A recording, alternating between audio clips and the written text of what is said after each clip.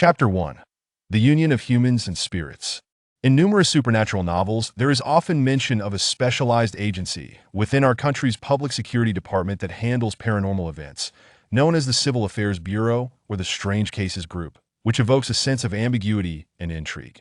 In truth, the agency responsible for managing supernatural incidents is not found within the Public Security Department, but rather resides in the Ministry of National Security. This agency is called the Paranormal Division, which operates under the Bureau of Social Investigations and externally presents itself merely as an editorial department for a folk curiosity website.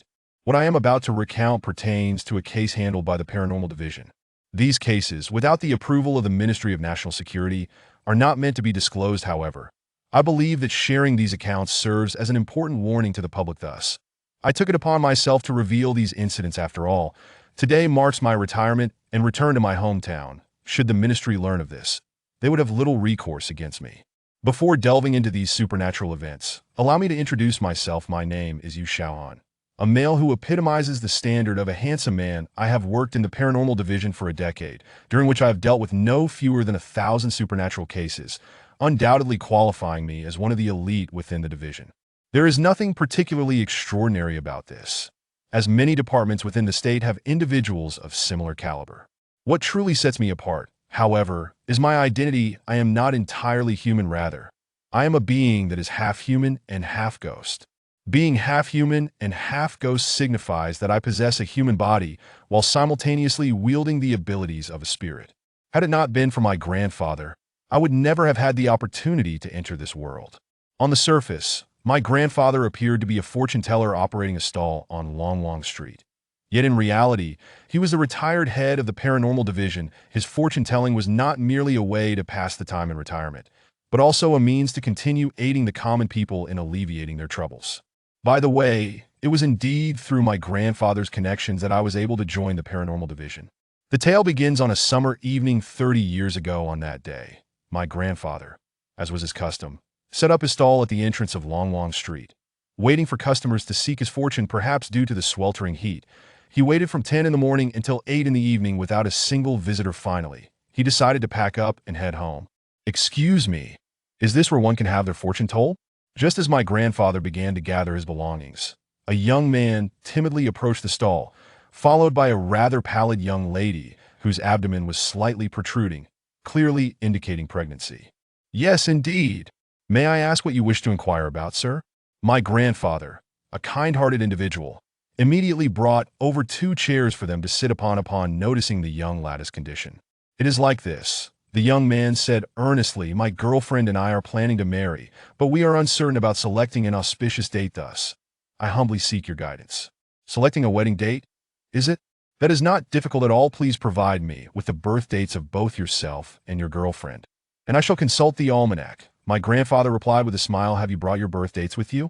Right here, the young man produced a piece of paper from his pocket and respectfully handed it to my grandfather. Upon examining it, my grandfather noted that it read, "Male birth date, Dingwei year, February 18th, at the hour of the rat. Female birth date, Wuxian year, July 14th. At noon." My grandfather took the slip, promptly retrieved the almanac, and began his calculations with diligence. Calculating a suitable wedding date from the birth dates should have been a straightforward task. Yet inexplicably, my grandfather found himself unable to derive a suitable date even after more than half an hour of calculations. "My apologies, young man," my grandfather said, beads of sweat forming on his brow, "perhaps due to my advancing age. My mind is not as sharp as it once was. I cannot seem to arrive at a conclusion. If you are not pressed for time, please return tomorrow evening with your girlfriend, and I shall ensure to provide you with a satisfactory date." The young man pondered for a moment before nodding in agreement. "Very well. We shall return at the same time tomorrow." After the couple departed, my grandfather immediately re-examined their birth dates, yet still could not ascertain an appropriate date. "How can this be?" he muttered, shaking his head in confusion as he gazed at the almanac. "Why is it that I cannot arrive at a conclusion? What have I overlooked?" As a retired head of the Paranormal Division, my grandfather's years of supernatural experiences had endowed him with remarkable divergent thinking. He recalled the young lad's ashen complexion and, inspired, adjusted the birth date slightly. Almost instantly, he arrived at the correct conclusion. "No wonder I could not calculate it. This was the reason."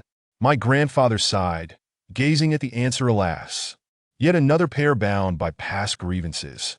The following evening, the young man returned with his girlfriend. As promised, they were about to ask my grandfather to bring over the chairs as he had done the previous night, when they noticed that he was looking at them with an unusually grave expression. You two have finally arrived? Yes. The young man found my grandfather's serious demeanor perplexing. Is there a problem, sir? If I recall correctly, it was you who asked us to come back at this time. Is there a problem? Of course there is, and a significant one at that.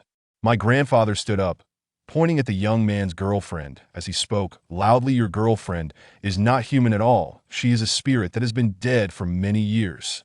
Why would a fine young man like you wish to marry a ghost? What do you mean, sir? The young man, startled by my grandfather's revelation, felt a wave of panic wash over him, but struggled to maintain his composure. How can my girlfriend not be human? If she were not human, how could she be pregnant with my child? You need not lie here, my grandfather replied coldly. After you left last night, I recalculated and still could not reach a conclusion. Eventually, I had a thought and adjusted your girlfriend's birth date by a full cycle of 60 years, at which point I derived the correct answer. If your girlfriend were not a ghost, how could her birth date differ by a full 60 years? That's simply because you're old and muddled, which is why you miscalculated. The young man raised his voice, unwilling to let my grandfather see his unease. Is that so? My grandfather retorted with a cold laugh. Then let me help your girlfriend. Take a look in the mirror. A mirror? The young man had yet to comprehend my grandfather's words when he swiftly produced a bronze mirror from his treasured box, holding the mirror towards the young lady. She immediately let out a shriek and collapsed to the ground, her body emanating wisps of blue smoke. Lena! The young man rushed to support the young lady. Are you all right? Do not worry, I am merely giving your girlfriend a lesson, not intending to send her soul to oblivion. My grandfather declared with righteous indignation. You misguided spirit. After so many years as a ghost, do you not know that humans and spirits cannot coexist? I know. The ghostly girl slowly stood up with the young man's assistance, but I share a bond with him that spans 3 lifetimes. If I cannot marry him in this life, we shall not be able to be together in the next. Alas, destiny is inescapable. The myriad affections in this world are preordained. Why must you cling so desperately? My grandfather sighed deeply. I advise you to descend to the underworld and report to King Yama. No, the young man exclaimed passionately. We cannot allow her to descend into hell so soon. Lena is carrying my child. How could we permit her to suffer in the underworld? What? This ghost is carrying your child? My grandfather's eyes widened in disbelief. Was she not already pregnant before her death? No, the young man responded. Lena and I have been together for 3 months, and that is how she became pregnant. You, a living man, have actually fathered a child with a ghost? This is truly a rare phenomenon. My grandfather marveled. Sir, the young man suddenly knelt before my grandfather. Bowing deeply, I implore you, for the sake of my unborn child, to spare my wife. At this juncture, it is not merely a matter of me granting you a favor and everything being resolved. My grandfather said sternly, the phrase humans and spirits are worlds apart signifies that humans and spirits cannot coexist. And furthermore, it indicates that humans and spirits cannot bear offspring together. If they do, it defies natural order, and the child shall be struck by heavenly wrath upon birth. Let it be heavenly wrath. I still want the child born.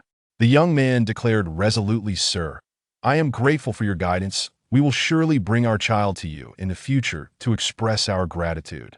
With that, he assisted the young lady and turned to leave, step by step. Wait! My grandfather called out urgently. Where are you going? Did you not just say that our child would face heavenly wrath upon birth? The young man replied without turning back. We are off to find a safe place to bring him into the world. Return to me, grandfather exclaimed as he rushed forward. Grasping them tightly. For your child to evade the wrath of heavenly thunder is no trivial matter. It requires a meticulously crafted plan to stand any chance of success. A meticulously crafted plan? The young man responded with excitement. Do you mean, sir, that you will assist us? Indeed. Grandfather sighed in resignation. It seems that fate has intertwined our paths. If I do not aid you, who will? Chapter 2. The Birth of the Child. Thus, with grandfather's guidance, the young man began to prepare for the extraordinary birth of his child. First, He heeded grandfather's instructions to move from a densely populated urban area into a humble abode near a graveyard in the countryside. Grandfather had advised that both mother and child possessed an exceedingly Yin constitution, necessitating residence in a place rich in Yin energy, away from the overwhelming Yang.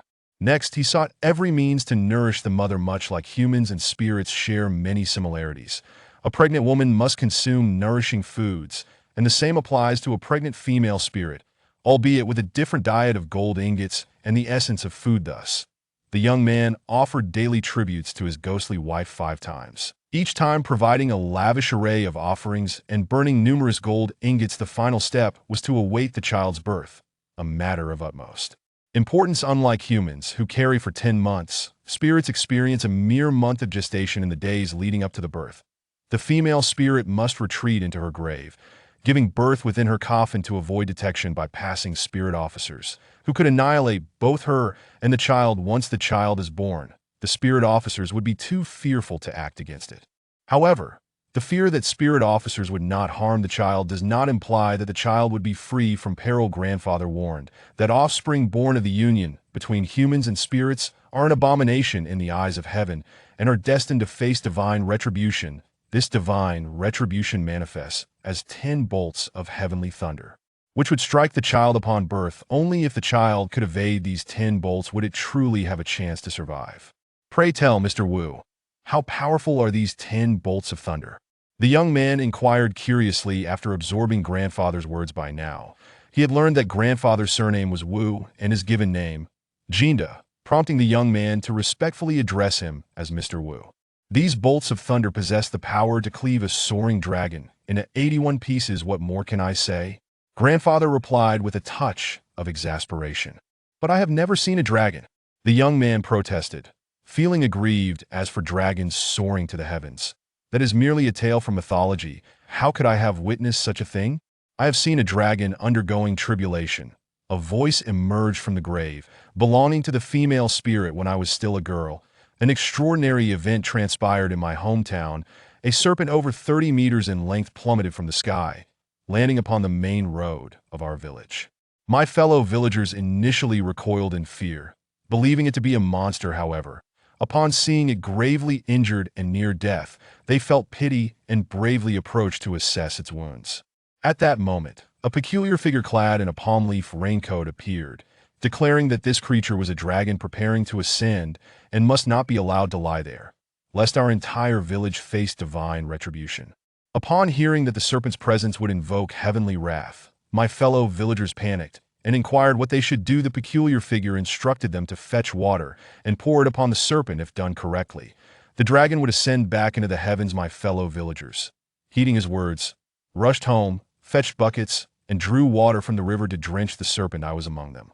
For 3 days, we doused the serpent with water, and on the 4th morning, a tempest arose. Lightning flashed and thunder roared as bolts of white lightning descended from the sky, striking the serpent. The horrific scene remains etched in my memory. The lightning struck the serpent, emanating brilliant white light that compelled us to shut our eyes, while the air was thick with a foul odor. When the lightning ceased, we opened our eyes to find the serpent reduced to a pile of bones.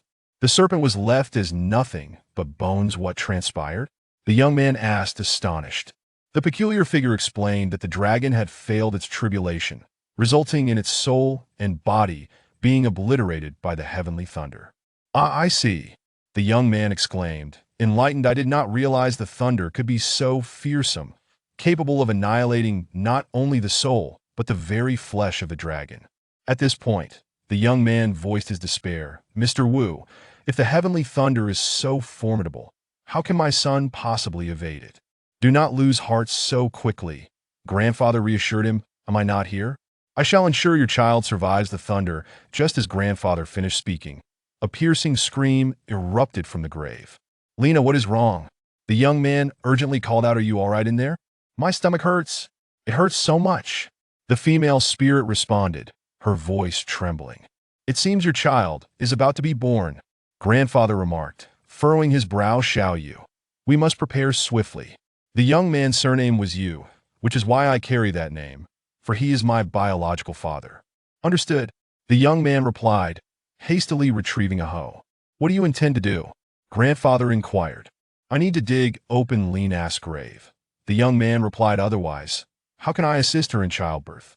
Why not summon a midwife instead? Grandfather chuckled. Both amused and exasperated, a female spirit does not require assistance when giving birth. What then shall we do?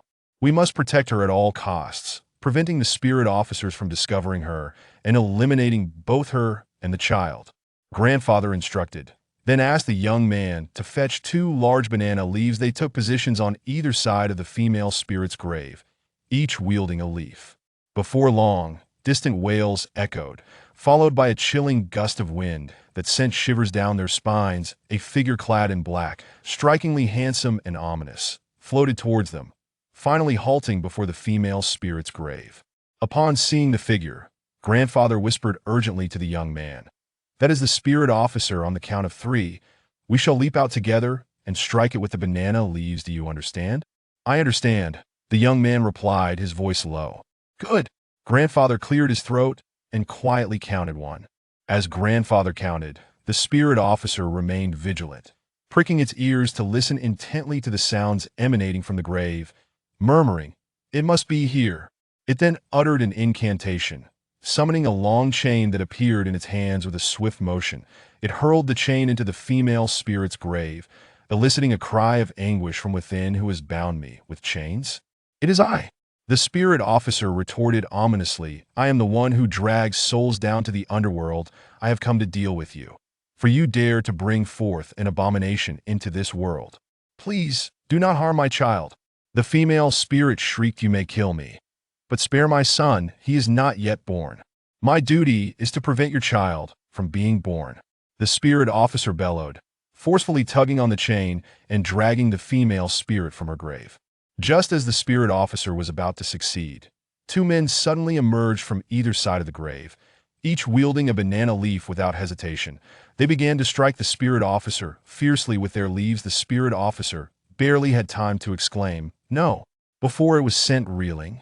"Done," Grandfather declared, discarding his banana leaf. "Now, no spirit officer shall dare come for your wife and child." "Is that so?" "That is wonderful." The young man gazed at the female spirit, who lay on the ground in labor. As the spirit officer was struck, it did not cease its efforts. Rather, it intensified its grip, causing the female spirit's essence to be drawn forth. Encouraged by the young man's presence, the female spirit gradually brought forth the infant. Just as the young man reached to cradle the newborn, a sudden thunderclap reverberated through the sky, startling him and causing the infant to slip from his grasp. "They're coming," Grandfather exclaimed, glancing upward with a gasp. "The heavenly thunder approaches. Shall you protect your child?" "Understood," the young man replied hurriedly. He bent down, preparing to lift the infant once more, but the thunder struck swiftly before he could move. The first bolt of heavenly thunder descended. "The child!" The female spirit screamed, instantly ascending, using her essence to shield the infant. With a resounding crash, the thunder struck the female spirit, scattering her soul to the winds. "Lena."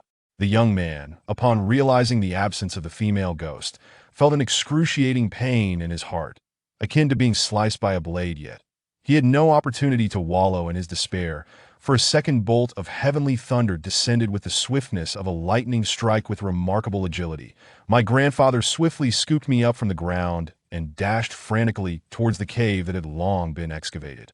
The second bolt of thunder did not strike me, however.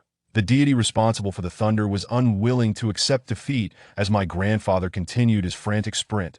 A third, a fourth, and even a fifth bolt of thunder followed in rapid succession. Thanks to his nimble reflexes, my grandfather successfully evaded these 3 strikes.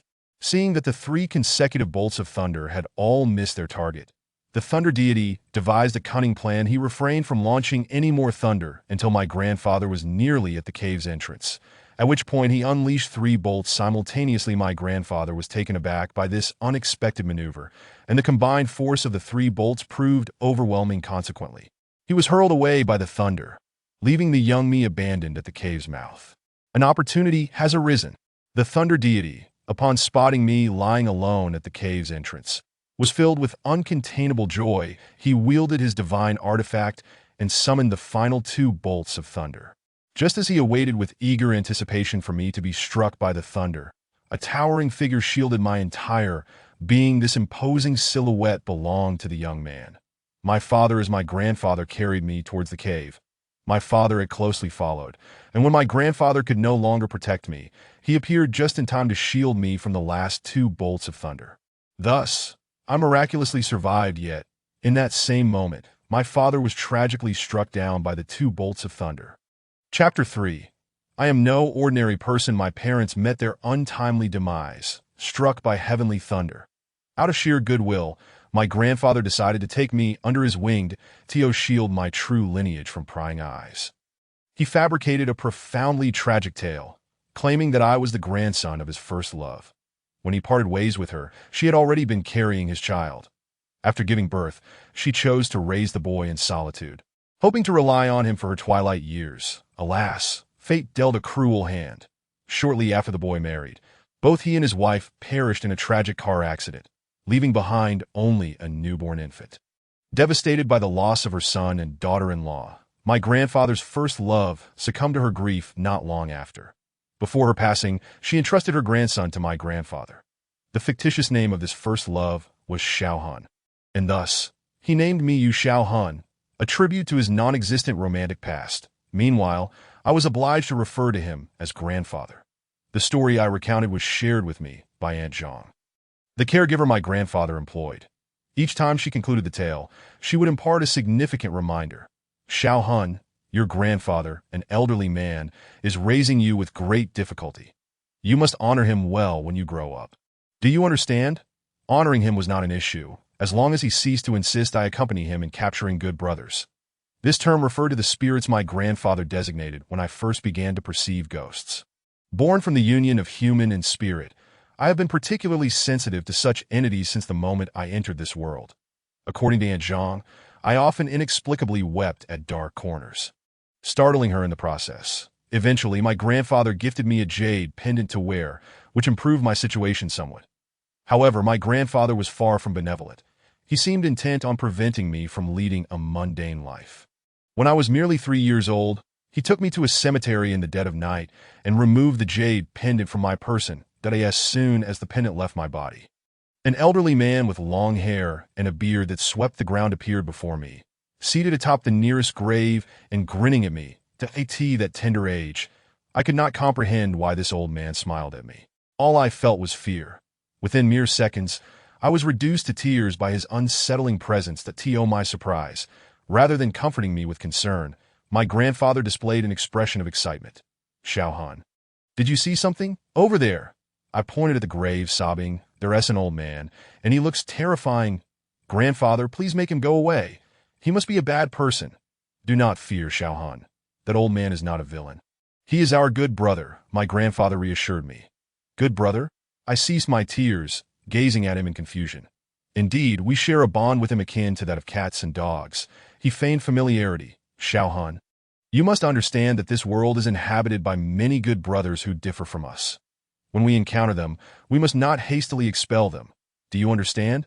I understand, grandfather. You mean we should befriend them? Veli replied. Not merely friends, but rather, we must oversee their conduct like brothers, that if they misbehave and harm others, we must take action to teach them that such behavior is wrong. Do you comprehend? Xiaohun, I understand, grandfather. Thus began my genuine acquaintance with spirits. As I grew older, my understanding of these good brothers deepened, revealing that they were not merely benign as my grandfather suggested. Many were particularly cruel, often causing the demise of countless individuals. That on one occasion, while shopping with Aunt Zhang, I witnessed a female spirit, drenched in blood and clad in red, push an elderly woman into the path of a speeding truck, resulting in her tragic death. Enraged, I rushed forward and seized her, inadvertently tearing her apart due to my strength. How could this happen? As the female spirit disintegrated into nothingness, I was filled with dread. Aunt Zhang, why? I merely tugged at the good brother, and now she cannot return to her form. While Aunt Zhang understood my innate ability to see spirits, she lacked the supernatural sight to witness the events unfold. So she consoled me repeatedly. Xiaohun, do not fret. We shall return and inquire with your grandfather. Everything will be clarified. After much reassurance from Aunt Zhang, I quietly accompanied her to find my grandfather. At that moment, He had resumed his work with the paranormal team due to my upbringing, and when Aunt Zhang recounted the day's events, the other members of the team gasped in astonishment. This child is extraordinary. He managed to tear apart a malevolent spirit without the aid of any tools. Indeed, I have only witnessed such feats in war dramas. I never imagined this child could do the same to a malevolent spirit. Ultimately, even my usually composed grandfather joined in the praises. Remarkable. Xiao Hun, you have indeed exceeded my expectations, awakening such formidable abilities to vanquish spirits. Grandfather, do you know I possess such abilities? I asked, perplexed out of course. I am well aware of your heritage, he replied, recounting the stories of my parents and my own birth, that a life born from the union of human and spirit belongs to an exceedingly rare category of beings. Half-human and half-spirit, half-human and half-spirit means possessing a human body, yet endowed with the powers of a malevolent spirit, that a person of your caliber would undoubtedly be an invaluable asset to the paranormal team. Grandfather, I still do not understand that if you are aware of my abilities, why do you insist I befriend spirits and refer to them as good brothers? Not all spirits are deserving of extermination. My grandfather stroked his grizzled beard.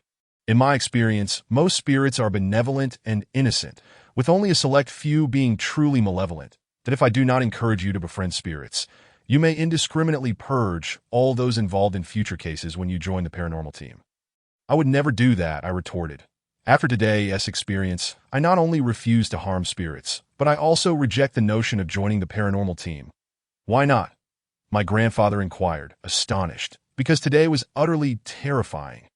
You do not understand the feeling of witnessing a good brother vanish before your eyes, that I never wish to endure that again. That is not an option, my grandfather declared sternly. You must join the paranormal team. Otherwise, I shall sever our grandfather-grandson bond. Grandfather, why must you coerce me? I pleaded, feeling aggrieved. Because you are not an ordinary person, he replied. With great power comes great responsibility. Given your extraordinary abilities, you must use them to serve this world. Thus, under my grandfather's insistence at the tender age of 16, I was compelled to undergo rigorous training with the paranormal team, ultimately becoming its youngest member after 4 years of preparation. Chapter 4. Where did the flesh of the corpse go? It is said that connections govern the Chinese bureaucratic landscape. Without them, it is exceedingly difficult to navigate. That I cannot attest to the veracity of this claim, but I do know that within the paranormal team, 2 members were admitted through connections. Myself and my direct superior, Lin Feng, candid. I hold those who ascend through connections in the utmost disdain, for such individuals often lack true competence, relying instead on borrowed authority and superficial reasoning. Some may argue, but you entered the paranormal team through connections as well. Are you not one of them? Indeed, it is true that I gained entry through my grandfather's influence. Yet this was predicated on my possessing exceptional abilities, which qualified me for all tasks within the team. That my grandfather himself stated that had I not possessed such capabilities, he would never have assisted me in joining. However, my superior Lin Feng's situation was different. According to my esteemed colleague and confidant, Yao Feng, Lin Feng secured his position due to familial ties to a certain minister, rendering him devoid of any discernible abilities. I could not fathom why my grandfather would appoint Lin Feng as my direct superior. Given his stature within the team, he could have easily assigned a more capable senior to oversee me. Yet he chose not to, resulting in my repeatedly taking misguided paths during investigations under Lin Feng's ineffective guidance. This was particularly evident during the notorious mortuary incident in H City. Speaking of that mortuary incident, I believe no resident of H City remains unaware of its occurrence. The origin of this affair stems from a violent altercation between rival gangs vying for territorial dominance. During the brawl, one of the gang leaders sustained grave injuries and, shortly after being transported to the hospital, succumbed to his wounds. The leader's demise undoubtedly sent shockwaves through the gang, that in addition to swiftly appointing the second-in-command to temporarily assume the leader's role. They organized a grand farewell ceremony at the city's funeral home, ensuring that every member of the gang could pay their last respects in person. As for vengeance, that would have to be deliberated upon after the incident had subsided. Following their clash, the H City police had been keeping a keen eye on them. An unexpected incident transpired during the farewell ceremony. The gang leader's only son, a mere 5-year-old boy, was oblivious to the circumstances.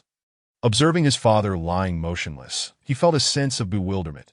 Seizing the moment when his mother was distracted, he stealthily approached the body, threw back the shroud, and began to pat the corpse vigorously, exclaiming, "Daddy, please wake up. Wei Wei wants to play hide and seek with you." At that moment, all the guests were orderly bowing in respect to the body, and the boy's outburst startled them profoundly. However, what astonished them even more was the shocking revelation that the lower part of the corpse, specifically the thighs, was missing. In a state of disbelief, the gang's second-in-command immediately summoned the funeral home's director. "Director, please explain to me how this could happen," he demanded, pointing at the body. "Why has the lower part of our leader's corpse gone missing?" "Let me think." The director, drenched in cold sweat under the scrutiny of the gang leader, hastily inquired about the details from the staff responsible for the ceremony. After gathering some information, he responded, "Could it be that your leader's thighs were already severed before he was taken to the hospital? After all, you were engaged in a fierce conflict at that time." "Impossible."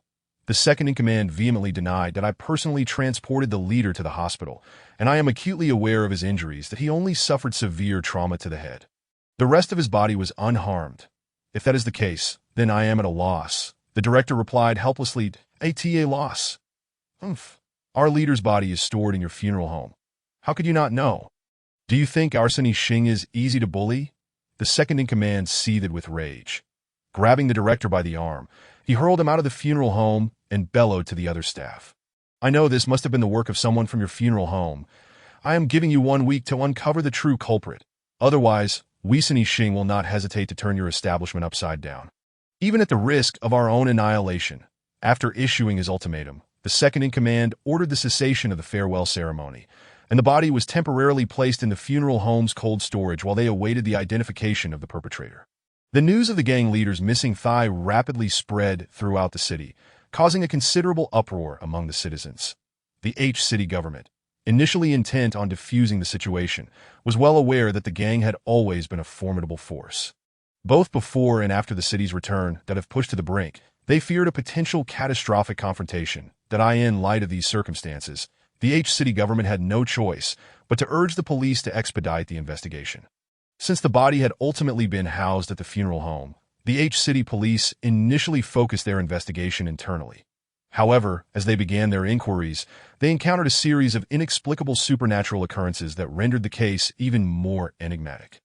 With the deadline imposed by the gang's second-in-command rapidly approaching, the police found themselves at an impasse. Desperate for a resolution, the city government escalated the matter to the central authorities, requesting the dispatch of a supernatural investigation team. Thus, Lin Feng, and Yao Feng arrived in city. "Hey, I must say, what are you city police doing? You can't even solve such a minor case," Lin Feng remarked condescendingly after listening to the police's brief. "Boss, please mind your words and demeanor." I felt quite displeased by Lin Feng's disrespectful attitude towards the city police. "Yes, boss," Yao Feng chimed in. "This is city, which enjoys a high degree of autonomy. It is not your personal fiefdom. You cannot speak to them in such a manner." "Why can't I speak to them like that?" Lin Feng retorted. "This case is clearly a result of their incompetence." "Is that so?" I scoffed. "From your tone, it sounds as if you already know who the culprit is." "Indeed," Lin Feng replied nonchalantly, rising from his seat and circling the city police officers with a sneer. "You officers appear to be at least 30 years old. How could you not recall the scene from the film Human Meat Buns at 8 Immortals restaurant?" Upon hearing Lin Feng's words, the city police officers were left gaping in astonishment. "Mr. Lin, do you mean to suggest that someone in the funeral home deliberately stole the corpse's thigh meat to sell as buns?" Chapter 5. The Peculiar Events. "Boss, I must commend your extraordinary imagination for even considering the possibility of human meat buns," I said with a hint of sarcasm. "What, do you think my conjecture is inaccurate?" Lin Feng retorted with a smirk. "That of course it is inaccurate." I responded without hesitation that if the truth behind this supernatural incident were merely someone stealing the corpse's flesh to make human meat buns, then the city police would have solved the case long ago, without needing our supernatural team to assist them. "You're right." Yao Feng agreed. "Boss, the reason we are here is that the city police have encountered a series of supernatural events during their investigation. So, I believe our focus should be on these occurrences." "Exactly," I concurred with Yao Feng, turning to a gray-haired police officer and asking, "Officer Liu, Could you please recount the supernatural events encountered by the H City Police during your investigation? Certainly, Officer Liu nodded. The supernatural events we encountered were as follows. Once we narrowed down the suspects to those who had contact with the body, our first step was to interrogate the staff who had handled the corpse. According to our investigation, 3 individuals had come into contact with the body from the time it was transported from the hospital to the morning of the farewell ceremony. The refrigeration technician De Gao, the makeup artist Xiao Qin, and the director of the memorial hall, Lao Yu. These 3 were the most likely to have committed the act. However, just as we were preparing to bring them in for questioning, bizarre events began to unfold. First, De Gao suddenly died of a heart attack while on night duty in the cold storage. Upon our arrival at the scene, we found that he had died from fright. And all the corpses in the cold storage were strewn across the floor in positions reminiscent of zombies from a film, Officer Liu recounted. This sounds like the corpses in the cold storage suddenly reanimated, frightening De Gao to death, Yao Fong suggested. Based on the evidence at the scene, our police tentatively reached the same conclusion, Officer Liu continued. With De Gao's death, we knew we had to expedite the questioning of the remaining 2 key suspects to avoid further complications. Unfortunately, both of them also met with untimely deaths. They died too? I exclaimed in astonishment. How did they die? Were they killed by a ghost? That seems to be the case. Officer Liu sighed helplessly. The makeup artist, Xiao Qin, died in her home, though we discovered her body seated at her vanity, seemingly preparing herself in front of a mirror. Strangely, the mirror was shattered, and the makeup she had applied was that of a corpse. A shattered mirror and corpse makeup, I murmured. This must be attributed to a spirit possessing her through the mirror, that I consulted a medium, and she echoed your sentiments, Officer Liu affirmed. Lastly, there was Lao Yu. His death was the most peculiar. While driving back to work, he lost control of his vehicle on a notoriously accident-prone stretch of road and crashed into a tree, resulting in his demise. That doesn't sound particularly unusual. In our experience, frequently hazardous roads often harbor vengeful spirits. Why do you consider Lao Yu's death to be the most peculiar? Yao Fong queried, puzzled. Because Lao Yu never takes that route to work. Officer Liu explained. Moreover, taking that route to the funeral home would add at least 20 minutes to his journey.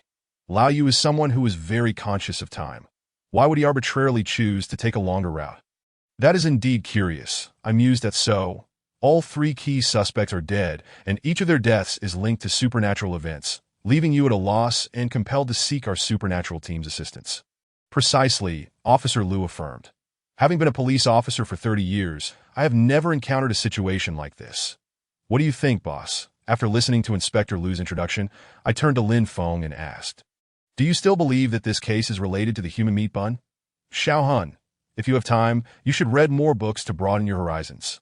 Lin Feng scoffed, saying, as the saying goes, extraordinary occurrences must have their causes. Indeed, on the surface, it appeared to be a case of ghosts committing murder, but in essence, it was not. Not so? I questioned. Boss, you haven't even been to the scene. How can you be so certain that these 3 individuals were not killed by a ghost? I rely on my powers of deduction, Lin Feng replied. Consider this. Why did these 3 individuals die suddenly, and all at a time when the police in H City were searching for them? It is evident that the murderer intended to kill them to silence them, preventing the police from tracing the crime back to him. This sounded quite plausible. Then, boss, who do you think the murderer is? How did he eliminate those 3 individuals? That's simple. We should pay a visit to the funeral home ourselves, Lin Feng asserted confidently. Inspector Liu, please lead the way. Certainly, Inspector Liu responded readily. He guided us into a police car and drove toward the funeral home. The funeral home where the incident occurred was remarkably luxurious, offering a wide array of funeral services that it's no wonder the gang chose this place for their leader's funeral. Unfortunately, their leader met a tragic fate here, having been literally carved up, leaving no intact remains. Upon our arrival at the funeral home, Inspector Liu promptly called for the director to come out and recount the events of that day. No need, Lin Feng interjected after hearing just 3 sentences from the director, that I've already reviewed this information. Right now, I only wish to have a word with your funeral home staff. Of course, the director replied without hesitation. I'll summon all the management personnel immediately. Just as the director was about to make a call, Lin Feng interrupted him. No need for the management. I only want to speak with your cremation technician.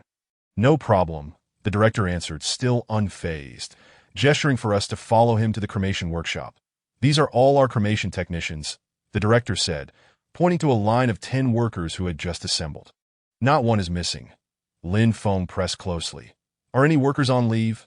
None, the director shook his head. All right. Just as Lin Feng was about to approach the 10 workers, a commotion erupted outside, accompanied by heated voices. What is wrong with your funeral home?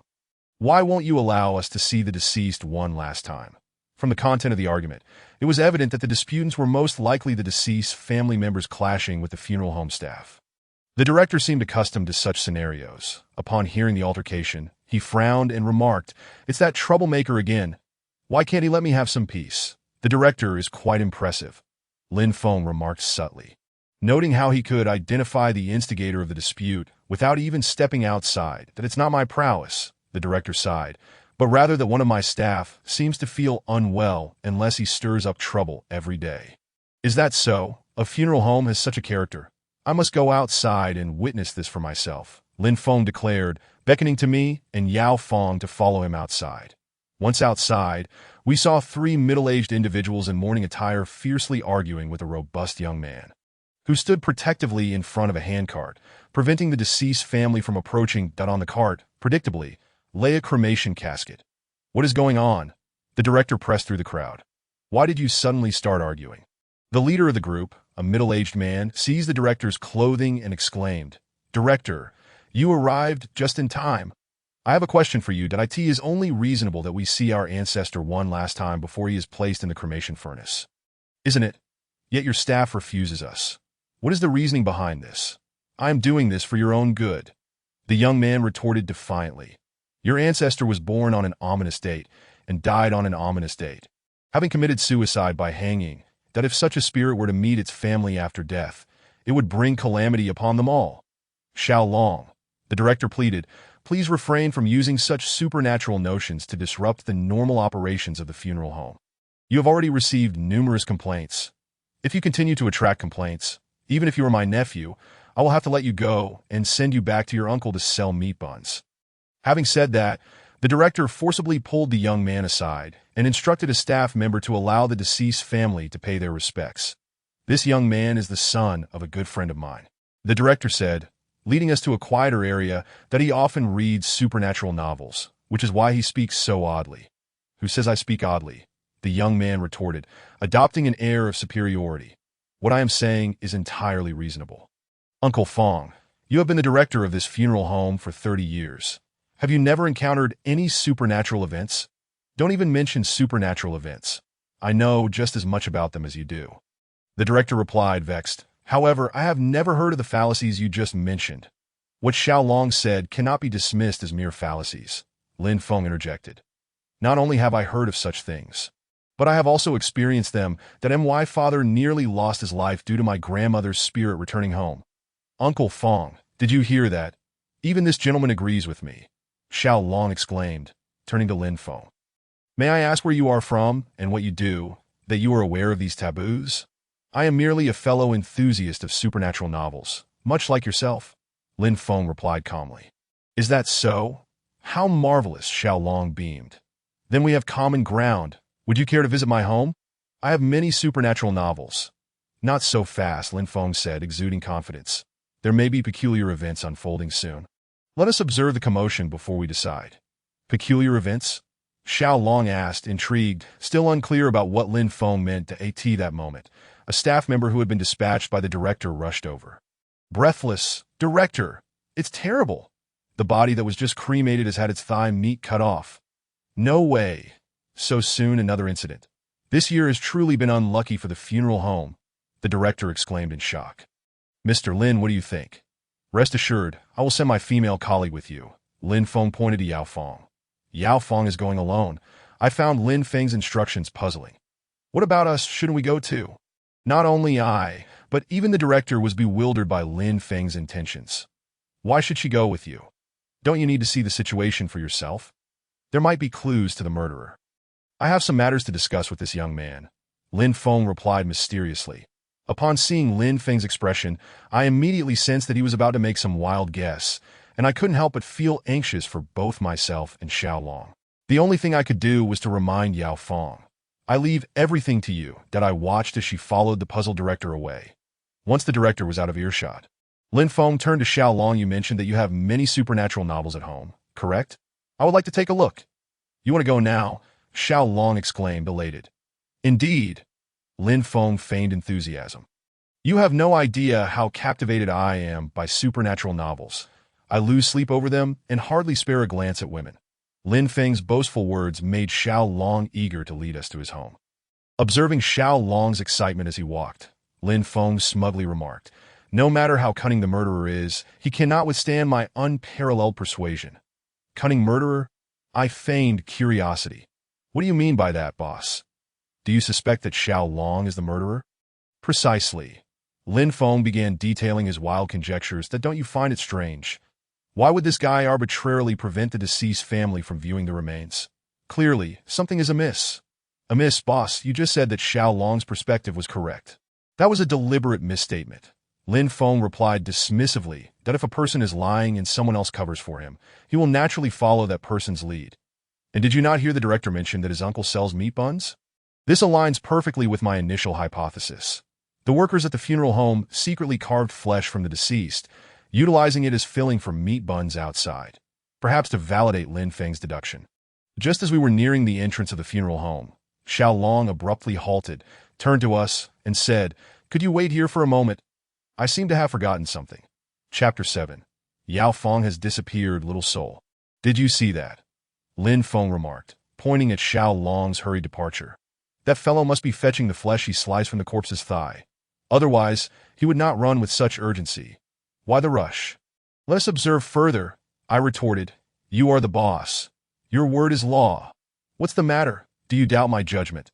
Lin Feng expressed his displeasure at the hint of disdain on my face. If you don't believe me, just wait and see.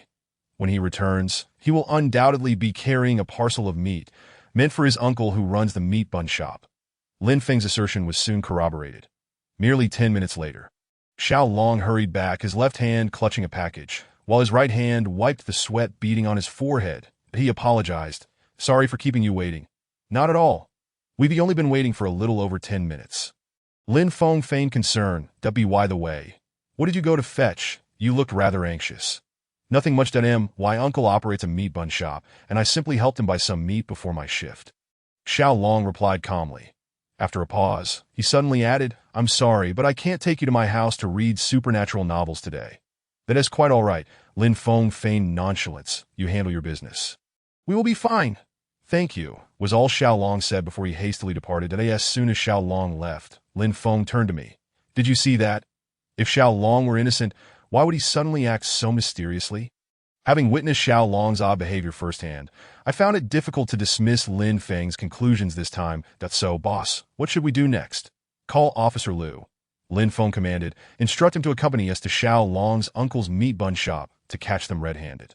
Remember, be swift. We cannot let them escape. Also, inquire with the director of the funeral home about the location of Xiao Long's uncle's shop. Lin Feng spoke with such ease, yet it was I who was tasked with calling Officer Liu and questioning the director, while Lin Feng leisurely awaited in the funeral home's lounge. Fortunately, I am always efficient in my tasks, and when I arrived at Xiao Long's uncle's meat bun shop, I coincidentally witnessed Xiao Long handing over the package to his uncle. In a flash, just as Xiao Long's uncle was about to open the package, Officer Liu and Lin Feng surged forward, swiftly subduing both uncle and nephew. With Xiao Long apprehended, the package tumbled to the ground, revealing a somewhat foul-smelling piece of meat. After joint confirmation from Officer Liu and Lin Feng, it was indeed a piece of human flesh. Truly, the net of heaven is vast, yet nothing escapes its grasp. Lin Feng declared triumphantly, brandishing the piece of meat. You, the vile thief of cadaver flesh, have finally revealed your true colors before me, Detective Lin. Let me go, Xiao Long protested. I am not the one who steals flesh from the dead. Let you go? Very well, Lin Feng replied. Then explain to me the origin of this piece of flesh, this piece of meat. Xiao Long hesitated for a moment before reluctantly admitting, fine, just consider me the culprit. You have some sense. Lin Feng handed the cadaver flesh to Officer Liu, clapping his hands. Officer Liu, this individual is now in your capable hands to deal with. Understood. Officer Liu expressed his gratitude to Lin Feng before producing handcuffs to secure both Xiao Long and his uncle in the police vehicle. Watching the police car gradually fade from sight, Lin Feng exhaled deeply, saying, "Finally, I can return to my leisurely lifestyle. Did I ask that so? I can't shake the feeling that we might have apprehended the wrong person." I remarked, "My instincts tell me Xiao Long is not the murderer, and this matter is far from resolved." "Little soul, not again," Lin Feng chided me, but before he could continue, his phone suddenly rang, interrupting him. "Is that the turtle bastard calling to annoy me?" He answered impatiently. Halfway through the call, he abruptly shouted, "What? My female colleague has gone missing. What kind of operation are you running at the funeral home?" Fine, I'll be there immediately, boss. Has something happened to Yao Fong?" I inquired as Lin Feng hung up. "Yes," he replied, visibly agitated. "The funeral home just called to report that after Yao Fong finished her investigation, she went to the restroom and then vanished." Vanished after a trip to the restroom? I pondered. Yao Fong's skills are comparable to mine. How could she simply disappear? "What are you dawdling for? Hurry up and follow me," Lin Feng yelled, noticing my silence. "Where are we going?" I asked, as if awakening from a dream. "Where else?" "Back to the funeral home." Upon returning to the funeral home, under the director's guidance, we inspected the women's restroom where Yao Fong had last been seen. The restroom was ordinary and pristine, so immaculate that there were no traces of any spectral presence. Clearly, Yao Fong's disappearance had nothing to do with ghosts. "Director, could you recount the events surrounding Yao Fong's disappearance?" I requested, ideally, starting from when she accompanied you to handle the body. "I wish to identify any suspicious details that shouldn't be anything suspicious," the director mused. "Your female colleague accompanied me to the scene of the disturbance, first observing the parts of the corpse that had been cut away, then inquiring with the deceased family, before leaving everything to me, that if there were to be anything suspicious, it might be that she conversed a bit longer with the female staff member who reported the incident, and then went to the restroom together." "And where is that female staff member now?" "She has disappeared alongside Yao Fong." "Then it's clear," Lin Feng fumed. "That female staff member must have kidnapped Yao Fong. She is in cahoots with Xiao Long. Now that Xiao Long has been apprehended, she has taken Yao Fong to coerce us into releasing him." "That seems unlikely, boss," I countered. "We both know Yao Fong's capabilities, not to mention an ordinary funeral home worker. Even a female SWAT officer would struggle to abduct her." Chapter 8. The art of deception. My rational analysis fell on deaf ears as Lin Feng, without so much as a glance, dashed away. When I finally located him, he was in the H-City police station, physically assaulting Xiao Long. "Boss, what are you doing?" I exclaimed. "This is H-City, not your home country. You cannot lay hands on a suspect." "Why worry? I'm not a police officer here," Lin Feng retorted. "Besides, I'm with the National Security Department. As long as it's for public duty, I need not abide by local laws." As he spoke, he raised his fist the size of a hammer and struck Xiao Long in the face, causing blood to spurt forth. "Speak. Where has your accomplice taken my subordinate?" "I already told you." Xiao Long winced in pain. "I am not the one who steals flesh from the dead, nor have I kidnapped your subordinate." Still denying it. "Do you want me to hit you harder?" Lin Feng bellowed, lifting his hand to strike Xiao Long again. I rushed forward to intervene. "Boss, please stop. If you continue, you might just kill him. It's necessary," Lin Feng insisted. "Without some persuasion, he won't confess. But this isn't the solution." I pointed at Xiao Long. "Look at him. He has bleeding from his mouth. His face is a mess at this rate. Even if he wants to talk, he won't have the strength. If I don't hit him, how else will he open up?"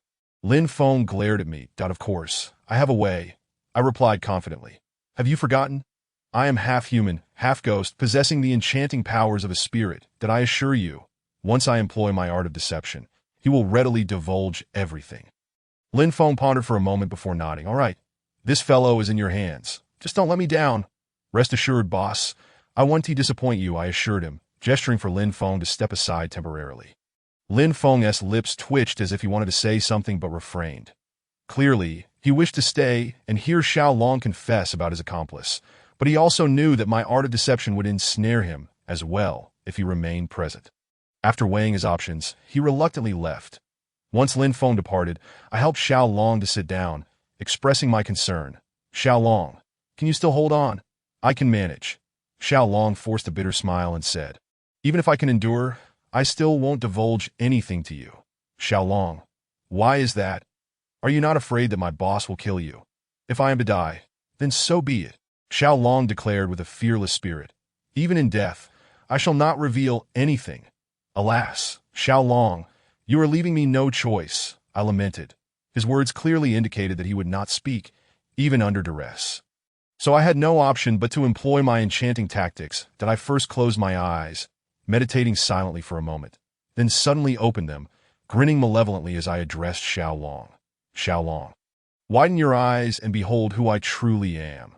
Xiao Long slightly opened his eyes, and when my visage registered in his gaze, he turned pale and shrieked, Why, you are He Wu Cheng. Indeed, I am the ghostly envoy He Wu Cheng of the underworld. I replied ominously that my duty is to drag those who commit heinous acts in the mortal realm down to the 18 layers of hell, where they shall never rise again, that I have received word that you have been clandestinely harvesting human flesh to provide your uncle for his meat buns. Yinluo Wang has ordered me to take you to the underworld for judgment this very instant. Master He Wu Cheng, it is such a pleasure to meet you. To my utter astonishment, Xiao Long, rather than cowering in fear, struggled towards me and grasped my leg, pleading, Master He Wu Cheng, please, save my mother. She has been ensnared by the malevolent spirits within Renda Hospital, unable to report to the underworld. There was indeed more to this story. Xiao Long's words filled me with a sense of delight, prompting me to urgently inquire, What has happened to your mother? Please tell me in detail. This humble servant will certainly advocate for you, to be honest. I am not entirely sure. Xiao Long choked out that my mother died at Renda Hospital. When she passed, a piece of flesh inexplicably vanished from her thigh, and I was bewildered at the time. It was not until the third day after her burial that she appeared in my dreams, stating that her soul was captured by a horde of malevolent spirits and trapped within the hospital. Unable to reach the underworld, she implored me to rescue her. Then why not go to Renda Hospital to save her? How could I possibly do that? Xiao Long protested. Should I just waltz into the hospital and tell the doctors that my mother's spirit is trapped inside? They would surely deem me insane and send me to the Qing Shan mental hospital. And what happened then? Subsequently, I dreamed of my mother again, only to find her disheveled and clad in rags, exuding an aura of darkness. That is unmistakable. I interrupted. When a person's spirit is surrounded by darkness, it signifies that they have transformed into a malevolent ghost, that my mother has become a malevolent ghost. Xiao Long exclaimed in realization. And oh wonder, she has developed a taste for human flesh. It turns out she has turned into a malevolent spirit. She has a penchant for human flesh. Indeed, Xiao Long nodded. Whenever I dream of her, she is crouched on the ground, voraciously devouring a piece of flesh, exclaiming, The taste of human flesh is exquisite. I relish it. Initially, I could not comprehend why her spirit would crave human flesh. Nor did I understand where she procured it, until I saw a news report about the gang leader whose thigh flesh was severed. That is when I realized it was all orchestrated by my mother. How can you be so certain it was your mother? Because the gang leader was ultimately sent to Renda Hospital, Xiao Long explained. Moreover, my uncle and I discreetly discovered that nearly every deceased individual from whom thigh flesh was taken perished at Renda Hospital. The numbers were few, and the families often overlooked it, which is why it went unnoticed. Since you have uncovered that your mother's spirit was responsible, why did you not speak up sooner and instead chose to conceal it? She is my mother. How could I betray her, even for the greater good? I could never do such a thing, Xiao Long asserted. Thus, when the supernatural investigation team arrived to probe, my first action was to secretly sever a piece of thigh flesh from a deceased person, then present it to my uncle in front of the investigators, leading them to mistakenly believe I was the mastermind behind it all. Great Lord Wu Cheng, I implore you to find a way to save my mother.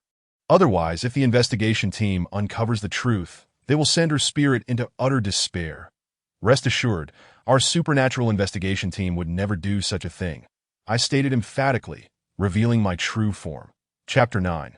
Renda Hospital in the Realm of the Supernatural. Hospitals are peculiar places that on one hand, they serve as the birthplace for many, while on the other, they are the final resting place for others. The cyclical nature of life and death within the same confines renders hospitals enigmatic. Since joining the supernatural investigation team, I have visited numerous haunted hospitals, yet none possess the eerie qualities of Renda Hospital. Typically, hospitals are situated in remote areas, as they are deemed unclean places, with many reluctant to reside nearby. Additionally, patients require a serene environment for rest, away from the cacophony of the outside world. However, Rinda Hospital defies this norm, as it is located in the bustling heart of the city, seemingly converted from a supermarket. Another aspect that stands out is the demeanor of the staff. The personnel at Rinda Hospital, be they doctors or nurses, are cold and unfeeling, resembling individuals devoid of their very souls. Even when greeted warmly, they remain utterly unresponsive. This presents a significant challenge for me, as an investigator of supernatural occurrences. Without information from those present at the site, it becomes exceedingly difficult to find a breakthrough. There is no helping it. The staff simply behaves this way, perhaps because they have become desensitized to the comings and goings of life and death, as Lao Gu explained to me. Lao Gu is the logistics manager at Rinda Hospital, primarily responsible for its cleanliness, and thus I must engage with him as I enter the hospital disguised as a janitor to conduct my investigation. However, it must be noted that Lao Gu is the only person in the entire hospital who exhibits signs of normalcy. He speaks to me with a kind smile and answers all of my questions with patience. Lao Gu guided me through the hospital step by step, detailing the various considerations necessary for maintaining cleanliness. Upon reaching the 5th floor, the highest level, I suddenly noticed that this floor was markedly different from the previous 4, that it was particularly dark and exceedingly filthy. Lao Gu, why is this floor so dirty? I inquired. The janitors not clean it. Indeed, he replied. This floor serves as the staff dormitory, and the cleanliness is left to the discretion of the employees residing here. Unfortunately, not a single one is willing to take on that responsibility, resulting in its current state. Surely not. The staff here must be lacking in morals. I feigned indignation. Neglecting cleanliness can easily foster bacteria. They are healthcare professionals. Surely they understand this basic principle. I shall have a stern word with them once I start my shift. Please do not. Lao Gu suddenly exclaimed, visibly agitated. You must not do that. Why not? I asked, perplexed. Do not question too much. Just trust me on this. He insisted. That moment, we had entered the corridor of this floor, clearly revealing each room, that I then observed another peculiar phenomenon. At each room's entrance hung a mirror and a peachwood sword. The peachwood sword is known to ward off evil spirits, a fact known to anyone with a modicum of supernatural knowledge. But what purpose does the mirror serve? I posed this question to Lao Gu, but he sidestepped it, saying, It is getting late. Go fetch your belongings, and I will arrange your accommodation. Seeing Lao Gu's serious expression, I became excited. Realizing that I had indeed made the right choice in coming here, that I proactively suggested to Lao Gu that I was a night owl and requested to be assigned to the night shift. Lao Gu regarded me with a quizzical look, but ultimately acquiesced to my request. Thus, that very night, clad in a light green uniform, I found myself wandering the corridors of Rinda Hospital. The atmosphere of Rinda Hospital at night was eerily quiet, with the on-duty doctors and nurses seemingly having retreated to their slumber. I roamed for quite some time without encountering a single soul. If I were to open my yin-yang eyes, I could see numerous figures, yet doing so would hinder my ability to locate what I sought. Ordinary spirits remain invisible without the aid of these special eyes. But malevolent spirits possess the capability to manifest their forms clearly before one's gaze. As long as I could perceive an unusual figure in the hospital with my naked eyes, I would have succeeded halfway. After completing my cleaning on the 4th floor, I had started from there. I pushed a cart laden with refuse into the elevator, ready to press the button for the 3rd floor when an aged voice called out from a distance. Wait, I need to take the elevator too. A surge of excitement coursed through me, and I feigned confusion, peering out to inquire. Who is it? It is I. An elderly woman with snow-white hair appeared before me, her frail form trembling as she approached. With great effort, she managed to muster a faint smile and said, I wish to take the elevator too. Of course, I replied warmly, assisting her into the lift. And out of concern, I inquired, Madam, which floor do you wish to descend to? The basement, she murmured softly. The basement? Dear lady, it is my first day on the job. Please do not jest with me. The logistics manager, Old Gu, did not inform me that this hospital has a basement. Indeed, this hospital possesses a basement. He simply omitted to mention it to you. As she spoke, the old woman leaned closer, revealing a chilling smile. The basement is the hospital's morgue. My goodness. Even as a half-human, half-ghost who has witnessed the world, this woman's crude tactics startled me greatly. Truly a humbling experience. Yet amidst my shock, a question arose. Could this old woman be the malevolent spirit residing in the hospital? Lacking the ability to perceive the supernatural, I feigned terror and asked, "Is that truly the case, grandmother? If the basement is indeed the morgue, what purpose do you have there? Could it be that you are? What do you think?" She retorted with a smile, slowly making her way to the elevator button panel, pressing the button marked 2 and casting a glance back at me. So, dear lady, you are not heading to the morgue but rather to the second floor. I feigned enlightenment and said, "Please, do not frighten me. People can scare one another to death. I am not frightening you. I am merely cautioning you," the old woman said earnestly. "The basement truly is a morgue. And it is quite dreadful that I advise you, regardless of the circumstances or who instructs you, do not venture there, lest you arrive before the King of Hell before I do."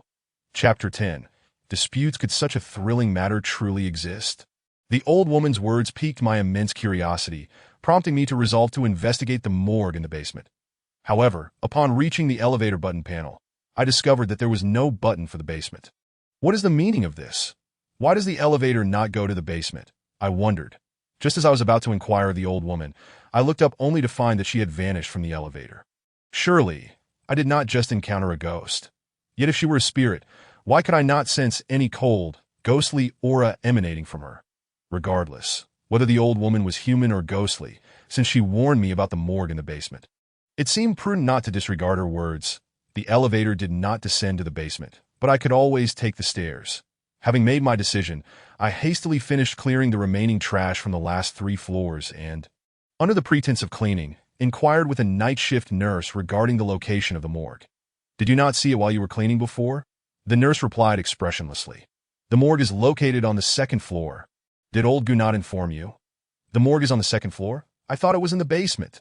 "Who told you the morgue was in the basement?" The nurse coldly replied, "This hospital does not have a basement. The hospital lacks a basement."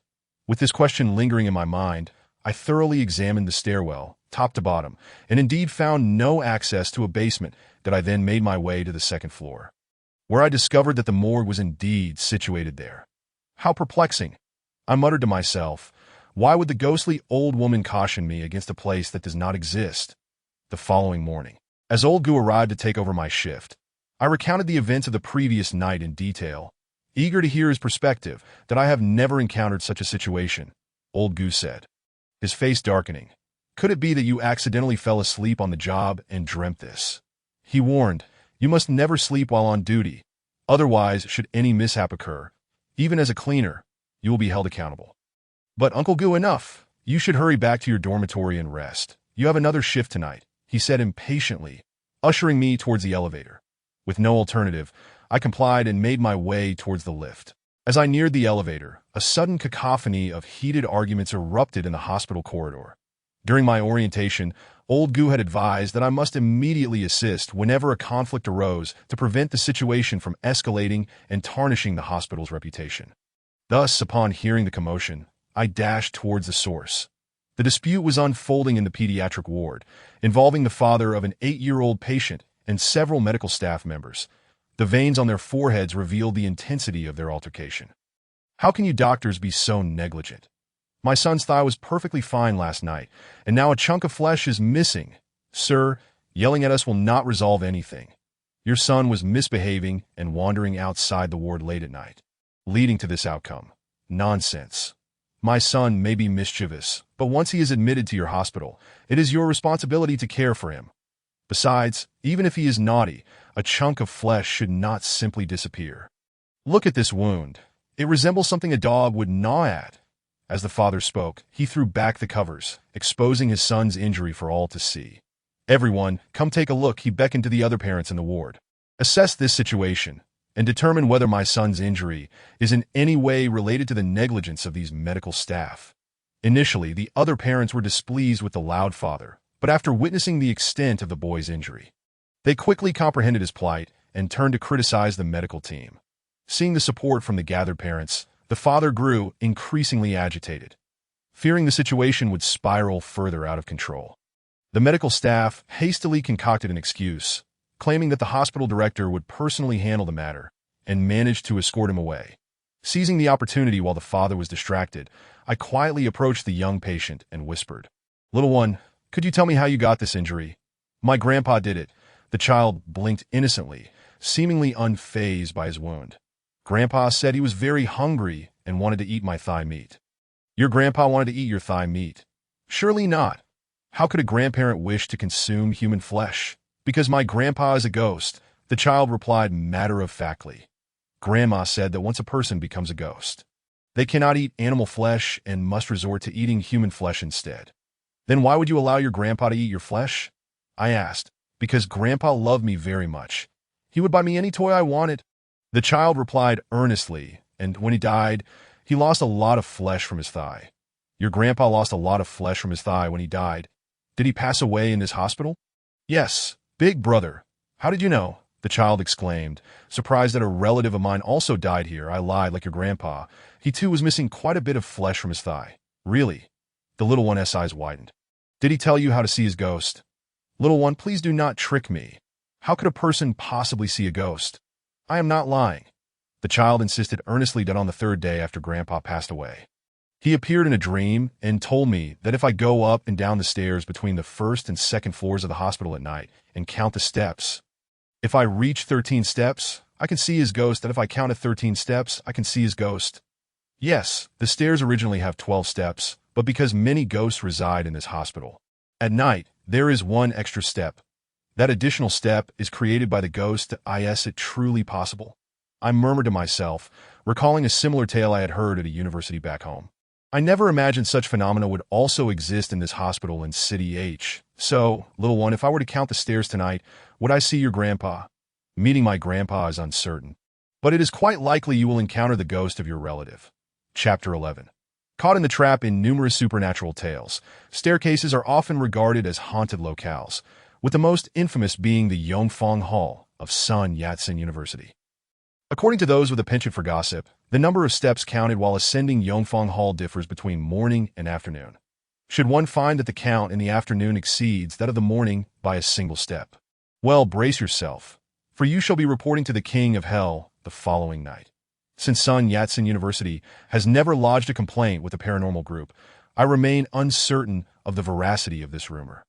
Thus, when that little rascal mentioned a similar occurrence at the Rend Hospital, I was filled with excitement that I initially feigned a desire for physical exercise, deliberately opting to take the stairs from the first to the fifth floor. While traversing the staircase between the first and second floors, I silently counted the steps at the entrance, arriving at the same total as the little patient had mentioned, 12 steps. The little patient claimed that if I counted 13 steps while traversing the staircase at night, I would be able to witness the spirits haunting the hospital. My anticipation grew as my imagination ran wild, pondering what that extra step might entail and the nature of the ghost I might encounter. The wait felt interminable, and after what seemed like a century in my dormitory on the fifth floor, night finally descended. Given the possibility of encountering malevolent spirits, I prepared meticulously before embarking on this venture. To avoid arousing suspicion among the Rend Hospital staff, I adhered to the same ruse as the previous night, pushing a garbage cart and commencing my cleaning duties from the fourth floor. However, for reasons unbeknownst to me, the hospital's refuse seemed particularly abundant that day, especially in the corridors, littered with food containers and plastic bags that I toiled for over an hour, only managing to tidy the fourth floor. Exhausted, I emerged from the elevator, panting, and upon noticing a long bench suddenly occupying the corridor on the third floor, I unceremoniously plopped down upon it. Gazing at the refuse within the cart, anger welled within me. Wasn't it said that the residents of H City were well-mannered? Why then did the patrons of Rend Hospital exhibit such disregard for cleanliness? Just then, I noticed something peculiar among the trash. It was an ordinary Parker pen, yet its design unmistakably denoted it as a relic from the Second World War. Surely, a pen produced during such tumultuous times would be rusted and worn. Yet this Parker pen gleamed as though it had only recently been manufactured. What factory today would produce such an item? With these questions swirling in my mind, I reached into the garbage cart, intent on retrieving it for closer examination. However, as my fingers brushed against it, I was struck by an odd sensation. It felt as if the pen were merely a projection, completely devoid of tangible existence. What was happening? Janitor, janitor. Just then a doctor emerged from the corridor, bellowing at me. Get over here. I need your assistance. I'm coming. I responded swiftly, maneuvering the garbage cart aside and rushing to the doctor's side, inquiring, "Doctor, what do you need me to do? What do you think?" The doctor replied impatiently, "That you're the hospital janitor. I called you here not to clean, but am I to expect you to perform surgery in my stead?" "My apologies," I stammered, and no need for apologies. He snapped, "Just quickly clean up the mess from that patient's vomit inside." He gestured towards a patient room. Peering inside, I was greeted by an empty room, confusion flooding my mind that I was about to turn and question the doctor when, without warning, I was struck on the head, rendering me unconscious. Typically, one is oblivious to the events occurring during unconsciousness. However, I was not so fortunate. Due to my unique half-human, half-spirit nature, a portion of my soul would detach from my body upon losing consciousness, allowing me to perceive my surroundings while my physical form remained unresponsive. Returning to the narrative, as I lay unconscious, my spirit swiftly occupied every corner of my being, revealing to me the identity of my assailant. Indeed, it was the very doctor who had summoned me to clean the mess, wielding a baseball bat and observing me with a wary gaze. Once he confirmed that I was thoroughly incapacitated, he beckoned to the shadows, as if signaling for someone to emerge. Before long, a multitude of individuals appeared from all directions. Yet these so-called individuals were nothing more than emaciated, ragged figures akin to African refugees. Strikingly, they donned burial garments, their bodies translucent. It was evident that these were the malevolent spirits haunting the hospital. The doctor continued to beckon, striving to gather all the ghostly entities around him. "Listen up, everyone," he announced to the gathering specters. "During tonight's meal, please avoid the children's ward. That a parent of a small patient has already raised concerns this morning, causing quite the uproar. But if we don't go to the children's ward, how will we feast?" One spirit protested. "Indeed," echoed another specter. "The hospital's patient count is already low. If we can't consume the children, how shall we satisfy our hunger?" As the two spirits led the chorus of discontent, the others joined in voicing their grievances towards the doctor. "Silence. Everyone, quiet down." The doctor gestured for calm, explaining, "I understand that you all starved in life. Thus you must be well fed in death. However, have you considered the repercussions if the patients from whom you feast upon flesh raise an outcry? They would surely summon shamans to deal with you. And what if they do?" The spirit scoffed. "Those shamans would merely become our next meals. What is so formidable about that? Yet if this escalates, there will be fewer patients willing to visit our hospital. Just consider your predicament then." "And what predicament might that be?" "We have always acted this way. Each night, we venture out to lure those with minor ailments to Rend Hospital. And we have never failed. But what if the paranormal group arrives?" Chapter 12. The Gluttonous Evil Spirits, the Paranormal Group. One spirit, appearing as though it had recently met its demise, gasped in astonishment. Grabbing the doctor's sleeve, it exclaimed, "Dr. Bai, are you serious? Has the paranormal group truly discovered us? Old Wu, why are you so agitated?" A beautiful female spirit beside him remarked, "Isn't it just a paranormal group? No need for such a reaction, that we've encountered various spirit hunting teams before." "Xiaohua, you misunderstand," the male spirit replied. "This paranormal group is not just any spirit hunting team. It is a clandestine official organization dedicated to addressing supernatural events on the mainland. The members are exceptionally skilled, and dealing with us malevolent spirits would be a trivial task for them.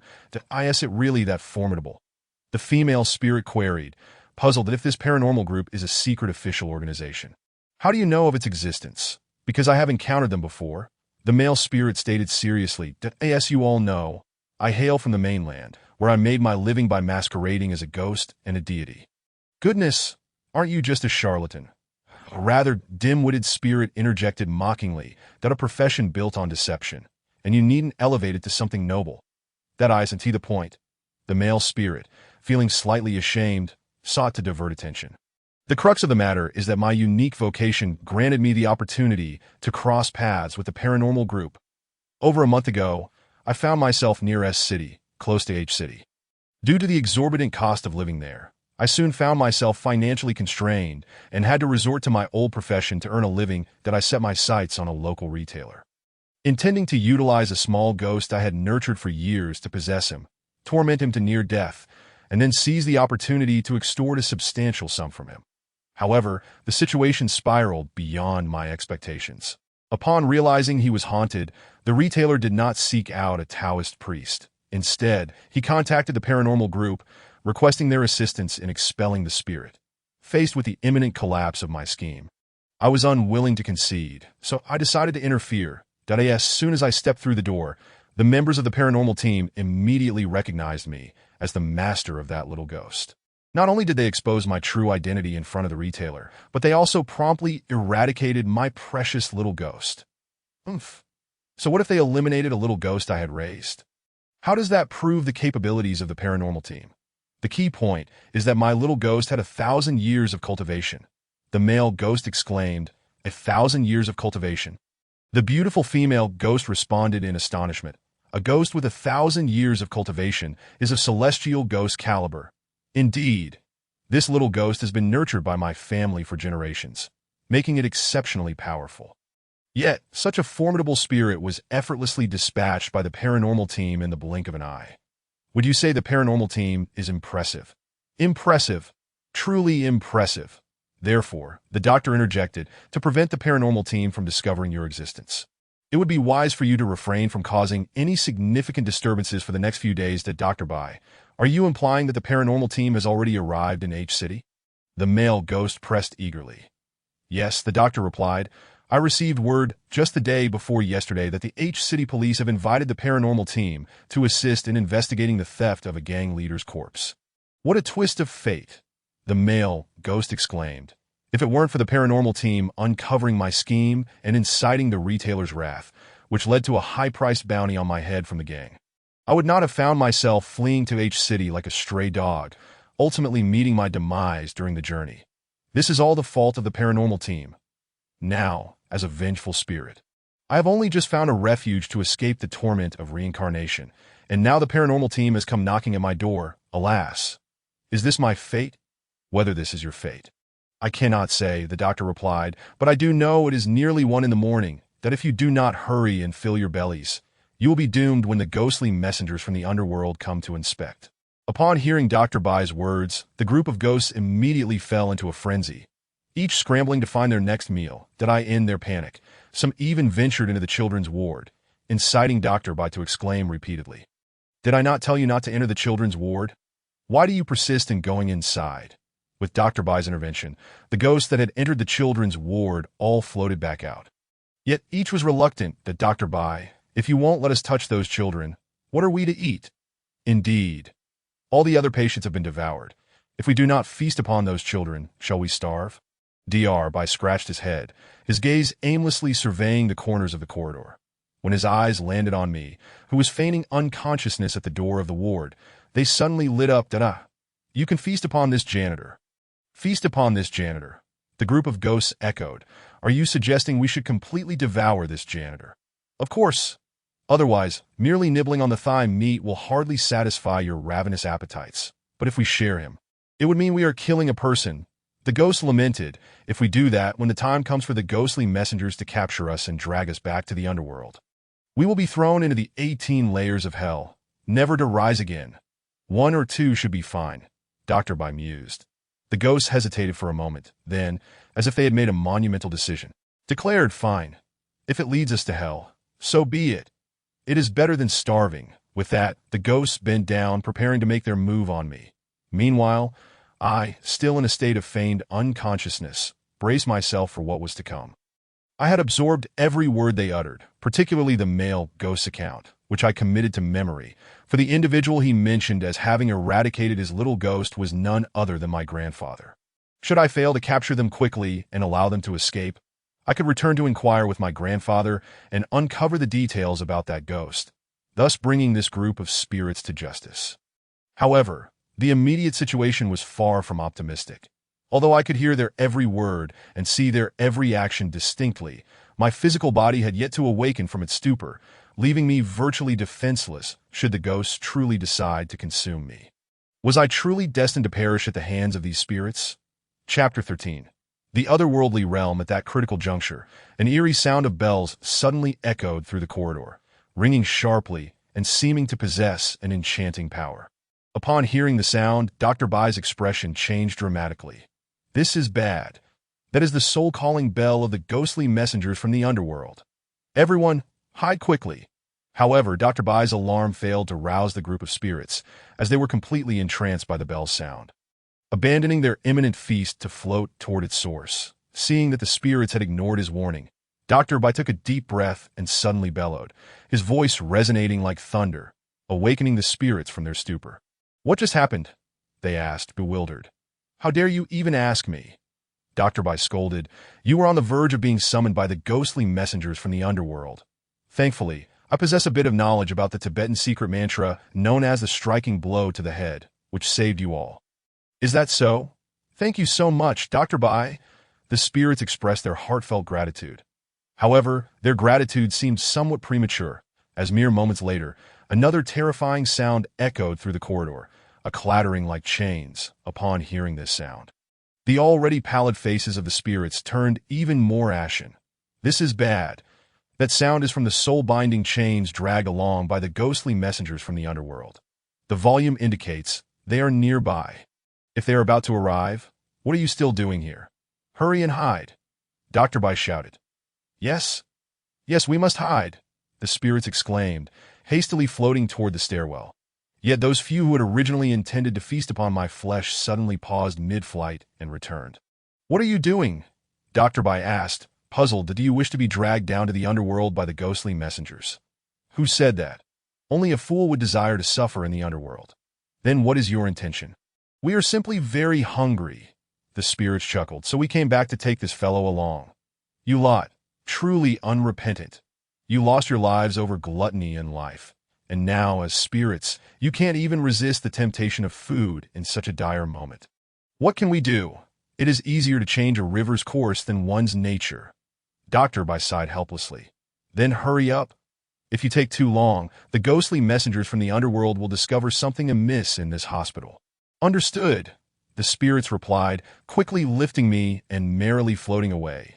As the saying goes, some rejoice while others mourn. While the spirits were delighted, my situation was dire. Initially, I was overjoyed that they had left in a panic, thinking I could finally avoid becoming their meal, but they soon returned, plunging my heart back into despair. How I wished that Yao Fong had come with me.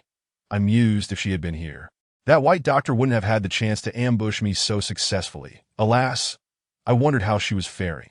After searching for so long without finding her, I felt a pang of worry. Perhaps it was my excessive anxiety that caused me to hallucinate, for as the spirits carried me around the corner of the staircase, I caught a glimpse of a figure resembling Yao Fong in the corridor on the third floor, seemingly followed by two ghastly, ghostly messengers. "Yao Fong!" I cried out silently in my heart, fully aware that even if she were present, she could not hear my internal plea. However, to my astonishment, the figure, which bore an uncanny resemblance to Yao Fong, began to approach the stairwell. The spirits, upon seeing this, wore expressions of terror and swiftly floated downward. They descended rapidly, and in the blink of an eye, reached the staircase between the second and first floors. Murmuring incoherently, they uttered phrases I could not comprehend, and then my vision blurred. This haze lasted only 3 seconds before dissipating, when my sight cleared enough to make out each step of the staircase. I was astonished to discover that the original 12 steps had inexplicably gained an additional step. Readers may wonder why I immediately noticed the extra step. The answer is simple. The newly manifested step was a horrifying shade of blood red, making it impossible to overlook. It seems that the little one did not deceive me. I thought, indeed, an extra step appears at night, but what purpose does this additional step serve for these spirits? My confusion is indeed justified. When those spirits floated here, they deliberately hovered above that staircase, only to vanish without a trace. Could it be that this staircase serves as a passageway to the underworld? As I pondered this question, I became so engrossed in thought that I failed to notice those spirits lifting me onto the blood-red staircase. Just as I came to my senses, the staircase suddenly erupted with a resounding bang, as if it had been detonated, revealing a moderately sized black hole in its center. Upon seeing the black hole, the spirits wasted no time and swiftly carried me into its depths. What lay within that black hole was a complete mystery to me. All I knew was that it seemed to possess an extraordinary hypnotic power. Shortly after being carried inside by the spirits, I found myself inexplicably lulled into a deep slumber. Boom, boom. The thunderous sounds of explosions jolted me awake from my dream. I opened my eyes in terror, only to find myself amidst a city in ruins, engulfed in flames. Where on earth am I? I muttered to myself in confusion. Young man, what are you still doing there? Someone shouted at me. Quick, get into the air raid shelter. The Japanese bombers are back. Japanese bombers? I gazed upwards, still dazed, and spotted a propeller plane zooming overhead, one that I had only ever seen in anti-Japanese dramas. As it passed, dozens of bombs rained down from its fuselage, prompting me to dash towards the person who had called out to me. Without hesitation, that person extended a hand and pulled me into what appeared to be an air raid shelter. Just as I stood inside the shelter, the bombs landed outside, creating resounding explosions that left a massive crater where I had previously Saturday. That was a close call. I exclaimed, my heart racing, that if I had been even a moment slower, I might have been blown to pieces. Chapter 14. A fortuitous encounter in the air raid shelter that is undoubtedly true, the man replied. Since the Japanese forces began their assault on City H, their bombers have been coming over 10 times a day, determined to break the spirit of the citizens here. Japanese forces attacking City H? I forcibly suppressed my astonishment and feigned indifference, inquiring, may I ask what year it is? 1941, he answered promptly, regarding me with a rather peculiar expression. 1941. I was incredulous. I had been brought to the era of World War II by those gluttonous spirits, and no wonder I saw bombers that only appeared in anti-Japanese dramas. It all made sense now. Noticing my silence, the man asked in confusion, what is wrong? Nothing. I quickly replied, nothing. If that's the case, why did you ask me what year it is? Don't you have a calendar at home? Well, not really, I stammered, that my family is so impoverished that we can't even afford to eat, let alone buy a calendar. That is not your fault. The man seemed to want to comfort me, lightly patting my shoulder. In these tumultuous times, surviving is already a blessing. Don't be too greedy. Indeed, how could I have forgotten that? As he spoke, he suddenly exclaimed, look at me, I've been so engrossed in our conversation that I forgot to mention something important. Curious, I asked, what important matter do you have to tell me? Well, it's not exactly critical, he chuckled. This air raid shelter was constructed by the government, so there is plenty of food stored inside. Since your family is struggling, you must be in dire need of sustenance. Come, let me take you to get some rations. That won't be necessary, I replied awkwardly, feeling a bit embarrassed. What is there to be embarrassed about? He said, the food in the shelter was meant for us, the common folk seeking refuge. Reluctantly, I followed him into the depths of the air raid shelter. Inside, many people huddled together, trembling in fear as the sounds of explosions echoed from outside, portraying a scene of utter despair. The food supplies were located in the innermost part of the shelter, overseen by an elderly priest with white hair and a beard. The man, referred to as Sir Le, seemed to hold considerable authority within the shelter. Upon seeing him, the old priest bowed deeply and asked, Sir Le, how may I assist you? Father Bonnie, Sir Le replied, could you please fetch 2 sweet potatoes for this young man? Certainly, the old priest responded, bending down to rummage in a clay pot for a moment before producing 2 sweet potatoes, each roughly the size of a small child's fist, and handing them to me. Here you go. Thank you. I accepted the sweet potatoes with both hands, glanced at them, and couldn't help but sigh inwardly. My ancestors truly endured hardship, battling against the Japanese invaders in such dire conditions. Are you dissatisfied with the size of these sweet potatoes? Sir Le suddenly inquired. That of course not. I hastily replied. Even if you were, it wouldn't matter, Sir Le said. Given the current situation, having anything to eat is already a blessing. Each person in this shelter can only consume 2 of these small sweet potatoes per day. That is not true. I would never think that. I earnestly explained, but to reassure this kind man, I immediately brought one of the sweet potatoes to my mouth. Ready to take a bite, that moment, I heard a sudden rush of wind behind me, and 3 emaciated young men lunged toward me. One snatched the sweet potato from my mouth, while another grabbed the one I held in my left hand. The last one stood defiantly before me, declaring, Don't move. If you take a step forward, I'll turn you into a pig's head. What do you mean by that? I protested. What do you mean? What do you mean?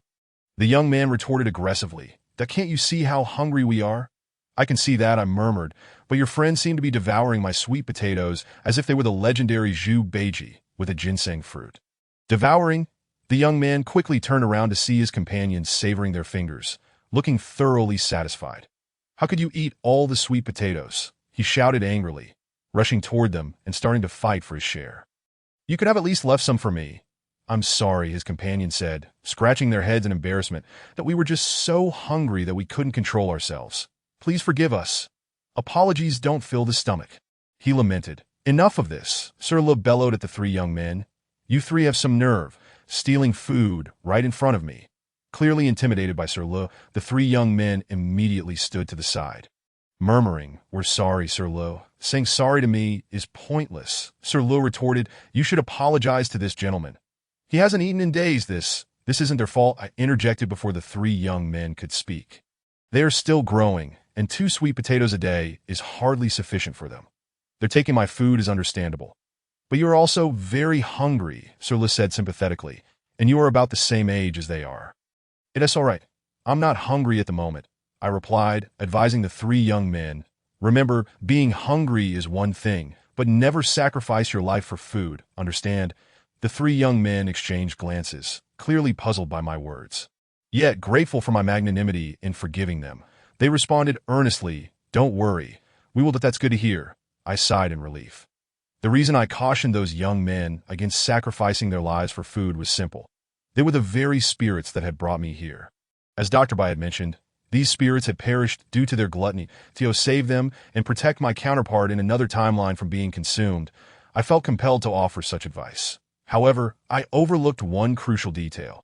The place I found myself in was not truly the year 1941, but merely an illusion conjured by those spirits. Mere minutes later, a cacophony of airplane engines roared overhead once more, followed by a thunderous explosion as a bomb dropped from the aircraft, demolishing the ceiling of the air raid shelter. Chapter 15. A tragedy. Although the air raid shelter collapsed, the majority of the people inside remained unharmed. It was the seasoned Le Jucheur who, upon hearing the ominous roar of engines above the air raid shelter, immediately sensed that something was amiss. That he hurriedly called out to everyone inside the shelter, "Quick, everyone, move swiftly towards the tunnel." "Tunnel?" I queried Le Jucheur in confusion. "Did I ask there a tunnel in this air raid shelter?" Rather than addressing my question, he dashed to the far end of the shelter. There, he uncovered a large pile of grass, which he swiftly removed to reveal a dark, gaping tunnel before my eyes. Under Le Jucheur's commanding voice, the people inside the shelter hastily began to jump into the tunnel. Their actions were remarkably swift. Within just over a minute, most had already leaped into the tunnel, leaving only myself, Le Jucheur, and the three young men who had snatched my sweet potatoes behind. These three youths, at that moment, committed an act that infuriated Le Jucheur. They had smashed several jars from the granary and were frantically stuffing food into their mouths. Initially, Le Jucheur intended to leap into the tunnel with me, but upon witnessing the gluttony of the three youths, he was incensed. "What are you three doing? Hurry and follow me into the tunnel." "It's coming! It's coming!" The three young men responded verbally to Le Jucheur, yet their hands continued to shove food into their mouths without pause. "Are you three courting death?" Le Jucheur was thoroughly exasperated by their actions, incredulous that they could still think of eating at such a critical moment. Just as he was about to pull these oblivious youths back, a bomb was dropped from the plane, crashing down with a deafening roar and obliterating the air raid shelter. The shelter was demolished, and, unsurprisingly, the three young men perished in the explosion. That Le Jucheur narrowly escaped death, as I swiftly grabbed him and leaped into the tunnel, thus evading disaster. "Foolish, utterly foolish," Le Jucheur lamented, shaking his head in despair. "I never imagined that three promising young individuals would meet such a tragic end." "Le Jucheur, you needn't mourn for them. They brought this upon themselves," I retorted. "You should be thinking of a way to save us." At that very moment, the collapse of the air raid shelter had sealed the tunnel's exit. "The exit is blocked," Le Jucheur exclaimed in shock, but he hurried to the base of the tunnel's opening and indeed found it piled high with boulders. These stones were quite substantial. Despite his efforts to push them, he could not budge even a single fragment. "This is dire," Le Jucheur said despondently, "that if we cannot move these boulders, everyone inside the tunnel, including you and me, shall perish from starvation. Surely we can shift these stones?" I contended that I distinctly saw gaps among them. I approached Le Jucheur and, after a moment of observation, voiced my dissent. that if you doubt my assessment, feel free to test it yourself. See if my judgment holds true. Le Jushur responded tersely that I refused to accept defeat. His words ignited a spark of determination within me. Taking a deep breath, I secretly summoned the powers of my half-human, half-ghost form and pushed against the pile of stones with all my might. That my approach was indeed feasible, but since I was not situated in a tangible realm, no matter how hard I strained, it proved futile. After struggling for about half an hour, I ultimately conceded defeat. Perhaps we should call for others to assist us, Le Jushur suggested, noticing my disheveled state after my exhausting efforts. As the saying goes, many hands make light work. If everyone in the tunnel could unite, we would surely be able to clear the stones that on the surface. Le Jushur's suggestion appeared reasonable. Yet in reality, it was impractical that if even my half-human, half-ghost strength could not move the boulders, mere mortals stood no chance. Indeed, under Le Jushur's command, all those in the tunnel pushed for an extended period, ultimately achieving no more than I had alone. What shall we do now, Le Jushur? The people in the tunnel gasped, their breaths labored as they regarded the immovable stones, that if we cannot shift these boulders, we shall starve to death in this tunnel. I had foreseen this outcome long ago. There is no other option, Le Jushur admitted that as you can see, we have exerted ourselves to no avail. Must we simply wait? There is nothing else we can do. The air raid shelter's destruction has surely caught the attention of the government and the colonial governor. They will undoubtedly send someone to rescue us. That Le Jushur's words temporarily calmed the anxious hearts of the others. However, I was not among those who found solace. During my studies, I had immersed myself in extensive literature about World War II, thus I was well acquainted with the circumstances surrounding the Japanese invasion of H City. Historical records indicated that the Japanese forces captured H City in less than a month. Given that H City was under Japanese control, it was improbable that anyone would come to rescue us, rendering Le Jushur's earlier assurances utterly unrealistic. That as a being of half-human, half-ghost nature, I could endure confinement for a decade or more without harm. However, the mortals around me were in a precarious state, teetering between half-satiation and hunger. They could scarcely withstand a few days. That my predictions proved accurate, as merely 2 days later, the people in the tunnel began to wail in despair, particularly the growing youths, whose hunger drove them to quarrel and fight. That Le Jushur and I spent half a day trying to restore some semblance of order among them, but our efforts only yielded temporary relief. By the 5th day, a terrifying transformation occurred. Upon awakening from a fitful slumber, I was greeted by a chorus of wails echoing through the tunnel. That Le Jushur. What has transpired? I inquired. Are they ill? Why do they cry so mournfully? They are not ill, Le Jushur replied, his voice filled with anguish. They have resorted to cannibalism, feasting upon each other's flesh, the agony of body and spirit rendering them utterly tormented. What? They have consumed each other's flesh, I gasped, astonished. Who possesses such audacity? I hastened to the side of those lying on the ground, wailing, and discovered their thighs to be a gruesome mess of blood and flesh. Why did this scenario seem so familiar? Ah yes, the corpses from Rinda Hospital had also been mangled, with the flesh from their thighs removed. Could it be? You are correct. This is precisely why the bodies from Rinda Hospital were found missing their thigh meat. A voice echoed in my mind. Chapter 16. Another trap that was the voice of my grandfather. Grandfather, I exclaimed, elated. Yet after the initial joy, I quickly regained my composure. When I arrived in H City, my grandfather was abroad. How could he possibly be here? There must be some mistake. With that thought, I dismissed the voice I believed to be my grandfather and continued to examine the injuries of the afflicted. However, before I could observe much more, a sharp blow struck my head. The sensation was strikingly familiar, for it was a method of reprimand my grandfather employed whenever I misbehaved in my youth. Why is this blow so familiar? Could it be?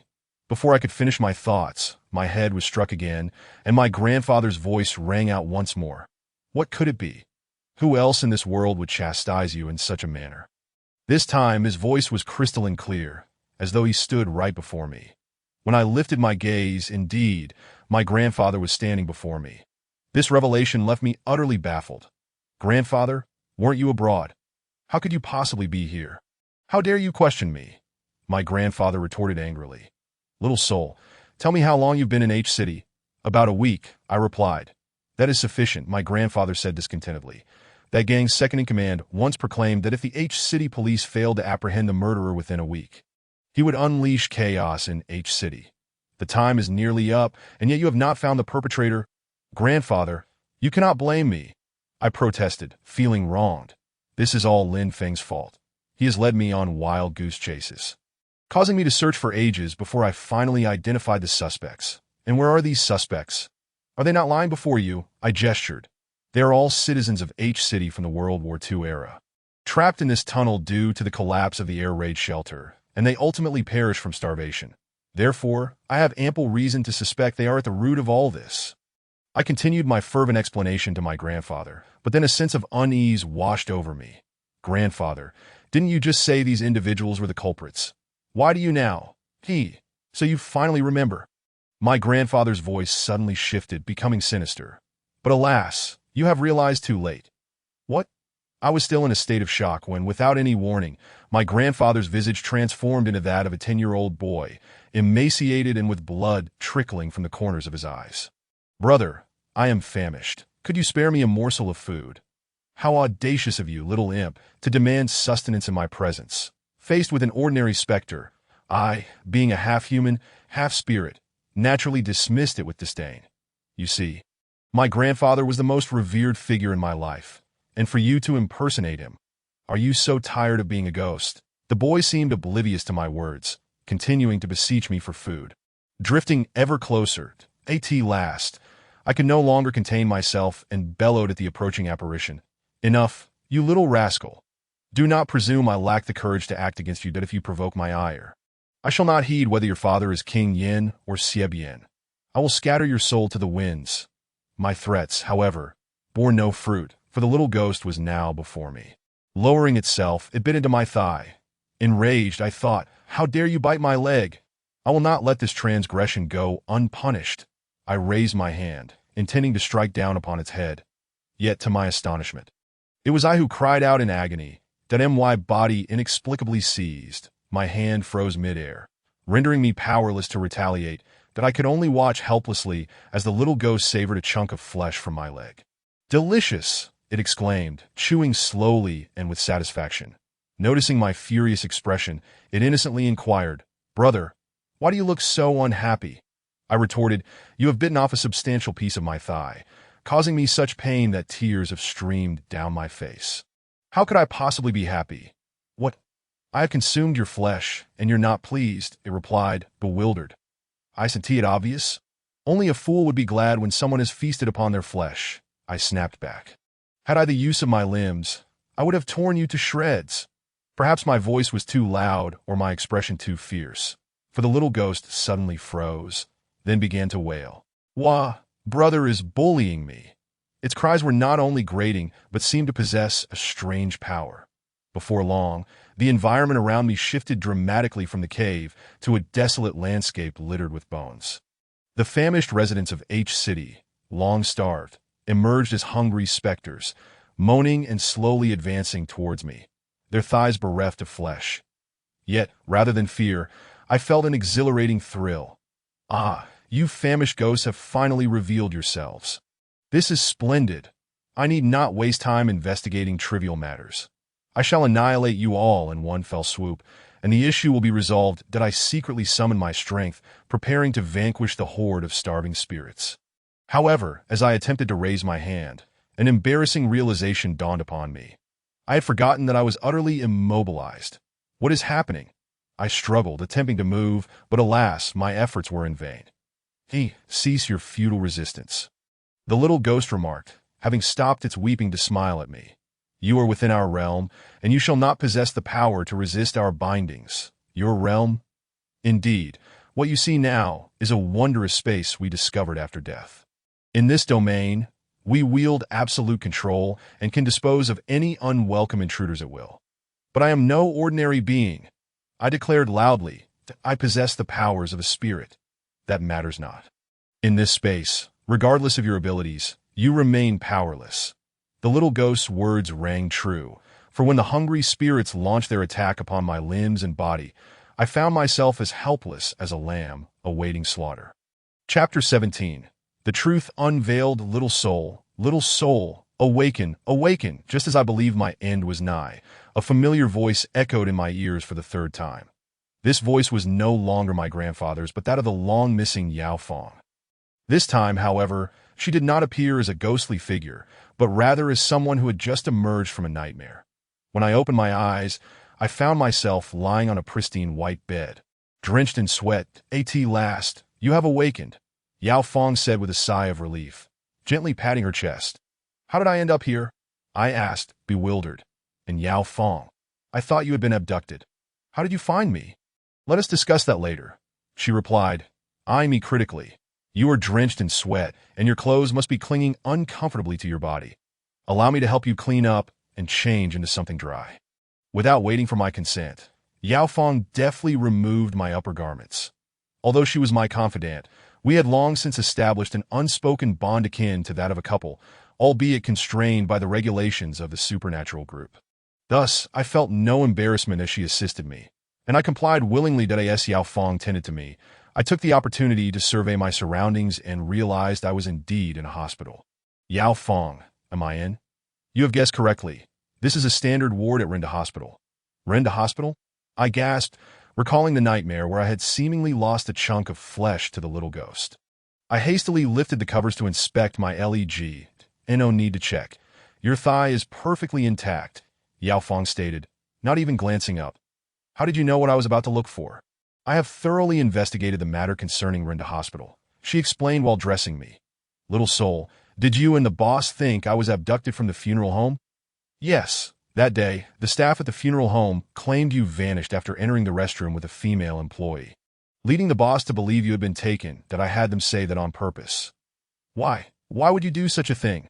"I had no choice. If I hadn't, I might have ended up like you, ensnared in the carefully laid trap of Rinda Hospital." Yao Fong replied nonchalantly, "I was caught in a trap set by Rinda Hospital." "I don't understand." "You will soon comprehend," she assured me. "Little soul, do you remember that little dragon?" "How could I forget?" His odd behavior led the boss to mistakenly believe he was an accomplice, resulting in his and his uncle's detention. Fortunately, I disguised myself as a black Wu Chang, compelling him to reveal the truth, or else the boss would have made a grave error. Indeed, the boss almost made a dire mistake, but it was not in thinking Little Dragon was an accomplice. Rather, he was wrongly convinced the funeral home staff were the culprits. Is it true? Little Dragon is an accomplice. "Yes," Yao Fong confirmed. "His objective was to deceive you into going to Rinda Hospital." "Why did he want to lead me there?" "To eliminate you." The spirits at Rinda Hospital, aware of our supernatural group's involvement through Little Dragon's information, sought to exploit our weaknesses without confronting us directly. They initially used Little Dragon to impart fragments of the truth, gaining your trust, before stealthily infiltrating Rinda Hospital and orchestrating a scenario where you would recklessly seek their hideout. This led to a physician rendering you unconscious. Had I not intervened in time, masquerading as a ghostly envoy of the underworld, you would have become one of them. That's so. I owe you my gratitude. Yao Fong. In our trio, you are undoubtedly the most formidable. I am not formidable. I merely possess a modicum of feminine intuition. She shrugged. And on a mission from the boss to investigate a second suspect corpse, I noticed the female staff member who had tipped off Little Dragon appeared hesitant. As though she knew a secret but dared not speak, I seized the opportunity to engage her in conversation, applying a bit of charm to ensure she divulged all she knew. And what did this female employee reveal? "She is one of the descendants of the famished spirits at Rinda Hospital," Yao Fong remarked. "You witnessed how those malevolent spirits met their demise. The deception of the evil spirits. Was I not merely dreaming moments ago?" "Nonsense. When you dream, can the sensations truly feel so vivid?" "It appears so." I pondered for a moment and replied, "The sights and thoughts I experienced within that nightmare were strikingly real, as if they were genuinely occurring." "This is precisely where the prowess of those malevolent spirits lies," Yao Fong remarked. "Had it not been for that female staff member's ancestor, who in life was a benevolent and charitable gentleman, and did not transform into an evil spirit upon death, she would not have been privy to so many secrets of the Rinda Hospital, and I would not have had the opportunity to rescue you." The female staff member's ancestor was a gentleman. A sudden realization struck me. Could it be that her ancestor bore the surname Liu, known by others as Sir Liu? "Indeed. How did you know?" "Because I encountered him in my dreams." I spoke with a tone of admiration. He was indeed a good man, that he truly was a good man. Yao Feng interjected. Thus, after his demise from starvation, he did not become a malevolent spirit, but rather a benevolent one. If he is a benevolent spirit, why does he associate with those evil spirits? This is because Sir Lu believes he bears significant responsibility for those who have transformed into evil spirits after death. Although he possesses the ability to leave Rinda Hospital, he remains only seeking out those with psychic abilities among his descendants for idle conversation during moments of boredom. It is due to the female staff member's strong spiritual power that she has learned so much from Sir Lu. The female staff member initially intended to find someone to exorcise those evil spirits, but Sir Lu insisted that, despite their numerous misdeeds, their actions were somewhat excusable, thus requesting her not to disclose this secret. Chapter 18. Retracing the Stairs. Excusable? No matter how pitiable those beings may be, they should not linger within Runda Hospital. I nearly leaped up in protest when a person dies, regardless of whether they were virtuous or wicked in life. Whether their passing was natural or sudden, their spirits deserve to find repose in the underworld. To force them to remain among the living is the worst outcome for both the living and the deceased.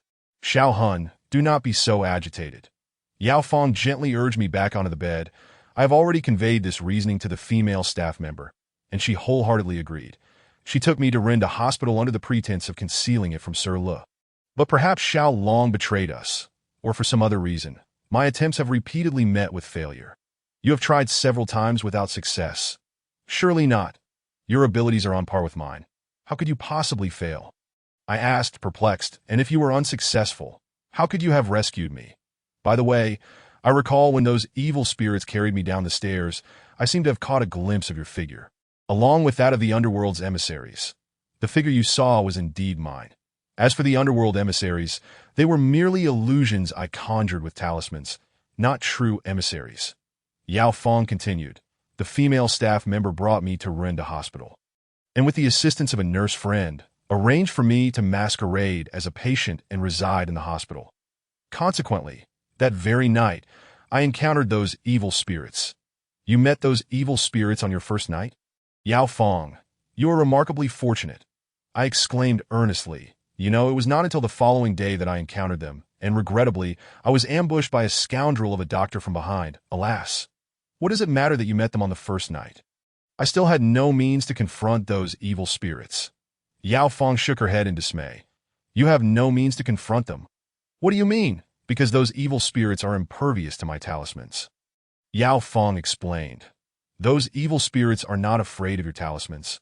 But Yao Feng, those talismans have been passed down through your family for generations. I exclaimed in astonishment. Could it be that those evil spirits have ascended to the realm of ghost immortals? It should not be the case. Yao Feng replied. If they had attained the status of ghost immortals, they would not need to hide within Rinda Hospital, avoiding detection by the emissaries of the underworld. That is a valid point. Therefore, I heard the female staff member mention that they are indeed terrified of encountering the emissaries, which led me to devise a plan. Yao Feng stated, since they are so fearful of the emissaries, I shall conjure a few false emissaries to frighten them out of Rinda Hospital. To my surprise, those evil spirits possess such remarkable self-restraint. No matter how terrified they are, they remember to flee back to their lair within Rinda Hospital, causing me to return empty-handed on numerous occasions, including the time I rescued you. This marks the 5th attempt. From what you say, those evil spirits are truly formidable. After a moment of contemplation, I remarked, your talismans cannot handle them, and my ghostly powers are even less effective against them. What exactly can we do to subdue them? Suddenly, a brilliant idea sparked in my mind. Yao Feng, do you recall where you found me? Right between the first and second floors of the stairs. Yao Feng inquired, puzzled. Why do you ask this? For words strike at the heart. I exclaimed with excitement. Why do we not directly obliterate their lair, leaving them with nowhere to hide? As long as they have no place to conceal themselves, they cannot remain within Runda Hospital. You do make a compelling argument. Yao Feng considered. But how will you locate their lair?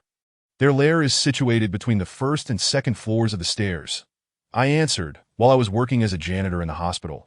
A young patient once told me that if you count the stairs between the first and second floors at night, the number will differ from that of the day.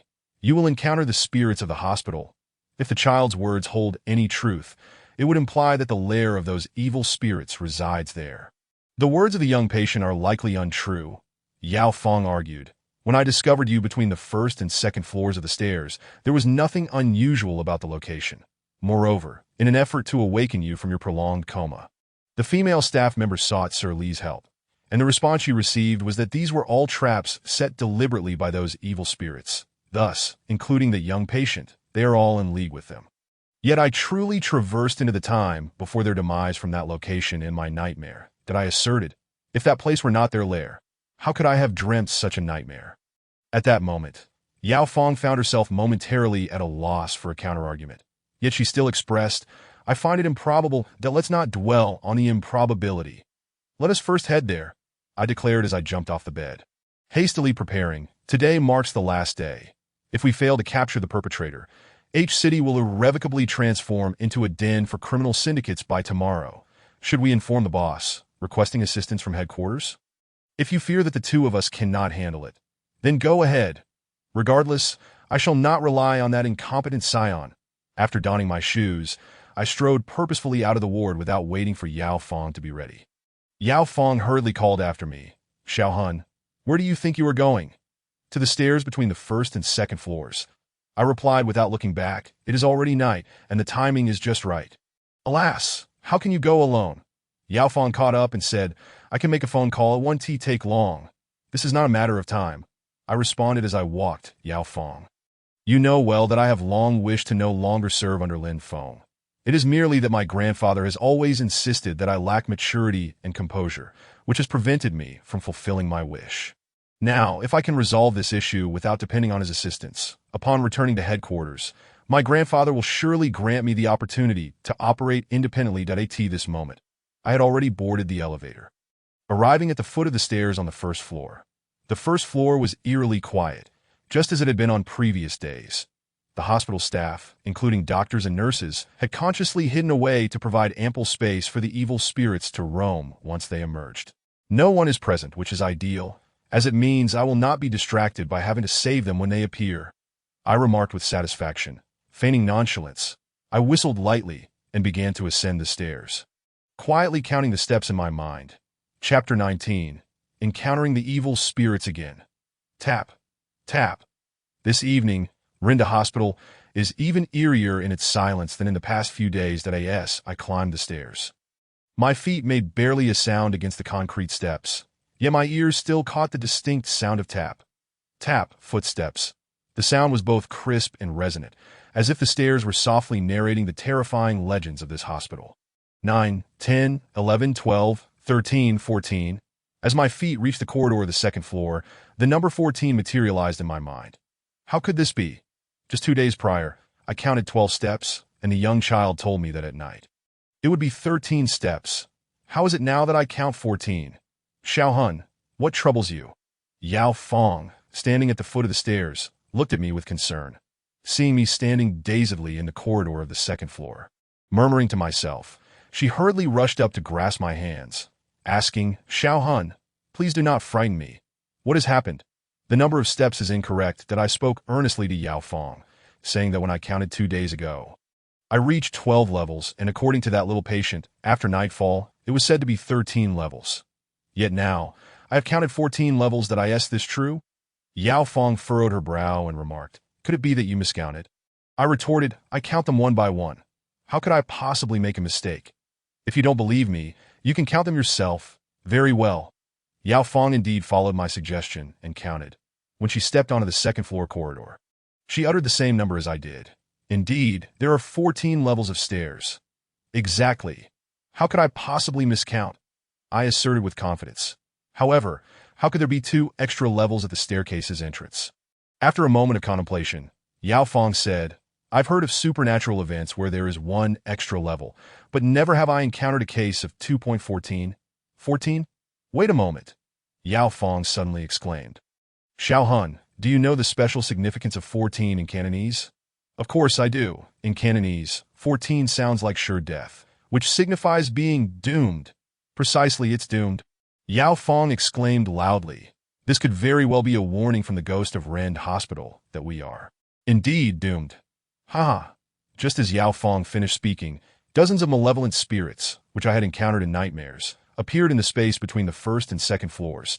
These spirits emitted eerie laughter, quickly surrounding Yao Fong and me.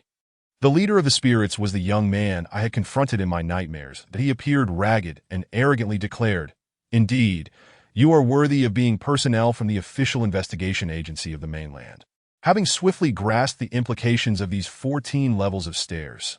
However, it is unfortunate that your understanding comes too late. Is that so? From your tone, it seems you intend to eliminate us. Precisely. As the saying goes, if one does not offend me, I shall not offend them.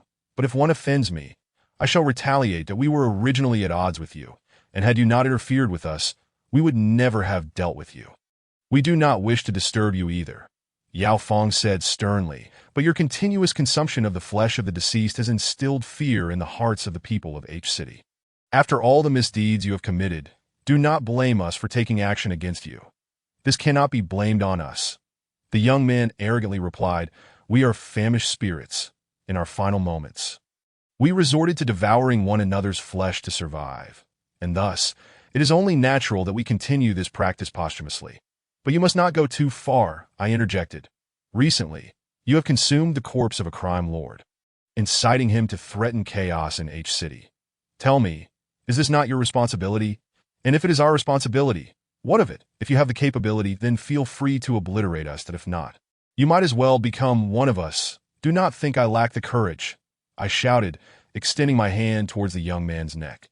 The young man floated 3 meters above the staircase entrance, a distance that normally would render it impossible for me to reach him. However, as a half-human, half-ghost, I possess powers akin to a spirit that a ghost's hands can extend greatly, and so can mine, that I merely blew lightly on my hands, and they instantly elongated to over 3 meters, effortlessly reaching for the young man's neck. Just as I believed I could seize him and dismantle him, my hands passed through his neck, grasping at nothing but air. "How can this be?" I exclaimed, my eyes widening. "Why can I not grasp him?" Readers may wonder why I could not capture a ghost, for they are indeed ethereal beings. However, as a half-human, half-ghost, my spectral abilities should enable me to grasp a ghost firmly, making my current inability to seize the young man all the more perplexing. "You finally understand, don't you?" Yao Fong said from behind me. "Now you know why my talismans have no effect on them." "I understand, but I do not comprehend," I shouted at the young man. "What exactly are you? Do you wish to know?" The young man smirked slyly. "Very well. Once you become one of us, you will understand everything." After he spoke, the malevolent spirits surged forward. Yao Fong and I intended to fight desperately, but no matter what we did, we could not touch them in the slightest. Ultimately, we were overwhelmed and brought to the ground. "Consume every last bit of their flesh," the young man commanded. "You dare," Yao Fong bravely retorted. "Do not forget, I have connections with the ghostly emissaries of the underworld, that if you command your subordinates to devour us, the underworld's emissaries will surely capture you and cast you into the depths of hell." "Is that so?" The young man suddenly realized, but after a moment of clarity, his malevolent demeanor returned. "Do not think for a moment that I am unaware. The apparitions that appeared that night were not true emissaries of the underworld, but mere illusions created by your talismans. You know this too?" "Of course. Someone informed me long ago," he scoffed. "How dare you deceive me? I swear I will reduce you to nothing but bones." Chapter 20. Sir Lee's request. Seeing the anger blazing in the young man's eyes, Yao Fong and I quickly realized that this time we were truly doomed. Not to mention, the malevolent spirits had already sunk their fangs into our arms and thighs. Just as we contemplated the grim fate of having our flesh devoured by these spirits, an elderly voice suddenly rang out from the direction of the elevator. "Everyone, cease at once." Hearing this voice, the malevolent spirits immediately released their grip and retreated respectfully. Even the brazen young man was no exception. Yao Fong and I witnessed this astonishing transformation, and naturally, we could not help but speculate about the true identity of the speaker. "The person who spoke is surely not an ordinary ghost," Yao Fong whispered. "Did I agree?" I nodded. "Perhaps he is the leader of these malevolent spirits." Our conjecture was soon validated when a crisp ding echoed from the elevator, and its door slid open to reveal an elderly gentleman dressed like a British gentleman, who slowly floated out. His gaze was exceedingly kind, a stark contrast to the vengeful spirits. Could it be that this person is? I hesitated to speculate. Indeed, it is Sir Lu, Yao Feng exclaimed. How do you know he is Sir Lu? I asked, puzzled. Have you seen him before? He has been dead for many years. How could I have possibly seen him? Yao Feng replied. The female staff member showed me a photograph of Sir Lu from his lifetime, so I recognize him. Just as she finished speaking, Sir Li's ghost approached us and politely greeted us before addressing the young man. Would you do me the favor of releasing these young souls? Sir Lu, since you have spoken, I should naturally acquiesce. The young man feigned reluctance. But these two are not ordinary individuals. They are officials from the Supernatural Investigation Agency of the mainland, that if we release them, they will undoubtedly summon reinforcements against us. That's so. Sir Lu turned to look at Yao Feng and me, squinting as if he had no recollection of me. After glancing at me, his gaze swiftly shifted to Yao Feng. Are you truly from the Supernatural Agency? Yes. Yao Feng replied honestly. We were invited by the police of H City to come and deal with you. Then if I release you, will you continue to seek assistance to confront us? As long as Sir Lu commands these spirits to cease consuming the corpses of this hospital, we will let you go, Yao Feng stated earnestly. That cannot be permitted. Before Sir Lu could speak, the young man interjected. If we do not consume the flesh of the deceased, how shall we survive? We can have the hospital staff create a memorial for each of you, offering daily tributes, Yao Feng suggested. This way, you will no longer need to consume the flesh of the dead. That works. Sir Lu immediately agreed. He turned to the young man and said, Xiao Jun, you have already consumed enough flesh of the deceased. It is time to stop. Humph. The young man clearly did not wish to comply with Yao Feng's request, yet out of respect for Sir Lu, he reluctantly acquiesced, manifesting his discontent with a mere grunt. Well, since Xiao Jun has agreed to your request, you may leave. Remember, do not come to disturb them again. Otherwise, if they capture you once more, I shall not be able to save you. Rest assured, Sir Jazz. Yao Feng reassured, patting her chest.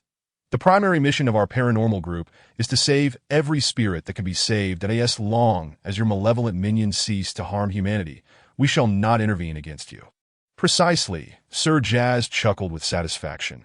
His laughter possessed a peculiar enchantment. When Yao Feng and I merely exchanged glances, the world around us suddenly darkened. When clarity returned, the malevolent spirits and Sir Jazz had vanished. Have they left?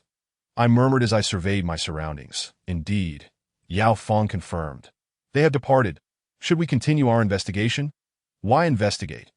Yao Feng countered that we promised Sir Jazz that as long as they refrain from malevolence, we would leave them be. As representatives of the state, how can we betray our word? I understand that, but how do we explain this to our superior? Furthermore, without capturing a single spirit, how can we clarify the situation to that temporary gang leader? It's simple. We only need to summon that female staff member to testify, Yao Feng suggested.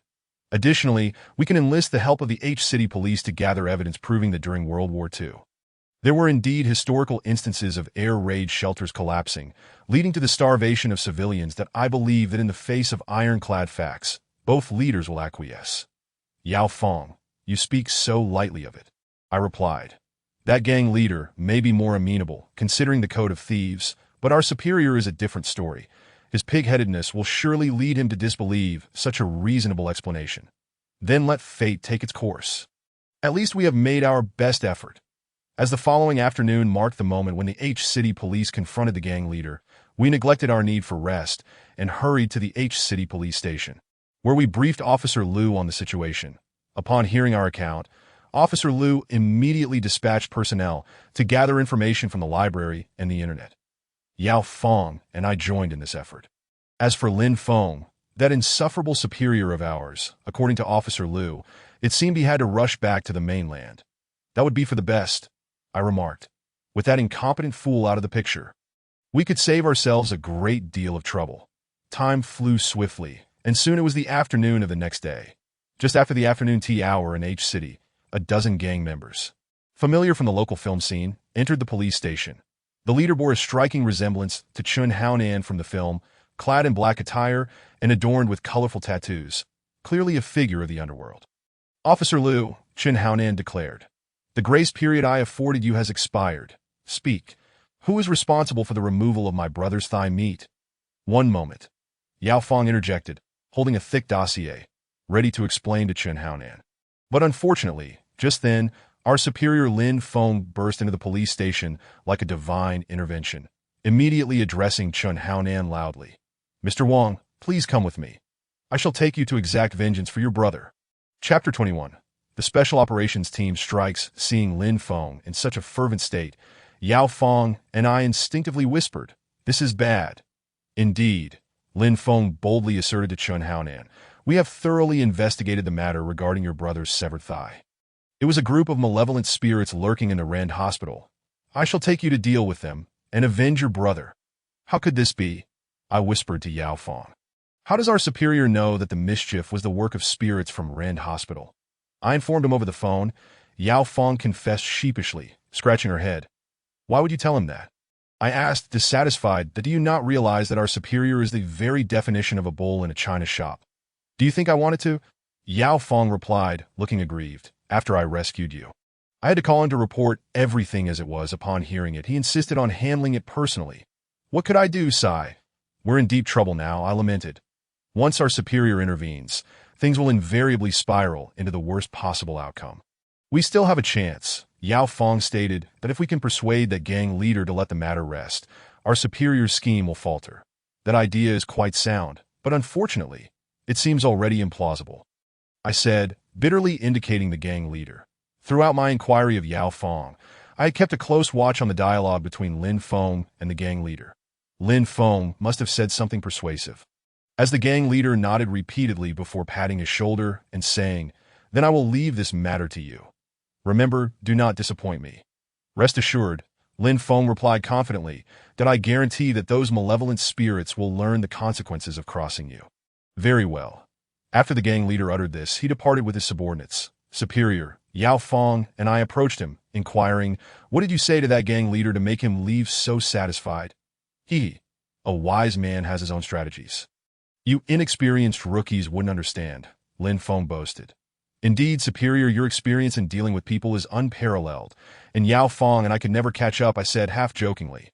"However, it seems you have forgotten one crucial detail.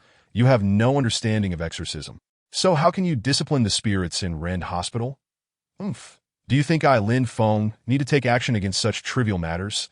He scoffed that I called headquarters yesterday to request the Special Operations Team for assistance. "What?" Yao Fong and I gasped in shock. "Superior, you called the Special Operations Team?" "Yes." Lin Feng feigned surprise. "Did I ask there a problem with that?" No problem." I quickly shook my head in denial, exchanging a worried glance with Yao Fong. The Special Operations Team is a specialized task force under the Paranormal Group, composed of leaders from various prominent sects in China, possessing formidable abilities to vanquish evil spirits. Once they take action, no demon or malevolent entity can escape annihilation. The fact that Lin Feng could summon the Special Operations Team, which only my grandfather could command, indicated that his connections were quite formidable.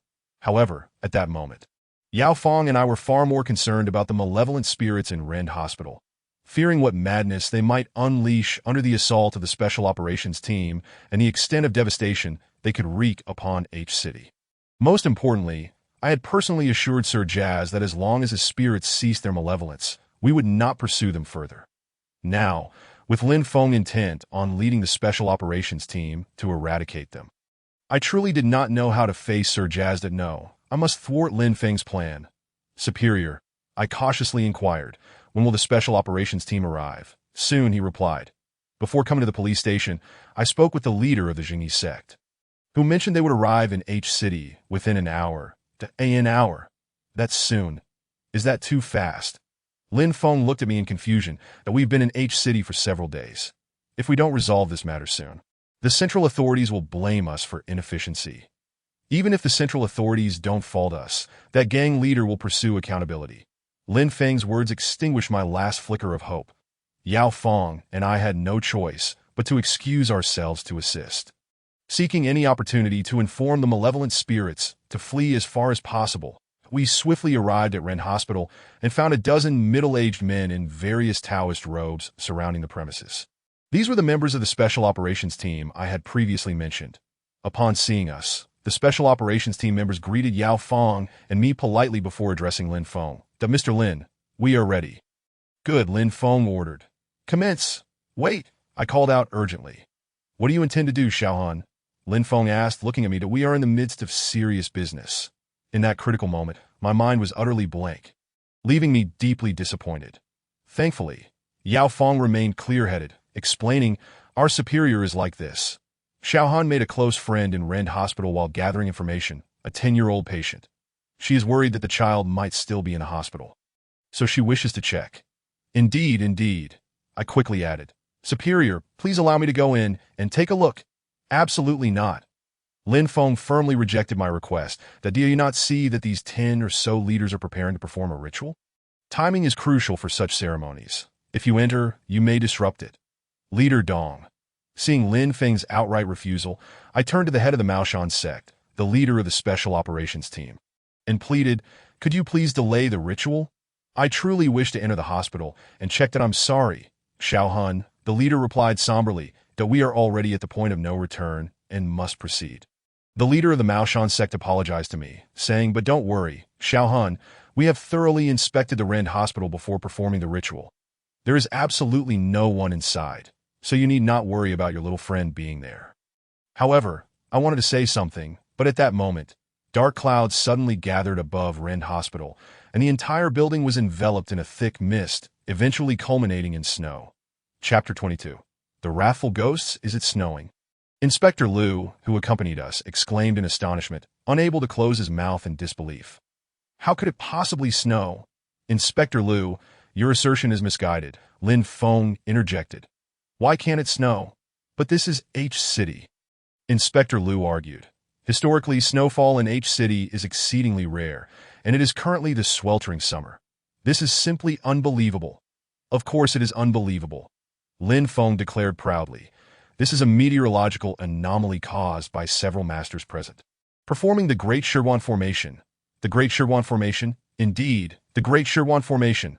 Lin Feng asserted with an air of authority that IT is an improved version of the traditional Shirwan Formation, inherited by our Special Operations Group from the Maoshan tradition. The traditional Shirwan Formation gathers the malevolent energies of evil spirits in the mountains to combat evil with evil, eliminating the ghosts within the formation. Our Special Operations Group's Great Shirwan Formation expands the range of the formation, allowing us to concentrate all local negative energies anywhere to strike against the evils within. Due to the heavy accumulation of these negative energies, it often triggers abnormal weather phenomena. Lin Feng's explanation was remarkably professional, leaving even someone like me, who usually regarded him as a fool, in awe. Unfortunately, Inspector Liu, lacking knowledge in this area, remained utterly perplexed by Lin Feng's elaborate explanation. Confusion aside, the scene before us was undeniably real. After a brief snowfall, the area within a kilometer radius of Rend Hospital turned ominously cold. Waves of chilling winds surged from the ground, incessantly howling into the hospital. This sinister wind felt like a razor-sharp knife, leaving deep gashes in its wake wherever it swept by. This is terrifying. Witnessing such a dreadful sight, both Yao Feng and I gasped in shock. The power of this formation was formidable. The evil spirits within Rend Hospital were surely doomed. Let them perish, Yao Feng added. That way, they won't go on a killing spree against the citizens of H-City due to our broken promises. Yao Feng's intentions were noble. However, in this peculiar world, events seldom unfold as one hopes. Just as the sinister wind reached its peak intensity, 3 piercing curses erupted from within Rend Hospital, filled with fury and indicating the speaker's extreme rage. Which bastard dares to use magic against us? Are you tired of living? How dare you disturb my peaceful slumber? Those who disrupt my dream shall die. Before the words had even faded, the wind that had been gusting inwards suddenly reversed direction, and the surroundings of Rend Hospital plunged into a darkness akin to night. Blinding beams of red light erupted from the windows and doors. These crimson glows seemed to possess immense power, causing the leaders of various sects to collapse to the ground, rendered incapable of casting spells. This sudden turn of events startled Lin Feng. What just happened? Who knocked down the leaders? It was us. 3 voices answered in unison. Following this, 3 ragged, bloated ghosts drifted through the walls, hovering above Rend Hospital. Looking down upon us, that I recognized these 3 spirits well. They were the very gluttonous ghosts that had sought to devour me while I was unconscious in Rend Hospital. The three spirits swiftly surveyed everyone present, their eyes ablaze with murderous rage. When their gaze fell upon Yao Fong and me, their fury intensified. You too. Do you remember the promise you made to Sir Lo? We remember, I replied, feeling a twinge of guilt, that we promised Sir Lo that as long as you ceased your malevolence, we would ensure no one would come after you again, Dada. So you do remember. Then tell us, what is the meaning of this gathering? The three spirits pointed accusingly at the fallen leaders of various sections. This was our leader's idea. We were powerless to stop it. I hesitated for a moment before confessing the truth in the face of their interrogation. No, it's not my fault. As expected, Lin Feng, the privileged heir, deflected all responsibility at the first sign of danger, claiming it was entirely the idea of his subordinates, and that he merely acquiesced to their wishes. Your subordinates' idea?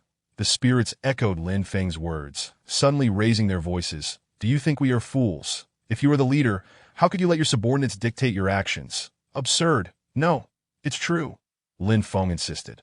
Though I am their leader, I hold no real power. Take this guy called Yu Shaoan, for instance. His grandfather is the head of the supernatural group, wielding great authority, as long as he is around. I am merely a nominal leader. I ask that so? The spirit squinted at me, inquiring. Yes, everything my leader said is true, I nodded in affirmation. Though Lin Feng's words angered me, I felt that since I had promised Sir Le, I bore the responsibility to uphold that commitment, that I must find a way to prevent Lin Feng from summoning the Special Operations Group to confront them, that if I failed, it was only right that I accept the consequences. It was my shortcoming that betrayed Sir Li's trust, that if you have any grievances, direct them at me. Rest assured, since you participated, you cannot escape, the three spirits snarled. But we shall not spare the citizens of H City. Not spare the people of H City, I exclaimed in shock. Why is that? They are all innocent. Innocent? How could they be innocent? If they weren't so cowardly, they wouldn't have gone to great lengths to summon you all to H City. The spirit's words left me momentarily speechless. You think so too, don't you? They pressed it. No, that is not true. I was about to argue, but the spirits would not grant me the opportunity, no matter if it's true or not. In any case, the people of H City shall face punishment. With that declaration, the three spirits suddenly grew to titanic proportions, striding towards the bustling city center. Their immense forms seemed real, for as their colossal feet crushed the buildings of the city, no matter how grand or sturdy, they were obliterated in an instant. Chapter 23. Grandfather appears just in time as I watch the three spirits wreak havoc in the city center. As a member of the supernatural group, I could not stand idly by. Yao Fong, act quickly, I shouted, dashing forward in an attempt to thwart the three spirits, even knowing full well it was a futile endeavor akin to an ant shaking a tree. However, contrary to my expectations, Yao Fong did not follow me into the fray as she usually would. Instead, she leaped in front of me, blocking my path. Yao Fong, what are you doing in front of me? I shouted, get out of the way. We need to stop those three spirits. I want to let you confront them. Yao Fong replied with an expressionless face, extending her arms to halt me. What are you talking about? I asked, bewildered. Those three are not our leaders. Enough of this delay. We need to act quickly, or more people will be harmed. As I spoke, I reached to pull Yao Fong aside, but just then, I felt a rush of wind behind me as a tall figure lunged at me, causing me to narrowly miss Yao Fong. That I couldn't reach Yao Fong, nor could the figure succeed in bringing me down, for ever since I was knocked unconscious in Rend Hospital by that doctor, I had become highly sensitive to movements behind me. The slightest rustle, I instinctively leaped aside. The figure, frustrated at failing to tackle me on the first attempt, turned around and lunged at me again. The second attack as swift as lightning, leaving me breathless. For an ordinary person, such rapid assaults would have led to surrender. But I, being half human, half ghost, possessed agility akin to that of a ghost. Thus, no matter how fast the figure came at me, I was able to evade their grasp. Moreover, since my speed surpassed that of the figure, I even had the chance to discern who it was. To be honest, when I finally recognized the individual, I had never been more astonished in my life. It was Lin Feng. Leader, why are you trying to tackle me? I haven't wronged you. As I deftly dodged, I called out to Lin Feng. Upon confirming that the one intent on tackling me was indeed Lin Feng, I completely abandoned any thoughts of retaliation. This was due to Lin Feng's notorious grudge-holding nature. Should one lay a hand on him today, he would undoubtedly seek a tenfold revenge in the future. Thus, all I could do was shout at him. Regrettably, Lin Feng did not respond to my inquiries, continuing to lunge at me time and again, his gaze growing increasingly ferocious, as if he aimed to devour me whole. There was surely something amiss with my superior. I quickly recognized the issue and deliberately lowered my gaze to examine his feet, only to discover that his heels had inexplicably lifted off the ground. And no matter how swiftly he moved, he never once made contact with the earth. This phenomenon indicated that Lin Feng was most likely possessed by a malevolent spirit. Although my deduction was correct, I realized that in such a perilous moment, it was unwise to allow my thoughts to wander, as doing so could easily lead to unexpected assaults. Indeed, just as I narrowly evaded Lin Feng's 20th attack, I found myself swept off my feet by a pair of beautiful legs. Those legs belonged to Yao Feng, who, at that moment, bore an expression identical to Lin Feng's, indicating that she too had fallen prey to a malevolent possession. How peculiar! I mused at my superior. Lacking any remarkable abilities, being possessed by a spirit was understandable. Yet why had Yao Feng also succumbed? My confusion soon found clarity. After knocking me down, Yao Feng joined forces with Lin Feng, pinning me firmly to the ground. Shortly thereafter, a malevolent spirit drifted into view, grinning as it spoke. Wonderful. After being a ghost for so long, I can finally possess a tangible body today. As the spirit drew nearer, its face emanated an eerie chill that sent shivers down my spine. That IT began to burrow into my abdomen, and during this intrusion, I was overwhelmed not only by a profound coldness, but also by a wave of nausea. A desperate urge to vomit that I could not fulfill. The spirit, noticing my distress, cackled ominously. "What's the matter? Are you feeling nauseous? Don't you dare throw up. If you do, you might expel all your vital energy. And then this wretched body will belong to me." Ha ha! The spirit's glee lasted but a fleeting moment before it was abruptly cut short by a piercing scream. The cause of its demise was not my half-human, half-ghost form, but rather a sudden flash of white light that erupted from midair. This flash flickered briefly before vanishing, yet its impact was monumental. That in an instant, the three towering spirits, akin to titans, disappeared, and the buildings they had obliterated were restored to their former state. The malevolent spirits vanished, and the entire run to hospital was bathed in clear skies. Lin Feng and Yao Feng, who had been pinning me down, immediately returned to their senses upon witnessing the change, perplexed as they found me beneath them. What just happened? The most exaggerated reaction came from the leaders of various factions, who appeared as if they had just awoken from a deep slumber. They yawned broadly and stretched, only to realize they were lying in the middle of the road, exclaiming in bewilderment, "How did we end up here? You fell victim to these malevolent spirits." "Which is why you are here," I remarked, astonished by the series of transformations unfolding before me. That moment, my grandfather's figure emerged from where the white light had dissipated. Upon his arrival, his first command was for all members of the Special Operations team to gather around him. Yao Feng, Lin Feng, and I instinctively approached his side without needing any prompting. Lin Feng intended to report the events, but my grandfather immediately waved him off. "No need. I am already fully aware of everything." "Grandfather, it's wonderful that you know." I lamented to him about the formidable spirits, expressing that despite all our efforts, neither Yao Feng nor I could inflict any harm upon them. "Formidable spirits? I do not perceive them as such at all." My grandfather replied with a smile. "The reason you find them formidable is simply because you lack knowledge of their hiding place." "How could I be unaware of their hiding place? I spent 2 arduous days as a janitor in Runda Hospital searching for their lair." "Very well. Tell me, what are the identities of these spirits? Are they malevolent spirits or hungry ghosts?" Chapter 24. The Secret of the Elevator. Grandfather, does that require asking? Just look at these creatures. They are shrouded in waves of black mist. Making it evident they are malevolent spirits, I stated confidently. The strength of a spirit is determined by its color, black being the strongest, followed by red, blue, and white, which is the weakest. Asa half-human, half-ghost. I am naturally well-versed in the classification of spirits. That's so. My grandfather replied with an enigmatic smile. "Then tell me, why do these spirits have such large bellies?" "That is even simpler," I explained. "It is because they starve to death, thus transforming into hungry ghosts. Little soul, Your assertion is flawed. Yao Fong interjected that if they were hungry ghosts, they could not simultaneously be malevolent spirits that in the realm of spirits. Hungry ghosts occupy the lowest tier, even beneath ordinary wandering spirits. How could such weak beings be malevolent spirits? Yao Fong's attentiveness led her directly to the crux of the matter, prompting my grandfather to commend her. Thank you for the praise, old leader. It is all due to your wise guidance. Yao Fong replied, a hint of bashfulness in her tone, that in fact, when I first encountered these spirits, I found them suspicious.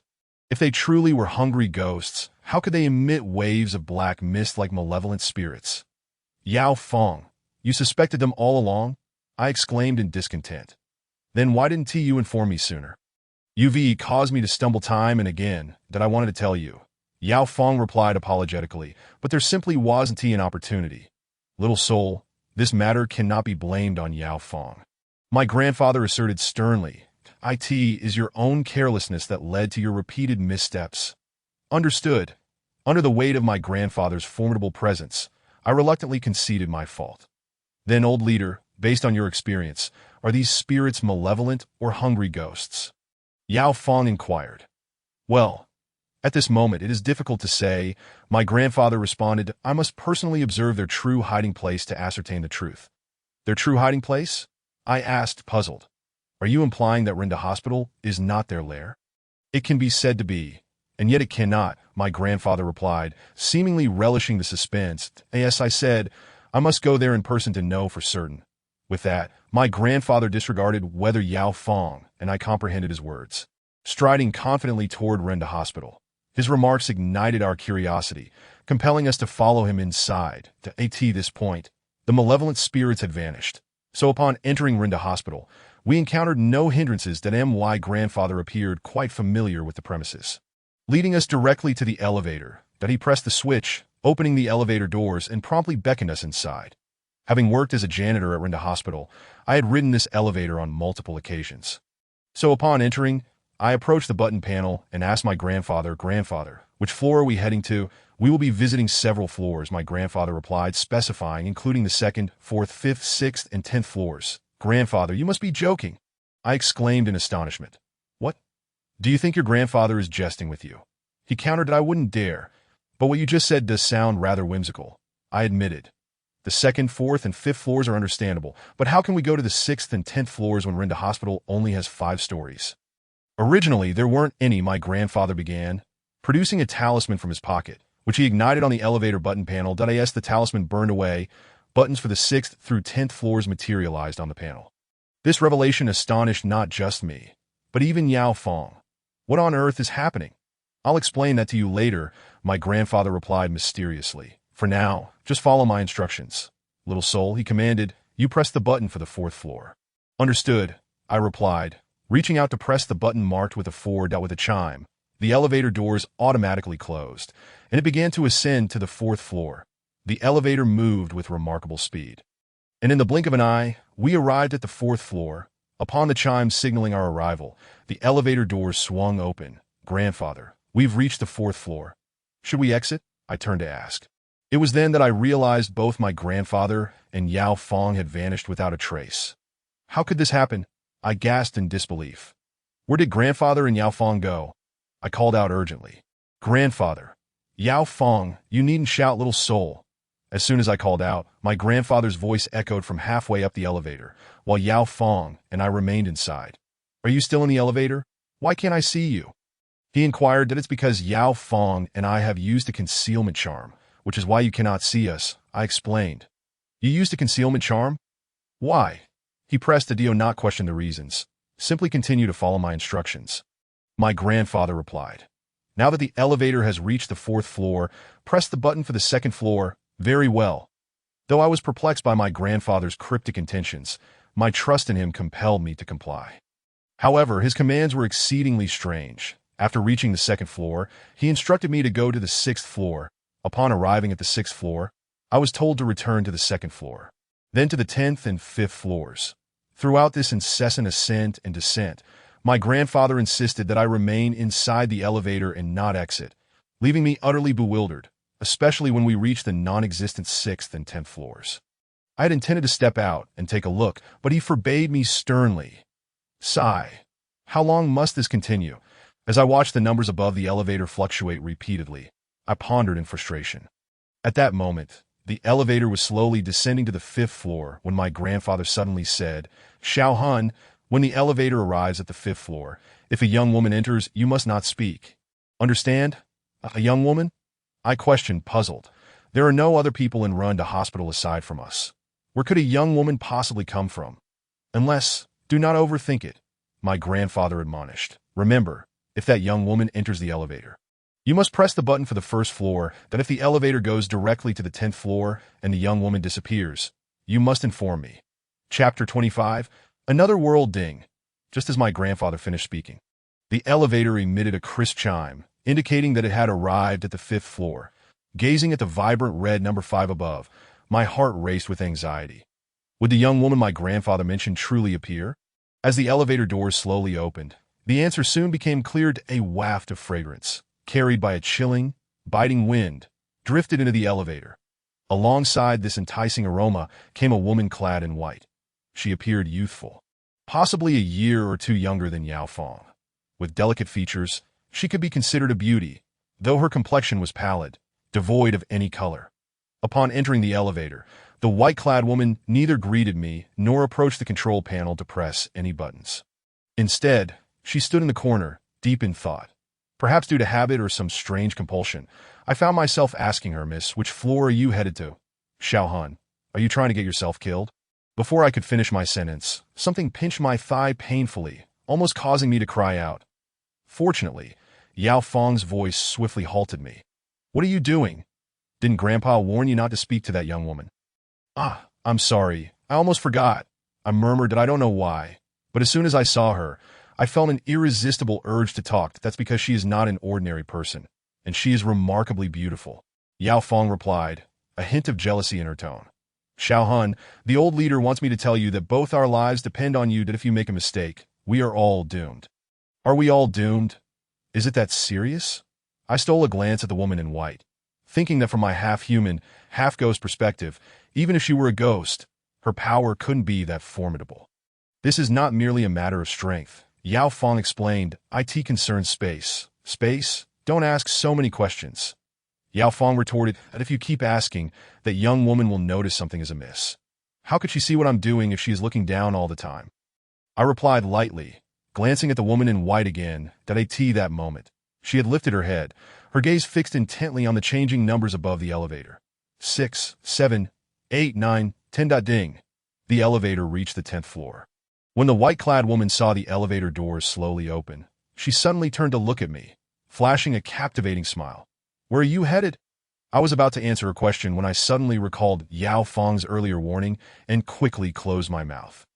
"Oof. If you won't speak, then forget it," the white-clad woman huffed, and in an instant, she vanished from sight. With her disappearance, the once spacious elevator was left with only me. No, I misspoke. It remained occupied by my grandfather, Yao Fong, and me. After confirming with me that only I was left in the elevator, they tore off their concealment charms, revealing their true forms. Glancing outside the door, my grandfather said, "We have succeeded." "Succeeded? What have we accomplished?" I asked, bewildered. "Lean your head out of the elevator door and see for yourself." "Really?" I peered cautiously outside the elevator door, only to discover that this previously non-existent floor was bustling with people. However, all of them were dressed in antiquated attire, which I found strangely familiar. Why do these clothes seem so familiar to me? Of course you recognize them. They belong to the World War II era. "World War II attire," I exclaimed. Have we time-traveled again, or no, wait, have we fallen into the trap of those malevolent ghosts again? "Fallen into what trap?" my grandfather retorted, giving me a sharp knock on the head. "Have we encountered any of those spirits along the way?" I knew we hadn't, but the scene before us was alarming. What we see now is another world, which is the true realm where the malevolent ghosts of the hospital reside. Another world? Yes, you must have heard of the theory of parallel worlds, correct? I have heard of it. Parallel worlds refer to the notion that there exists one or more spaces alongside the one we inhabit, which are remarkably similar to our own, even featuring a version of myself. However, this me is entirely different aside from our likeness. What you describe is merely the theoretical parallel worlds conceived by scientists, my grandfather stated. In the realm of the supernatural, so-called parallel worlds are those created by restless spirits who cannot enter the cycle of reincarnation, born from their immense resentments. This world mirrors the one in which they lived. Bah, how does that differ from what scientists propose? I muttered that I asked that even a question. It is vastly different. My grandfather glared at me. Scientists' parallel worlds stem from quantum uncertainty, and if we were to enter one, we would be fine. However, the supernatural parallel world is different. It is crafted by spirits that if the living enter such a world, they are likely unable to return to their original realm. Did I ask that so? Can we still go back? Of course.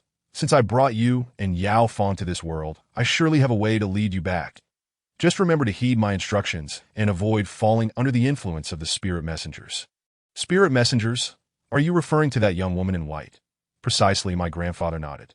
The spirit messenger's role is to guide unclaimed souls and lost living beings into this parallel world. Moreover, they are incredibly formidable. Should you enter this parallel world under their guidance, you would have fallen into their trap, never to escape. What about just now? Rest assured, because you did not respond to the spirit messenger's question of where to go, you have not been ensnared. Chapter 26. The Secret of the Malevolent Ghost. Thankfully, the one who uttered this exclamation was not I, but Yao Fong. While my grandfather elaborated on the terrifying nature of spirit messengers, Yao Fong appeared more anxious than I. Gripping my hands tightly, it was only after my grandfather reassured her with the words, "Do not worry," that she finally relaxed, but my hands were already drenched in her sweat. Sigh. Yao Fong is truly a wonderful girl. Had my grandfather not been present, I would have longed to embrace her tightly and kiss her beautiful cheeks.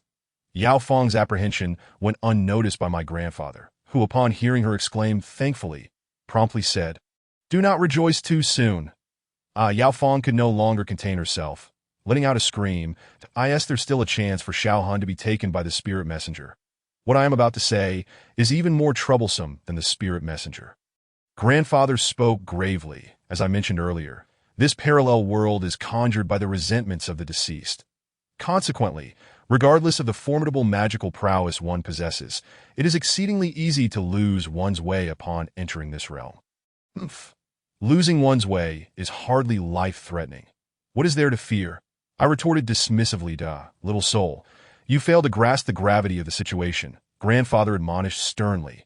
The sole means of escaping this parallel world and returning to the realm of reality is to take this elevator back to the ground floor.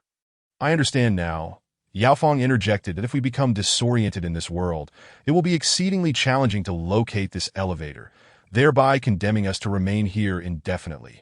Indeed, grandfather confirmed, and the longer one lingers in this parallel world, the greater the likelihood of losing one's way. Thus, to return to our original world, we must hasten to uncover the true forms of those spirits. Uncover the true forms of those spirits? I inquired. Precisely, grandfather nodded. Only by locating their true forms and guiding them back to the mortal realm for salvation can we resolve the issues surrounding Runda Hospital. Observing the stern expression on grandfather's face, both Yao Fong and I sensed he was concealing even more dreadful truths. Otherwise, he would not be so anxiously urging us to depart, leading us to exit the 10-story building in under 5 minutes via the stairs. However, it struck me as quite peculiar. Upon stepping outside, a question abruptly surfaced in my mind. How could Runda Hospital, which only has 5 floors in the real world, appear to have 10 after entering the elevator? Runda Hospital was originally 10 stories tall. A year ago, for reasons unknown, the director decided to dismantle the 6th through 10th floors. Grandfather explained, "It seems those spirits wish to keep knowledgeable individuals like us unaware of the hospital's true nature." Prompting the director to act thus, I asked that so. It appears that the higher the art, the deeper the magic. I remarked sincerely, their intricate schemes have faltered before your unparalleled skill, grandfather.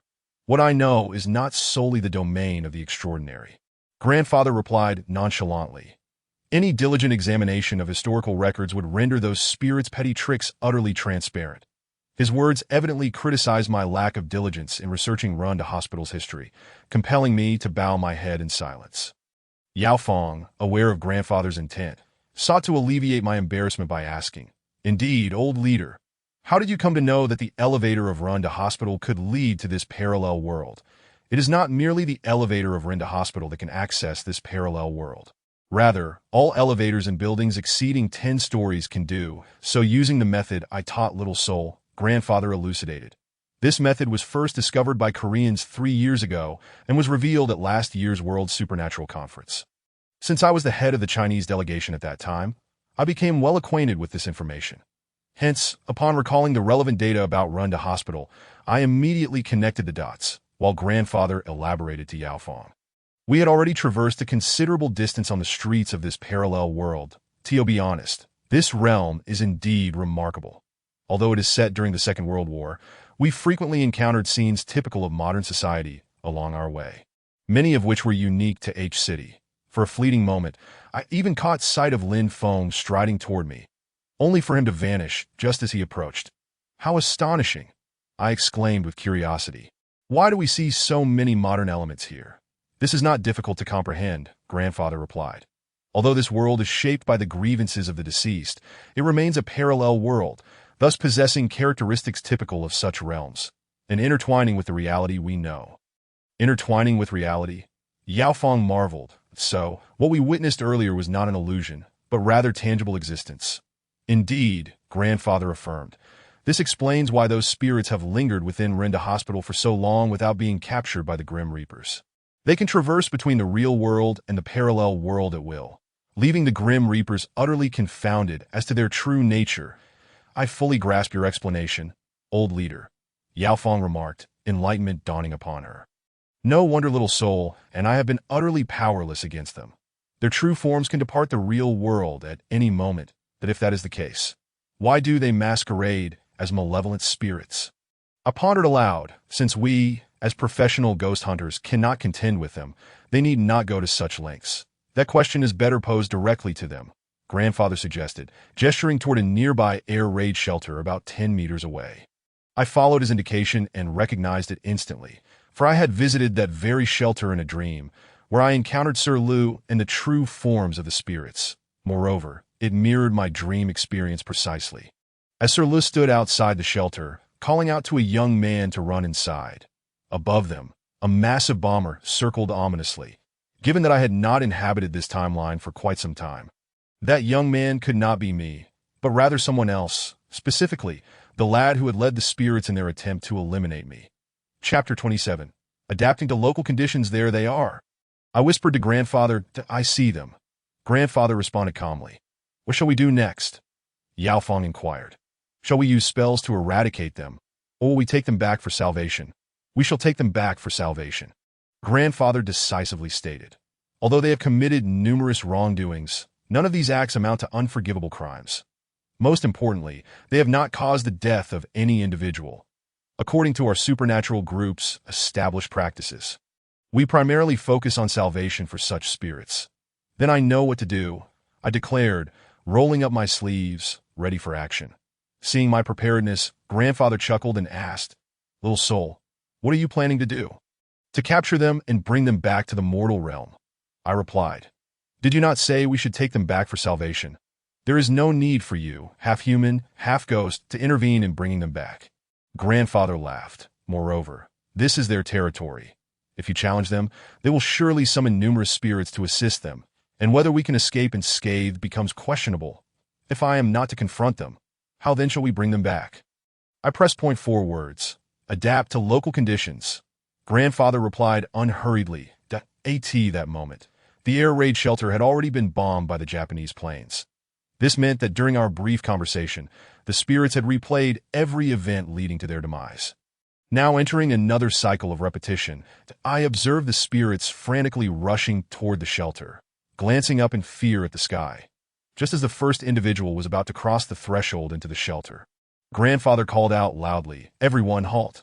Hearing his call, the spirits paused, turning to him with confusion. Elder, why do you wish for us to stop? One spirit asked. The Japanese bombers are approaching.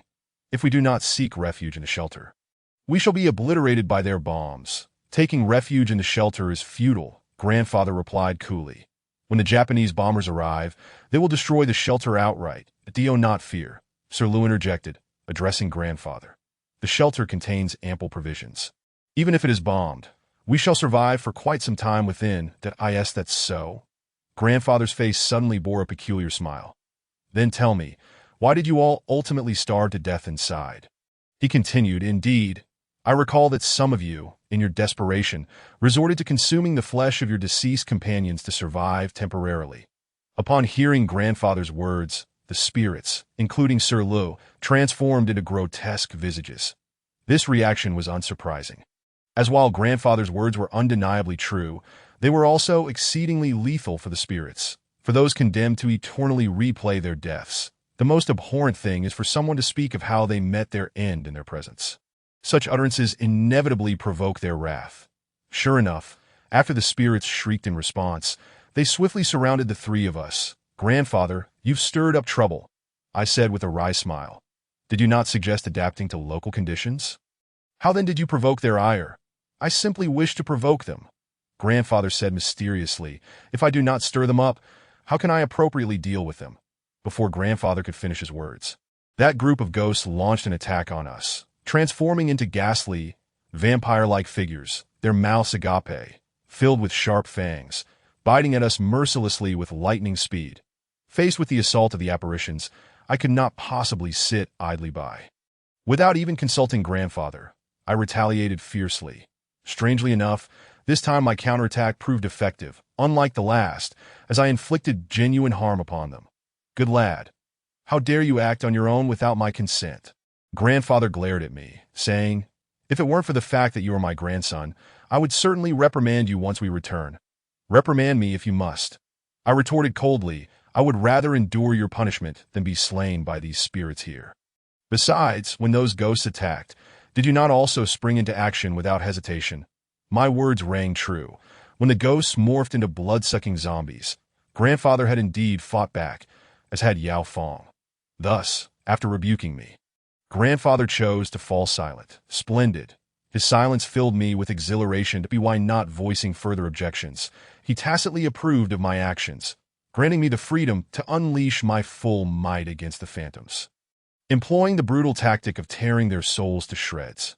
However, the ghosts were not without cunning, especially the leader among them, who, upon witnessing our ferocity and the loss of many of its comrades, bellowed everyone, hold them off for a moment. With that command, the specters quickly encircled us, spinning at an astonishing speed, rendering it impossible for us to strike any of them. That I was hardly surprised by this rapid maneuver. My half-human, half-ghost identity had acquainted me with every trick in their repertoire, and this was no exception. As they whirled around us, I accelerated my own movements to match their pace, seeking an opportunity to eliminate them. After a brief struggle with the phantoms, I soon spotted one ghost rotating at a significantly slower speed. The opportunity had arrived. I shouted, lunging toward the sluggish apparition. Yet before I could reach it, grandfather yanked me back. Grandfather, why are you holding me back? I asked, filled with frustration. Look around and see where we are. He replied, isn't this the parallel world constructed by the spirits? I pouted, glancing around swiftly at his insistence. In that fleeting glance, I realized that our surroundings seemed to flicker unpredictably. Chapter 28. Lost Part 1. How should I describe it? It felt as if we were incessantly shifting between two worlds. One moment standing before an air raid shelter, the next on the 5th floor of Runda Hospital. This was merely the tip of the iceberg. Just as grandfather halted me, a ghost seized the opportunity, lunging at my calf and sinking its teeth into me. With lightning reflexes, I raised my hand to strike its neck, intending to cleave its head from its body. However, upon contact, I was shocked to find it had once again become elusive, leaving me swinging at empty air. What is happening? I exclaimed, astonished. Why can't I attack it all of a sudden? A sharp pain shot through my calf. Looking down, I saw a patch of flesh missing, blood gushing forth. When I glanced up, I beheld the very ghost that had attacked me, savoring its grotesque feast. There was no need to elaborate. That ghost had taken advantage of my momentary shock to bite off a piece of my leg. I was filled with fury towards it, but unable to retaliate, I could only complain to grandfather. Grandfather, why did you stop me? That ghost bit me. Look, my leg is bleeding profusely. I lifted my foot to show him the wound. Little soul, your words lack fairness, grandfather chuckled. Even had I not called you back, you would still have been harmed by that ghost, for they have once again become impervious to our attacks. You knew this? I asked, incredulous. Of course. Engaging with those ghosts is not solely your endeavor. I am entangled in it with you and the old leader as well. Yao Fong interjected. What Yao Fong said was entirely accurate. The three of us were now compelled to evade the ghost's attacks, unable to strike back. Grandfather, you must devise a plan. I urged as I dodged. This cannot continue. Do not worry, little soul, that I have already devised a solution. Grandfather assured me confidently. Initially, I harbored doubts about whether the plan could be executed successfully, but it appears that concern was unfounded. Those specters have unwittingly presented me with a golden opportunity. Should I not take advantage of it? I would truly be the greatest fool. Those ghosts have presented us with an opportunity. Surely, that cannot be. I pondered in confusion, just as Grandfather began to take action, but he deftly dodged the ghost's assaults while gesturing with his hands and reciting incantations, evidently performing a spell, whether by coincidence or Grandfather's design. As he completed the incantation, our surroundings morphed into the 5th floor of Renda Hospital. Seizing the moment, Grandfather shouted, "Open!" A piercing sound erupted, and a chilling light flooded the corridor. Upon closer inspection, I saw that the large mirrors affixed beside each dormitory door sprang forth spontaneously. As the mirrors emerged, the ghosts were irresistibly drawn into them, unable to escape, with all the spirits trapped within the mirrors. I was elated, yet unfortunately, as the last ghost was sealed away, we found ourselves back in the parallel world once more. How unfortunate! I lamented.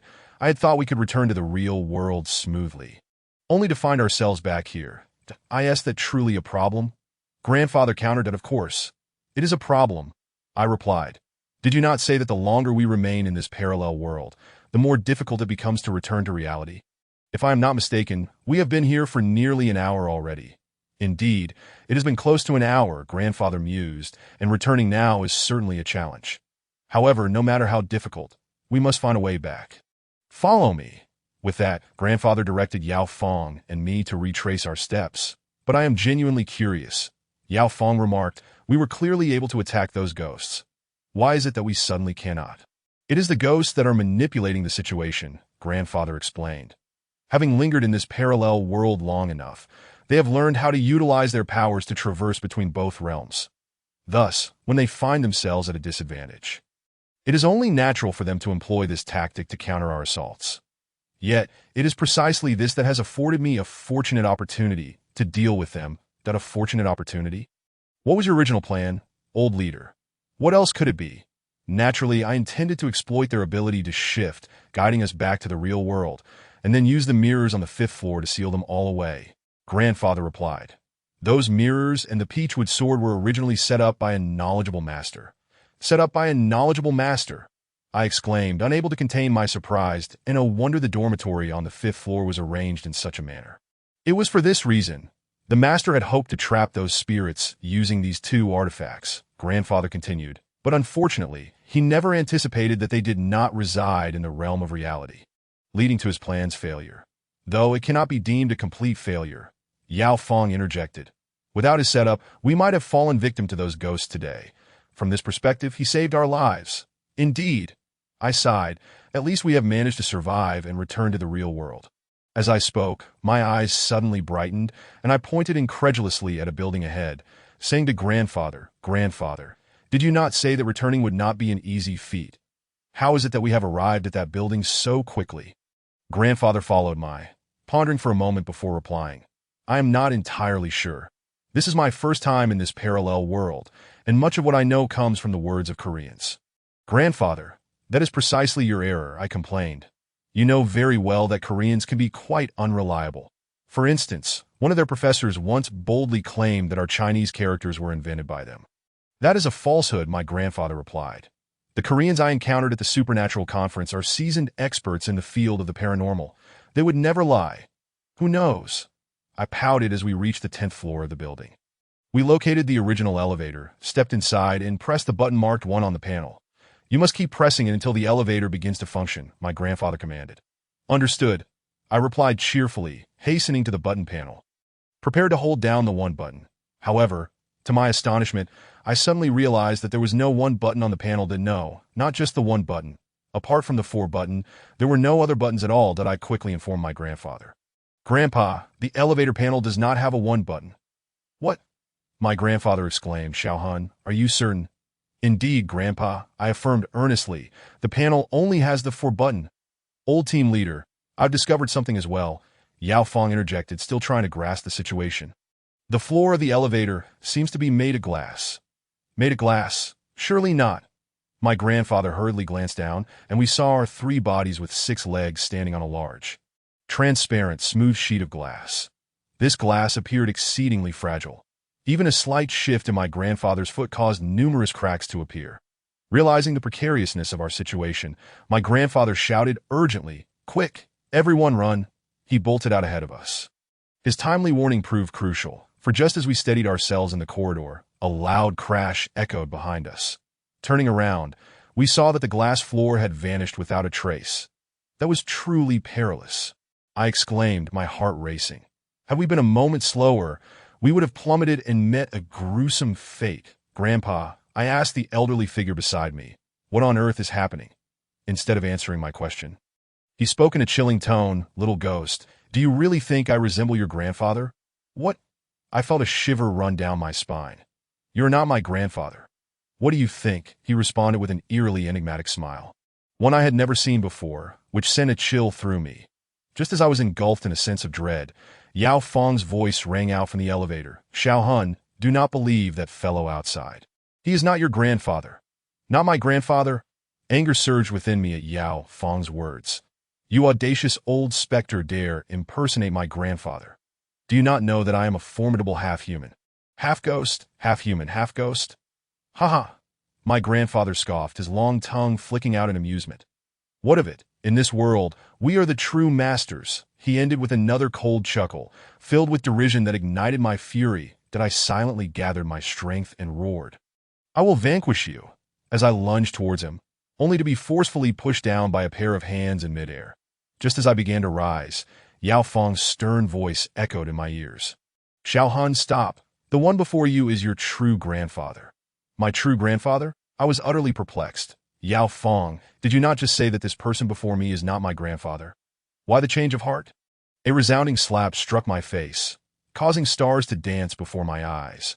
Once I regained my composure, I found my grandfather and Yao Fong standing before me.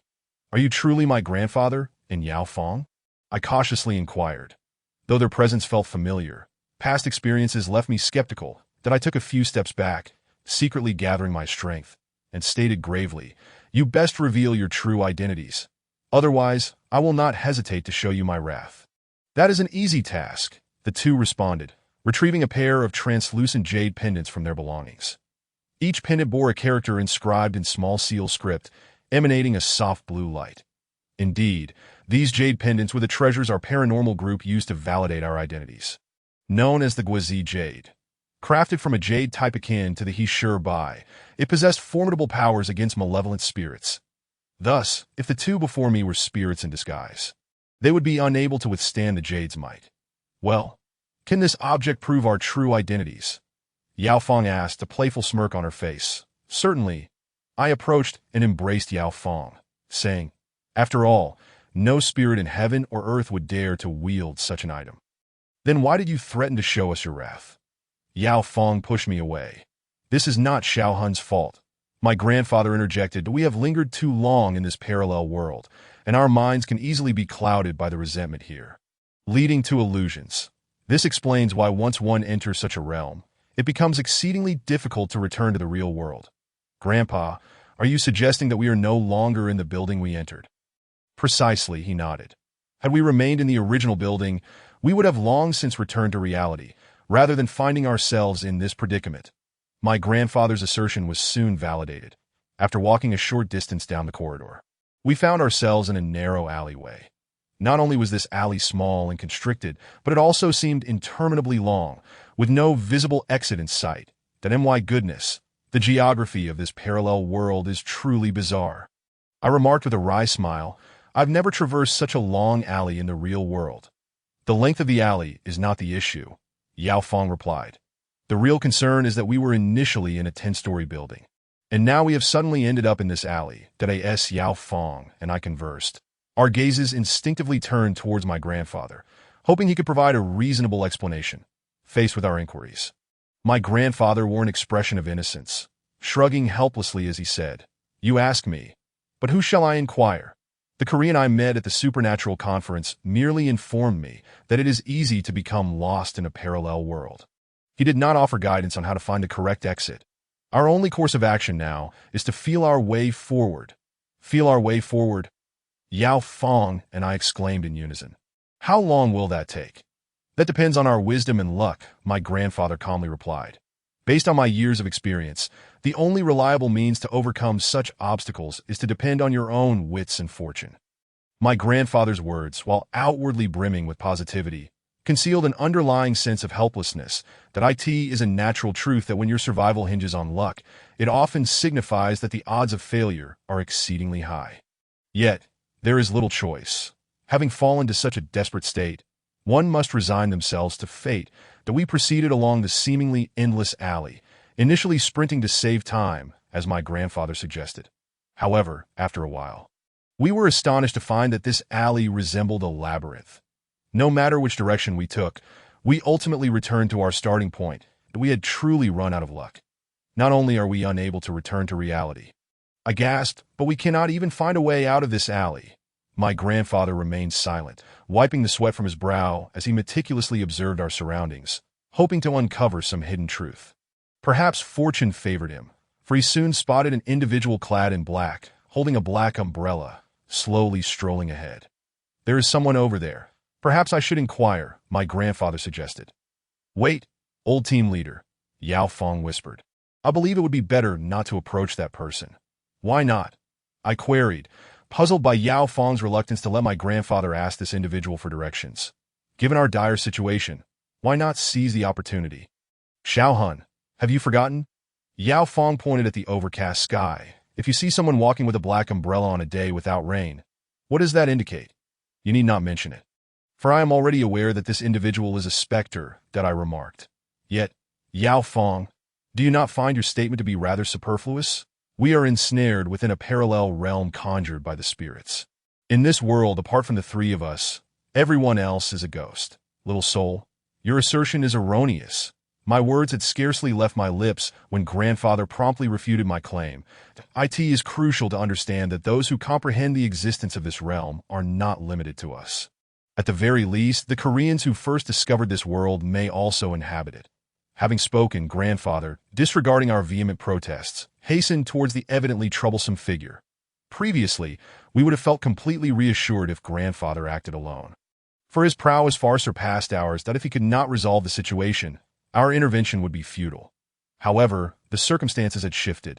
In this parallel world, grandfather, like us, was merely an ordinary individual. Thus, we could not bear to witness him risk his safety alone. Consequently, once he extricated himself from our grasp, we hastened after him, that as anticipated by Yao Fong. The figure wielding a black umbrella was indeed a ghost, and a malevolent one at that, before grandfather could draw near. The specter revealed its true form, thrusting a dilapidated umbrella toward grandfather's thigh. Though grandfather could not wield his magical abilities, his agility remained intact. Upon seeing the ghost lunging with the umbrella, he instinctively leaped aside. In a martial arts film, this leap would be deemed remarkably nimble.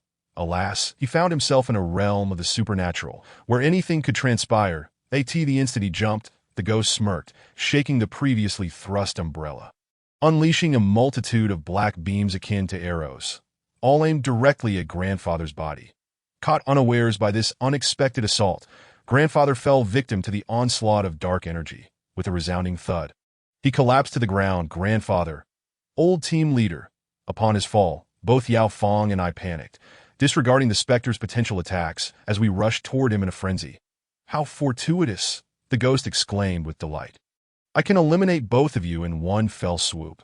It continued to shake the umbrella, releasing a torrent of black beams, unerringly directed at Yao Fong and me. In our preoccupation with grandfather's plight, Yao Fong and I were entirely oblivious to the ghost's ambush. However, that did not mean grandfather was unaware.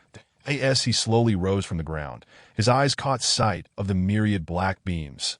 Fearing for our safety, he lunged forward, using his own flesh to shield us from the impending onslaught. Grandfather, old team leader. No. Yao Fong and I cried out in horror, that we attempted to pull him aside. But it was far too late. As I reached out, the multitude of black beams had already converged upon Grandfather's chest, penetrating his body in an instant. Grandfather, witnessing his eyes gradually close, a profound agony pierced my heart. And I wept openly, cradling him in my arms. Little soul, do not weep, Yao Fong urged me. The old team leader is not yet deceased. Yao Fong, do not deceive me, with so many beams having entered Grandfather's body. How could he possibly still be alive? I am not deceiving you, Yao Fong replied earnestly. Do you recall what transpired in the building? This is all an illusion, an illusion, I suddenly realized, raising my head in haste. Indeed, Grandfather stood alive before me, alongside Yao Fong. This is utterly absurd, I exclaimed, rising abruptly. Why is it always I who falls victim to these traps? It is truly perplexing. What confounded me even further was why you both consistently recognized these illusions before I did. I gazed at Grandfather and Yao Fong. This is a trial you must endure. A gentle voice unexpectedly resonated in my ear. Without such trials, you are unworthy of returning to your original world. Chapter 31. A Narrow Escape. Part 2. The voice that echoed in my ear was akin to a celestial melody, ensnaring me in its enchantment. After a prolonged moment of reverie, I finally asked, "Who are you? What do you mean by this?" I waited in vain for a response. Feeling a twinge of curiosity, I lifted my gaze to inquire of Grandfather if he had perceived any suspicious figures or sounds. Yet, when I finally looked up, I was astounded by the scene before me. Grandfather, Yao Fong, and the familiar sights of H City had all vanished. Before me stood the entrance to an ancient city. Above the entrance, 7 blood-red characters inscribed the words Ghost Gate of the Underworld. Many half-transparent figures clad in burial garments queued solemnly, entering the portal. Upon entering, they bowed their heads in reverence, akin to criminals confessing in a courtroom. How did I arrive here? I gasped in astonishment. How could I find myself at the Ghost Gate of the Underworld? Am I truly dead? As I grappled with confusion, a warm hand gently patted my left shoulder. And a concerned voice inquired, "Are you lost?" The voice was not only resonant, but also strikingly familiar, that my heart stirred. Was this not the voice that had spoken to me moments ago? I turned eagerly toward the source of the voice, only to find it belonged to a monk. Dressed in a tattered robe, his countenance radiated kindness. "Child, are you lost?" He smiled warmly. "Perhaps," I stammered. "I am unsure how I came to be here." "That is quite normal." The monk maintained his gentle smile. "Every newly departed soul is bewildered upon arrival. However, fear not. One of my duties here is to guide lost spirits like you onto the right path." "Departed spirits?" I queried, astonished. "Have I truly passed away?" "Indeed," the monk affirmed earnestly, "that if you had not perished, how could you possibly find yourself at the Ghost Gate?" However, I was about to explain to the monk that I had been in a parallel world with Grandfather and Yao Fong and could not have arrived in the underworld without cause. Yet the monk did not afford me the opportunity to elaborate. He raised the beads in his hand, waving them before my eyes, that as if entranced, I obediently followed him. The monk led me into the throng of souls, evidently departed. "These individuals, like you, are spirits," the monk explained. "Upon arriving in the underworld, they must report their transgressions to the 10 Yama Kings at the Hall of Judgment. After hearing your account, the 10 Yama Kings will determine whether you shall suffer in the 18 layers of hell or remain in the underworld for a time before reincarnation." Grandfather had already informed me of this, that I thought to voice this, but for reasons I could not discern, whether due to the monk's influence or another cause, I found myself unable to utter a sound, relegating my thoughts to silence. Regardless, the inability to express my thoughts was a source of profound anguish. "However, you need not worry," the monk continued. "You are unlike those spirits. You will not face the judgment of the 10 Yama Kings." "I will not face judgment." My eyes widened in disbelief as I attempted to convey this sentiment to the monk, that I asked that truly the case. Certainly, the monk interpreted my expression correctly, smiling as he explained. "You are the offspring of both human and ghost, a being of dual nature. The underworld has provisions for individuals like you. Behold, The monk gestured towards a foreboding mountain behind the ancient city. That is your ultimate destination, to at that moment. We had entered the ancient city, the Ghost Gate, so the mountain the monk indicated must be the legendary Een Mountain. Een Mountain is the most perilous realm of the underworld, where neither spirits nor deities dare linger. One might wonder why. If even deities avoid Een Mountain, it serves any purpose. The answer is simple. It is the dwelling place of the fiercest malevolent spirits, such as Rakshasa ghosts and ghostly soldiers who reside there, battling the harsh environment to enhance their abilities, aspiring one day to escape the underworld or gain the favor of the 10 Yama kings to become their formidable subordinates. Having absorbed this knowledge from grandfather, I felt no curiosity about Een Mountain. However, one aspect eluded my understanding. Why was my ultimate destination the very Een Mountain itself? The monk seemed to see through my thoughts, and with a faint smile, he remarked, "What is the matter? Do you not understand why your ultimate destination is Yingshan?" I thought to myself, isn't that obvious? Anyone would want to know the reason behind such an outcome. He continued, "It is due to the connection with your father and mother."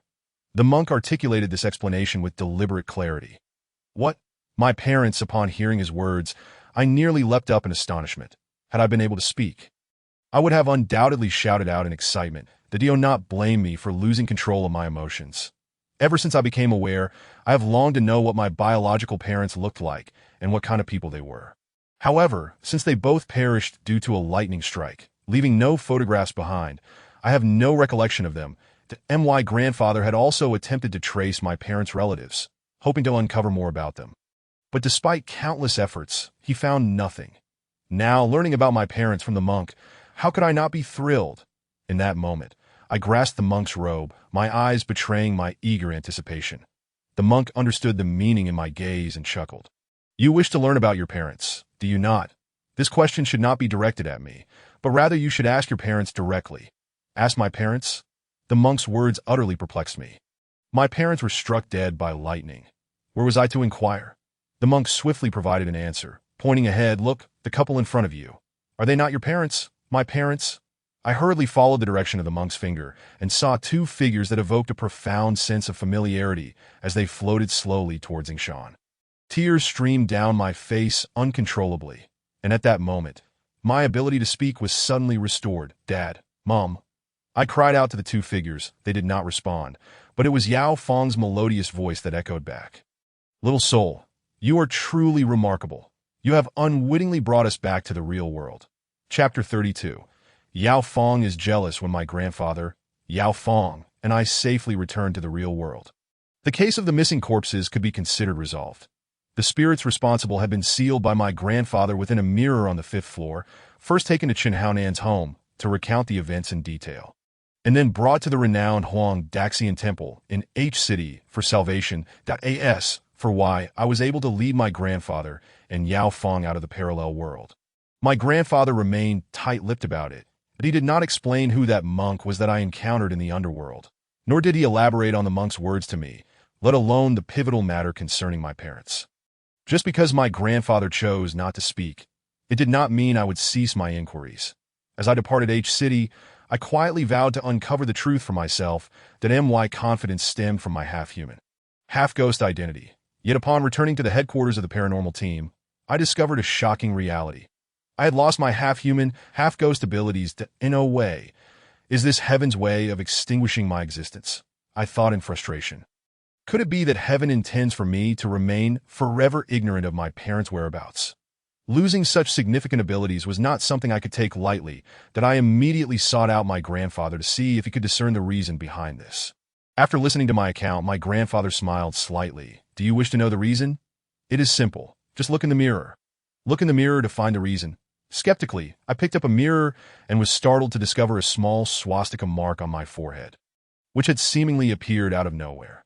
This mark was not only minuscule, but also flickered in and out of visibility, easily overlooked. "Little soul, do you see the mark?" My grandfather inquired. "Did I see it? But who placed this mark upon me?" "Who did it is of little importance," my grandfather replied. "What matters is that your loss of half-human, half-ghost abilities is due to this mark, that if the mark is the cause, then it should be straightforward," that I said. "Grandfather, would you kindly perform a spell to remove this bothersome mark?" I'm afraid I lack the ability to do, so did my grandfather spread his hands in a feigned show of helplessness in this world.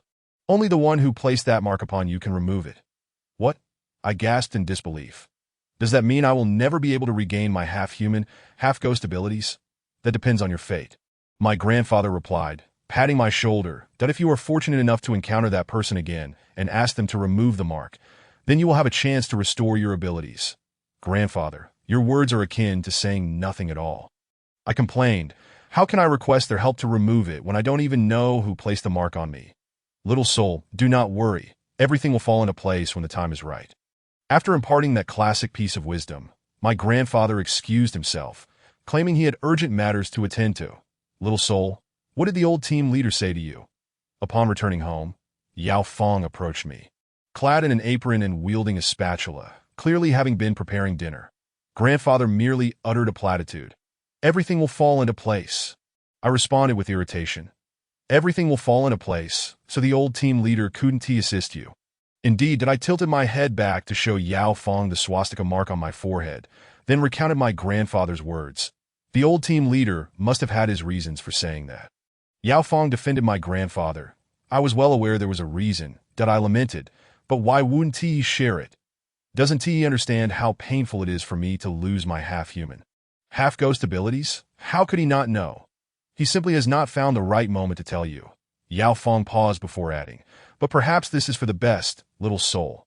Without your half-human, half-ghost abilities, you need not concern yourself with cases and can take a well-deserved rest, especially since you have not had a break in 6 months. But Yao Fong, I have very important matters to attend to. I protested. Without my half-human, half-ghost abilities, I cannot pursue those critical tasks. I knew it. Yao Fong suddenly tossed the spatula onto the ground and plopped onto the sofa. I knew you wanted to showcase your extraordinary abilities in front of your first love. First love? I was utterly baffled. Yao Fong, what are you trying to say? I asked, unable to comprehend. Take a look at this. Yao Fong picked up an invitation from the sofa and tossed it at me. With a resounding thud, the invitation landed on my chest. Despite having lost my half-human, half-ghost abilities, my reflexes remained intact, allowing me to catch the invitation before it fell to the ground. Who sent this invitation? I asked while unfolding it. The invitation read, Dear classmate Yu Xiaohun, it has been many years since we last met after middle school graduation, and I have often thought of you. Therefore, I am hosting a class reunion this weekend at 8 p.m. at the Imperial Capital Grand Hotel that I hope you can attend. Sincerely, Dong Qian. So it turns out Dong Qian is organizing a class reunion at the Imperial Capital Grand Hotel and sent the invitation to me. I exclaimed with delight, Wonderful! It has been ages since I've been in touch with my middle school classmates. Now I finally have the opportunity to reconnect. Reconnect? Yao Fong replied coldly. I see you wish to meet your old flame. Old flame? Only then did I realize. Yes, Dong Qian was not merely my middle school classmate. She was also my first girlfriend that we had established our relationship in the second year of middle school and maintained it until graduation. If it weren't for my grandfather compelling me to join the paranormal team at the age of 16, Dong Qian and I might have continued our relationship, perhaps even leading to marriage. Yao Fong, being my closest confidant, was privy to my relationship with Dong Qian, and while she initially felt a twinge of jealousy, she had calmed down upon learning that Dong Qian had emigrated abroad with her parents. Now that Dong Qian had sent an invitation, Yao Fong's jealousy was reignited. Chapter 33. Reuniting with my first love, oh dear. Why must you be so jealous? I approached Yao Fong, crouching down to hold her pouting face, and kissed her cheek. Dong Qian is merely inviting me to a reunion as an old classmate, not asking me out on a date. Reunion. One breakup leads to another. Yao Fong pouted. Who knows if you might rekindle old flames at the reunion? That will absolutely not happen. I patted my chest and assured Yao Fong. In my heart, there is only you, Yao Fong. Moreover, Dong Qian has been married for 2 years, as I deliberately raised my voice while revealing the news of Dong Qian's marriage. I hoped to put Yao Fong's mind at ease. However, I severely underestimated a woman's sensitivity, and no sooner had I finished speaking than Yao Fong's eyes widened as she questioned, Dong Qian got married 2 years ago. Didn't you say you hadn't been in touch with her for a long time? How could you possibly know she is married? I heard it from other classmates. Did I ask that so? Yao Fong fixed her gaze on me, demanding an answer. Indeed, I replied, sweating profusely. Yao Fong, you must believe me. All right, I'll give you the benefit of the doubt this time, Yao Fong said after scrutinizing me for a moment. But I must warn you, if you have any lingering connections with Dong Qian, then I'll... With that, Yao Fong made a scissor gesture at my crotch. I was taken aback. Who would have thought that a gentle and kind woman like Yao Fong could become so fierce and ruthless when jealous? No wonder the ancients often remarked, the green bamboo snake's mouth and the yellow wasp stinger are both not venomous, but the most poisonous is a woman's heart. Faced with such malice, I could only repeatedly assure her, "It won't happen, it won't happen." Time flew by swiftly, and before I knew it, the weekend had arrived. Having completed the tasks assigned by the Paranormal group early, I drove to the Imperial Capital Grand Hotel. Oh, isn't that Xiaohun? As I stepped out of the car, a sharply dressed, overly groomed man with a snake-like demeanor opened his arms, attempting to give me a big hug. Since I had never been fond of such characters, I kicked out at him before he could even touch my sleeve. The snake-like man hurriedly sidestepped my kick and protested in a gruff voice. "Xiaohun, what are you doing?" "I'm Lu Dazhuang. Your desk mate for 3 years in middle school." "Lu Dazhuang? You are Lu Dazhuang," I exclaimed, astonished as I scrutinized the snake-like man. "What happened to you? You were so tall and robust in middle school." "Alas, what can I do? I became a movie star," Lu Dazhuang replied with a wry smile. "Xiaohun, you know I was never a studious type. I started working right after graduating from middle school.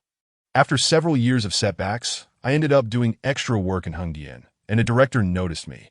With his careful nurturing and support, I eventually became a movie star, transforming into my current self."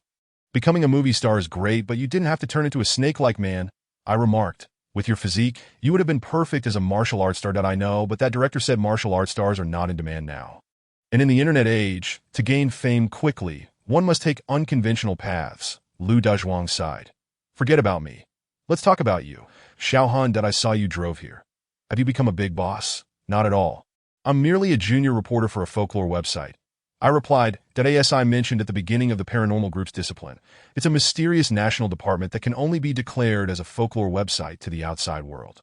"This car isn't mine. I borrowed it from the company." "Really? That's quite unfortunate." "Unfortunate about what?" "With your lowly status as a junior reporter, I'm afraid Miss Dong wouldn't give you a second glance." "You mean Dong Qian?" "Please, she has been married for 2 years now. Don't make such jokes." "Did you not know?" Lu Dazhuang inquired curiously. "Dong Qian and her husband have been divorced for 6 months. Dong Qian divorced 6 months ago." "No way," I said, perplexed that as far as I know, she and her husband were living quite happily abroad. "How could they divorce so quickly?" "That's true.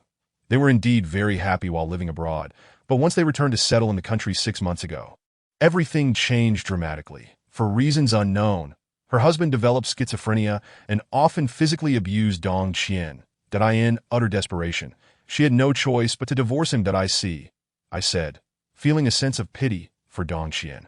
"In that case, she truly deserves sympathy. That's why I say, if you can rekindle your relationship with Dong Qian, it would be beneficial for both of you. But now is not the time for me to consider that." I replied with a bitter smile. "I am already engaged, and she knows about my relationship with Dong Qian. If I dare to have even the slightest improper thought about Dong Qian, she would definitely take drastic measures against me." "Really? I never expected you, Xiaohun, to be so wise, marrying a fierce woman. How lamentable." After expressing his sentiments, Lu Dazhuang guided me into the private room where the reunion was being held. "Are you Xiaohun?" The moment my feet touched the floor of the private room, a beautiful woman, impeccably dressed and groomed, approached me with a look of surprise. After a moment of confusion, I quickly recognized her familiar features. It was my first love, Dong Qian. "Yes, I am Xiaohun." I took a deep breath and said solemnly, "Qian, it has been years. How have you been?" "What do you think?" Dong Qian replied with a faint smile. "From your attire, you appear to be at least a managerial level. Therefore, your life must be quite good." "My life is good," Dong Qian said, lowering her head. "You are mistaken. For a woman, success in her career can never compensate for the failure of her marital life." "I understand," I comforted her. "When I was outside, Lu Dazhuang told me everything about you." "Qian, since the past is behind us, let us not dwell on it." "I don't want it," Dong Qian said, remaining silent for a moment before suddenly expressing her emotions. "I actually didn't want a divorce. But Ming became so terrifying. Even the psychiatrist found it unbelievable. With no other options, I was forced to choose divorce. Chapter 34. The frigid land as Dong Qian spoke these words. I noticed a glimmer of tears in her eyes. However, being a remarkably strong girl, she held back her tears and quickly regained her previous cheerful demeanor. Forget it. Let's not discuss these matters. Today is a joyous occasion for us to reunite as middle school classmates after so many years. We should be happy. After wiping her eyes, she invited me to take a seat and began chatting casually with other classmates. Dong Qian's calm demeanor did not assuage my worries that I asked someone who had been in a 2-year relationship with her. I was well aware of her character. Indeed, she was a remarkably strong girl, but that was merely a facade. Deep within her lay a profoundly fragile heart that I wanted to speak to Dong Qian privately.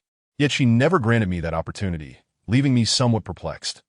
Lu Dezhuang, the snake-like man, noticed my frustration and leaned over, grinning as he asked, Hey, have you managed to win over Miss Dong, Dezhuang? You're a public figure. Could you please maintain some decorum in public? I retorted, annoyed. What do you mean by win over? My relationship with her is entirely innocent. Please refrain from using such vulgar language to describe us. Come on. What are you two talking about being innocent? Lu Dezhuang scoffed. I saw everything you did at the door of the private room. So, did Miss Dong express any willingness to rekindle your past? No, I firmly denied that. No. How is that possible? Lu Dezhuang exclaimed in disbelief that I saw you two chatting quite happily. How could there be no chance? Happily, please. Just moments ago, Dong Qian was on the verge of tears. I replied, she still deeply regrets her divorce from her husband. Is that so? It seems you have no opportunity at all.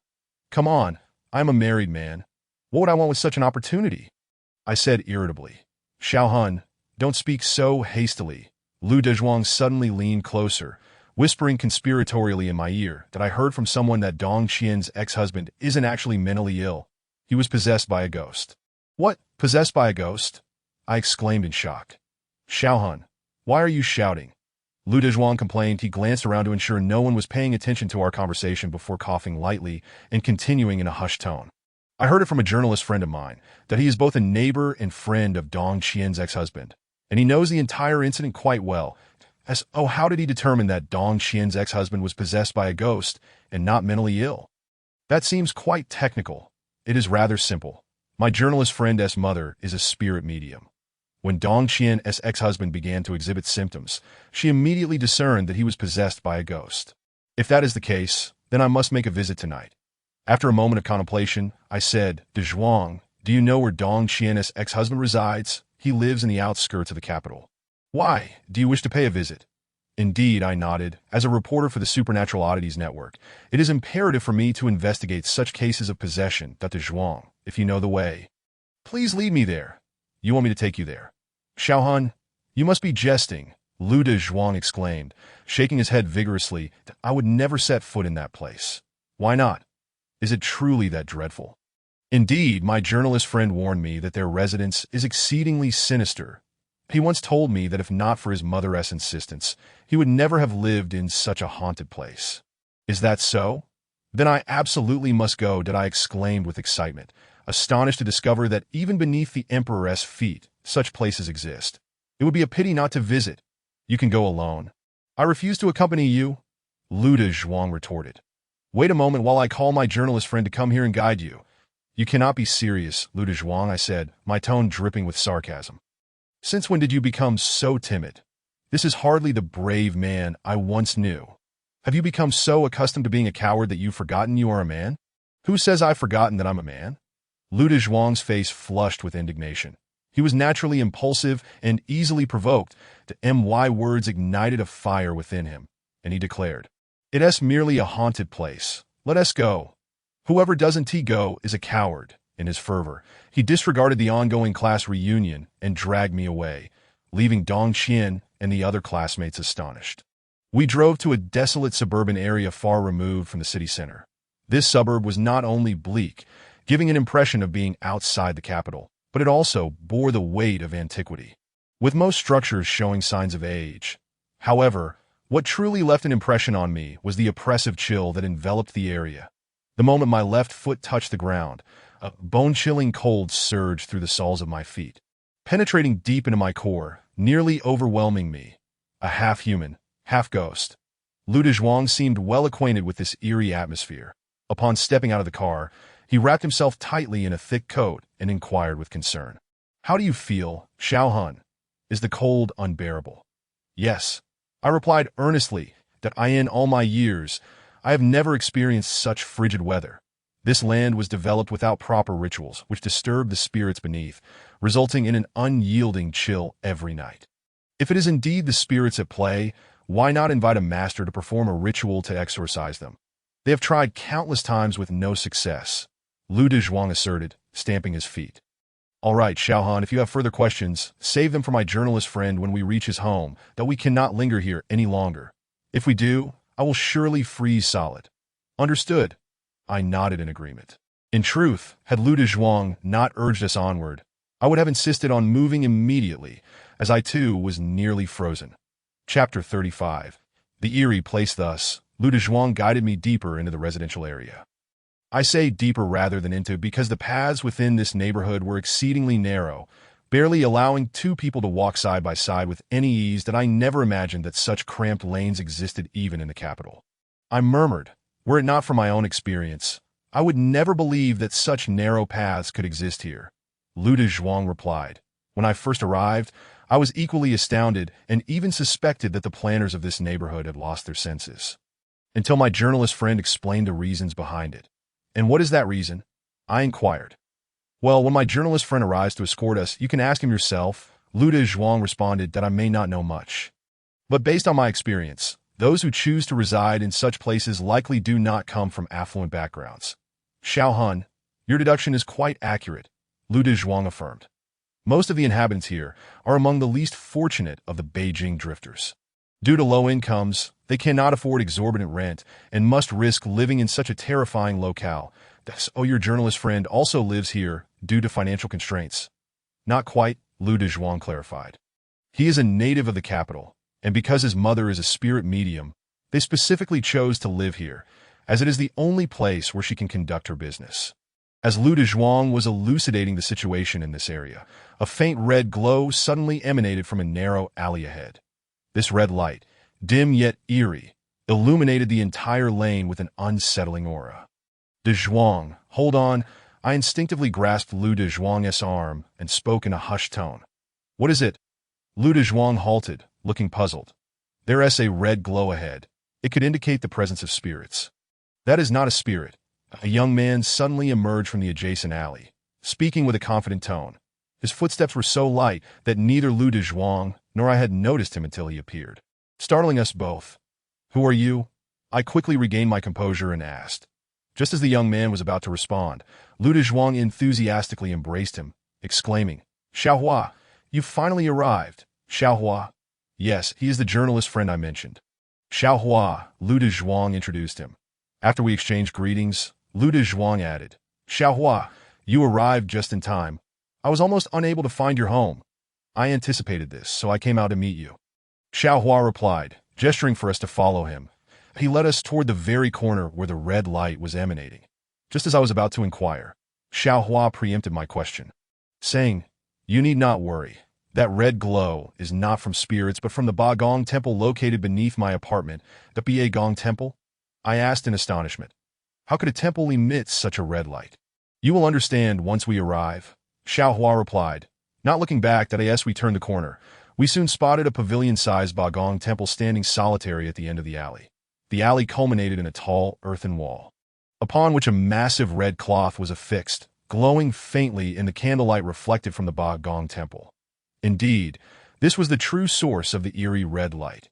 What an unusual display. I scratched my head in confusion. I have never seen a Bagong Temple with such a large red cloth behind it. Isn't that overtly frightening? The red cloth is not meant to scare anyone.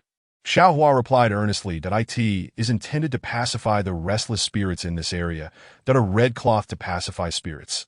"That is quite unorthodox," I exclaimed. "You cannot fault your ignorance," Xiaohua explained. "Many visiting masters have never heard of using a red cloth for such purposes. Yet it remains an undeniable fact. When this area was first developed, the construction workers failed to conduct proper rituals, inadvertently disturbing the spirits below, Upon their emergence, the spirits seized the construction site, transforming it into their paradise. Naturally, the construction workers could not ignore the spirits' occupation and pooled their resources to hire a master to resolve the issue. However, no master proved capable of handling the situation, and in their wrath at being disturbed, the spirits possessed the workers, leading them to commit suicide. The spirits committed such heinous acts. How utterly unforgivable, I seethed. The malevolence of the spirits ignited my anger as a member of the paranormal investigation team. Did you not report this to the authorities, requesting assistance? Initially, the workers considered this, but an astonishing event occurred that resolved the situation, prompting them to abandon the idea. Xiaohua recounted, one night, the workers dreamt of a deity whose eyebrows touched the ground, who instructed them that to stop the spirits' attacks, they needed to build a Ba Gong temple at a specific location and hang a massive Taoist talisman behind it. Upon awakening, the construction worker immediately followed the instructions given by the deity. As a result, the restless spirits vanished without a trace, allowing the work site to resume operations. However, that piece of red cloth did not appear to resemble a talisman from the Maoshan Taoist tradition. This discrepancy is the crux of the matter. Xiaohua remarked that the talisman had only been affixed for over a decade before inexplicably disappearing. Without the spiritual talisman, the restless spirits naturally re-emerged, causing great distress to the local populace. At that moment, a deity appeared. Xiaohua deliberately raised his voice at this juncture, revealing that this deity was none other than his mother. When she was 12, the very year the talisman vanished, she became a disciple of the Huang Daxian and transformed into a practitioner of the Maoshan tradition. Under the guidance of Huang Daxian, my mother instructed others to substitute the talisman with a large piece of red cloth. Successfully suppressing the spirits in the area. Chapter 36. The ex-husband of Dong Qian, Part 1. Successfully suppressing the spirits here? I intentionally stomped my foot and interjected, if all the spirits were indeed subdued, we would not be feeling such an unbearable chill beneath our feet. This chill emanates from the negative energy of those very spirits. The spirits were indeed subdued by that piece of red cloth. Xiaohua retorted, somewhat displeased. Ever since the locals followed my mother's instructions to hang the red cloth outside the Ba Gong temple, those spirits have not reappeared, for the negative energy rising from the ground. That is unavoidable. After all, the spirits are trapped underground, and the red cloth lacks the potency of a Maoshan talisman. It is only natural for the negative energy to seep up. That if you have doubts, you may as well disregard everything I just said. What do you mean, Xiaohua? Lu Dezhuang hastily apologized upon noticing Xiaohua's irritation. We certainly believe your words, truly. The son of a practitioner of the Maoshan tradition speaks. What right do we mere mortals have to question that? Xiaoan, don't you agree? As Lu Dezhuang spoke, he discreetly nudged my arm, signaling me to be cautious with my words, since I had yet to meet Dong Qian's ex-husband. I decided to heed Lu Dezhuang's suggestion for the sake of the greater good, and I apologized to Xiaohua, saying, I sincerely apologize, Master Xiaohua, for my earlier remarks. Please forgive the foolish ramblings of an ignorant individual. At least you know your place. Xiaohua scoffed. I must remind you, when you meet my mother, you must show her the utmost respect. Do you understand? Otherwise, should you encounter the possessed individual and something unfortunate occurs, my mother will not come to your aid. Understood? I will be mindful of that, I replied, striving to appear exceedingly respectful. That moment, we had arrived within 2 meters of the Ba Gong temple. I must say, upon closer inspection, the temple indeed exudes an eerie aura, particularly the imposing statue inside, which at over a meter tall, resembles the emissaries of the underworld. The terrifying statue, combined with the dark red cloth, rendered the Ba Gong temple particularly sinister. After leading us to this location, Xiaohua halted, unlocking the large iron gate of the adjacent building with a key, then beckoned us to follow him inside. Upon entering, I noticed that the staircase of this building was not only exceedingly dilapidated, but also remarkably filthy. The floor was littered with trash and coated with a thick layer of dust. As a person who places great importance on hygiene, I tread carefully on such stairs and voiced my complaint. Why is this staircase so dirty? Can't someone clean it up? Do not speak carelessly. Xiaohua admonished me that I it wrong to say such things. You don't understand, Xiaoan. Lu Duong gently pulled me aside. According to Xiaohua's mother, Although the spirits have been subdued, they can still perceive every action of the living through the ground. If you were to clean these stairs, it would disturb them, and they could bring calamity upon you. But these stairs aren't even in contact with the ground. I murmured softly, having been previously warned by Lu Dezhuang. I made a concerted effort to keep my voice very low while expressing my skepticism. Xiaohua continued to lead us up the stairs until we reached the 5th floor of the building, where he finally informed us that we had arrived at our destination. That I paused to take a cursory glance around. However, Xiaohua would not grant me this opportunity. The moment I stopped, he swiftly opened the door to the room on the left and called out, "Mom, I've brought 2 friends to see you." Seeing you is a colloquialism in the line of work of practitioners, meaning to check if someone has been afflicted by spirits from the supernatural realm. "All right," a robust woman's voice responded, and a middle-aged woman, stout and sturdy, emerged from the room. She was dressed in a manner that suggested an ethereal quality, yet her ample figure completely overshadowed the image typically associated with a practitioner. "Greetings, Master," Lu Dezhuang and I deeply bowed to Xiaohua's mother, and no need for formalities. Xiaohua's mother replied with a serious demeanor. "Take your time discussing your concerns inside, as it is exceedingly unclean out here." "Thank you for your concern, Master," I earnestly stated. "However, my brother and I did not come seeking assistance for ourselves, but rather to meet someone. I am aware of this." Xiaohua's mother responded, "You wish to see Mr. Long, correct? Xiaohua has already informed me prior to your arrival." "Indeed," Lu Dezhuang nodded. "We come at the behest of Miss Dong to visit Mr. Long, to ascertain whether his condition has improved. Miss Dong is quite devoted. Even after her divorce from Mr. Long, she remains concerned for him." Xiaohua's mother sighed. "Alas, despite my efforts alongside Huang Daxian for many days, I have yet to succeed in expelling the spirit haunting Mr. Long. As Xiaohua's mother recounted the situation regarding Dong Qian's ex-husband. Xiaohua had already opened the door across from us. It is worth mentioning that although this building was somewhat aged, it was equipped with a doorbell, making it quite convenient to knock. The person who answered the door was an elderly woman with a head full of white hair, who, according to Xiaohua, was indeed the mother of Dong Qian's ex-husband. Upon seeing Xiaohua's mother at her doorstep, Dong Qian's mother first froze, then inquired with concern, "Master Fan, is it possible that my son is facing some new predicament? I have already administered the special talisman water you provided to Xiaolong, and he is now asleep. Do not panic, Madam Chen. As long as your son has consumed Huang Daxian's talisman water, he should be perfectly fine." Xiaohua's mother reassured her with a smile. That I asked Xiaohua to knock. "As 2 gentlemen are here at the behest of Miss Dong to visit your son." "Really?" Madam Chen exclaimed with delight, then quickly urged us to enter. Thus, at Madam Chen's enthusiastic invitation, the 4 of us stepped into her home.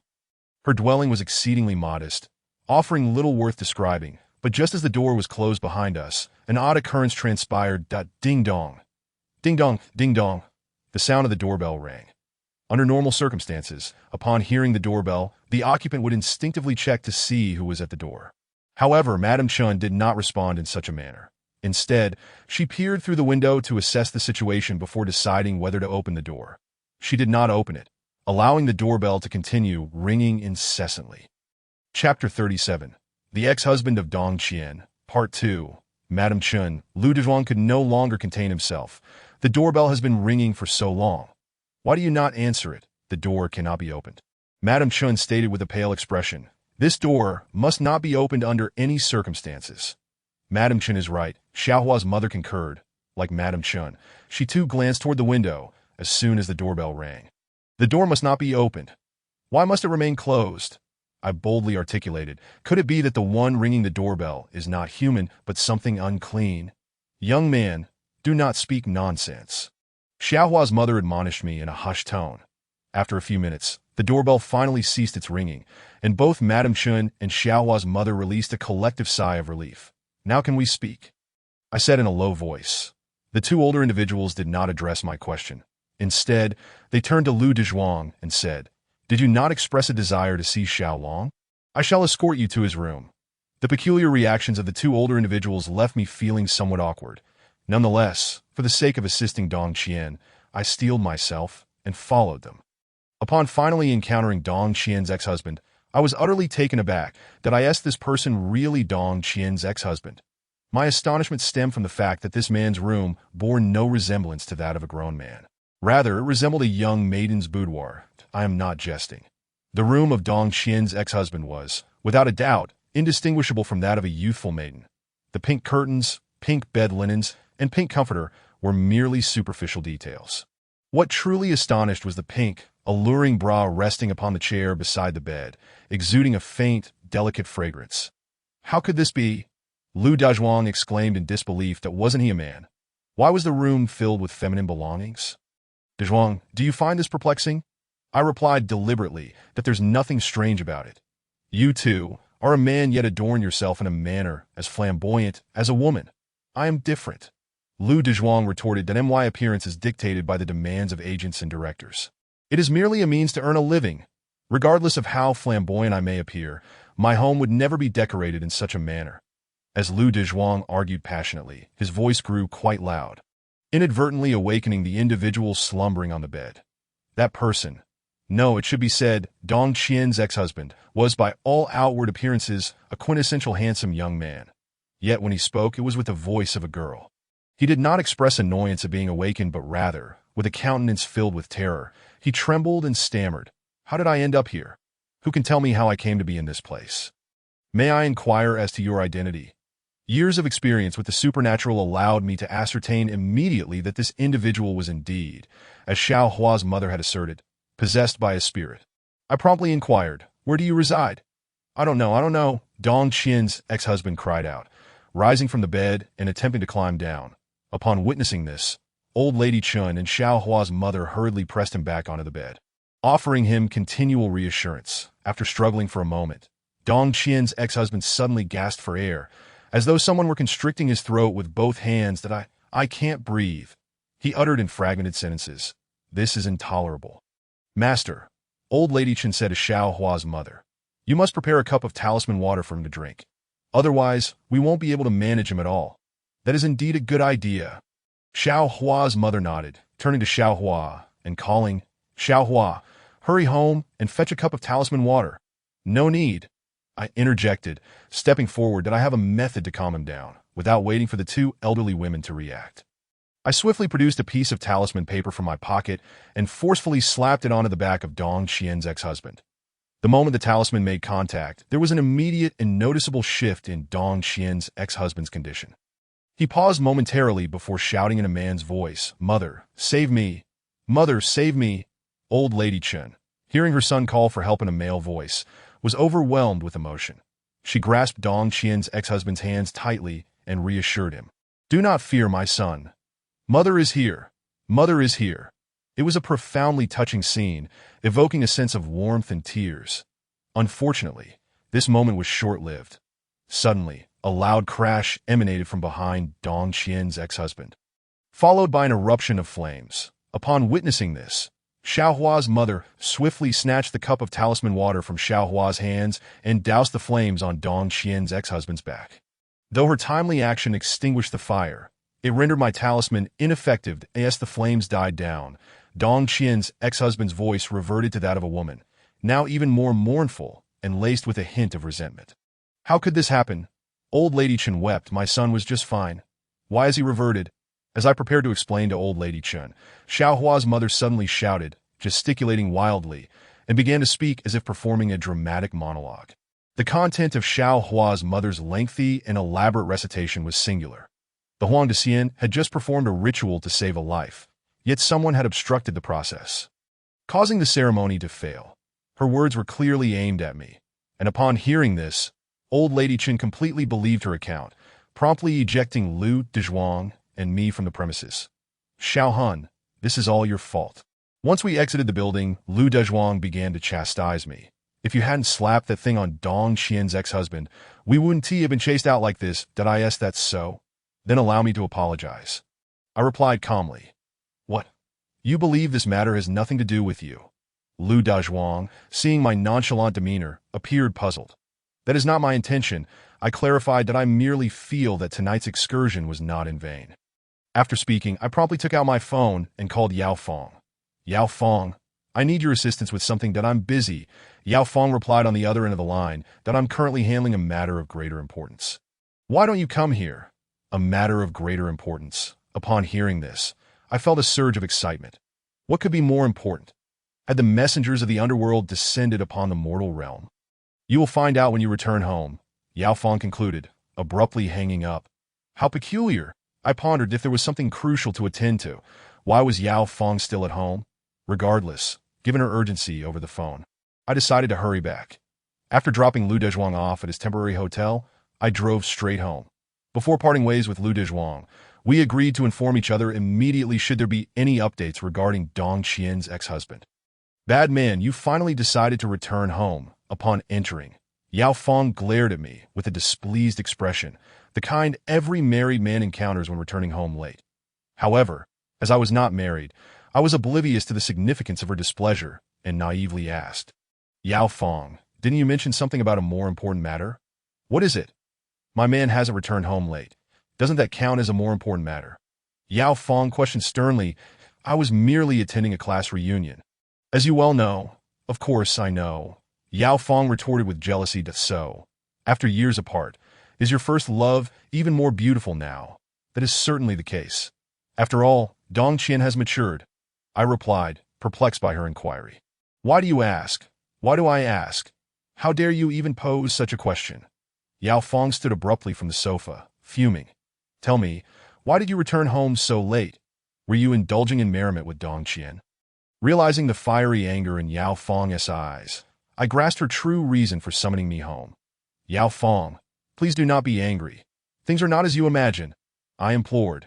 Dong Qian's ex-husband has gone mad. And there are suspicions of possession that I simply want to check on him out of concern for an old classmate and in line with my work in the supernatural group. Dong Qian's ex-husband possessed? Indeed, I recounted the events I had witnessed at Dong Qian's ex-husband's residence, including the bizarre 8 Immortals Temple. From what you describe, the circumstances surrounding Dong Qian's ex-husband's predicament are rather intriguing. Yao Fong mused after hearing my account. Xiao Hun, why do you think Dong Qian's ex-husband was possessed? I believe it has to do with his living environment, I reflected. The place is steeped in negative energy, while the 8 Immortals Temple may provide some semblance of protection. Given the area's oddities and Old Lady Chen's peculiar behavior, it is highly likely that numerous spirits lurk there. Living in such an environment, it is hardly surprising that he would fall victim to possession. Moreover, Xiaohua's mother presents herself as a medium, yet her actions suggest she is more akin to a charlatan, playing both witch and spirit, that I even suspect that the female ghost possessing Dong Qian's ex-husband is in cahoots with her. Xiao Hun, your analysis is quite sound, Yao Fong acknowledged. However, you seem to have overlooked a crucial clue. Ditto. What clue is that? Did you not mention? Dong Qian's ex-husband grew up in that place, yet he had always been quite normal. True, I nodded. According to Xiaohua, Dong Qian's ex-husband lived there from childhood until he married Dong Qian, after which he moved away. They resided abroad for some time, only returning to the country due to work commitments. It was precisely at this juncture that he became possessed. This is the crux of the issue. Yao Fong asserted that if Dong Qian's ex-husband was indeed possessed in that location, he would have been susceptible to possession many times over. Why would he have needed to marry and leave before falling victim? You make a valid point, Yao Fong. After a moment of contemplation, I spoke, admitting that I had not considered this aspect at all. Therefore, if we wish to assist Dong Qian's ex-husband in dispelling the malevolent spirit that haunts him, we must first ascertain when he went mad and what events transpired prior to his mental breakdown. Very well, I shall call Dong Qian at once. As I spoke, I withdrew my phone to contact her, but Yao Fong abruptly seized my arm.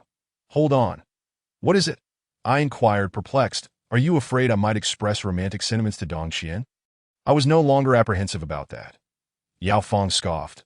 What concerns me now is your hasty inquiries might raise her suspicions. Do not forget, our identities within the paranormal group must remain undisclosed to those unconnected. If I do not call her, how shall I uncover answers to your queries? Did you not just mention having a classmate who has become a movie star, named Lu Dezhuang? Yao Fong retorted slyly. Why not enlist his help to inquire? Very well. I had dialed Lu Dezhuang, relaying Yao Fong's earlier concerns verbatim. Lu Dezhuang responded with palpable excitement, readily agreeing to assist.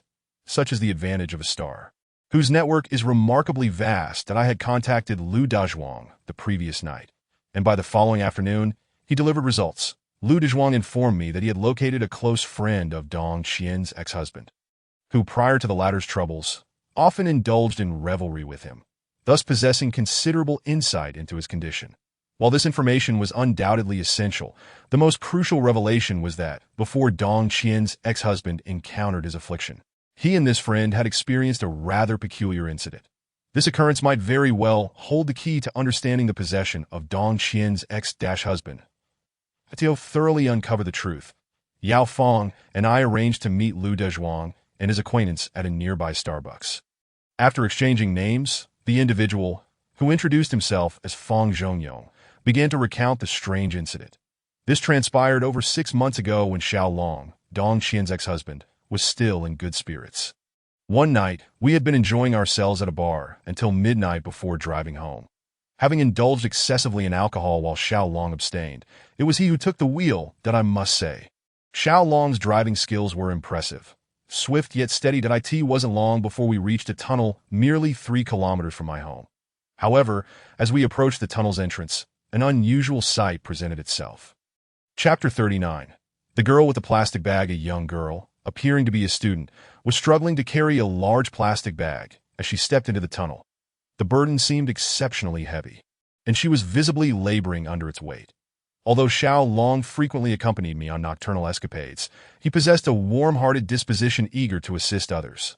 Upon spotting the girl through the car window, he immediately steered the vehicle toward her. "Xiao Long, what are you doing?"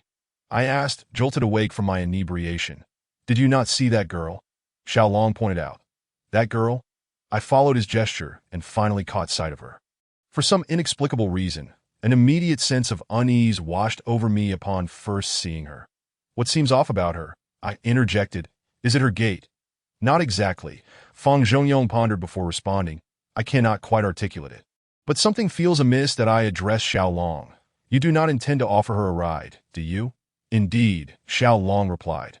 "Look at her, alone in a tunnel at such a late hour. It is inherently unsafe.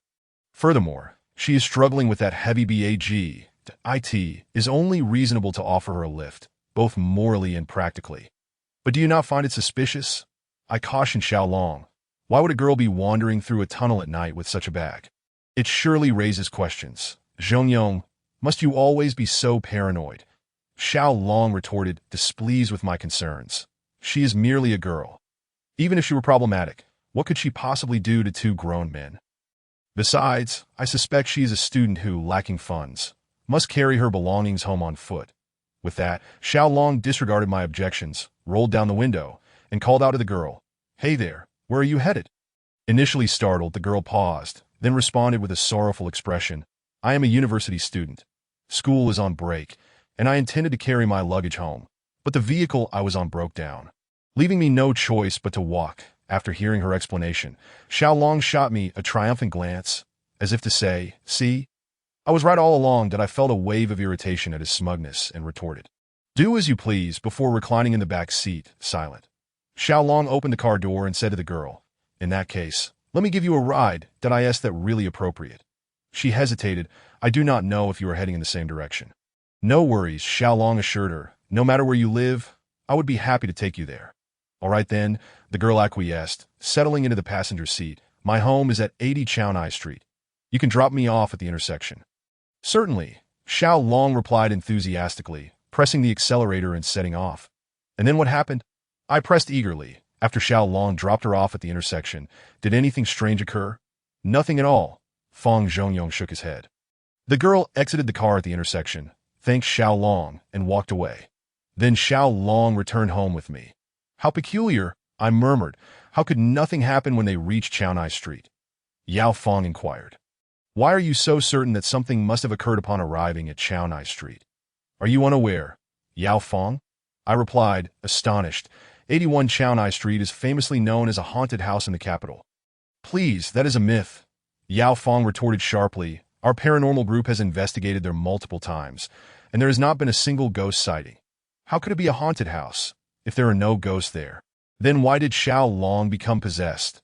That was precisely the source of my confusion. Xiao Long recounted. "Not long after that night, Dong Qian called to inform me that Xiao Long had lost his mind, often staring blankly at home, sometimes speaking in a woman's voice, exclaiming, 'How did I end up here? I want to go home.' He would then gasp for breath, saying, 'I am dying. I cannot breathe.' The most alarming incident was when Dong Qian touched him. He would lash out violently at her, compelling her to divorce him. That I have witnessed this firsthand, I stated. This is not madness. It is possession that I am aware, Xiao Long continued. After the divorce, his mother, with my assistance, took him back to their hometown. This was partly to provide him with a place to stay, and partly because Xiao Long's neighbor is a spirit medium who recognized that he was possessed and volunteered to help expel the spirit. However, that medium has proven quite ineffective, as Xiao Long has yet to regain his normalcy, Fang Zhongyong affirmed. The medium mentioned that the spirit inhabiting Xiao Long's body is exceptionally powerful and cannot be expelled without considerable time, perhaps a year or more. Perhaps, I replied dismissively, then inquired further, by the way, since you have visited Xiao Long's hometown, did you notice anything unusual there? Indeed, I did, Fang Zhongyong responded without hesitation. I have been to his hometown multiple times. That area is notorious in the capital as a haunted old district, though I have heard that since the medium moved there, it has been free of disturbances. Free of disturbances? I beg to differ, I countered. During my visit to Xiao Long's hometown, I distinctly heard their doorbell ringing incessantly without reason. Xiao Long's mother, old Madame Chen, glanced outside and did not even dare to open the door. I recall old Madame Chen mentioning that, Fang Zhongyong mused. While the spirits in the old district may have been suppressed, their essence can still roam freely in inhabited areas that at times they engage in mischief. When they do, one must not take it too seriously, or one risks being possessed, becoming neither human nor ghost. Are you suggesting that the ringing doorbell could very well be the spirits playing tricks? Precisely, Fang Zhongyong nodded. Thus, whenever residents hear the doorbell ring, they must look outside, for those spirits often appear in groups that if you peer through the window, you will likely see them drifting about. Chapter 40. Another victim. As I stepped out of the Public Security Bureau in the capital, an overwhelming sense of helplessness washed over me for the first time. The malevolent spirit that had possessed Dong Qian's ex-husband was undoubtedly the same girl I had seen on that fateful day, struggling with a plastic bag in her hands. Based on the extensive experience of our paranormal investigation team, there are two primary methods for resolving cases of possession. The first method involves directly using talismans to expel the spirit from the host. The second method requires locating the spirit's remains and performing rituals to draw the spirit out.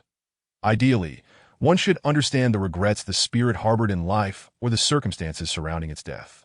Possessing knowledge of these two aspects significantly increases the success rate of the exorcism to 100%. While the first method is straightforward, it carries considerable risks as it can inadvertently harm the host's soul, potentially resulting in anything from temporary unconsciousness to lifelong dementia. Therefore, unless absolutely necessary, we refrain from employing this method, especially since we have been obstructed by Xiao Hua's mother, leaving us unable to approach Dong Qian's ex-husband. With the first approach unfeasible, we were left with no choice but to pursue the second method. This was the reason why Yao Fang and I had ventured to the Public Security Bureau to locate the remains of that young girl. We enlisted Fang Zhongyong to sketch a rough likeness of the girl, intending to utilize the Bureau's data system to uncover her background.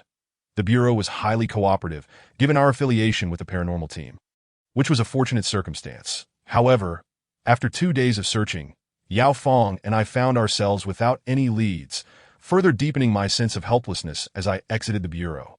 What should we do now? Yao Fang, I asked, my spirits low. Where can we possibly search for that girl's remains? Yao Fang pondered for a moment before suggesting, why don't we check the tunnel where they encountered the girl? What good will that do? I replied, perplexed. The ghost is currently possessing Dong Qian's ex-husband. Little soul, have you forgotten? Yao Fang gently tapped my forehead with her finger. Typically, a spirit's range of activity does not extend far from its remains.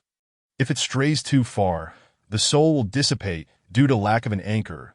I understood this, of course, but I reminded her that only applies to ordinary spirits. For malevolent spirits of higher tiers, such constraints do not apply. From my observations of Dong Qian's ex-husband, it is clear that the female ghost power exceeds that of a typical malevolent spirit. Given the current situation, do you have any other leads to follow? Yao Fang posed a reasonable question. Indeed, we had no other means to locate the girl's remains.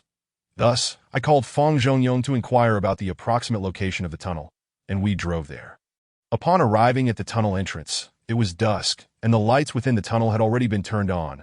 greatly facilitating our search. As we stepped out of the car, we immediately spotted a woman in her 20s kneeling beside the tunnel entrance, deeply engaged in a ritual. She was fervently burning paper offerings while chanting incantations. Curiosity piqued.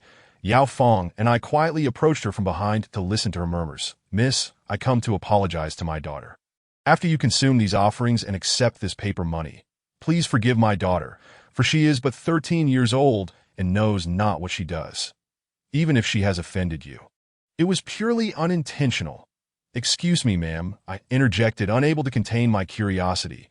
"Which deity are you honoring here at the tunnel entrance?" The woman, startled by my sudden voice, turned to me, her surprise evident. "Are you dissatisfied with the small amount of paper money I am offering? If you are, I can bring more tomorrow. Please do not be alarmed." Yao Fong stepped forward to support the woman, "that we are not the individuals you are honoring." Upon seeing the lovely young woman beside her, the woman's expression softened considerably. "May I ask who you are?" "We are reporters," I replied, producing a fake identification card to show her. "You are reporters? From a paranormal website?" the woman exclaimed in astonishment, grasping my arm tightly. "How fortunate! Please save my daughter." "Please remain calm and speak slowly," Yao Fong reassured her, guiding her to sit on the grass beside the tunnel entrance. "As reporters, we will do everything in our power to assist you." I knew it. In this world, reporters are the only ones who can help those of us who are unfortunate, the woman expressed with deep emotion. "May I ask if you know any exorcists?" "Exorcists?" Yao Fong and I exchanged glances that I feigned ignorance and asked, "Why do you need an exorcist, ma'am? Is your daughter possessed?" "You have guessed correctly," the woman sighed, her voice trembling. "My daughter, only 13 years old, has just started middle school." 13? The age of blossoming youth, Yao Fong remarked. "She must be as beautiful as you." "What good is beauty if she is so mischievous? She is bound to cause trouble," the woman lamented. "Just a few nights ago, she and her friends came here to play, and they inadvertently saw a girl struggling to walk through the tunnel while carrying a plastic bag. That's so?" Upon hearing the mention of the girl with the plastic bag, Yao Fong and I exchanged glances of excitement, eager to probe further. "What happened after your daughter saw that girl? What happened?" The woman continued, her frustration evident. "Of course, their mischief got the better of them, and they snatched the plastic bag from the girl, fleeing in haste. That was the start of their calamity. Wasn't it just a prank? Surely it couldn't be that severe," I interjected, attempting to downplay the situation. "According to current laws, a 13-year-old girl wouldn't face imprisonment even if she committed robbery. If she were imprisoned, that would at least ensure her safety within the confines of a jail," the woman lamented, pounding her fists in despair. "But now she has offended a ghost." "Offended a ghost?" I asked, perplexed. "Yes," the woman replied, her voice quaking. "The contents of that girl's plastic bag were not mundane items, but rather the dismembered remains of a corpse." Chapter 41. An unexpected turn. My daughter and her friends were horrified upon discovering the body within the bag. Just as they were about to discard it, a terrifying voice echoed behind them. "Return my body to me." They turned around and saw the girl floating in midair, glaring at them with a malevolent gaze. In that moment, they realized she was not merely a girl, but a ghost. In a panic, they knelt before the spirit, repeatedly bowing their heads in supplication. The ghost scoffed, saying, "Spare you? Who will spare me? Look at my body. It's been torn to pieces." The ghost then slowly floated closer to my daughter, sneering, "Since you enjoy stealing others' bodies, let others take yours as well." With that, she vanished. My daughter and her friends exchanged fearful glances, unsure of the ghost's meaning. It wasn't until 2 days later that one of them was torn apart by a pack of stray dogs. When my daughter witnessed her friend's tragic demise, fear consumed her, and she desperately sought ways to escape. Unfortunately, none proved successful. Now, all her friends have perished, leaving only my daughter behind, unless some unforeseen circumstance occurs. Your daughter will soon meet the same fate as her friends, killed by that ghost. Indeed, the woman replied. Ever since the first friend died, my daughter has been plagued by nightmares that in her dreams, the ghost repeatedly threatens her, saying, "I will kill your friend." With each name the ghost utters, the next day that friend meets a gruesome end. "And now your daughter?" I inquired, concerned. "Yes," the woman said, her voice heavy with sorrow. "Last night, my daughter dreamt that the ghost told her, 'You will be next.'" I came to pay tribute to the ghost, hoping she would spare my daughter. However, it appears that the ghost is not inclined to accept your offerings, I remarked, glancing at the incense sticks the woman had placed at the tunnel entrance. Surely not. The woman exclaimed in disbelief that I offer my tribute with utmost sincerity. How could she refuse? It is true, ma'am, I affirmed, pointing at the incense sticks. Do you see them? They extinguished before even burning halfway. A clear sign that the spirit does not accept your offerings. What should I do now? She asked, panic rising in her voice. The young woman, pounding her feet and striking her chest, lamented, I have but this one daughter. If she were to perish, my lineage would be extinguished. Rest assured, madam, replied Yao Fong with a calm demeanor, we shall do our utmost to save your daughter. Did I ask that so? Then I thank you sincerely. The young woman expressed her gratitude. Thus, Yao Fong and I relinquished the opportunity to continue our search for the body and drove to the young woman's residence. Her home was situated in the older district of the capital. Modest in size, barely accommodating 3 or 4 individuals, in a rather exquisite room. Yao Fong and I encountered the young woman's daughter. A remarkably adorable little girl, though her countenance was overshadowed by an ominous aura. It was evident that this dark energy was the mark left by the vengeful spirit. What shall we do? I inquired of Yao Fong. What method do you intend to employ to rescue her? Let us use the substitute method. Yao Fong pondered for a moment before responding. It is the simplest and most direct approach. The so-called substitute method involves placing a strand of the person's hair within a paper effigy, inscribing the individual's birth date upon it. This way, the vengeful spirit would be deceived into believing that the paper effigy was the actual person. Should the spirit destroy the effigy, the individual would be saved. This method is typically employed to address issues of being haunted by spirits. But to resolve a vengeful spirit's quest for retribution, one must have a master of profound spiritual power to infuse the effigy with their energy for it to be effective. It is crucial to note that this method may work, but is not guaranteed that if the vengeful spirit discovers the true individual and you cannot continue to distract it with the effigy, the person remains imperiled to ensure the plan's success. After crafting the effigy, Yao Fong and I instructed the young woman to take her daughter and hide in the wardrobe. Before they concealed themselves, they were required to cover themselves with glutinous rice flour, an excellent talisman against malevolent forces. When coated in this flour, one becomes imperceptible to spirits. Returning to the matter at hand, once all was prepared, Yao Fong and I placed the effigy on the bed where the little girl slept, then hid in another wardrobe. Time flew by, and soon it was midnight, the precise hour when the young woman had indicated the vengeful spirit would come to claim its due. A cacophony of barking erupted from outside, followed by a woman's anguished wail within the room. Awaken, dear, awaken. As soon as the woman's voice echoed, the effigy responded, rising from the bed as if animated by a living being. And it walked towards the direction from whence the voice had come. The effigy moved swiftly, exiting the house within minutes, while Yao Fong and I silently followed in its wake, that a bloodied female specter, with limbs awkwardly contorted, hovered ominously in the air. Beneath her floated 3 ravenous hyenas, prowling hungrily outside. Upon the effigy's emergence, they lunged towards it under the specter's command. The effigy was infused with spiritual energy and emitted agonizing cries during the hyena's assault. The creatures remained blissfully unaware that they were gnawing on mere paper. This is the consequence of crossing me. The specter sneered, relishing the effigy's torment. This fiend is utterly ruthless, Yao Fong remarked, unable to contain her disdain. I feel an impulse to strike it down immediately. What are you waiting for? I urged. Act swiftly. If we vanquish this specter, not only will the young woman's daughter be saved, but even Dong Qian's ex-husband shall find reprieve. Encouraged by my words, Yao Fong prepared to act. She retrieved a talisman from her pocket, ready to hurl it at the specter. That moment, a heart-wrenching cry pierced the air from within the house. My daughter. Yao Fong and I exchanged startled glances, realizing it was the young woman's voice. The despair in her cry signaled that her daughter had met a grim fate. Without hesitation, we rushed back inside. The scene was chaotic. The young woman cradled her daughter's lifeless body, weeping uncontrollably. The girl had perished, her remains gruesomely disfigured. Chapter 42. The Mysterious Female Spectre.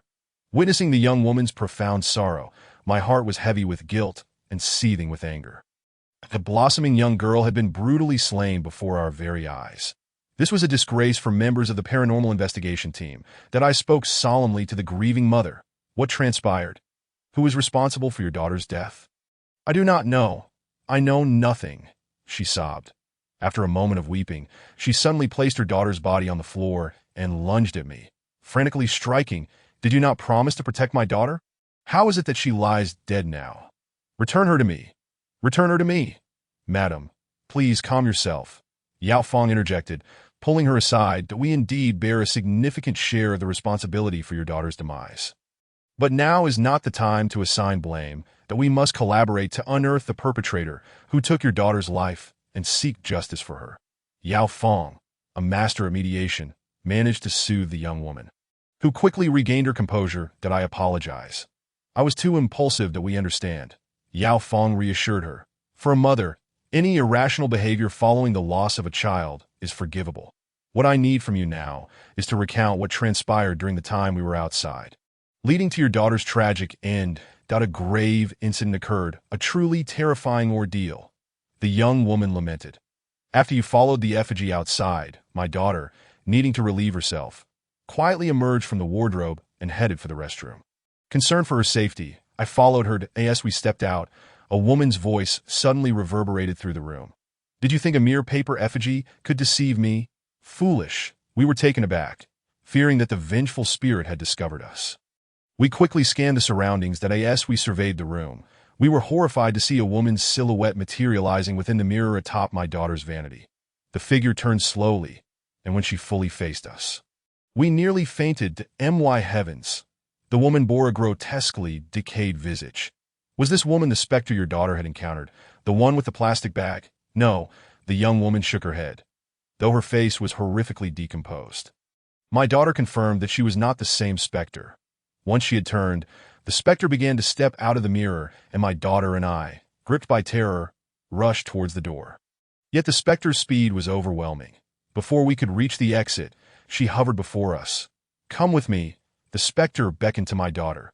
Terrified, my daughter buried her face in my chest, unable to respond. Noticing her fear, the specter gently exhaled towards us. It was this seemingly harmless breath that caused my daughter to collapse in a pool of blood. Her body left unrecognizable. One breath could extinguish your daughter's life. Yao Fong gasped in astonishment. That specter is indeed formidable. Whether formidable or not is irrelevant. What matters is how we can locate her, I replied. After your daughter's demise, where did the specter flee? She seemed to retreat back into the mirror, the young woman reflected.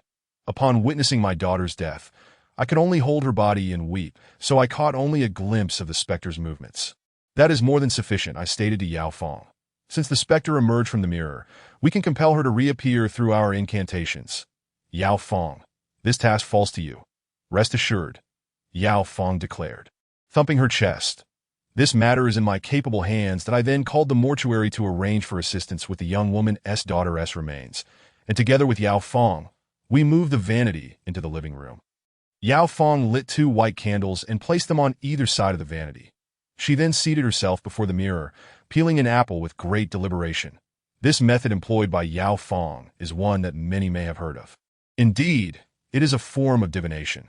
This divination technique allows one to glimpse their past life or future spouse within a mirror. However, there is a crucial stipulation. During the process of peeling the apple, one must not break the peel midway.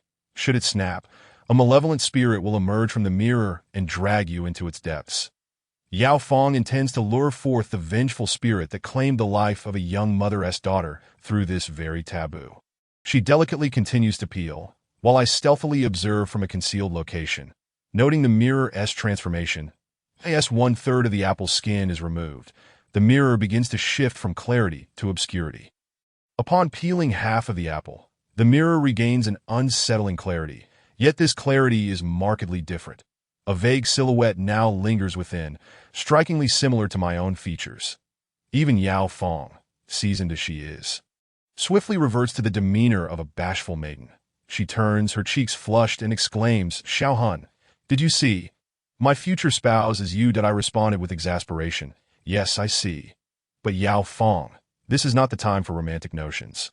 We must focus on drawing out that female ghost that I know. Just you wait. Yao Fong retorted, her lips pursed in displeasure. You have no sense of romance. She averted her gaze and resumed peeling the apple with increasing fervor. Perhaps irked by my attitude. Inevitably, the apple peel, still incomplete, snapped with a resounding crack. Now, Yao Fong no longer needed to intentionally sever the peel. With the snap of the apple skin, the shadow in the mirror vanished. Replaced by a grotesque, decayed visage. Yao Fong, the female ghost has finally appeared, I exclaimed with excitement. Quickly, find a way to lure her out. I know. Yao Fong snapped, her expression one of irritation. She feigned surprise, seizing a cosmetic mirror from the vanity, and hurled it towards the mirror. There was a shattering crash as the mirror broke apart. Did I in that instant? A piercing scream erupted in the living room, its intensity horrifyingly potent. That IT shattered every glass cup in the vicinity and even caused the 33-inch LCD screen to crack. The scream affected Yao Fong as well. She had intended to subdue the ghost with talismans, but upon retrieving one from her pocket, she discovered it had disintegrated into dust. The only one unfazed by the cacophony was I, hidden in the corner. Instead of discomfort, I felt an unsettling sense of familiarity with the sound. It was as if I had encountered it before. Gradually, I stepped out from my concealed spot. Suddenly, I heard Yao Fong shout, "Xiao Hun, be careful!" Before I could comprehend the situation, a familiar fragrance enveloped me, and my beloved Yao Fong forcefully pushed me to the ground. That I in that fleeting moment, a white figure zipped past my head. What was that? I asked Yao Fong, astonished that my inquiry was redundant, as within half a second, the white shadow reappeared before me, now hovering steadily in my line of sight. That IT was a white-clad female ghost, strikingly memorable for her grotesquely decayed face. This indicated she was likely the malevolent spirit responsible for the young mother's daughter's demise. Hehehe, quite clever, the female ghost sneered, to use the apple summoning technique to entice me out. You must indeed be the son of Du Ruashi. The son of Du Ruashi? I responded, bewildered. What are you talking about? Who is Du Ruashi? Need I even say, apart from you? Who else could be called son here? The ghost retorted, her irritation palpable. Did your deceased father not inform you that your mother is named Du Ruashi? My mother is called Du Ruashi, I exclaimed, astonished. Surely not.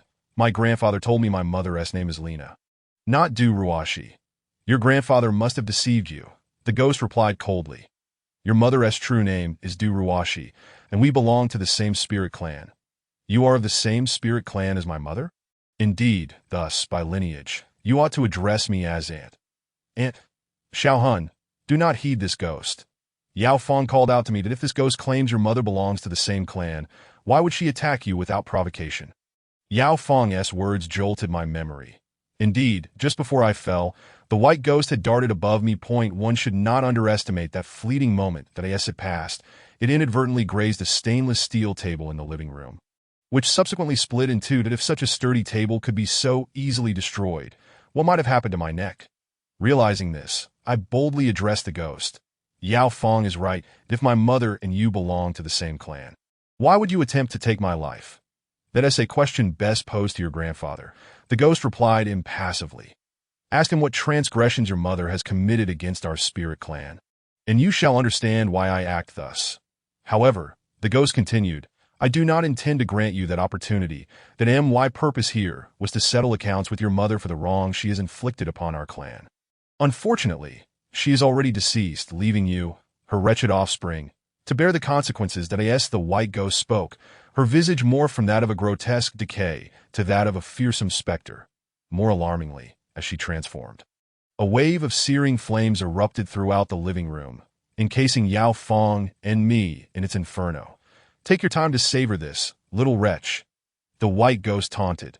Experience firsthand what hellfire feels like. With that, she vanished without a trace as the scorching flames advanced toward us. Yao Fong and I desperately concocted various plans, even attempting to douse the flames with a large pitcher of water from the tea set. But to no avail. It seems this ghost truly conjured hellfire. Yao Fong remarked, otherwise, why would water fail to extinguish it? I had come to the same conclusion, I replied. Yet, now is not the time to debate whether this fire is mundane or supernatural. We must figure out how to extinguish it. or we will be incinerated, that I understand, but after working in the supernatural division for so long, I have never heard of a method to extinguish hellfire. What could be difficult about extinguishing hellfire? Just mix some virgin's urine with water.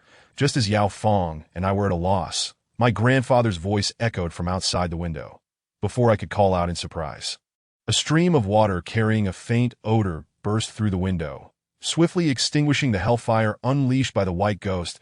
As the flames subsided, the front door crashed open, and two fully equipped firefighters, led by my grandfather, stormed in with urgency. Fortunately, we arrived in time. My grandfather reassured us after a thorough examination of Yao Fong and me. Had the fire raged further, not only would you two star-crossed lovers have perished, but your neighbors would have been at risk as well. Thank you, old leader. Yao Fong expressed her gratitude. How did you know we were trapped by hellfire? It was mere coincidence, my grandfather replied, that I had just returned from out of town, intending to inspect the headquarters, when I suddenly sensed an intense heat of hellfire rising in this vicinity, prompting me to bring the firefighters along. Grandfather, you truly are remarkable, I said sincerely. This is not the first time you've witnessed your grandfather's prowess. Is such praise necessary? Absolutely, I insisted.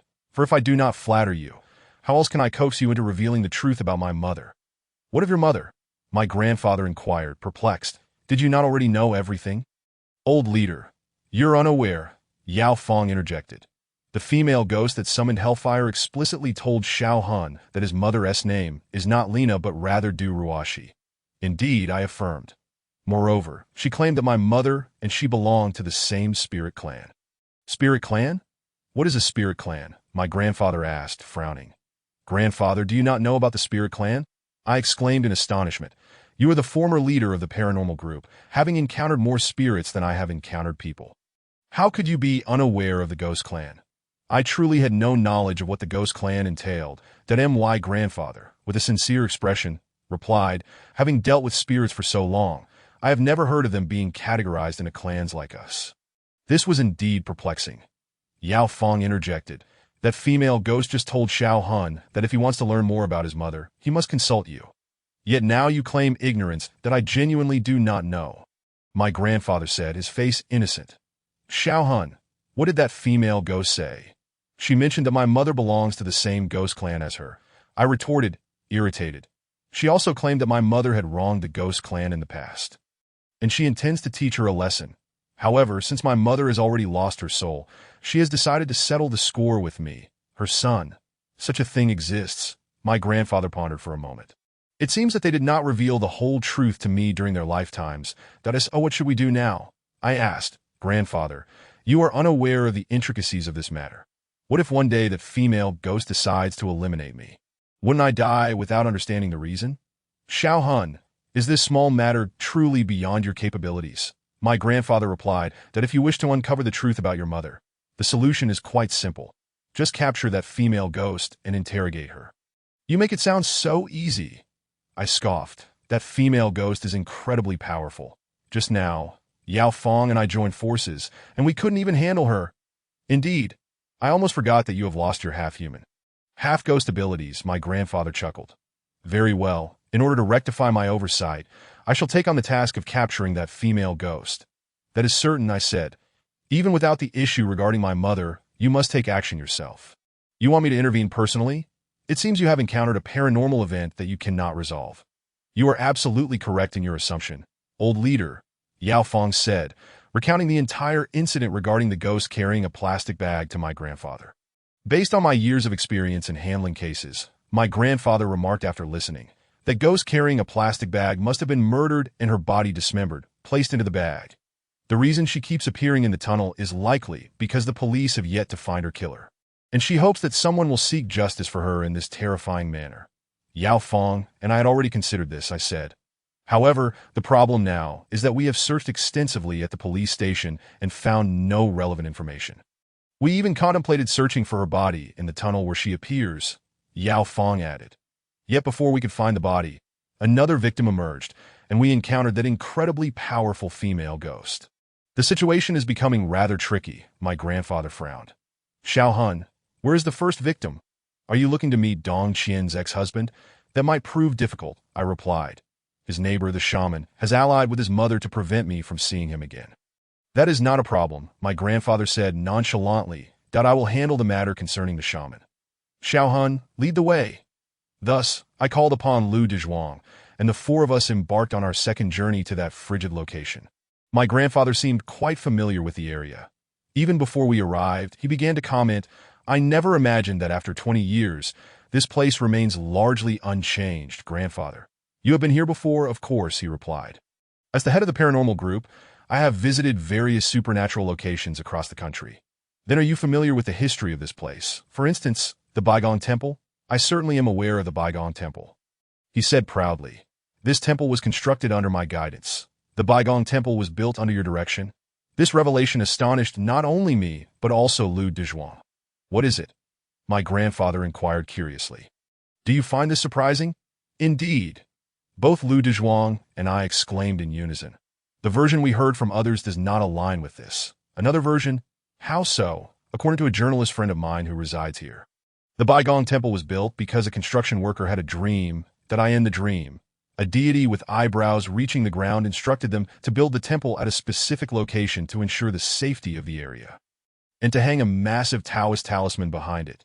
This is utterly preposterous, my grandfather exclaimed. The MY contributions have been usurped by a mere construction worker. No, I must find that journalist and inquire who spread such rumors. If I am not mistaken, the person responsible for spreading the rumors is that journalist's mother, Yao Fong remarked. She is a fraudulent shaman and naturally must lie to attract business, this moment.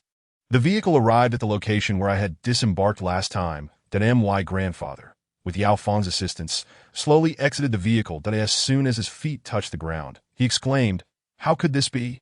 It was not like this when I left. Yao Fong quickly asked, What is it, old leader? I remarked, Grandfather must have sensed the ominous energy of the land, hence his loud exclamation. Indeed, my grandfather nodded. From a normal perspective, this land should not possess such frigid energy, that if it does, there must be a significant issue. Xiao Hun, when you were here last time, did you see the Baigong Temple? Of course, I replied. Dong Qian's ex-husband resides in a building near that temple. That is not what I am asking, my grandfather said, that I am inquiring whether there have been any strange changes to the Baigong Temple. If we are to speak of strange changes, there is only one, I said. The original massive Taoist talisman has been replaced by a large red cloth. Chapter 45. The shaman has disappeared. What? The Taoist talisman has been replaced by a large red cloth. My grandfather exclaimed in shock. Who did this?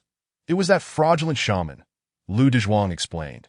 She claimed that the disappearance of the Taoist talisman allowed the spirits that were originally suppressed underground to return to the human realm to cause havoc.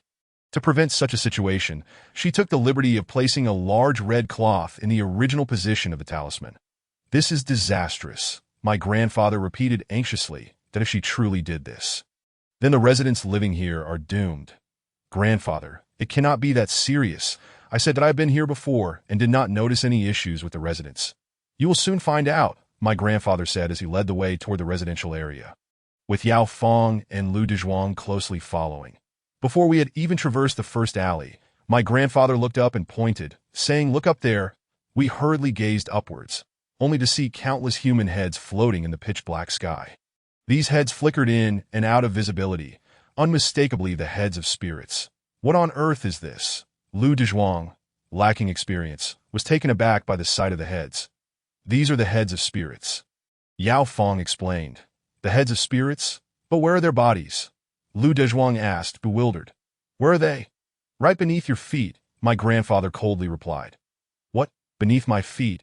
Upon hearing my grandfather's words, Lu Dezhuang quickly looked down.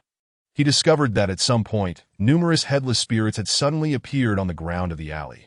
These spirits crawled along the ground like serpents, eventually grasping our ankles, rendering us unable to move another inch. Help! Help! Lu Dezhuang cried out in panic. The spirits are grabbing my feet. The spirits are grabbing my feet. Dezhuang, do not move, my grandfather commanded as he pulled out a stack of talismans from his pocket and threw them onto the ground. As soon as the talismans touched the ground, they ignited, causing the headless spirits to wail in agony before vanishing completely within a minute. When we looked up again, the heads of the spirits had also disappeared. Have we destroyed them? Lu Dezhuang asked, still shaken. Not quite, my grandfather replied calmly. I merely sent them back underground. Why did you not eradicate them? Lu Dezhuang complained. What if they come back to haunt us? They will not, my grandfather shook his head. Although I did not destroy them, I dealt them a heavy blow. They will not recover for 2 or 3 days. Grandfather, you truly are merciful for showing leniency toward these malevolent spirits. Lu Dezhuang said sincerely. They are not malevolent spirits. They are the former residents of this place. My grandfather explained that I will not destroy spirits that have met an unjust demise. They were residents here? I exclaimed in disbelief. Are you sure you are not mistaken? Has every resident perished? Based on what we observed earlier, it appears so. That is impossible, I remarked. Just a few days ago, I was here with Lu Dezhuang. And these residents are still alive, aren't they? How could they all have perished so suddenly? It seems unlikely, Xiao Han. Lu Dezhuang leaned closer to my ear and whispered, Xiao Han, when we visited last time. Aside from Xiao Hua and her mother, as well as Dong Qian and her ex-husband's mother and son, we did not encounter any other residents. But didn't you come here several times before? I inquired. Indeed, I did, but that was during the day, Lu Dezhuang responded. Moreover, even during the daytime, I could not spot any other residents that I was puzzled then, wondering how such a vast residential area could be so devoid of people until today when I finally grasped the situation. If there are no other residents here, why are Xiao Hua and her mother living here? That is an excellent question. Xiao Han, grandfather remarked that if you wish to uncover the answer, you must ask them directly. Grandfather, what you just said amounts to saying nothing at all, I replied. Last time, I had a conflict with them. How could they possibly respond to such a sensitive topic? Rest assured, if she dares not answer your question, I shall make her pay dearly, grandfather declared at MD. How dare she lose my Maoshan talisman, resulting in the demise of the entire neighborhood's populace? If I do not teach her a lesson, I am unworthy of leading the paranormal group. Grandfather's bravado was quite exhilarating. However, he never had the chance to act on his words. Upon arriving at Xiao Hua's home, we found they were not there to know. That is not accurate. They were not just absent, but had long since fled. Their front door stood ajar, and upon entering, we discovered the place was completely empty. Where could they have gone? Grandfather queried. Indeed. Where could they have fled to? I wondered aloud, my gaze instinctively landing on Lu Dezhuang.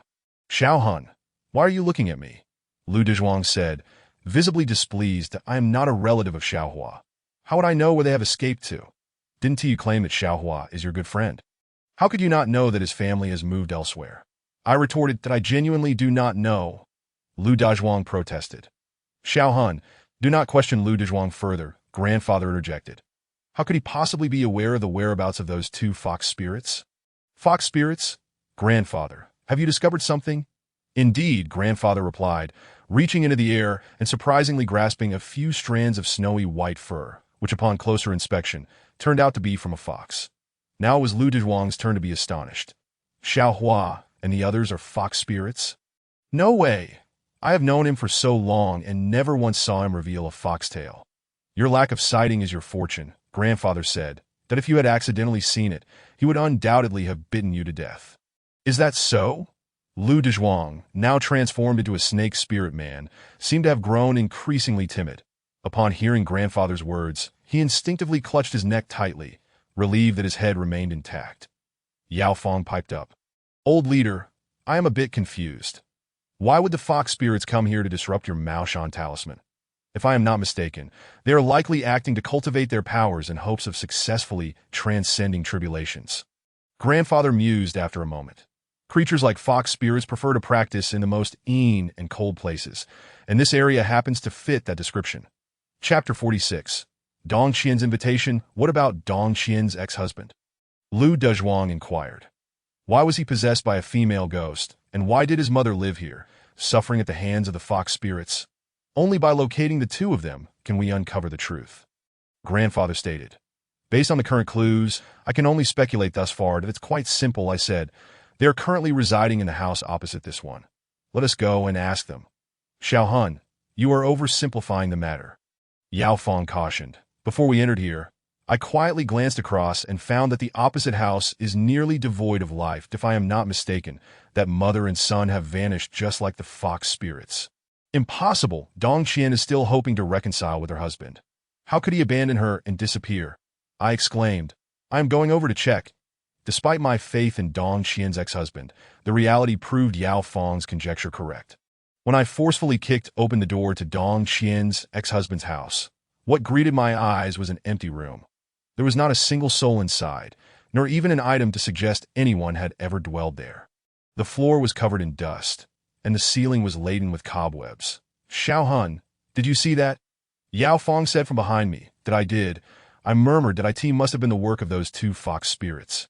In their pursuit of cultivation, they would not hesitate to sacrifice 2 living lives as blood offerings. Dong Qian, rest assured, I will avenge your ex-husband. Given Yao Feng's presence, I refrained from voicing that last sentiment, silently vowing instead. Uncertain whether it was Dong Qian's desire to see me or some other reason, just as I finished my oath, Dong Qian's call came through. Dong Qian, I have some bad news for you. I hope you do not react impulsively after hearing it. I said in as calm a tone as I could manage. That I know what you are about to say, Dong Qian replied after a moment of silence. You mean to tell me that my ex-husband is dead, correct? You already know? I gasped. Yes, Dong Qian choked out. Just over 2 hours ago, I received a call from the police, informing me that my ex-husband and my former mother-in-law's bodies were discovered at the tunnel entrance. At the tunnel entrance? I exclaimed. How did they die? There is no conclusion yet, Dong Qian said. The police merely speculate that they were likely attacked by an unknown animal, as their internal organs were completely devoured. Just as I had anticipated, that I thought to myself, simultaneously assuring Dong Qian, do not worry, I will find the culprit and avenge your ex-husband and former mother-in-law.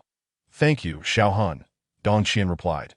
Leave the matter of finding the culprit to the police. I have something very important I need your help with. You need my assistance? I responded, turning to glance at Yao Feng behind me. Since Dong Qian was seeking my help, I needed to consult Yao Feng first. You should ask her what she needs help with, Yao Feng whispered to me. All right, I nodded, then turned back to Dong Qian. That I am willing to assist you, but you must tell me what your request entails. If it exceeds my capabilities, I must respectfully decline. That ITS about relocating a grave. Relocating a grave. Yes, Dong Qian said.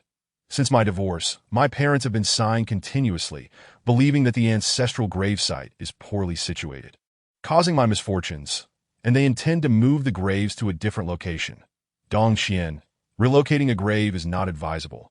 I said earnestly that in tradition, there is a saying that it is better to remain still than to move, and besides, one's life, fortune, and feng shui. Your misfortune may not necessarily stem from your ancestors' feng shui. You need not worry. My parents have already consulted others about the relocation. That if your parents have already sought advice, then you may proceed with the relocation. Why do you still need my help? I asked, puzzled. That I need you to help assess the feng shui, Dong Qian explained. With the assistance of that individual, my parents have identified a plot of land said to be a feng shui treasure. But upon visiting, I felt something was amiss, so I wanted to invite you to take a look. Since you work on a paranormal website, you must have some understanding of feng shui, correct? I do not. Do not tell me you are entirely ignorant of feng shui, Dong Qian teased. Someone who knows nothing about feng shui would never utter phrases like it is better to remain still than to move over one's life. Fortune and feng shui. I know a little, but this is a matter of grave relocation. If I make an error, it will not only affect you, but also your descendants. That IT is fine. I only seek your opinion. Whether or not to relocate is still up to my parents. Even if something goes wrong, it will not involve you. Very well. If you insist, then I shall assist you. When do we depart? Tomorrow morning. At the entrance of the hotel where our class reunion is being held. Did I ask that all right? No problem. Great. Then I shall see you then. After Dong Qian concluded the call, I turned to Yao Feng and said, You heard our conversation. Do you have any thoughts? 3 words. Be cautious, Yao Feng advised. You need not tell me. I am already aware that grave feng shui cannot be taken lightly. That is not what I meant. Yao Feng pouted and said, What I mean is, when you are with Dong Qian, you must exercise caution and absolutely refrain from igniting any sparks of affection to ASU command. My dear wife. I replied with utmost respect. However, I added, Yao Feng, you must lend me a hand as well. Dong Qian just mentioned that the police discovered the bodies of her ex-husband and former mother-in-law, and the cause of death was animal attack. You need to assist the authorities in identifying the culprit. Leave that to me, grandfather interjected, entering with Lu Dezhuang. The director of the Public Security Bureau just called me, stating that this case is to be handled entirely by the Paranormal Investigation Team. That is splendid news, I exclaimed joyfully. With grandfather and Yao Fong on my side, I was certain that the perpetrator behind Dong Qian's ex-husband's murder would be apprehended. No, Yao Fong suddenly interjected. Since this matter is being personally addressed by the old team leader, I will accompany Xiao Han to assist Dong Qian with the relocation of the grave. After all, when it comes to feng shui, I consider myself an expert that I intended to refuse Yao Fong's suggestion. But grandfather readily agreed. Not a problem. Why, grandfather? I protested vehemently. Why must you send Yao Fong with me? What? Is there an issue? Grandfather inquired with a smile. That don't you like Yao Fong? What could possibly be wrong with her accompanying you? Yao Fong chimed in. Old team leader, you are unaware of the situation. The person accompanying Xiao Han to examine the feng shui is none other than Xiao Han's first love, Dong Qian. Oh, so it is her, grandfather remarked. No wonder Xiao Han is reluctant to have you join. It appears he wishes to rendezvous with his former flame. That I, in that case, I shall keep Yao Fong by my side to assist, grandfather declared. Yao Fong, do you have any objections? Yao Fong shot me a fierce glare and muttered, I have no objections. I will follow the old team leader's arrangements. She then stepped closer to me, leaned in, and said fiercely, Listen well, you scoundrel. If you dare to develop a relationship beyond friendship with your first love, just wait until you return. I shall deal with you. No, that won't happen. I hastily waved my hands, though inwardly I felt a twinge of delight. Humph. My relationship with Dong Qian is indeed beyond friendship, as long as neither of us speaks of it. How would you know? This thought was merely a jest in my mind. Yet to my surprise, Yao Fong seemed to read my intentions through my expression. She let out a cold laugh, her eyes glinting with malice as she said, Do not fantasize that if you and Dong Qian remain silent, I will be oblivious to what transpires between you. Before joining the paranormal team, I had learned from my mother how to use Taoist techniques to keep tabs on my man, so I possess ample means to monitor you.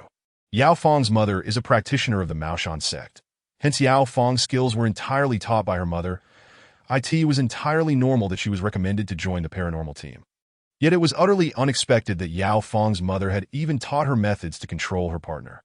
This revelation left me drenched in sweat, and I hurriedly assured her, Yao Fong, rest assured. I guarantee nothing will happen. That a guarantee is far from sufficient. Yao Fong replied nonchalantly. Before you depart, you must make me exceedingly happy. Otherwise, you shan't go. What it means to make a woman happy is something I believed was universally understood. I thought that even without verbalizing it, everyone could imagine, let alone Dong Qian. When I arrived at the train station's waiting room and exchanged pleasantries with her, she smiled and said, You look exhausted. Have you been shopping with your girlfriend all day? How did you know? I replied with a wry smile that don't forget, I am a married woman. Naturally, I have a profound understanding of men like you. Dong Qian remarked. You appear worn out, yet amidst that weariness lies a sweetness that only comes from spending a day shopping with a girlfriend, but there's no helping it. Yao Fong insisted that I accompany her for a day of shopping because she refused to let me go otherwise. Is that so? So, it seems I've inadvertently caused you this predicament, Dong Qian said. Then tell me, how do you wish for me to compensate you? Once we reach your hometown, treat me to a delightful meal. Certainly, Yao Fong replied that my hometown is in Shanghai, where there are many unique delicacies. You shall indulge to your heart's content. The long journey was a torment, especially for someone like me who usually travels by plane. After finishing the fourth lengthy novel I had brought along, Dong Qian informed me that we still had over an hour until we reached our destination. I couldn't help but express my frustration.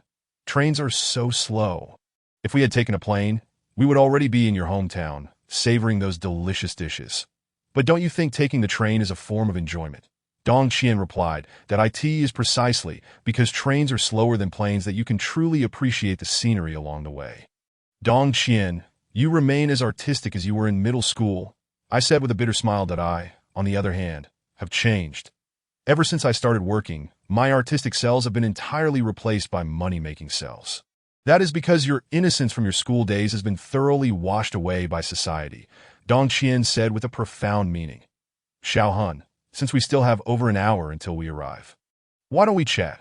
Sure, what would you like to discuss? Anything is fine, but it would be best if it relates to your work, Dong Qian suggested. Discussing my work? What is there to talk about? Did you not mention that you work for a paranormal website? In such a place, you must have encountered and heard of numerous supernatural events. Share a couple of stories with me. Ah, I never expected Miss Dong to have an interest in supernatural tales. I said with intrigue. Very well, let me share with you a paranormal incident that occurred in H City. Just as I was about to recount the incident of the missing flesh from a corpse's thigh that I had dealt with in H City, a woman's voice suddenly rang out from behind my seat. Excuse me, sir. Could you please refrain from talking?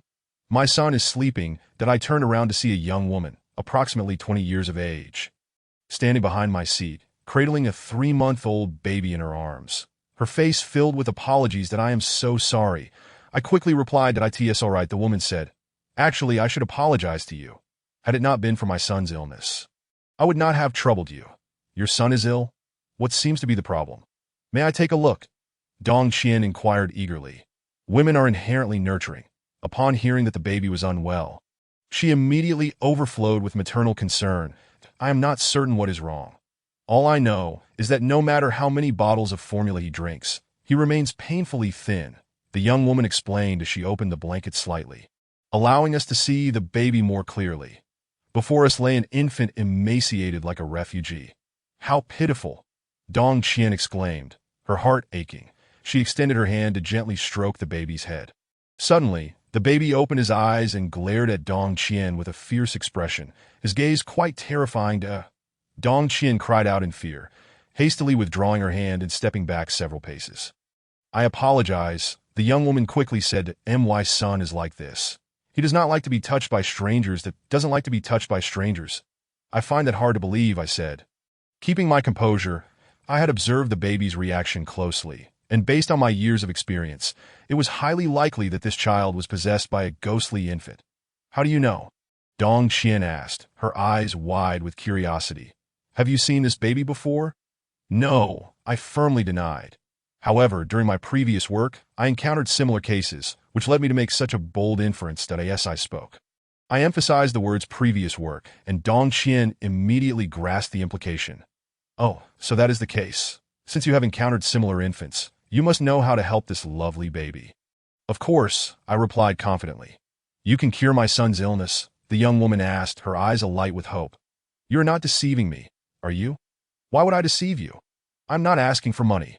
I smiled at the young woman. To be honest, I once studied medicine under a Chinese medicine master, and I have a deep understanding of the various ailments that afflict infants. That's so.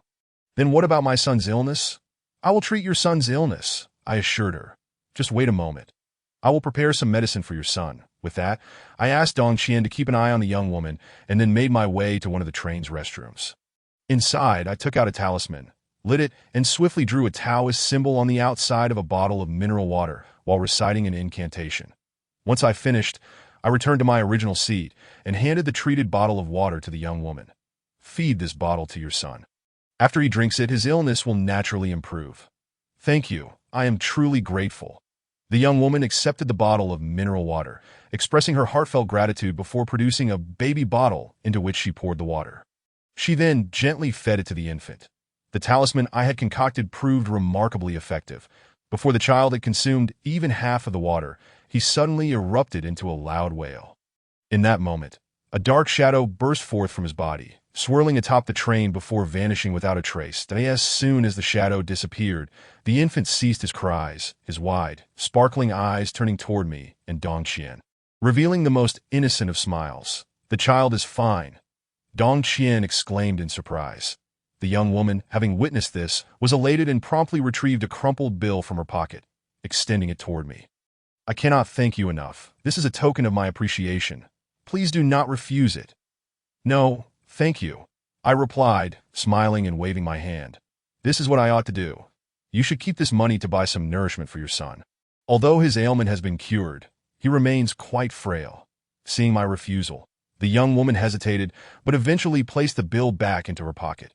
However, in the next moment, she presented me with 2 sweet potatoes, insisting, you may not accept the money, but you must take this. Otherwise, I shall never find peace in my heart. Recognizing her sincere demeanor and the simplicity of the sweet potatoes, I graciously accepted that. I handed a larger one to Dong Qian and, taking the smaller one for myself, began to peel it and bring it to my lips. just as chaos erupted in the carriage that a burly man with bloodshot eyes stumbled toward us, brandishing an exceptionally sharp dagger, and shouted, "I will kill you!"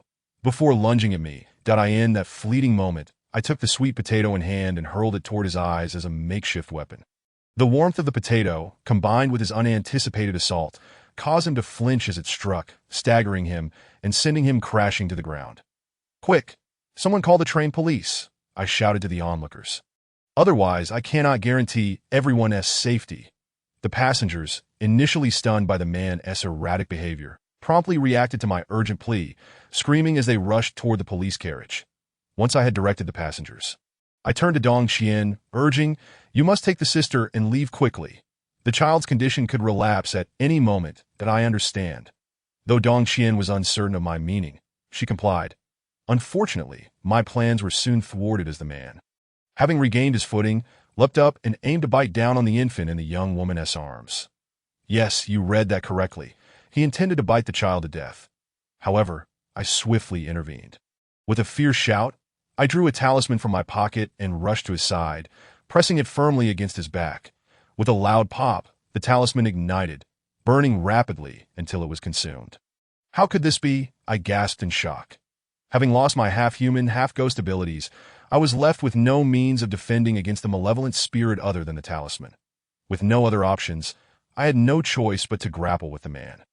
I clung tightly to his waist, determined to prevent him from moving an inch, while shouting to Dong Qian, "Hurry! You all must leave." Thanks to my efforts, Dong Qian finally managed to lead the young woman away. Meanwhile, the train police arrived just in time, intending to assist me in subduing the assailant. Yet, upon merely glancing at the man, the officer fell victim to his influence, joining him in tormenting me. They gnashed their teeth at me, causing me grievous harm in mere moments. "Monster, cease this at once." Just as I felt utterly helpless, a thunderous voice resonated from another carriage, followed by a middle-aged man bursting in. He kicked both the assailant and the officer aside, sending them crashing away from me. After dispatching those two, the middle-aged man did not pause. He began to perform a peculiar dance while reciting strange incantations. The man and the officer, having been knocked to the ground, were clearly displeased, and as soon as they regained their bearings, they retaliated against the middle-aged man. However, before they could strike, he unleashed another attack. Stopping his movements, he bellowed, "Those who battle, line up before me. Go forth." With those famous 9 words, a bright red light burst forth from the train's floor. The dark shadow that had emerged from the infant slowly extricated itself from the burly man and began to shrink under the luminous glow until it completely vanished. Lying on the ground, panting heavily, I watched as the middle-aged man vanquished the ghostly infant. The moment he uttered that famed incantation, I instantly recognized who he was. My grandfather's close friend, my god-uncle, Chu Daji. Chapter 49. Chu Uncle's Strange Request in the Spectral Group. Chu Uncle is revered as a godlike figure. According to my grandfather, he learned to exorcise spirits at the tender age of 4. By 13, he had become the nation's foremost Yin-Yang master and joined the Spectral Group, standing alongside my grandfather as one of its 2 pillars by the age of 19. That such an extraordinary individual naturally drew the admiration of every member of the Spectral Group, each eager to meet him and learn his skills. That my grandfather often remarked that had Chu Uncle been present when my mother gave birth to me, she would not have met such a tragic fate. My grandfather's words clearly indicated Chu Uncle's peculiar temperament. He preferred solitude and was often elusive that if one wished to seek his assistance, it required considerable effort to locate him. Returning to the matter at hand. Once Chu Uncle had dispelled the ghostly infant, I promptly rose from the ground and respectfully bowed to him. That has been a long time, Chu Uncle. Indeed, it has been quite a while, Chu Uncle replied calmly. It seems we have not met in 10 years, have we? Not 10 years, but 11, I corrected him. That's so? I must have misremembered. Chu Uncle chuckled. By the way, how is your grandfather? He's well. However, he often expresses concern for you, always mentioning you during the holidays. That I know. Chu Uncle acknowledged that I had intended to visit your grandfather, but due to a very important mission assigned to me by the Spectral Group, I found myself in one place for a decade. A mission? What could be so significant that it required you to stay in one location for 10 years? I inquired. That Chu Uncle did not respond directly, but gestured with his chin behind me. Falling silent. Turning around, I noticed the passengers who had fled to other carriages were now returning, including Dong Qian and the young woman. Upon seeing so many people enter, I immediately understood why Chu uncle had refrained from speaking. According to the spectral group's rules, no matter the significance of the matter, one must not disclose anything to outsiders without permission. That if Chu uncle were to speak now, it would be a breach of protocol. Seizing the opportunity as Dong Qian returned to her seat, I introduced her, saying, "Dong Qian, this is my god uncle, Chu Daji, god uncle." Dong Qian queried with curiosity, "When did you acquire a god uncle?" "I recognized him when I was a child." I explained. "Since Chu uncle is a close friend of my grandfather, he asked me to regard him as my god uncle to strengthen our bond." I see," Dong Qian said, understanding. She extended her hand warmly, shaking Chu uncle's. "Hello, Chu uncle. I am Dong Qian, a middle school classmate of you, Shaoan." "Middle school classmate?" Chu uncle remarked, casting a knowing glance between me and Dong Qian. "From my experience, it seems you're more like a couple than mere classmates." "Chu uncle, you jest," Dong Qian replied, her cheeks flushed. "That I am but an ordinary girl. To be Yu Xiaohuan's first love is already a tremendous fortune. How could I possibly aspire to be his wife?" "Dong Qian, you must not speak like that," I interjected hastily. "The fact that I cannot marry you is my shortcoming. How could that reflect poorly on you? Look at you two," Chu uncle chuckled. "You both are so eager to sing each other's praises that no one would believe you're not a couple." "Is that so?" Dong Qian and I exchanged shy glances. "Enough teasing," Chu uncle said as he took a seat. "You both appear to be traveling together. Am I correct?" "Yes," I replied. "Dong Qian's family needs to relocate their ancestral grave, and she invited me to assess the feng shui." "Relocating an ancestral grave? Why would your family want to do that? Don't you know that when it comes to such matters, it's better to remain still than to disturb?" I conveyed the same to Dong Qian, yet her family remains adamant about relocating, leaving me with little recourse. "That it is as such," Dong Qian murmured. "Since my birth, my family's circumstances have perpetually been dire, both financially and emotionally, leading my parents to contemplate moving the grave in hopes of improving our fortune." "And what of your relatives?" Uncle Chu inquired. "What is the state of your kin?" "Their situation is even more precarious," Dong Qian replied. "That in summary, our entire clan is beset by significant troubles." "Indeed," Uncle Chu remarked, "if that is the case, you should seriously consider the relocation of the grave." Casting a glance my way, he continued, "How about this, Miss Dong? I possess some expertise in feng shui. Perhaps I could accompany you to assess the situation of your ancestral grave." "Really?" Dong Qian exclaimed with excitement. "I cannot thank you enough." "No need for thanks. Is Xiao Han's first love. It is my duty as his godfather to assist." Uncle Chu chuckled. "By the way, where is your hometown?" "Boza village in Qinghai province," Dong Qian replied proudly. "Our village is quite remarkable, situated at the foot of Kunlun Mountain." Upon hearing the name of Boza village, Uncle Chu's expression abruptly shifted, and he sprang from his seat, pulling me aside. "Xiao Han, I need to discuss something privately with you." "What is it?" I asked, perplexed. "It is of utmost importance. Otherwise, why would I seek you out alone?" "Oh, very well." Rising, I turned to Dong Qian. "I apologize, but please wait a moment while Uncle Chu and I find a place to converse." "No problem," Dong Qian replied with a sweet smile. "You go ahead." Just as I was about to follow Uncle Chu to the next carriage, his phone rang unexpectedly. "Hello? Who is this?" Uncle Chu answered impatiently. "What do you mean I must come immediately? Can't you give me a moment? I have something very important to discuss with my godson." "No. How could that be? Will I perish if I delay?" "Surely not. Is it that severe?" "Fine, I will come right away." After hanging up, Uncle Chu turned to me. Speaking in haste, "I have urgent matters to attend to, so let us make this brief. Xiao Han, you must remember, under no circumstances should you assist the Dong family of Boza village in relocating their grave. Understand?" "Why?"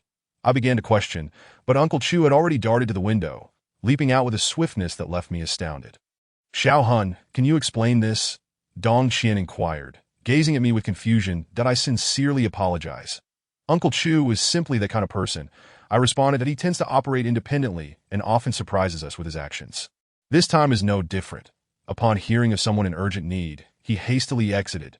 "That is not what I meant," Dong Qian interjected loudly. "I am asking why your godfather insisted you refrain from helping my family with feng shui." "Did he?" I questioned, genuinely puzzled. When did he ever say I should not assist your family? Just moments ago. Dong Qian exclaimed. He clearly stated that you must not help the Dong family of Boza Village. What? Your family is the Dong family of Boza Village, I said, astonished. How is that possible? That is precisely what I wish to know, Dong Qian replied. Xiaohun, who exactly is your Uncle Chu? Why did he express willingness to help my family with feng shui? Only to change his demeanor upon discovering we are the Dong family of Boza Village and vehemently oppose your assistance. Honestly, Dong Qian, I am not entirely sure, I admitted, scratching my head, that I haven't seen Uncle Chu in 11 years. So his unusual behavior eludes my understanding. Then, are you still considering helping my family with feng shui? Observing Dong Qian's anxious expression, I fell into deep contemplation. Uncle Chu and I are both part of the supernatural group, and he possesses an almost divine presence. Thus, his warning against aiding Dong Qian's family must be rooted in some valid reasoning. However, if I choose not to assist Dong Qian, and her family encounters a misfortune due to their feng shui issues, I would be plagued by guilt for the rest of my life. My heart wrestled with this dilemma, a struggle between reason and emotion, a conflict that most people face at some point in their lives. After much deliberation, I ultimately decided that emotion would triumph over reason. To prevent the day when I might witness Dong Qian's lifeless body, I resolved to lend her my support. Dong Qian, rest assured, I will do everything in my power to help you, I declared resolutely. Really? Dong Qian replied, her eyes alight with joy. You are not jesting with me, are you? Absolutely not, I started, but before I could finish, Dong Qian sealed my lips with her sweet, warm kiss that I contemplated pushing her away, yet the ecstasy on her face rendered me unable to do so, and I silently apologized to Yao Feng in my heart.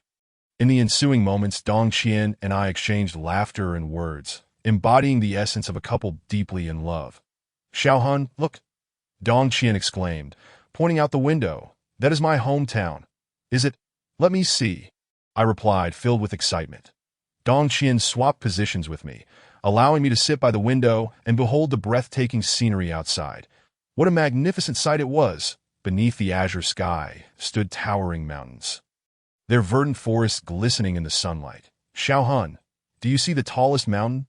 Dong Qian inquired. That I do. Our ancestral grave is located atop that very mountain. Is that so? It appears quite scenic. Indeed, the scenery is splendid. But what of the feng shui? Let me take a closer look. Prompted by Dong Qian, I diligently observed the feng shui of that mountain. As the train slowed to a halt, I found ample time to scrutinize it. Truth be told, the feng shui of that mountain was commendable. Nestled between mountains and waters, as I gazed, I could even faintly perceive a stream of purple energy ascending from the mountain.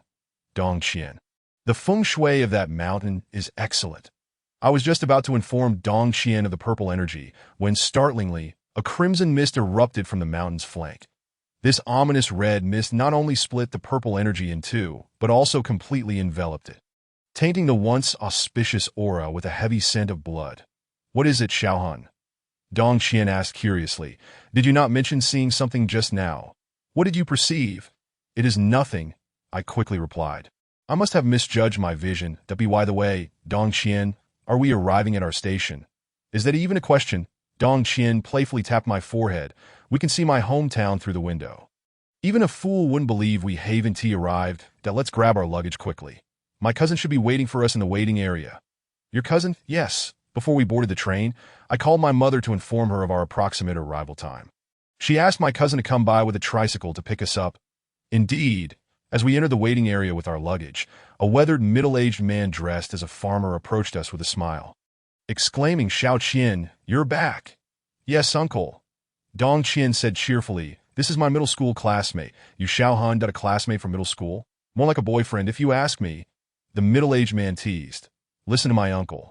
Dong Qian replied with a wry smile. I just recently divorced. How could I find a new boyfriend so quickly? He's a feng shui master, accompanying me to help assess our ancestral grave. Is that so? The middle-aged man scrutinized me with interest that I never would have guessed. A young feng shui master, truly impressive. It's nothing. I'm just making a living, I replied modestly as I rode on Dong Qian's cousin's tricycle. Memories of the earlier events flooded my mind. According to traditional Chinese feng shui, purple energy, often referred to as the aura of a sovereign, signifies the presence of a dragon's den in an area. If purple energy emanates from a location, it indicates that the site is auspicious, potentially heralding the birth of a true dragon sovereign.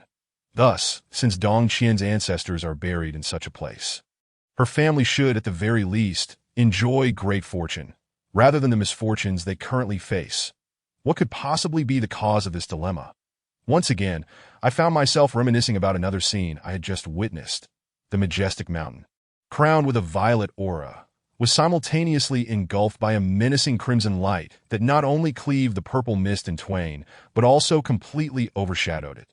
This, I feared, could not bode well. The predicament currently faced by Dong Qian's family must surely be intricately linked to this ominous red energy. Chapter 51. The village bully, such is the nature of mountainous regions.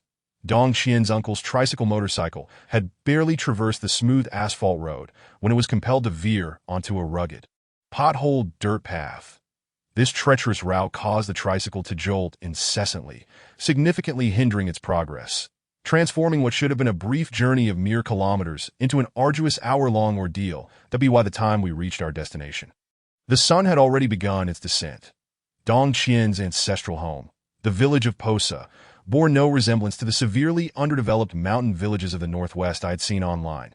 It consisted of antiquated wooden and stone houses scattered haphazardly at the barren foot of the mountain. Advanced modes of transportation were a rarity. Most of the vehicles on the road were drawn by livestock. "Xiaohun, what do you think of my hometown?" Dong Qian asked me with a hint of significance in her voice. "The environment here is quite pleasant, and the air is remarkably fresh," I replied with a sheepish chuckle, scratching my head. "The surroundings are indeed commendable," Dong Qian affirmed, the Dio not be deceived by its seemingly impoverished and backward appearance. "The residents here are exceedingly kind-hearted and genuine." At this point, Dong Qian's uncle's tricycle motorcycle had entered the village. Due to the narrowness of the roads and the bustling foot traffic, our pace slowed considerably. Observing this, Dong Qian decided to disembark, and we proceeded to walk along the rough stone-paved streets that it appeared that Dong Qian was quite popular in this locale. Every villager we passed greeted us warmly and amiably. "Dong Qian, you seem to be quite well liked here," I remarked sincerely. "Of course." Dong Qian replied proudly, "I am the first golden phoenix to emerge from this village. My family has resided in Posa for over a century.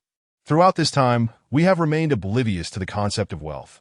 We only know the rhythm of rising with the sun and resting at sunset, subsisting on plain fare and dwelling in mud brick homes. Never contemplating how to alter this backward existence, that my father was rather fortunate. He met my mother, who grew up in the city, granting him a glimpse into a prosperous world beyond. This inspired him to strive diligently to alter his fate and that of the next generation. From my earliest memories, I was aware of my parents' relentless efforts to ensure I could attend a good school. And they succeeded, did they not? I inquired. Indeed, Dong Qian confirmed. Otherwise, how could we have met and fallen in love while attending school in the capital? "Xiaohun, when you meet my parents, be sure to express your gratitude to them. If it were not for them, we would never have crossed paths. Let us not dwell on that," I replied ambiguously, thinking to myself that I was not the son-in-law about to meet my future in-laws, so why should I express thanks? "Therefore, Xiaohun," Dong Qian said earnestly, "you must help me find a suitable location for my family's ancestral grave. One with good feng shui, so that our descendants may no longer suffer from poverty. That I will do my utmost," I assured her. "Goodness, are you feeling rather bold? How dare you bargain with me?" Just as I was attentively listening to Dong Qian, a sudden and intense commotion erupted ahead that I glanced forward and spotted a large crowd gathered approximately 10 meters away. "What is happening?" I inquired, sigh. "If I am not mistaken, it is likely Lu Fugue and his son bullying someone again." Dong Qian frowned. These two rascals always disturbed the peace of the villagers. As she spoke, Dong Qian hastened her pace, leading me toward the scene of the altercation. Upon arrival, we heard an elderly farmer lamenting to the crowd. "I have toiled to raise over 10 chickens, hoping to sell them at the market for some money, yet Lu Fugue's dog killed them all last night. How am I to survive in the days to come?" "You old fool, do not play the victim here," a brash young man adorned in gold and silver retorted. "Yes, my dog killed your chickens, but I compensated you, did I not? Why are you still causing a ruckus?" "Compensated? You only gave me 5 yuan. Is that truly compensation? The old farmer exclaimed. Agitated. .5 yuan is more than enough. The young man scoffed. Your chickens are not even a protected species. How much do you expect to be compensated? I assure you, if you want the 5 yuan, take it.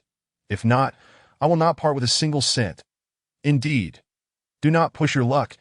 Is that how you treat beggars, offering such a meager sum to the old farmer? The young man's words incited the villagers, who began to openly criticize him for his cruelty and lack of humanity. Faced with their accusations, the young man remained unfazed, stubbornly defending his stance. .10 chickens for 5 yuan is simply too little.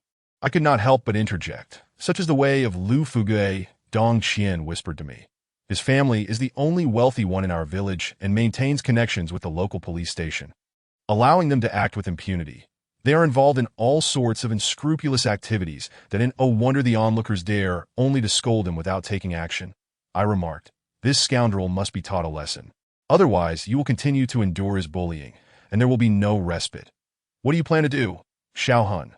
Dong Qian exclaimed in alarm, that do not act recklessly. If you offend him, he will not let you off easily. Fear not, Dong Qian, that I merely intend to give him a small lesson. I replied confidently, assuring her that he would remain oblivious to my identity until his last breath. With that, I asked Dong Qian to fetch some straw for me. I stealthily approached Lu Fugue from behind, plucking a hair from his head before swiftly retreating to an inconspicuous corner. By the time Dong Qian returned with the straw, I had fashioned a rudimentary straw doll, discreetly inserting the hair within it during the process. What are you planning to do?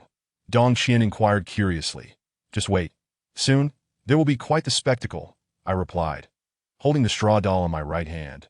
I retrieved a talisman from my pocket with my left, brushing it against the doll while murmuring incantations. Once I finished the spell, I placed the doll on the ground and gave it a firm kick. With that kick, Lu Fugue, who was embroiled in a heated argument with the villagers, suddenly reacted. He tumbled as if mimicking the straw doll, ultimately landing sprawled on the ground in a most undignified manner. Chapter 52.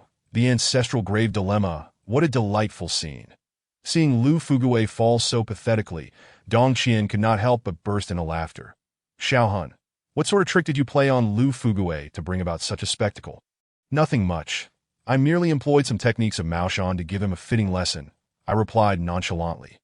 Maoshan techniques? Really? Dong Qian exclaimed in surprise. Xiao Hun, you actually know about Maoshan techniques. Who taught you? Maoshan techniques can only be passed down by Maoshan Taoists. I fabricated a story. Due to a peculiar incident, I had the fortune of meeting a kind-hearted Maoshan Taoist. Concerned for my safety, he imparted some simple techniques to me that I asked that so. It seems inviting you to help with my family's feng shui was indeed a wise decision. Dong Qian said, her face lighting up with joy. Xiao Hun, I will take you to my ancestral home right away.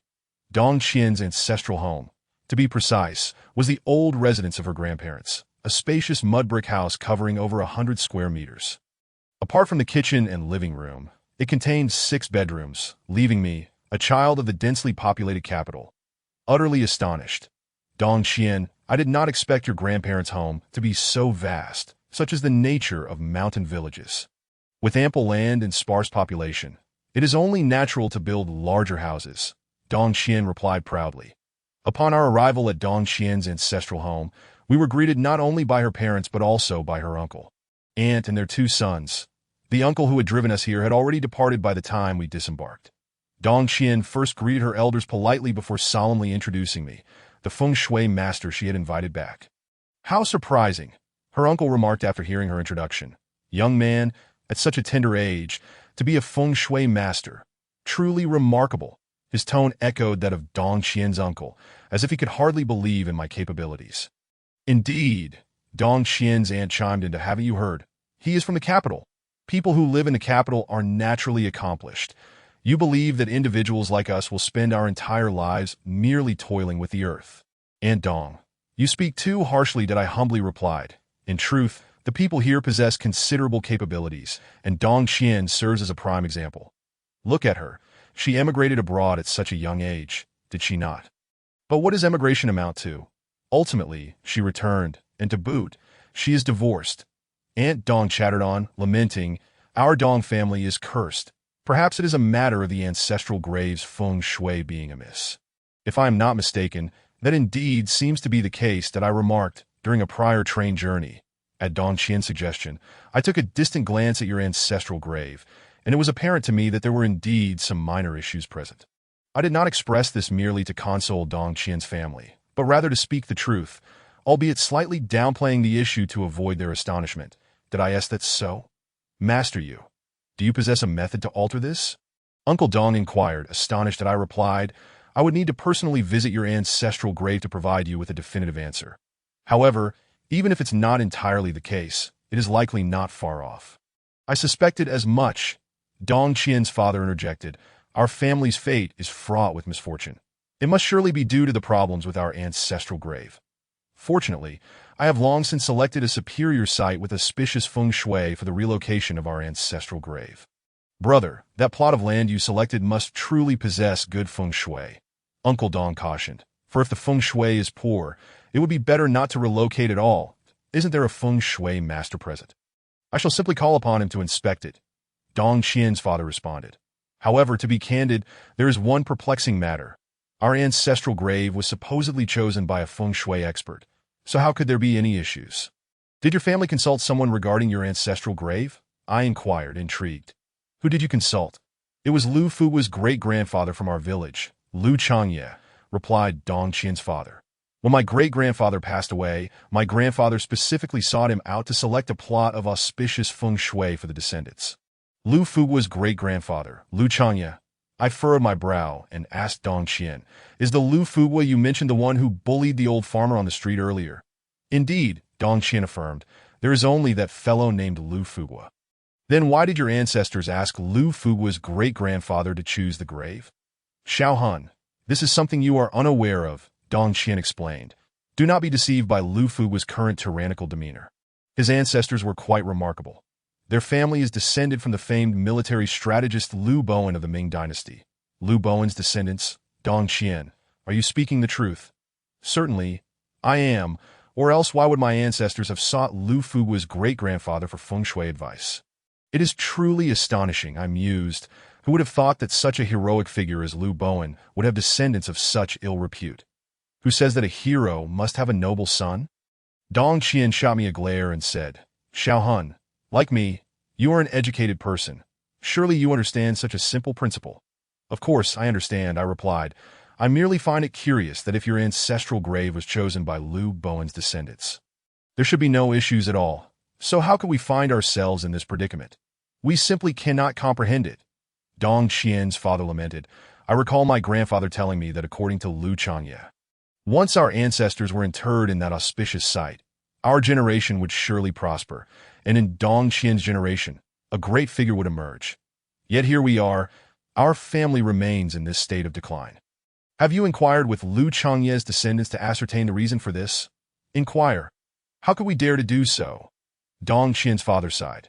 Ever since Lu Changye, no one from the Lu family has been capable of discerning feng shui. And the Lu family in Posa village has gradually become arrogant and overbearing, dismissing all others. How could we approach them? And what are the Lu family's current situation? Are they faring well? Yes, they're doing exceptionally well. Uncle Dong replied bitterly. In the entire Posa village, only their family can afford to drive a car. Chapter 53. The Foolish Child. Uncle Dong, it seems you harbor significant resentment towards the Lu family for their wealth. I remarked with a smile, observing that when you spoke of the Lu family, it was almost as if you were gritting your teeth, wishing to consume them alive. Did I ask that even a question? There is not a single villager in Posa who does not harbor animosity towards the Lu family. Take me, for instance. I have no dealings with Lu Fuguo and have never had the opportunity to offend him. Yet this scoundrel brazenly seized 2 acres of our land under the pretext of land requisition. The Lu family has encroached upon your land. You should report him to the village committee. How could we possibly do that? The entire village committee is composed of Lu family members, and even the town government has Lu family members. Uncle Dong lamented, I simply cannot fathom how such a tyrannical family has become the wealthiest in our village. Could it be that their ancestral grave is emitting smoke? That is undoubtedly the case, Uncle Dong, I replied. Let us not forget they are descendants of Liu Bowen, and their ancestral grave must have been chosen with meticulous care. If the feng shui of their ancestral grave is what grants them such prosperity, Uncle Dong's voice broke. Then Xiao Han, I implore you, while assisting our family with the grave relocation, do something to disrupt the feng shui of the Liu family's ancestral grave, so that they may suffer the harshest of fates. Uncle Dong, I am afraid I cannot comply with such a request, I stated, for in our line of work, the utmost importance lies in maintaining integrity. I cannot engage in actions that would harm the innocent. Indeed, Uncle, Dong Qian added, the Liu family is unkind, but we must not act unjustly. Moreover, upon our return, Xiao Han has already given Liu Fugua a lesson of moderate severity. Very well, Uncle Dong nodded, though he still appeared unconvinced. Nevertheless, Xiao Han, I sincerely hope you will assist our family earnestly. Dong Qian's mother implored, we may not reside here, but most of our relatives live in this area. Whether we can escape the Liu family's grasp and lead a good life rests entirely upon you. Aunt Dong, rest assured, I shall do my utmost. I assured her, Mother, if you wish for Xiao Han to exert himself for our family, then please prepare a splendid dinner to honor him. Dong Qian admonished her mother, truly, the guest has been here for quite some time, and you have neither prepared a meal nor offered him a glass of water. Ah, I apologize, Dong Qian's mother quickly exclaimed. I shall attend to it right away. Thus, spurred on by Dong Qian, I soon found myself enjoying a delectable meal and quickly settling into the wooden bed of the mountain village. I must say, although the wooden bed appeared rather rudimentary in craftsmanship, it proved to be exceedingly comfortable. Before long, I drifted into a deep slumber. Knock, knock, knock. I have no idea how long I had been asleep. But I was roused from my slumber by an odd sound, and I opened my eyes, and aside from being disturbed by the peculiar noise, I felt an unusual chill in the room. This chill could only be attributed to the ghostly essence emitted by spirits. I turned towards the direction of the strange sound and discovered it was emanating from the window. Due to the village's extreme poverty, the windows were typically covered with wooden boards instead of glass. Clearly, someone was knocking on the wooden board at such an hour. Who would be so idle as to knock on wood? Given the peculiar chill in the room, I surmised it was likely the work of restless spirits. Here, the lonely souls and wild ghosts are audacious indeed, daring to disturb the dreams of a member of the supernatural team. One would think they were impatient even in death. That I rose from the bed, turned on the light, and quietly retrieved a talisman from my pocket, stealthily approaching the window. Xiao Han, what are you doing? Just as I was about to remove the board and throw the talisman outside, Dong Qian suddenly opened the door and entered. Seeing me in my sleepwear by the window, she was filled with confusion. Dong Qian, keep your voice down to prevent the restless spirits outside from discovering my presence. I quickly gestured for silence. Upon receiving my signal, Dong Qian ceased her noise, yet as she approached me, she could not help but inquire softly, Xiao Han, what on earth are you doing? I am preparing to confront the restless spirits outside, I replied, my gaze unwavering from the wooden board covering the window. Restless spirits? Our family as well. How could there be restless spirits? Dong Qian asked, puzzled. Dong Qian, do not speak without understanding that I whispered. Do you not feel how cold the room is? It is indeed quite cold. But what of it? This chill is only produced by the essence of spirits. Thus, I can confidently assert that there are indeed restless spirits outside. Xiao Han, are you perhaps overreacting? Dong Qian remarked. Here, as night falls, the chill is simply a natural phenomenon, entirely unrelated to wandering spirits that I have no intention of arguing with you. I retorted irritably that that moment, the peculiar knocking sound had ceased, replaced by a faint, sorrowful wailing. This wailing initially resonated loudly, but gradually diminished over a few seconds. Thinking of escaping? Not so easily, I suddenly exclaimed, forcefully slamming the wooden board over the window with my right hand while swiftly tossing a talisman out with my left. 10 seconds passed, yet the anticipated wailing of a ghost did not materialize. Another 30 seconds elapsed, and outside remained eerily silent. What on earth is happening? I pondered aloud. Could it be that the presence outside is not an ordinary wandering spirit? I speculated, as my earlier deduction stemmed from the remarkable power of the talisman I had just cast, which most spirits would find unbearable. However, the situation did not align with my expectations. Just as I was about to retrieve another talisman from my pocket, a youthful voice floated in from outside the window. Sister Dong. Good evening. Linger is here. Dong Qian approached the window and waved. Sister Dong? Dong Qian, do you know that spirit outside? I exclaimed in astonishment. What spirit?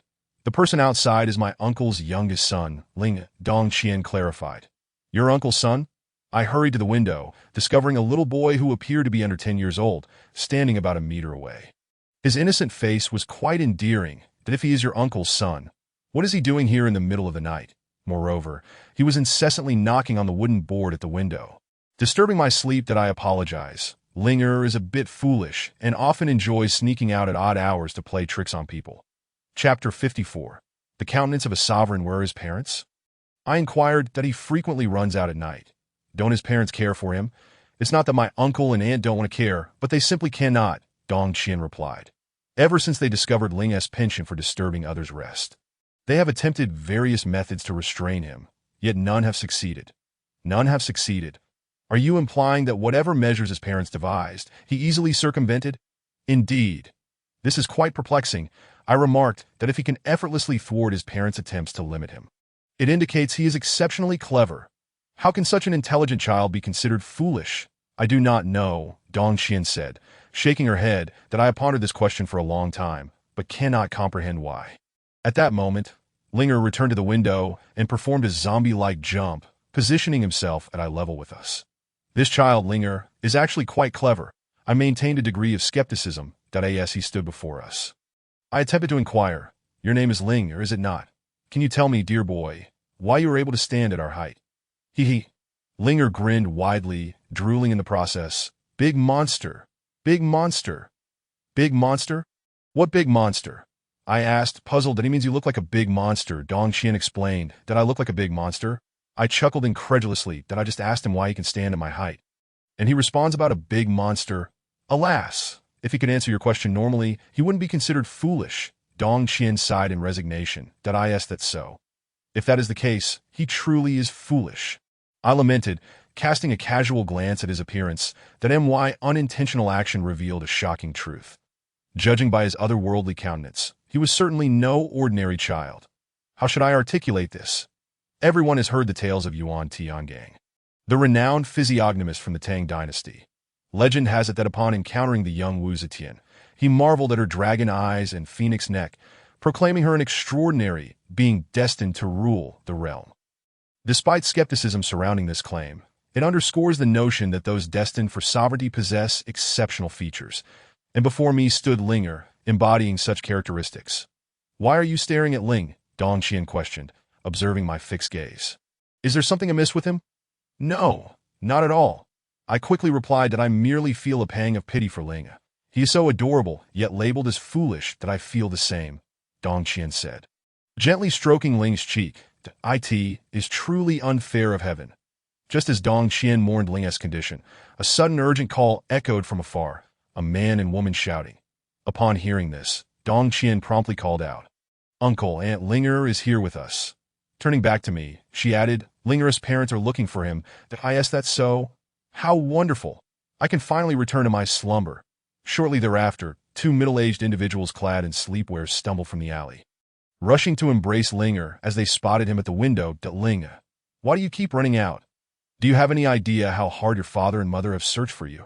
Linger giggled innocently in the embrace of the middle-aged woman. I apologize, the middle-aged man addressed Dong Qian, for disturbing your household once again. Uncle, there is no need to mention it, Dong Qian replied. We are all family. We should be understanding and accommodating of one another. Yet Linger has indeed disturbed your guests. The middle-aged man insisted, so an apology is still warranted. It is quite all right, Uncle, I interjected. Linger is a delightful child. A minor disturbance is of no consequence. You should hurry and take him home. It's quite chilly at this hour, and he may easily fall ill. Thank you. Thank you. The couple expressed their gratitude profusely as they carried Linger away. Finally, the task is complete, Dong Qian said, retrieving the wooden board from the ground and placing it back over the window. You can continue your sleep now.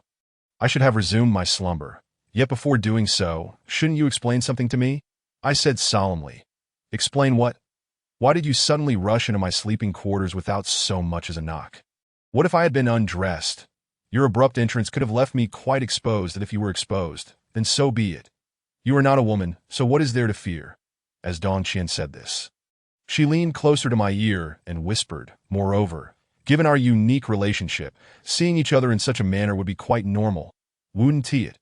After uttering these words, Dong Qian flashed a knowing smile before departing. Taking care to close the door behind her, "Oh no," I muttered to myself. "If I linger here any longer, I fear I may betray Yao Feng. For her sake, it would be wise to steer clear of matters concerning Dong Qian's ancestral grave." Though I professed this, in truth, I had no intention of leaving, as the events of the day had piqued my immense curiosity. Dong Qian's family grave, once shrouded in an aura of imperial energy, had regrettably been dispersed by a malevolent force, preventing her entire lineage from attaining prosperity. This alone was intriguing, but now I had encountered a child with the countenance of a sovereign, yet he was undeniably a fool. The connection between these two intertwined occurrences surely concealed a secret that begged to be uncovered. Chapter 55. The Liu Family Ancestral Hall. Thus, when dawn broke the following day, the entire Dong Qian family invited me to visit their ancestral grave with a sense of urgency, hoping to uncover clues at the site. "This is the grave of my great-grandfather," Dong Qian's father indicated, gesturing towards a weathered tombstone. That moment, we stood at the hillside of a mountain that emanated a purple mist. The area was dotted with graves, nearly every 10 steps revealing another burial site. However, Dong Qian's family grave was peculiar. Within a 10-meter radius, it was the sole grave present, a fact that alone spoke volumes about its distinctiveness. Indeed, I stood before the ancestral grave of Dong Qian, turned around, surveyed the surroundings, and remarked with a sense of nostalgia, "The feng shui of your family's ancestral tomb is quite exceptional. It is indeed a treasure trove of concealed winds and gathered waters, befitting the lineage of Liu Bowen."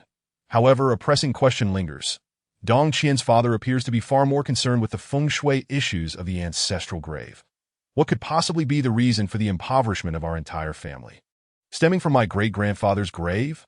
"Uncle Dong, please do not rush me.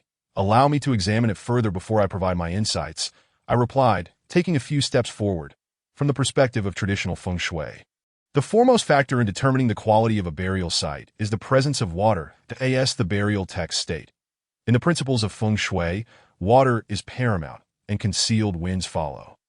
The graveyard where Dong Qian's ancestral tomb lies is enveloped by a crystal-clear stream, making it an ideal location from a feng shui standpoint. Next, one must consider the area in front of the grave. An ancient saying goes, "To view the water from the mountain, observe the bright hall from the grave." The quality of feng shui at a burial site is not only contingent upon the presence of water, but also the existence of a broad and even expanse before the grave. In this regard, among the numerous graves on the hillside, only Dong Qian's ancestral tomb satisfies this criterion, that if the two most vital feng shui elements of Dong Qian's ancestral tomb are indeed flawless, then what could be the cause of their inability to attain great wealth and prosperity? "Xiao Hun, do you see the problem?" Dong Qian quietly approached me, whispering. "Not yet," I furrowed my brow in response. "If not, then we shall return tomorrow to investigate," Dong Qian suggested. "Why?" I inquired, perplexed. "Just look at the sky and you will understand." "Look at the sky." I raised my head, only to discover that the previously clear blue sky had become shrouded in ominous clouds, signaling an impending torrential downpour. "Surely not," I exclaimed in resignation. "Why must the heavens be so unkind? I haven't seen enough yet." "If you haven't seen enough, then so be it," Dong Qian replied, "that we have ample time. If we cannot discern the issue today, we shall return tomorrow." "But how will I explain this to your family?" I lamented. "Before coming here, I confidently assured them that I would uncover the issue with your ancestral grave." "Indeed, you did promise my parents that you would find the problem with our ancestral tomb, but you never specified when you would do so," Dong Qian urged, "that we should hasten our departure. If we delay any longer, we risk becoming drenched." Dong Qian's insistence was warranted. As we took a few steps down the mountainside, the thunder began to rumble incessantly, compelling us to quicken our pace. However, no matter how swiftly we moved, we ultimately could not evade the onslaught of the rain. Within mere minutes, we were completely soaked. "This will not do," Dong Qian's father declared. "Given the intensity of the rain, I believe we should seek shelter until it lessens." "That sounds easy enough," Dong Qian's uncle retorted, "that we are still on the hillside. Where can we possibly find refuge?" "Father, isn't there a Liu family shrine ahead?" Dong Qian's cousin suggested. Why not seek shelter there? What do you know, you little brat? Dong Xian's uncle scolded. Did you forget about the incident with Xiao Bai? What incident concerning Xiao Bai? I inquired hastily. Xiao Hun, for heaven's sake, please refrain from asking so many questions at this moment. Dong Xian replied, exasperated. We must focus on our journey. My inquiry has its purpose. I asserted earnestly that if Uncle Dong could elucidate the matter regarding the Lu family shrine, it might enable me to resolve the issue at hand, allowing us to take refuge there from the rain. Are you serious, Xiao Hun? Dong Xian's uncle exclaimed, his eyes widening. Do you possess a method to confront the mountain spirit? What mountain spirit? Never mind, I have my ways of dealing with it. I replied. Uncle Dong, let us proceed to the Lu family shrine without delay. Yet, Uncle Dong seemed hesitant that I have stated that we must not hesitate. I raised my voice, finally convincing Uncle Dong to commit. Very well. Let us make our way to the Lu family shrine. Thus, under Uncle Dong's guidance, we swiftly traversed a relatively level-go path until we arrived at a dilapidated shrine. Did I ask this truly the Lu family shrine? Indeed, it belongs to Lu Fugue's family. That if it is a shrine, why is it situated on the hillside? This defies all logic, I remarked. Typically, shrines are constructed within villages. The answer to that question, I fear, can only be revealed by Lu Fugue himself. Uncle Dong replied that I circled within the Lu family shrine and discovered it to be filthy and moldy, evidently neglected for an extended period. This was merely a minor issue. A more pressing concern lay in the fact that such a large shrine housed only a solitary spirit tablet dedicated to Lu Shuren. It is well known that shrines are meant to honor the ancestors of a family, requiring at least a dozen spirit tablets to be deemed reasonable. Uncle Dong, do you know how Lu Shuren is related to Lu Fugue? He is his grandfather. Uncle Dong answered that to my knowledge, this shrine was specifically built by Lu Fugue after Lu Shuren's death to honor his grandfather. To construct an entire shrine for his grandfather is rather excessive. Don't you think? Moreover, historically, there has never been such a practice of honoring ancestors in this manner in Huaxia, I remarked. Unfortunately, his grandfather's death was shrouded in mystery. Uncle Dong replied that I have heard from the neighbors that Lu Shuren was, in fact, driven to death by Lu Fugue and his SONTO prevent Lu Shuren's spirit from haunting them. They specifically erected this shrine to honor him. Chapter 56. Cursed by a Malevolent Spirit, Part 1. Is that so? Upon hearing Uncle Dong's words, I fell in a deep contemplation. Absolutely true. Uncle Dong affirmed that if I were Lu Shuren's spirit, even if Lu Fugue and his son adorned my grave beautifully and constructed a magnificent shrine afterwards, I would metamorphose into a vengeful spirit, haunting them relentlessly until they were driven to despair. But haha, dear brother, you are indeed kind-hearted, opting to torment them daily as a vengeful spirit, Dong Qian's father chuckled. Yet after his laughter, his expression shifted dramatically that if it were me, I would simply eliminate the two of them. The longer these scoundrels live, the more they endanger our village. Must it be so extreme, Uncle Dong? I interjected with a laugh. Extreme. If you had witnessed how Lu Fugue and his son treated Lu Shuren, you would share my sentiments, Dong Qian's father retorted. While Lu Shuren was alive, Lu Fugue and his son wouldn't even spare him a decent meal, let alone provide him with a good garment. Are they truly that unfilial? What my father and uncle say is the truth, Dong Qian interjected. During my childhood, every time I encountered Lu grandfather, he was huddled within a half-collapsed mud hut, trembling incessantly. Before him lay a broken bowl containing nothing but rotten leftovers. Who would have thought? I marveled. It's truly astonishing that in such a simple mountain village, there could exist such unfilial sons and grandsons. I had assumed such behavior was exclusive to the big cities. Bad people exist everywhere, Uncle Dong remarked. The problem lies in the fact that heaven seems unwilling to strike down these evildoers with lightning. If heaven does not strike them down, it is even more unbelievable that they lead lives more prosperous than we good-hearted individuals. What is most astonishing is that Lu Shuren's spirit does not seek revenge on them, but instead directs its wrath toward the innocent. Uncle Dong, when you mention innocent people, are you referring to Xiao Bai, whom you mentioned earlier? Indeed, Dong Qian's father confirmed. Ever since this shrine was established, we have frequently heard low murmurs emanating from the mountainside at night. Initially, we believed it was the sound of wild beasts, but gradually, we discerned that the murmurs resembled those of an elderly person, and we soon realized that the source of the sound was within the shrine itself. Consequently, villagers began to speculate, believing that this was Lu Shuren's spirit lamenting the injustices inflicted upon him by Lu Fugue and his son, all hoping that Lu Shuren's spirit would administer justice upon them. However, as time passed without any sign of reprisal, the villagers began to murmur that, as the saying goes, even ghosts fear wicked people. Given Lu Fugue and his son's rampant tyranny, it seemed that even Lu Shuren's spirit, no matter how formidable, was left to merely moan in vain. Just as disappointment began to take root regarding Lu Shuren's spirit, it quietly began to unleash its wrath, targeting none other than Xiaobai. Xiaobai was the boldest child in our village, often running up the mountains at night with other equally daring children. Once, they played hide-and-seek in the cemetery, only to encounter a torrential downpour much like we did. Consequently, they sought refuge within the Lu family ancestral hall. The moment they stepped inside, they were startled to discover a dark figure hovering in mid-air. This shadowy apparition seemed particularly perceptive, immediately sensing the arrival of Xiao, Bai, and the others, and slowly turned around. When the figure fully faced them, Xiao Bai and his companions were horrified to find that it was none other than Lu Shuren, that a dark figure. I murmured, "It appears that the spirit of Lu Shuren has transformed into a fearsome, malevolent ghost." "How do you know that, Xiaohun?" Dong Qian inquired curiously. "You have never encountered Grandpa Lu's spirit. How can you be so certain that it has become the most ferocious of evil spirits?" "Dong Qian, have you forgotten what I do?" I chuckled. "In our line of work, we possess the deepest understanding of ghosts. The strength of a spirit can be distinguished by its color. The weakest is white. Belonging to wandering souls, stronger ones are red, known as vengeful spirits, and the most terrifying are black, the evil spirits. Since Lu Shuren's soul is black, it undoubtedly belongs to the category of malevolent ghosts." After explaining this to Dong Qian, I continued to inquire about her father. "So, what happened after Xiao Bai and the others encountered Lu Shuren's spirit?" "They were naturally terrified and fled in the rain," Dong Qian's father replied.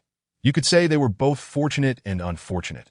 They were fortunate in that Lu Shuren's spirit did not pursue them after they escaped. However, they were unfortunate in that the very next day, upon returning home, they all developed high fevers, with Xiao Bai suffering the most. He was delirious and was promptly taken to the town clinic by his family. Xiao Bai lay in the clinic for a full week, his fever refusing to subside. The doctors, at a loss, initially planned to transfer him to the county hospital, but on the day of the transfer, Xiao Bai unexpectedly spoke, his voice astonishing everyone present, particularly his family. His voice was eerily identical to that of Lu Shuren in life. "Clearly," I remarked, "Lu Shuren's spirit has possessed Xiao Bai's body." "Indeed," Dong Qian's father nodded, upon hearing Xiao Bai's voice, which resembled Lu Shuren's. Xiao Bai's grandmother quickly realized what had transpired and told his parents that this child must have been possessed by Lu Shuren's spirit in the ancestral hall, and they needed to find a way to resolve it. After hearing his grandmother's words, Xiao Bai's parents hurriedly sought help from anyone who might assist him. Regrettably, despite their efforts to enlist various individuals, none were able to contend with Lu Shuren's spirit.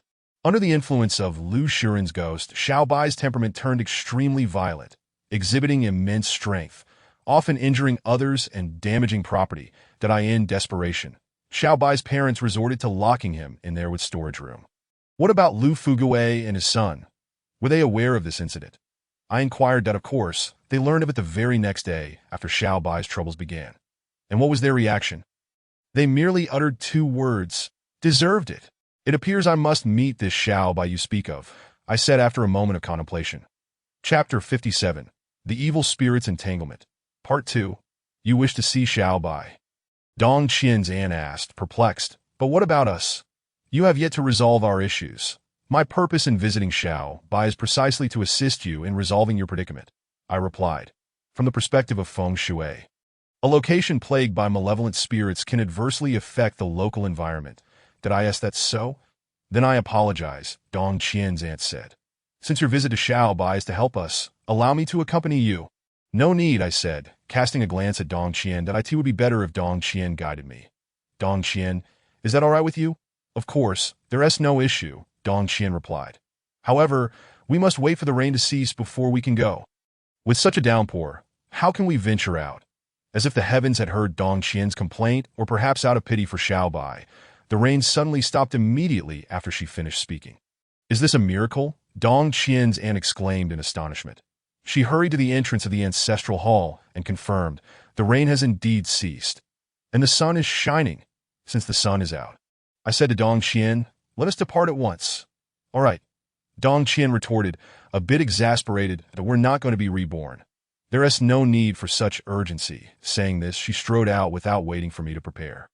I quickly followed, thinking to myself, "It is not my intention to rush you, but saving a life is akin to extinguishing a fire." This inner sentiment completely clarified the truth of what I had just told Dong Qian's aunt. Indeed, my eagerness to see Xiao Bai had little to do with the impact of evil spirits on local feng shui. In reality, places with good feng shui are unlikely to harbor malevolent ghosts. Rather, as a member of the paranormal group, upon hearing of someone being plagued by an evil spirit, one must immediately respond, regardless of whether a report has been filed. This is a fundamental requirement instilled in every member of the paranormal group by my grandfather. What I never anticipated was that this fervor for my profession would inadvertently lead me to uncover the key issue related to the ancestral grave of Dong Qian's family. But that is a matter for later.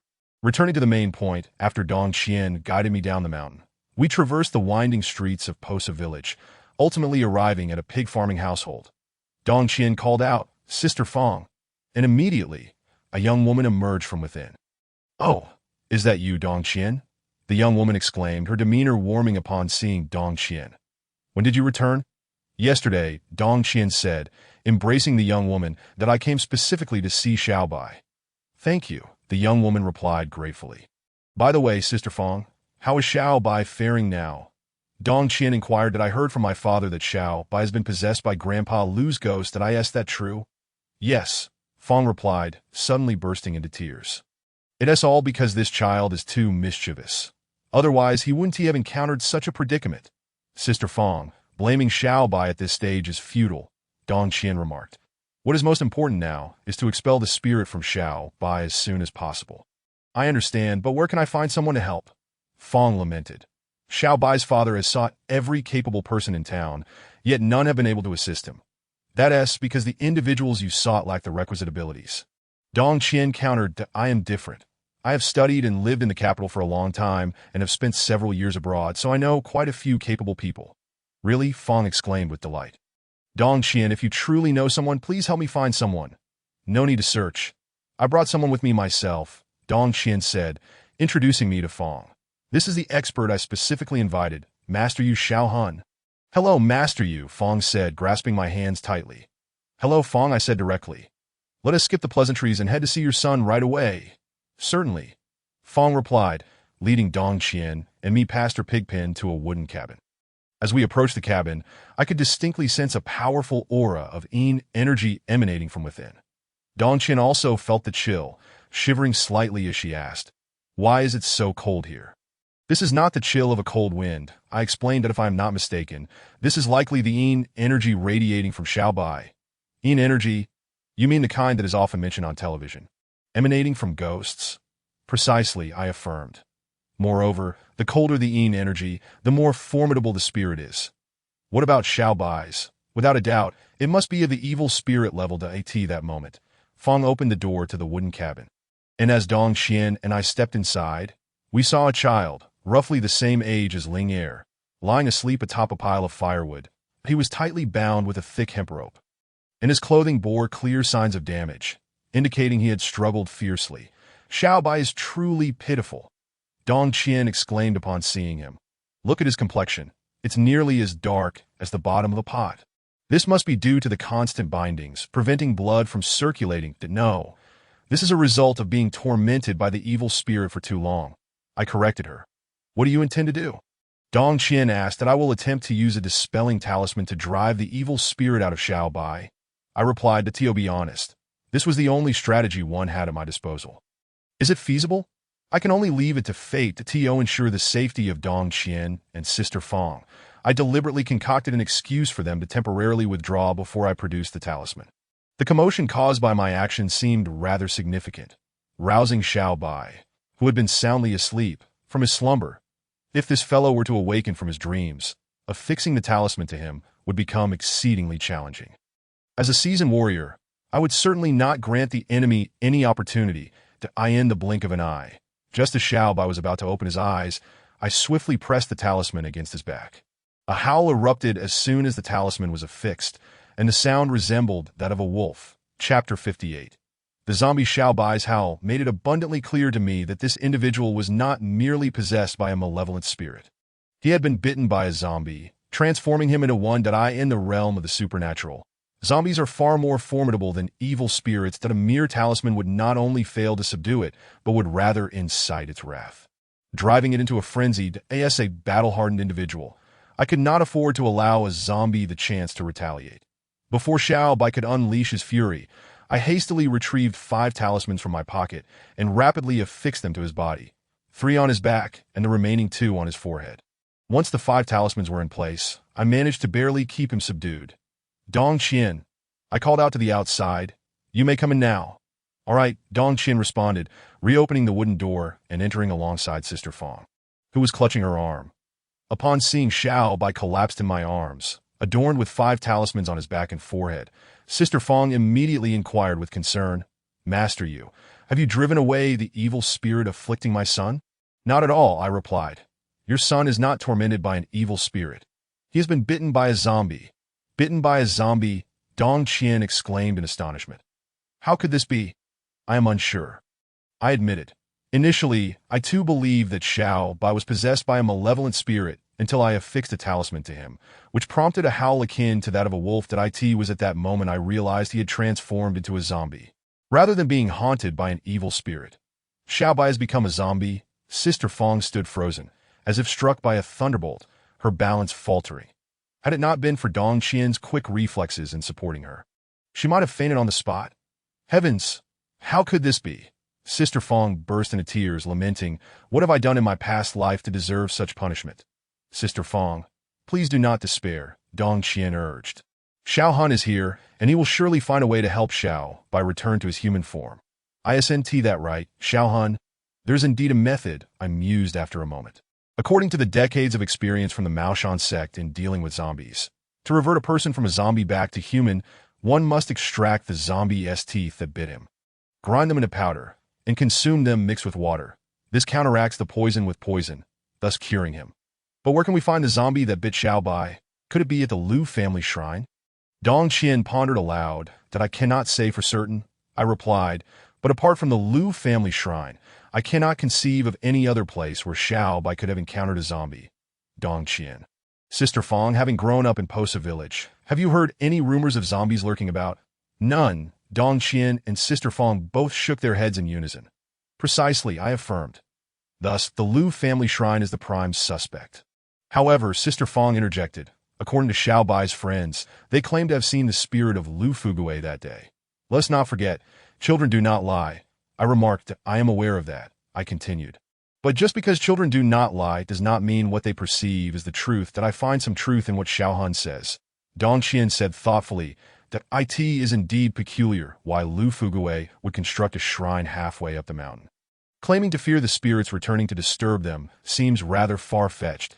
I have been saying this, I replied. Thus, to uncover the secrets of the Lu family shrine, the best approach is to visit there ourselves at night. Xiao Han, your suggestion is astute. Dong Qian declared that I will accompany you. You wish to join? That may not be wise, I said, tilting my head. Such places are not to be trifled with. Danger lurks at every turn. Regardless of the peril, I must go, Dong Qian insisted. You are the one I brought back. I refuse to let you perish without reason. Plus, Sister Fong is my dear sister. Her matters are my concerns. This was the first time I recognized a stubborn side to Dong Qian throughout our acquaintance. Despite my numerous warnings about the immense danger of venturing to the Lu family shrine at night, she remained resolute. Dong Qian, should we indeed encounter Lu Fuguwei's grandfather, you must immediately hide behind me. Understood? I instructed just before we approached the Lu family shrine. Understood, Dong Qian nodded. But if Lu Fuguwei truly is a zombie, and he attacks us, what then? Is that even a question? Naturally, I will distract it, and you should take the opportunity to flee as far as possible, I replied. Zombies are far more terrifying than malevolent spirits. Xiao Han, Do you truly believe I would abandon you to save my own skin? Dong Qian suddenly said earnestly to AT that moment. I found myself at a loss for words. Seeing my hesitation, Dong Qian continued. I would never do that. I've already lost Xiaolong. I cannot bear to lose you as well. Rest assured, Dong Qian, I whispered, I shall not so easily fall to fate. With that, I strode forward. And within moments, we arrived at the entrance of the Liu family shrine. That we have arrived, I said to Dong Qian. Are you prepared? I am ready, Dong Qian replied earnestly. That as long as you are with me. I shall not feel fear, no matter what we encounter. Then let us enter. I inhaled deeply, took her hand, and stepped into the Liu family shrine, to our astonishment. The moment we crossed the threshold, the spirit of Lu Fugue that Xiao Bai and the others had seen was nowhere to be found within the shrine. At this moment, Dong Qian displayed remarkable courage, taking it upon herself to explore the shrine. After a thorough inspection, she turned to me and said, the shrine appears no different than it did during the day. Indeed, there is no discernible difference, I concurred. But Dong Qian, have you noticed something amiss within the shrine? What seems out of place? The incense burner on the altar, I pointed out. Logically speaking, offerings should be made to the shrine both morning and evening. And today happens to be the first day of the lunar month. According to custom, not only should incense be burned, but fresh offerings should also be presented. That seems accurate, Dong Qian observed, noting the absence of incense residue and the lack of offerings on the altar. Neglecting these two practices renders the construction of this shrine by Lu Fugue and his son utterly meaningless, I remarked just as I suddenly heard two men's voices conversing outside the shrine. Chapter 59. The secret of the Liu family shrine. It seems someone approaches. I quickly alerted Dong Qian. Indeed, she replied, straining to listen. Those are the voices of Lu Fugue and his father. I recognized them. It is quite late for them to be here. Something must be amiss, I stated. Dong Qian, we must find a place to hide. Quickly, agreed. But the shrine is so small. Where can we possibly conceal ourselves? Dong Qian's words reminded me that indeed, there was little to no hiding space within the shrine. That I scanned the area and finally focused my gaze on the altar. Dong Qian, why don't we hide beneath the altar? I proposed that. I asked that feasible. Dong Qian glanced at the altar uncertainly. It should work. Although the altar is small, it is draped with a long red cloth that reaches the ground if we crouch inside. Anyone outside may not notice us, I assured her. As the voices of Lu Fugue and his father grew nearer, we had little time left to deliberate. Clenching her teeth, Dong Qian finally said, all right, let us take this gamble. With that, we quickly squeezed under the altar with my assistance. And no sooner had we settled beneath the altar than Lu Fugue and his father entered that I heard Lu Fugue yawn and say, Father, let us begin the ritual. I can barely keep my eyes open. Why are you in such a hurry, boy? Lu Fugue's father scolded. We are here to honor your grandfather. Show some reverence. It's not that I don't want to be reverent. But I am just too tired, Lu Fugue complained. You brought this upon yourself, his father retorted. Father, I cannot bear all the blame. Lu Fugue expressed his dissatisfaction, exclaiming, who can blame that woman for being so alluringly beautiful? Even a man would desire to revel in the pleasures of the night, just like you, father. Weren't your eyes glued to her when I brought her home?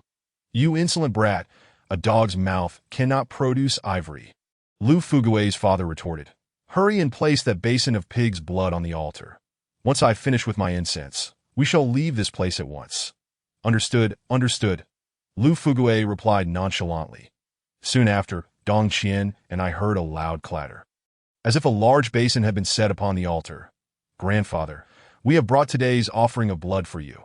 Please enjoy it at your leisure, Lu Fugue proclaimed. After you finish, do remember to bless us with wealth and prosperity. Enough, you little rascal. Your grandfather is on his way. Let us make haste, Lu Fugue's father urged. That a moment later, the sound of footsteps faded into the distance. The pair had departed. They are gone, Dong Qian remarked to me. Let's step outside. It's stifling down here beneath the altar. All right, I was about to lift the heavy fabric to crawl out when, unexpectedly, a deep howl echoed from outside the ancestral hall. My heart raced, and I hastily lowered the cloth. What is wrong, Xiaohun? Dong Qian inquired. Why haven't you crawled out yet? Is that so? Dong Qian exclaimed in shock. What shall we do now? For words, wait and see. I replied. Depending on its strength, if it is relatively weak, I shall confront it and subdue it to rescue Xiao Bai. But if it is stronger, I shall devise another plan that I continued, if it comes to that. I will reach out to my master, that my thoughts were sincere. My only recourse would be to summon grandfather. Returning to the matter at hand, after the long howl dissipated, a rhythmic sound of footsteps, clap, clap, clap, approached from afar. As I gently lifted the altar's white cloth, a pair of rigid, large feet came into view, hopping towards the altar before coming to a halt. That moment, Dong Qian, seemingly oblivious to the situation, let out a soft sneeze. That it's Lu Fugui's grandfather. She whispered to me, "The flying corpse is indeed formidable, yet exceedingly rare. It is said that in the annals of Huaxia's history, it has only appeared once on the Lust Plateau." "What shall we do now?" Dong Qian exclaimed in panic. "He seems to have noticed us." "What?" I gasped, quickly looking up.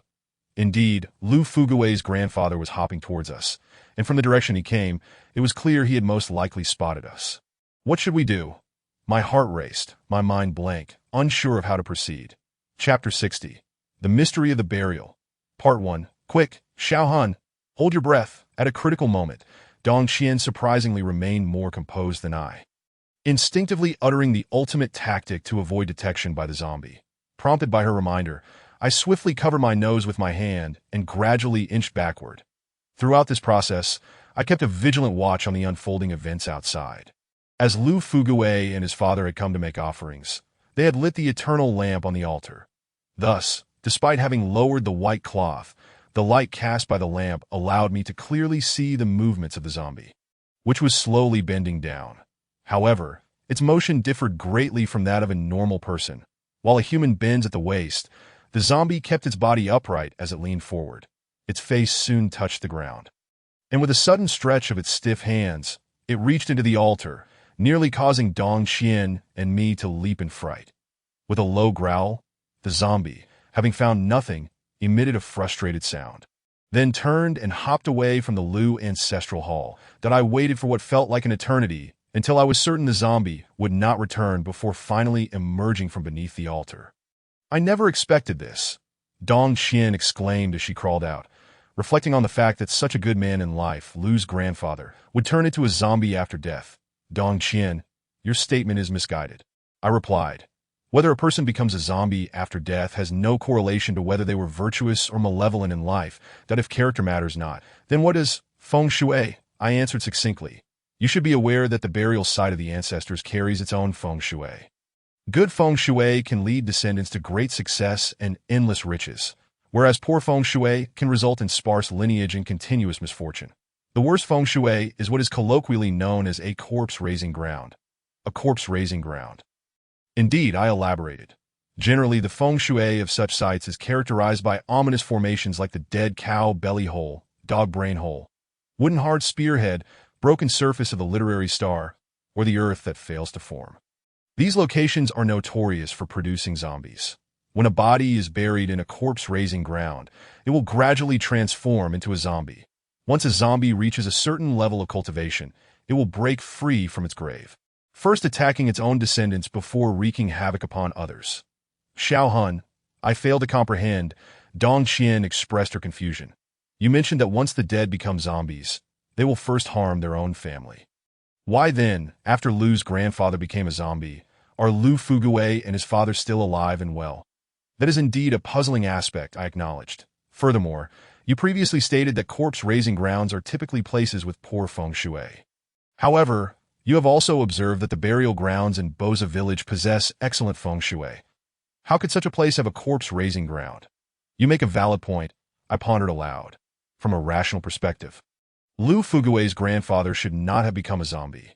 Moreover, he is not just any zombie.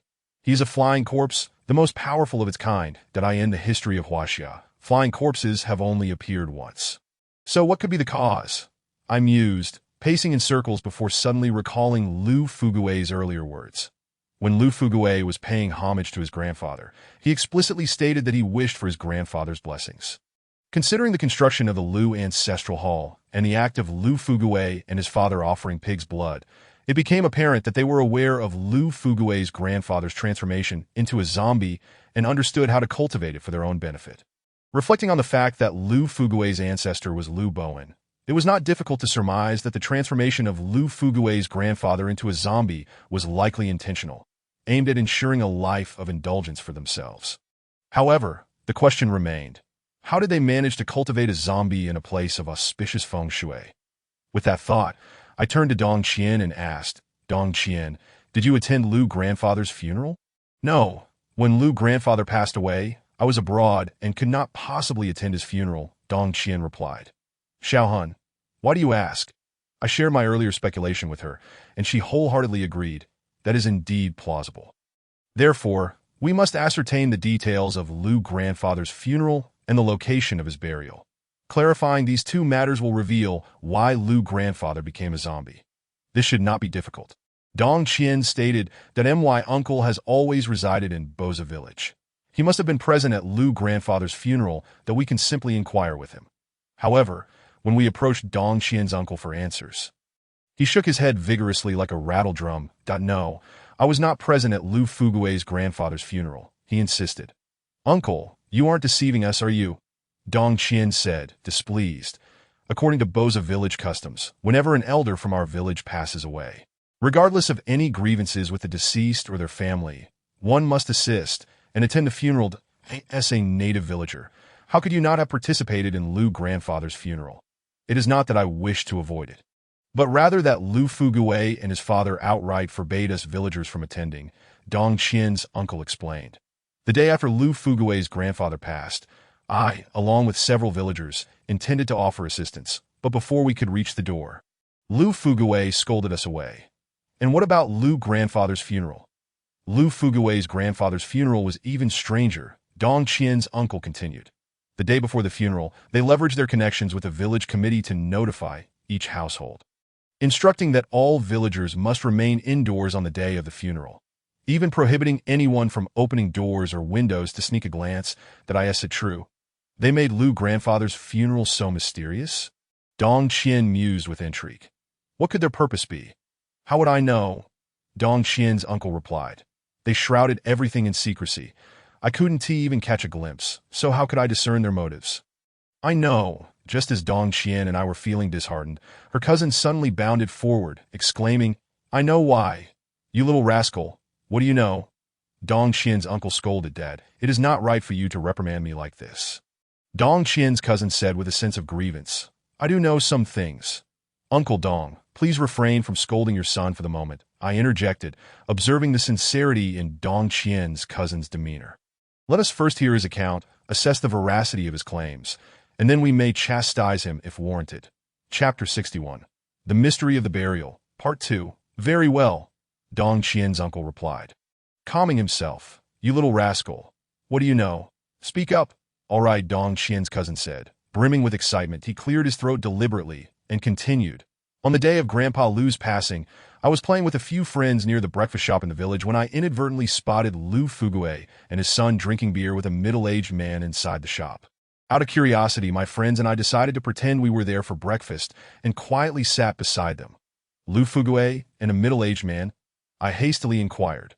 Who was that middle-aged man? Were they discussing something important while drinking beer? I don't know who that middle-aged man was, Dong Qian's cousin replied, but I overheard their conversation, which was quite intriguing. It revolved around how to bury Grandpa Lu. Hearing this mention of Grandpa Lu's funeral made me anxious. Quickly, tell me the specifics of their discussion. Sure, Dong Qian's cousin nodded. Initially, Lu Fugue said to the middle-aged man, one of our good friends is running for town mayor in a few days. You claimed you have a way to ensure his victory. What is that method? The middle-aged man replied, Isn't it obvious? Since I am a feng shui master, my methods will certainly pertain to feng shui. Your old man has just passed away, right? If I find a good feng shui site for his burial, I can guarantee that your friend will become mayor. That is impossible, Dong Qian's uncle interrupted vehemently. You little rascal, what you're saying is pure nonsense. While it is true that feng shui can influence a family's fortunes over the long term, it typically requires at least a decade or more to manifest any effect. How could it have any impact so soon after burial? Dad, please don't rush to scold me. Let me finish. Dong Qian's cousin, emboldened by the support of both me and Dong Qian, responded defiantly. Initially, Lu Fugue and his son thought the same way. However, The middle-aged man insisted that the feng shui site he had in mind was not ordinary, but rather a remarkably powerful one, that the unique aspect of this burial site is that once an ancestor is interred there, it immediately brings good fortune to their descendants, not only ensuring great wealth, but even enabling them to wield extraordinary power. Is it truly that remarkable?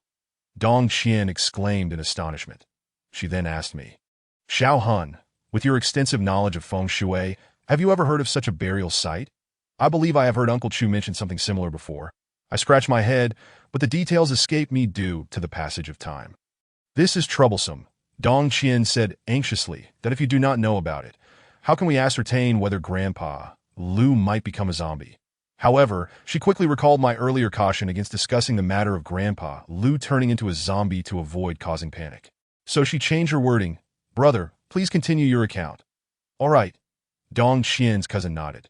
After hearing the middle-aged man's words, Lu Fugue and his son were quite thrilled and quickly agreed to enlist the master's help.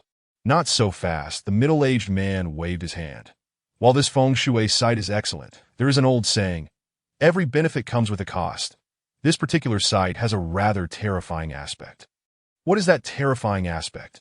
Dong Qian inquired eagerly. I don't know. Dong Qian's cousin replied with a wry smile. That point, Lu Fugue noticed us and promptly chased us all out of the breakfast shop. Is that so? Dong Qian exclaimed. Does that mean our lead has been cut off? What lead? Dong Qian's uncle asked. Dong Qian, why are you and Xiao Hun so concerned about Grandpa Lu's funeral? Uncle, have you forgotten? Dong Qian fibbed. Do you remember our previous visit there? To Xiao Bai's home. I recall that, but what does it have to do with Grandpa Lu's funeral?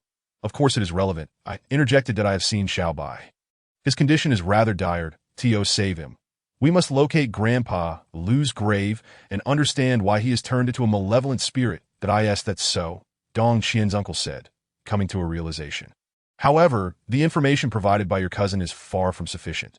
Dong Qian replied, we have no way of knowing what kind of burial site that middle-aged man found for Grandpa Lu. Finding that burial site is not particularly difficult. Dong Qian's uncle pondered, as long as you locate the individuals who assisted in burying Lu Fugue's father, you can inquire with them. The people who helped with Grandpa Lu's burial? Uncle, please do not jest. Dong Qian replied with a bitter smile. You didn't even witness the proceedings of Grandpa Lu's funeral. How can you expect us to find those people? Dong Qian, have you forgotten? Dong Qian's uncle reminded her. In our village of Boza, whenever there is a burial, it is always Uncle who is called upon, and Lu Fugue's family is no exception. Right? How could I forget about Uncle Hu? Dong Qian exclaimed excitedly. Which Uncle Hu are you referring to? I asked, puzzled. Uncle Hu is the owner of the coffin shop in our village, Dong Qian explained. Whenever there is a funeral in our village, aside from purchasing coffins from him, we also enlist his help to carry the coffin and dig the grave. That's so? Where does Uncle Hu reside? Follow me, and you will see, Dong Qian replied, leading me to a coffin shop at the entrance of Boza village. The owner of the shop was a robust man with a bushy beard. Upon seeing him, Dong Qian immediately introduced me. This is Uncle Hu. Hello, Uncle Hu. I greeted him warmly, shaking his hand. I am Yu Xiao Han, a friend of Dong Qian. Hello. Uncle Hu welcomed me with equal warmth. What brings you and Dong Qian to seek me out? It concerns Grandpa Lu's funeral, Dong Qian stated. Grandpa Lu's funeral? Uncle Hu's expression shifted, and he asked sternly, why are you inquiring about this? Indeed, it is a matter of some importance, and we need to gather information. Dong Qian replied, that inconvenient for you to discuss? I strongly advise you to steer clear of this matter. Uncle Hu said, his face serious. Otherwise, you may find yourselves in grave trouble. Uncle Hu, this is not merely a matter of whether I wish to avoid trouble. It is imperative that I confront it. Dong Qian declared. You must have heard about Xiao Bai's situation, right? Xiao Han and I seek to understand the purpose behind Grandpa Lu's funeral to help Xiao Bai exorcise the malevolent spirit tormenting him. Chapter 62. The strange funeral, if that is your reason. Uncle Hu mused, lowering his head in contemplation, then sighed and shook his head. Very well. For Xiao Bai's sake, I shall divulge what I know. Wonderful. Dong Qian and I were nearly overcome with excitement. However, Dong Qian, I must first caution you. As you investigate Grandpa Lu's funeral, exercise utmost caution, for there may be threats to your lives. Do not worry. Uncle Hu, Before we decided to investigate Grandpa Lu's funeral, we took various precautions to prepare for potential dangers, Dong Qian assured him. That is for the best, Uncle Hu replied, looking relieved, before discussing Grandpa Lu's funeral. Allow me to boast a little about my credentials that I, Hu Yong-san, have been engaged in the coffin trade and funeral services, a family business passed down from my grandfather and father that I have been working in this field for nearly 20 years. So, Uncle Hu, your profession has been handed down through 3 generations. Indeed, Uncle Hu nodded. I can assert without exaggeration that for nearly 50 years, all weddings and funerals in Boza village have been handled by our Hu family. Is that so? What could possibly be the issue?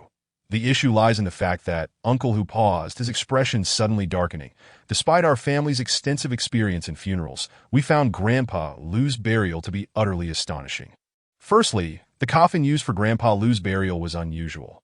Typically, coffins are made of namu or pine wood, and some families of particular distinction might use metal or stone. However, the Lu family opted for gold. Gold? Dong Qian exclaimed incredulously. How much would it cost to create a coffin from gold? A coffin made of gold? I pondered. That is exceedingly abnormal. That is not the only peculiarity, Uncle Hu continued, when Lu Fugue inquired about the timing of the funeral and burial. He refused to consider auspicious timings.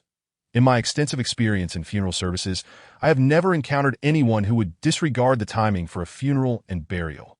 Aside from these 2 oddities, were there any other abnormalities? Beyond that, I am unaware.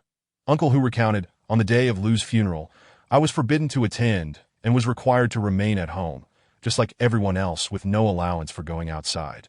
Consequently, the details of the funeral were gleaned solely from the several out-of-town individuals responsible for carrying the coffin. Most notably, these outsiders were personally hired by Lu Fuqian, rendering my usual coffin bearers unnecessary. Had I not been one of the funeral planners, I would have been unable to approach these individuals at all. Such an air of mystery? I furrowed my brow and inquired. Then, Uncle Hu, did these outsiders mention any peculiarities regarding Grandpa Lu's funeral? Indeed, they did, Uncle Hu replied. This was their first encounter with a coffin made of gold, and moreover, during the procession to the gravesite, the coffin was held upright. Upright? Dong Qian asked, her curiosity piqued. What does that signify?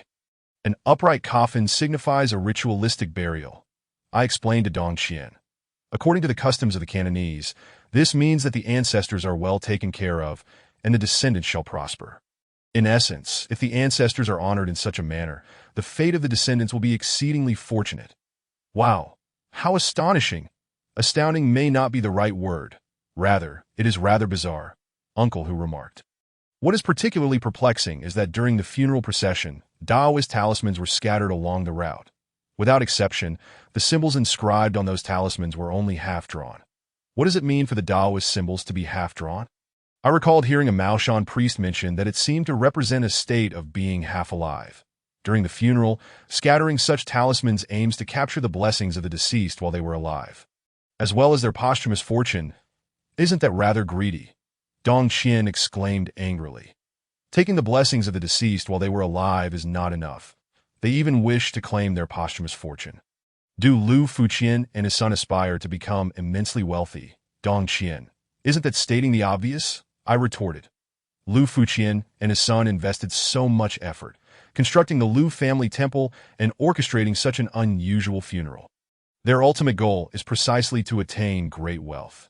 Yet if one desires great wealth, must it be pursued in such a manner? Uncle Hu interjected that in my many years of providing funeral services, I have never heard of such practices ensuring that the deceased blesses the living with wealth.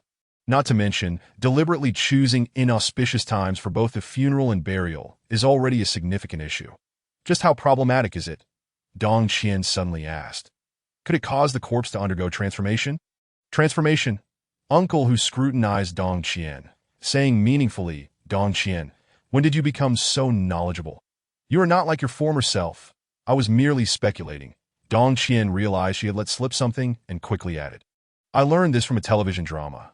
I do not know its veracity. It is indeed true. Uncle Hu responded earnestly. Let us not forget that the taboos surrounding funerals have been derived from the exploration and summation of our ancestors over thousands of years. They cannot be mistaken. My grandfather once told me that if one buries their ancestors during an inauspicious time, it can lead to continuous misfortunes for the descendants or even result in the corpse transforming into a walking dead. Only a walking dead, Dong Qian pressed further. Indeed, Uncle Hu affirmed. Could it transform into some other monstrous entity? Not at all. Dong Qian replied that I am merely curious. If Lu Fuqian and his son buried Grandpa Lu in such a manner, at most it would render him a walking dead. Why do you, Uncle Hu, believe that investigating Grandpa Lu's funeral is an extremely dangerous endeavor? The crux of the matter lies here. Uncle Hu elucidated. The Lu family has caused such turmoil for their patriarch that instead of merely transforming into a walking dead, Grandpa Lu has morphed into a malevolent spirit. Furthermore, he has even possessed young Bai's body, which is already profoundly perplexing. What is even more baffling is that for several years following Grandpa Lu's burial, the Lu family did not pay their respects during Qingming. Instead, they merely burned incense in the ancestral hall. Therefore, I believe that the myriad of actions taken by the Lu family must conceal some ulterior motive, which I consider the most perilous aspect. Chapter 63. The Mad Beggar, Part 1. Regardless, after much contemplation, I concluded, in order to unravel the mystery surrounding Grandpa Lu's funeral and to discover a means to help young Bai escape the clutches of Grandpa Lu's malevolent spirit, it is imperative that we visit Grandpa Lu's grave. Uncle Hu, do you know where it is located? I do not. Uncle Hu shook his head. Lu Fuqian and his son only sought my assistance in determining the timing of Grandpa Lu's funeral and burial. They did not consult me regarding any other matters, including the crucial decision of selecting the grave site. That poses quite a dilemma. I stated that if we cannot locate Grandpa Lu's grave, we will be unable to find a way to assist young Bai. Little soul, your reasoning is flawed. Dong Qian reminded me that we can seek out those outsiders responsible for carrying the coffin. Do you think that is feasible? I completely disagreed with Dong Qian's suggestion. Those outsiders were specifically brought in by Lu Fuqian. Given his intent to keep the villagers of Posa from learning about Grandpa Lu's funeral, it is highly improbable that he would allow anyone from your village to find those outsiders. Little soul, your thoughts are entirely correct, Uncle Hu concurred. After assisting Lu Fuqian with the coffin, those outsiders were quickly sent away with money. However, the twists of fate are often quite remarkable, regardless of how meticulously one executes a task. Unexpected events can arise that far exceed one's expectations that Uncle Hu, your words seem to hint at something.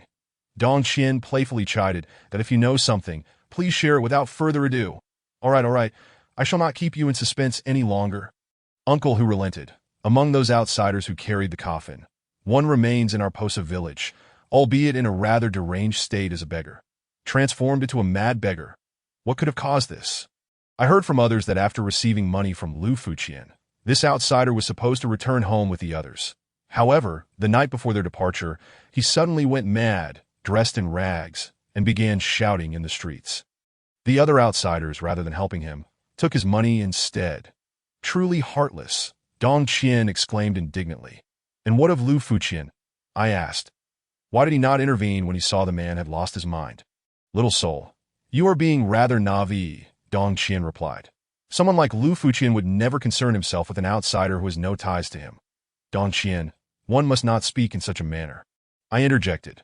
While it is true that Lu Fuqian has no reason to care for an outsider, do not forget that this individual once assisted him in carrying the coffin and possesses knowledge about the secrets of Grandpa Lu's funeral. Should this outsider suddenly regain his sanity, he could reveal all the secrets surrounding Grandpa Lu's burial. Little Soul presents a compelling argument. Uncle Hu acknowledged. However, the peculiarity lies in the fact that this deranged outsider has lived in our village for many years. Yet Lu Fuqian has never acknowledged him. Perhaps Lu Fuqian believes that this man will never return to normal.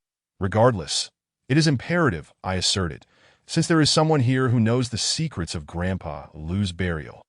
Even if he is a mad beggar, we must inquire. Uncle Hu, please tell me, where can we find this mad beggar? At the abandoned land temple in Posa village, Uncle Hu replied that I must commend the villagers of our community. They are exceptionally kind-hearted and simple. Upon witnessing the outsider's madness, they did not shun him, but instead offered their assistance, allowing him to take shelter in our village's dilapidated land temple, providing him with a place to shield himself from the elements, and occasionally offering him food. That is more than sufficient. I turned to Dong Qian and said, Dong Qian, you should still recall the location of your village's abandoned land temple, correct? I remember, it is just behind the village. Very well, lead me there at once. Little soul, as we made our way to the abandoned land temple, Dong Qian suddenly asked, do you think the disruption of the feng shui of our ancestral grave could be linked to Grandpa Lu turning into a zombie? I cannot entirely dismiss that possibility, I pondered. Since ancient times, zombies have been regarded as malevolent creatures that in folklore.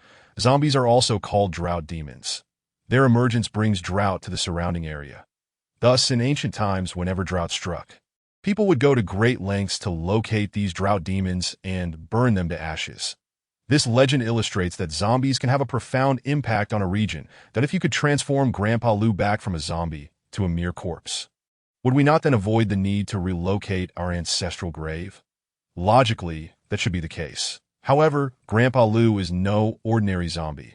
He is a flying zombie, the most terrifying kind, with my current strength. I am utterly no match for him. What shall we do then? Even you cannot contend with him. Fear not, for I have devised a comprehensive plan that I confidently declared that if I cannot handle him, I shall seek assistance.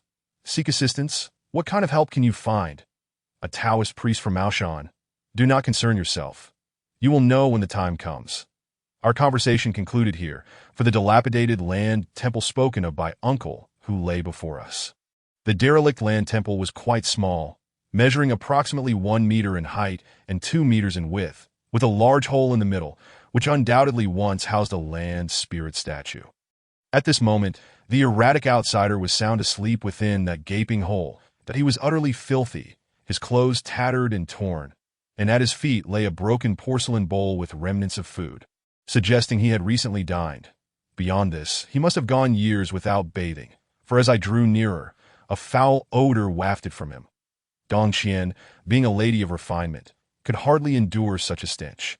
Thus, she stood at a considerable distance from the temple, that I approached him directly, gently shaking his body, and called out, Friend, friend, wake up, wake up. The mad beggar slept soundly, and despite my persistent shaking, there was no response.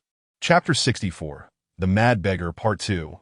Is he perhaps dead? Dong Qian, observing my fruitless efforts, inquired with concern. Surely not. I reached out to check the beggar's nose and felt a breath. I couldn't help but breathe a sigh of relief. Thank goodness.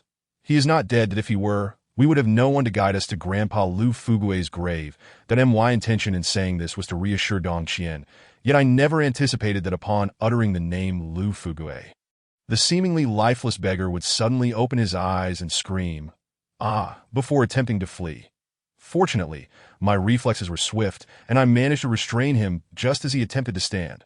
Let go of me! Let go of me! The mad beggar spat at me, shouting frantically, Big brother! Big brother!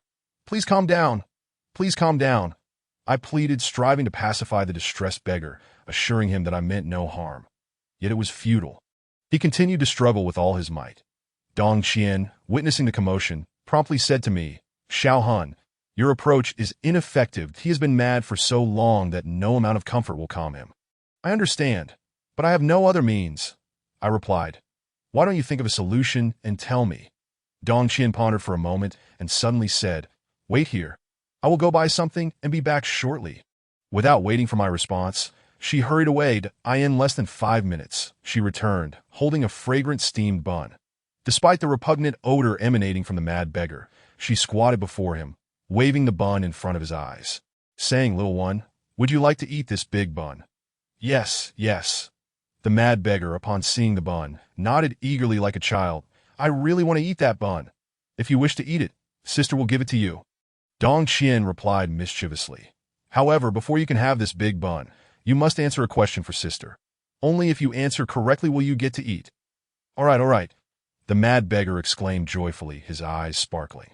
Sister, ask away. Ask away. Okay.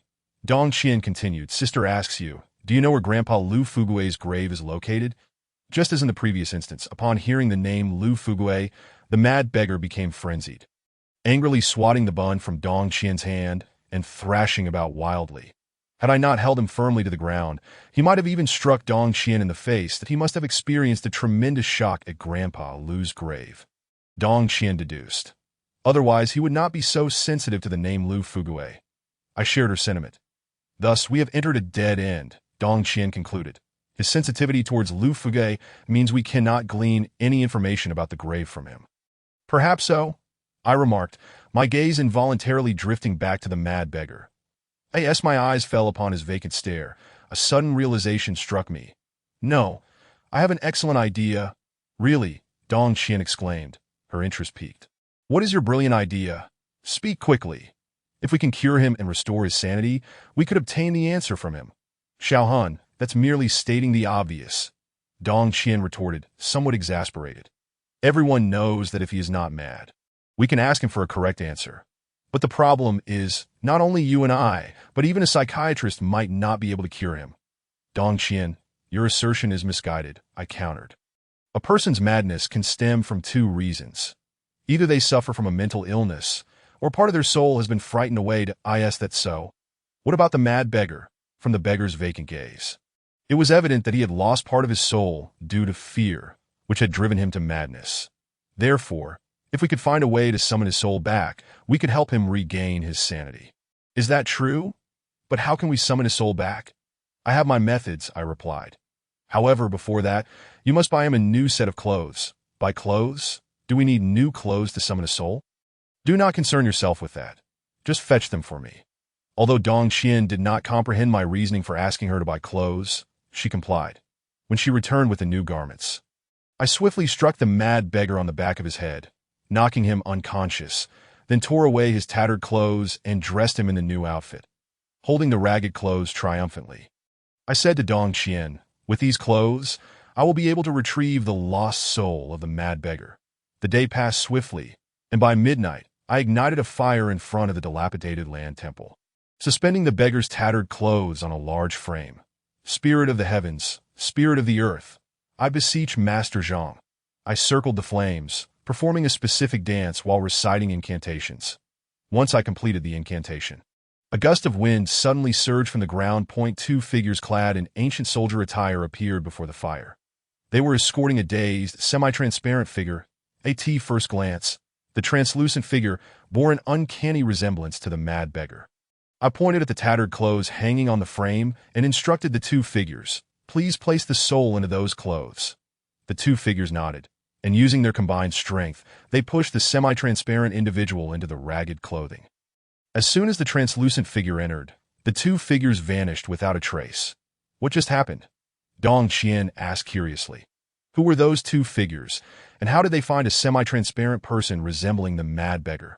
They are celestial warriors I summoned to aid us in retrieving the beggar's lost soul, I explained to Dong Qian. Now that the lost soul has been placed into the tattered clothing, if we give it to the mad beggar to wear, he will return to his former self. As I spoke, I beckoned Dong Qian to help me dress the mad beggar. Once he donned the original clothes, I raised my right hand and forcefully struck his back, shouting, "Return!" The mad beggar immediately expelled a large pool of foul, bloody liquid. After about half an hour, he gradually began to awaken. As he regained consciousness, his first words were, "How did I end up here?" Chapter 65. The mad beggar's strange encounter. The mad beggar's question clearly indicated that he had returned to his senses. He surveyed his surroundings, glancing at Dong Qian and then at me, perplexed. This does not resemble my hometown. Where exactly is this place? Big brother, do you not remember? I replied nonchalantly. This is Boza Village. Boza Village? The mad beggar exclaimed. Why am I still in Boza Village? Did I not return to my hometown? That is a question only you can answer, I said. Try to recall the events that transpired in Boza Village. Of course I remember. The mad beggar replied without hesitation. Did I recall following several older brothers to the capital, where I worked as a janitor at a prestigious school, served as a security guard for a company, and spent 3 years hauling bricks at a construction site. But what happened afterward? And how did you end up in Boza Village? A man named Lu Fugue drove us here. At that time, he told several of my older brothers that his grandfather had passed away and sought their assistance in carrying the coffin and digging the grave. Due to the exorbitant amount of money he offered, my brothers immediately agreed and boarded his vehicle, arriving here at Bajuo Road. What specific tasks did Lu Fugue assign you? Did I not mention it? We were to carry the coffin and dig the grave. The mad beggar remarked. However, Lu Fugue's requests were indeed peculiar. Was it merely a burial for an old man? He astonishingly instructed us to excavate graves at 4 different locations. How could one person be buried in 4 graves? Who guided you to these 4 different sites? Let me think. It seems to have been a fellow around my age, whom Lu Fugue addressed with great respect as master. That master instructed me that this grave was of utmost importance, insisting that I must not discuss it with outsiders, particularly the villagers of Bajuo. And then, after the grave was prepared, it was time for the funeral, and we were responsible for carrying the coffin. The mad beggar continued. Lu Fugue was exceedingly extravagant. The coffin used for his grandfather's burial was crafted from gold to my goodness. The coffin gleamed with brilliance, leaving me in awe. Did I see? How did you manage to carry that golden coffin? I have so much to say about this that in all my years, I had never witnessed a coffin being carried upright. You must understand, a coffin made of gold is incredibly heavy, and to elevate it vertically was truly exhausting. By the time my brothers and I transported the coffin to the designated grave, we were utterly exhausted. Do you remember where the golden coffin was buried? In Bajuo village? As the mad beggar reached this pivotal point, I could not help but feel a surge of tension that I certainly recall. I personally dug that grave. The mad beggar asserted. Behind your Bajuo village, there lies a place called Shilin. The old man's grave is situated within. Shilin, Dong Qian exclaimed in surprise. Lu Fugue is remarkably audacious to dare establish his grandfather's tomb in that location. What is the issue with Shilin? I am not certain of the specifics. Dong Qian shook her head, stating that her father once warned her that Lu Fugue's great-grandfather, Lu Changye, had cautioned that no one should bury their ancestors in Shilin, lest they face endless misfortune. That's so? I said with keen interest, suggesting that the feng shui of that area must be severely flawed. Indeed, it is. And profoundly, so that it was not Dong Qian who provided this answer, but rather the mad beggar. That he shook his head, proclaiming that place to be a truly cursed site, surrounded by towering stone peaks. Without a compass, one would be utterly disoriented within. Is it really that formidable? Beyond mere words. That cursed place, even during the hottest summer days, is filled with chilling winds, Dong Qian noted. There is another peculiarity, the mad beggar continued. When I carried the coffin there, the weather was splendid. However, as we approached the grave site, the sky abruptly darkened, thunder roared, and lightning flashed. Yet it did not rain. As we placed the coffin into the grave, a sudden tempest arose that a fierce wind whipped up numerous sands and dust, nearly blinding me. After a great effort, when we finally placed the coffin into the grave, I heard the master tell Lu Fugue that once the old man was buried, results would manifest within a few days. However, there was a caveat: within 7 days. The grave must not be struck by lightning. Otherwise, calamity would surely ensue, endangering not only the villagers, but also those responsible for the burial. Upon hearing the master's words, I felt a wave of anxiety, fearing that should this grave indeed become problematic, my life would be forfeit. Thus, I resolved that even if I received my pay, I would remain for a full 7 days before departing. Staying for 7 days? What was the purpose of that? Is that even a question? Naturally, to observe the grave. The mad beggar replied, I wish to see if there would be any lightning striking the grave. If so, I would unearth it to prevent any potential disaster from befalling me. And what was the outcome? Did lightning strike the grave? Strangely enough, the first 6 days passed without even a hint of thunder or clouds. Yet, on the 7th night, the sky became heavily overcast, soon followed by a torrential downpour, accompanied by incessant lightning and thunder. That moment, I was in my quarters, witnessing this turn of events, and immediately grabbed a hoe, rushing to the grave site. Upon arrival, I found Lu Fugue and the master standing before the grave, intently observing the direction of the lightning strikes, not even blinking. Seeing them there, I quickly hid behind a large rock, monitoring their every move. Suddenly, a flash of lightning illuminated the dark sky, striking the grave directly. The ground trembled violently, reminiscent of an earthquake. After a while, when the shaking subsided, a tremendous explosion erupted from the grave, tearing it apart, and the golden coffin soared from the depths, instantly disintegrating into dust.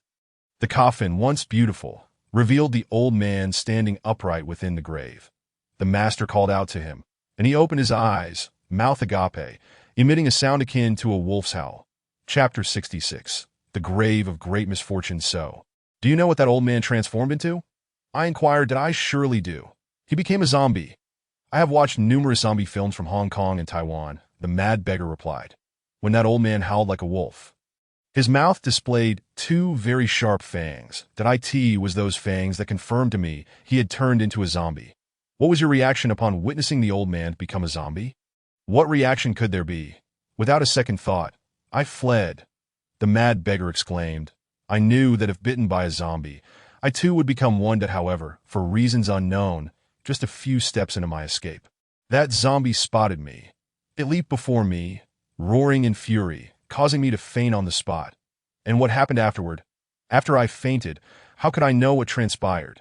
The mad beggar retorted, I only know that when I regained consciousness. I found the two of you, did I see? I mused. It appears this gentleman lost his wits from the fright of encountering a zombie, leading to his erratic existence in Bajuo village for so many years. Yet one thing perplexes me, Dong Qian remarked. Why did that zombie not bite this gentleman, turning him into a zombie like Xiaobai? That question is best directed to the zombie itself, that I continued, addressing the mad beggar. So, my friend, do you still remember the exact location of the old man's grave? I remember, the mad beggar insisted. Even in my madness, I recall where the grave is. MD, I actually witnessed the zombie there. How could I possibly forget? Very well, we would like you to guide us there now. Would that be agreeable to you? Now, the mad beggar exclaimed, are you all right? Why must you venture there in the dead of night? Are you not afraid of being bitten by that zombie?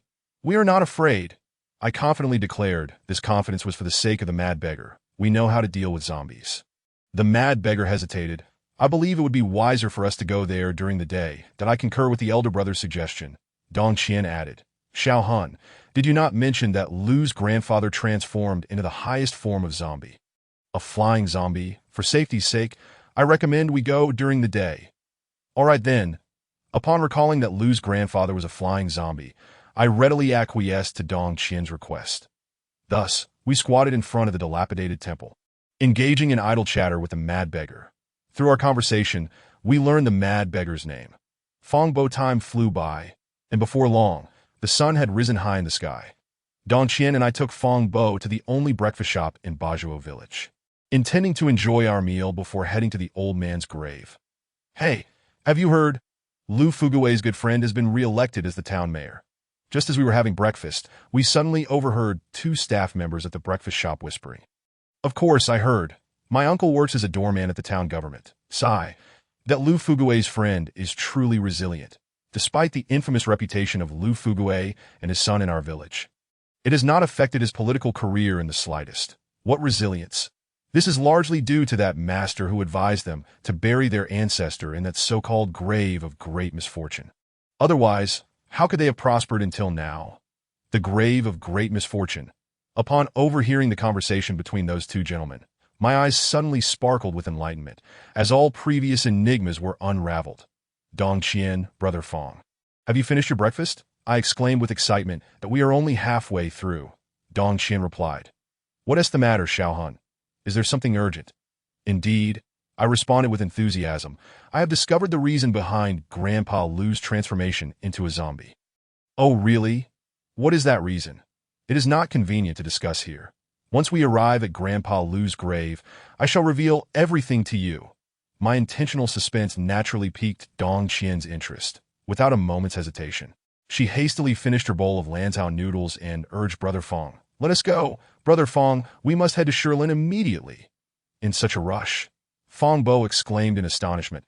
I haven't to even finish my meal. Forget about eating.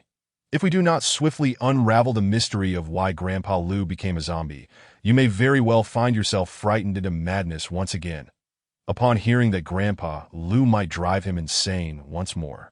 Fong Bo promptly set down his bowl and utensils, hastily leading us on our way.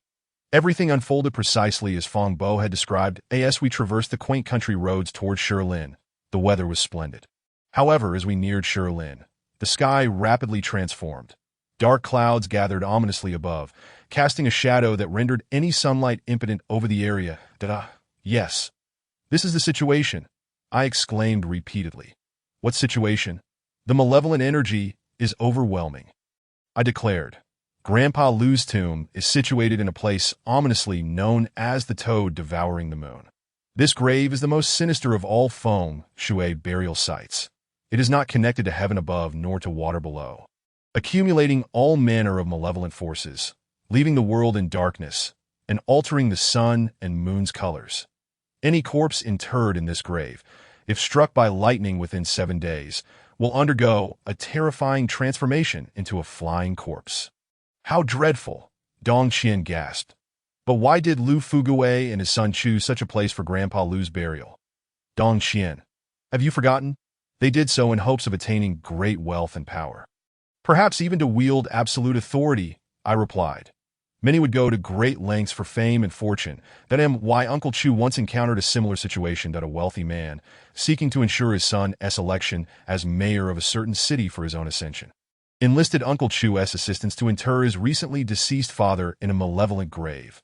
Alas, 7 days later, the grave was struck by lightning, resulting in a horrific transformation of the corpse. Fortunately, Uncle Chu discovered the issue in time and disposed of the zombie. Otherwise, who could foresee the dreadful calamity that might have ensued? As I recounted this tale, Fong Bo had already led us to Grandpa Lu's grave. Before us lay what was once an exquisitely crafted tomb, now split in twain as if blasted by a bomb, revealing a gaping chasm within. On either side of the grave stood 2 eerily lifelike toad statues, lending an unsettling air to the scene. Moreover, the atmosphere surrounding the grave was intensely cold. Despite my insistence that Dong Qian don a thick coat, she could not suppress a shiver. "It's so cold," Dong Qian murmured. "Indeed, the cold is fitting," I replied. "This toad devouring the moon's sight gathers the chilling energies of the earth and sky. It would be unnatural if it were not cold. This is precisely why your ancestral grave has encountered issues. A perfectly good burial site nearby should not harbor such a dreadful malevolent grave without repercussions. Now that we have identified the problem, what remedy is there? 2 words, destruction," I declared. The feng shui of a malevolent grave requires a corpse to be interred within for its power to manifest. If we can lure Grandpa Lu back here, incinerate him to ashes, and then relocate the remains, the malign influence of this grave will be nullified, restoring the feng shui of your ancestral resting place. "This sounds deceptively simple," Dong Qian remarked. "But Xiaohan, how do you intend to entice Grandpa Lu to return here? Given your current abilities, you cannot hope to contend with him. How can you possibly draw him back?" "That is not a challenge," I replied. "Uncle Chu once told me that zombies like Grandpa Lu, who have transformed into flying corpses due to being interred in a malevolent grave, must return here on nights of the full moon to absorb the moonlight's essence. We merely need to set a trap here. When he returns, we bind him tightly and incinerate him, and the issue will be resolved." "Hey, what are you 3 doing here?" Just as I was enthusiastically explaining our plans to Dong Qian and Fong Bo, Lu Fugui suddenly appeared with several thugs. He adopted a stern demeanor and reproached us. "What are you lot doing at my grandfather's grave?" Upon noticing Fong Bo, he intensified his reprimand. "You grave robber! I let you off the hook a few years ago, and you dare to return? You truly do not know what is good for you. Come here." Lu Fugui commanded his lackeys. "Bind these 3. "You dare." I stepped forward, my voice firm. "You are not a police officer. On what grounds do you intend to arrest us? Furthermore, even if you were a police officer, you have no authority to bind us." "Police officer?" Lu Fugui scoffed. "I in Pajuo village. I am the law. What do the police even amount to?" With that, he barked at his thugs. "What are you standing around for? Bind them and take them to the town's police station." "Understood." The thugs responded in unison, swiftly approaching to bind us that I initially considered resisting. But upon hearing Lu Fugui's threat to send us to the police station, I quickly reconsidered and stood obediently as they tied me up. We were escorted to the police station, where the chief, seeing Lu Fugui personally delivering us, hurriedly ingratiated himself. "What instructions do you have, Lu Yi, for bringing these individuals?" "Chief, as someone knowledgeable about the law, please tell me, what crime does it constitute to dig up another's grave without permission?" Lu Fugui asked, his tone lofty. "Did I, in accordance with the law, that would be charged as the crime of corpse desecration?" The chief replied politely, "Excellent. These individuals were caught attempting to excavate my grandfather's grave. Since they wished to disturb my grandfather's resting place, Let them be punished for corpse desecration. Understood. Understood. The chief replied repeatedly, I will act according to your wishes. He then summoned several officers, instructing, lock them in a cell. Yes, the officers replied in unison. Hold on. Just as the officers were about to proceed, I interjected, you do not have the authority to imprison me. We lack the authority. Oomph. Who do you think you are to speak to us in such a manner? Who am I? That is an excellent question. Please call the National Security Department and inquire as to the identity of Yu Shaoan. National Security Department. You are with the National Security Department, the chief exclaimed. Taken aback. Indeed. I asserted, straining against my bindings and producing an identification card to hand to the chief. Upon examining it, his jaw nearly dropped in astonishment. The Supernatural Division of the National Security Department? Precisely. I am a member of the Supernatural Division of the National Security Department, I stated earnestly. And what of it? Lu Fuguwei dismissed me with disdain. As the saying goes, the emperor and the commoner are equally subject to the law. Even if you are from the National Security Department, you must face legal consequences for your actions. Ha! Lu Fuguwei, you are gravely mistaken, I retorted. Did you not hear what the chief just said? I am from the Supernatural Division of the National Security Department. And so what? Lu Fuguwei countered.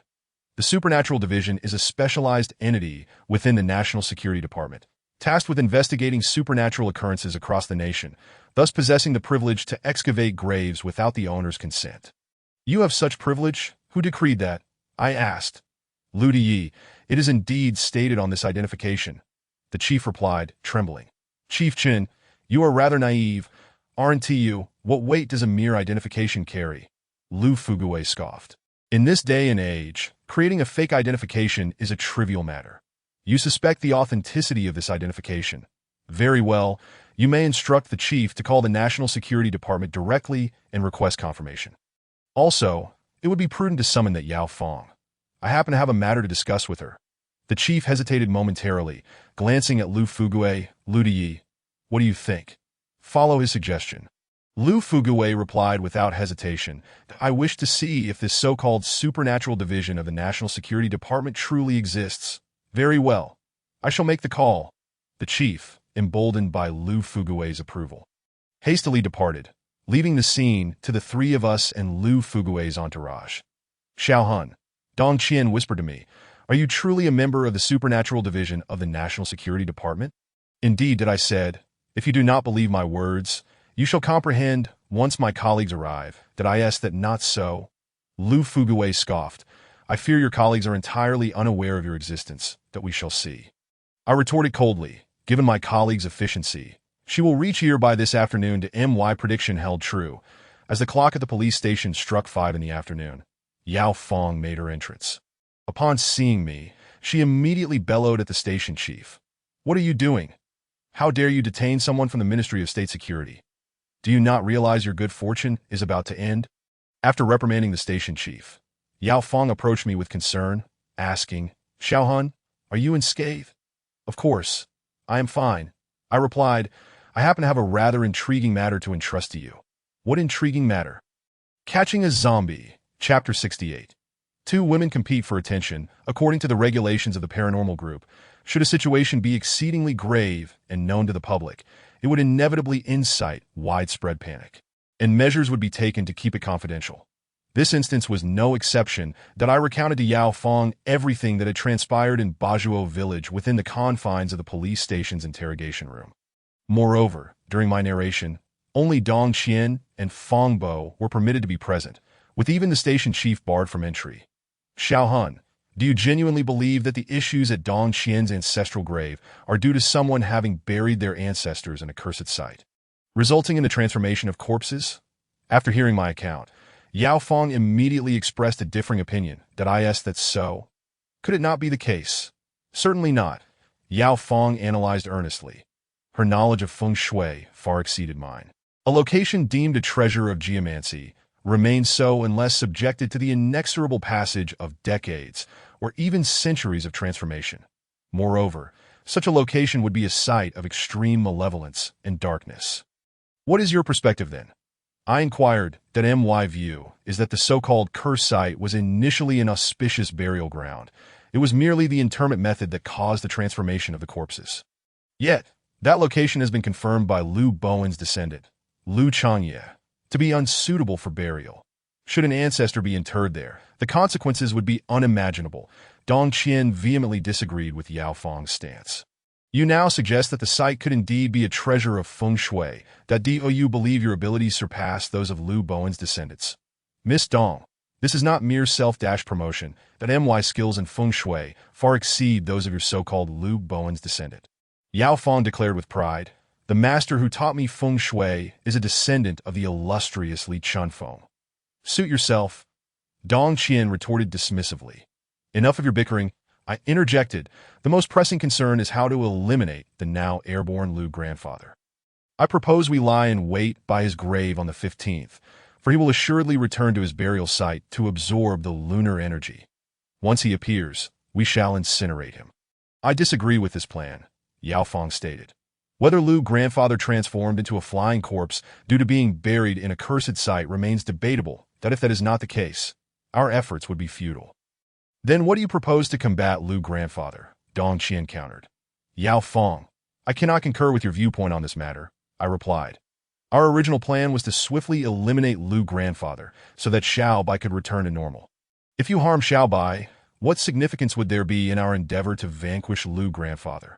Xiaohun, your line of thought is misguided, Yao Feng asserted. Even if you eliminate Liu grandfather, Xiaobai will not revert to normal. Why? I asked, puzzled. It is a matter of degree. Yao Feng explained that if Xiaobai was bitten by Liu grandfather only recently, this method could still be effective, as the corpse poison requires time to take effect. Are you implying that Xiaobai is already beyond salvation due to the corpse poison? Indeed, that no. Dong Qian continued to vehemently oppose. I will not allow you to proceed with this. Then Miss Dong. What do you suggest we do?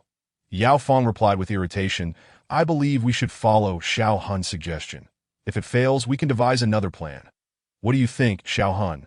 Dong Qian's statement plunged me into a dilemma. Logically, I should support Yao Feng, but if I adhered to her plan, Dong Qian would undoubtedly be heartbroken, which I wished to avoid. Truly, it was a difficult situation regardless of the choice. Yao Feng, ever my perceptive confidant, discerned my predicament from my expression and promptly altered her stance, saying, very well, we shall proceed according to Xiao Hun's method. Really? I exclaimed in astonishment. You truly wish to accompany me on this venture? What choice do I have? After all, I am your closest confidant, Yao Feng replied, casting a deliberately affectionate glance at me, which made Dong Qian visibly envious that in truth, I also wish to see what this stone forest, as described by Miss Dong, is truly like. Then it is settled. I declared decisively, on the 15th, we shall venture to the stone forest. Hold on. Feng Bo interjected at that moment. Is there an issue, Brother Feng? I inquired. Certainly. In your discussions, it seems you have overlooked a crucial individual. Liu Fugue, Feng Bo stated earnestly. Liu Fugue wields considerable power in this village. Should we set a trap to eliminate his grandfather? He will undoubtedly intervene. Haha, Brother Feng, you need not worry about that, I replied. Have you forgotten our identities? Both Yao Feng and I are members of the Ministry of State Security's Paranormal Group. No matter how formidable Liu Fugue may be, he would not dare obstruct us. Indeed. How could I have overlooked that? Feng Bo sheepishly scratched his head. That was understandable, as I had initially refrained from disclosing my true identity, only revealing it due to Liu Fugue's bullying. However, this could also be seen as a fortunate turn of events. Given my knowledge and capabilities, eliminating Liu grandfather would indeed be quite challenging. Hence, seeking assistance from the paranormal group was imperative. This was precisely why I had requested the station chief to summon Yao Feng, for only she could genuinely assist me. Returning to the matter at hand, Yao Feng and I, leveraging our unique identities, commanded the police station to temporarily detain Liu Fugue and his son, to prevent them from undermining our efforts during the operation. Chapter 69. An unexpected turn. One would not have guessed that Bajuo village harbors such a place. Yao Feng remarked, surveying her surroundings, that it was now the 15th day of the lunar calendar, and we had arrived, as per our original plan, near Liu grandfather's grave, prepared to incinerate him into ashes upon his return. The stone forest was an unavoidable route to reach Liu grandfather's burial site. Yao Feng followed us into the stone forest, although the sky did not undergo the dramatic transformations seen previously. A palpable aura of darkness lingered in the air. "That I told you so," Dong Qian exclaimed. "The descendants of Liu Bowen cannot be mistaken in their feng shui assessments, since he declared that this site is problematic. It must indeed be so. Miss Yao, I trust you are now convinced. Seeing is believing.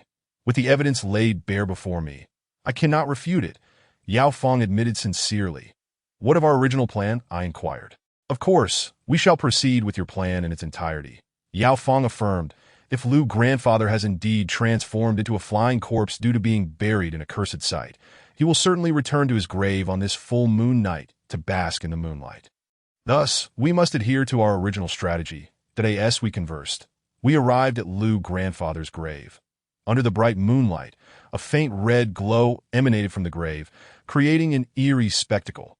Not only that, but the area surrounding Liu grandfather's grave was cloaked in a thin veil of black mist, which caused the temperature to plummet.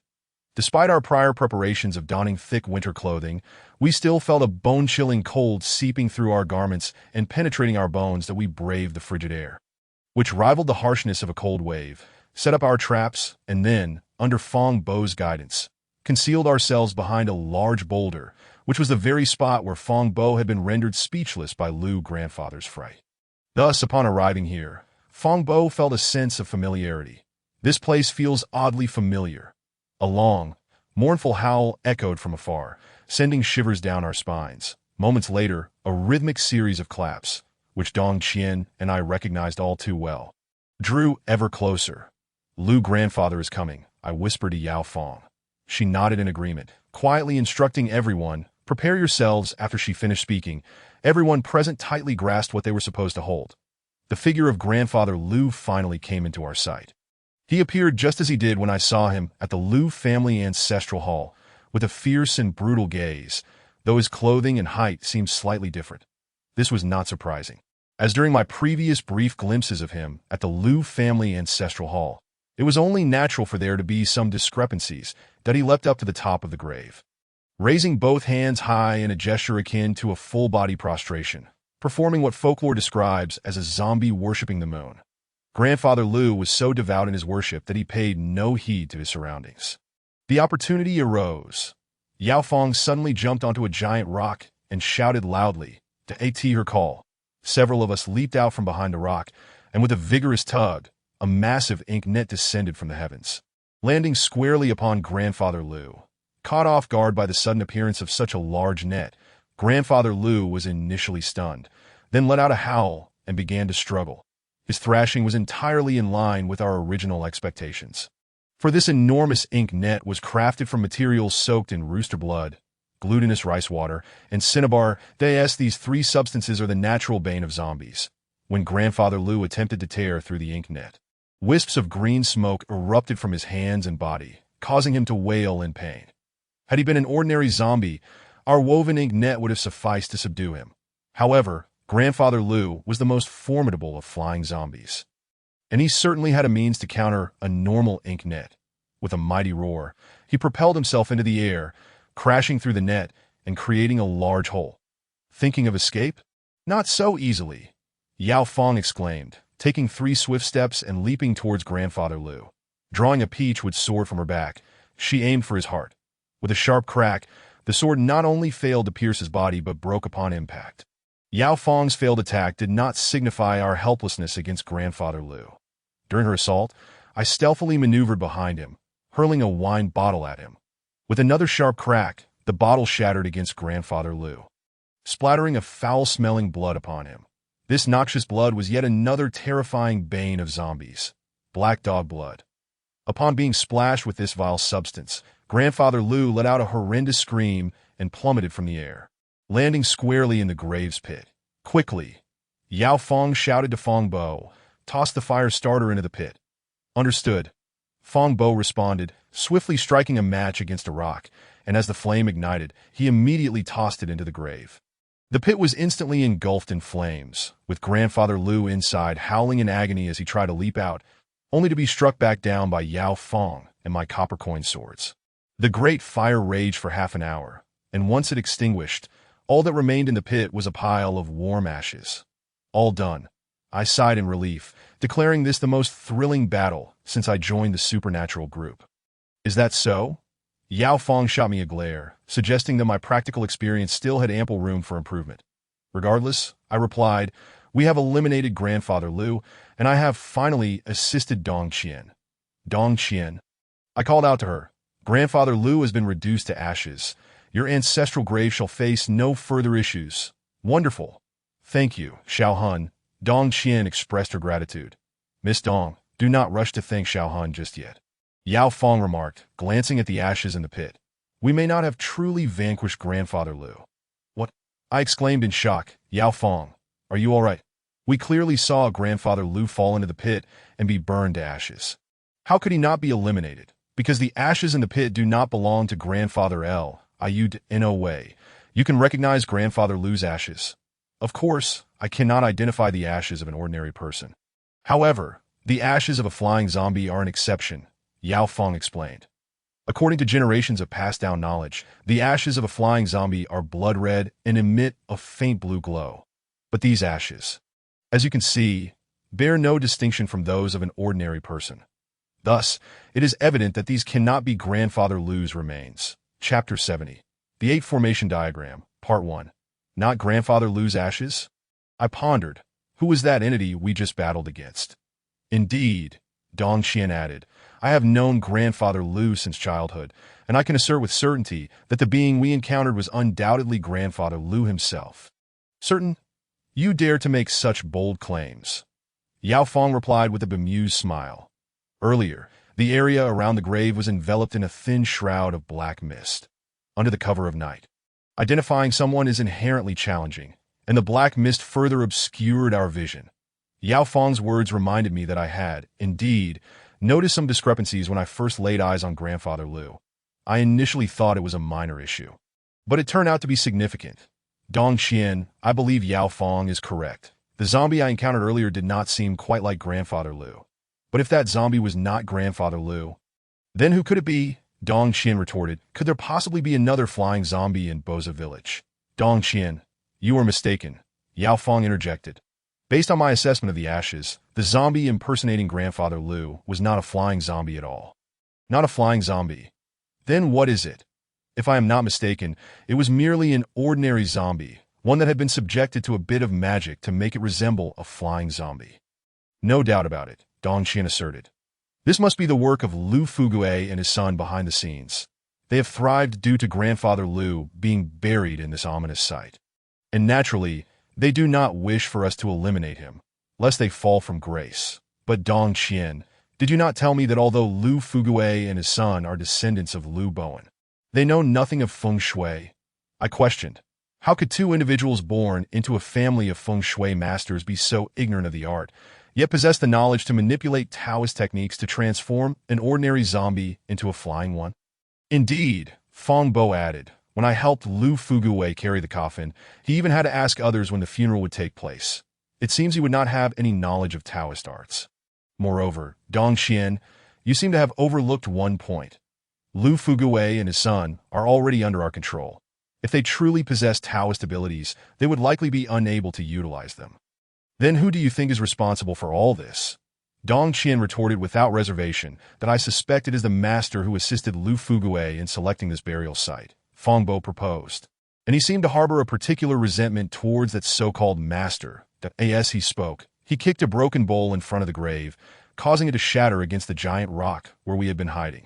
Unbeknownst to us, Fong Bo's act of venting his frustrations towards the master who had driven him mad for years triggered a significant change in the scene the moment the bowl shattered. The giant rock, or rather, the entire rocky peaks surrounding the grave, let out a resounding rumble. Was there an earthquake? As we witnessed the rocks trembling, that thought immediately crossed our minds. However, we quickly dismissed it, as an earthquake would cause the entire ground to shake, not just the rocky peaks, while leaving the ground beneath us undisturbed. What is happening? We exclaimed in alarm, bewildered by the peculiar phenomenon before us. Just as we were grappling with the strange events unfolding, even more bizarre occurrences transpired. After a brief period of shaking, the rocky peaks began to move on their own. Yes, you read that correctly. They were moving autonomously, without any external force acting upon them. The rocky peaks continued to shift for about 10 minutes before finally coming to a halt, concerned about the potential dangers that might follow. We decided to leave the scene immediately after the rocks ceased their movements. Our instincts proved correct, yet we underestimated the consequences of the rocks shifting.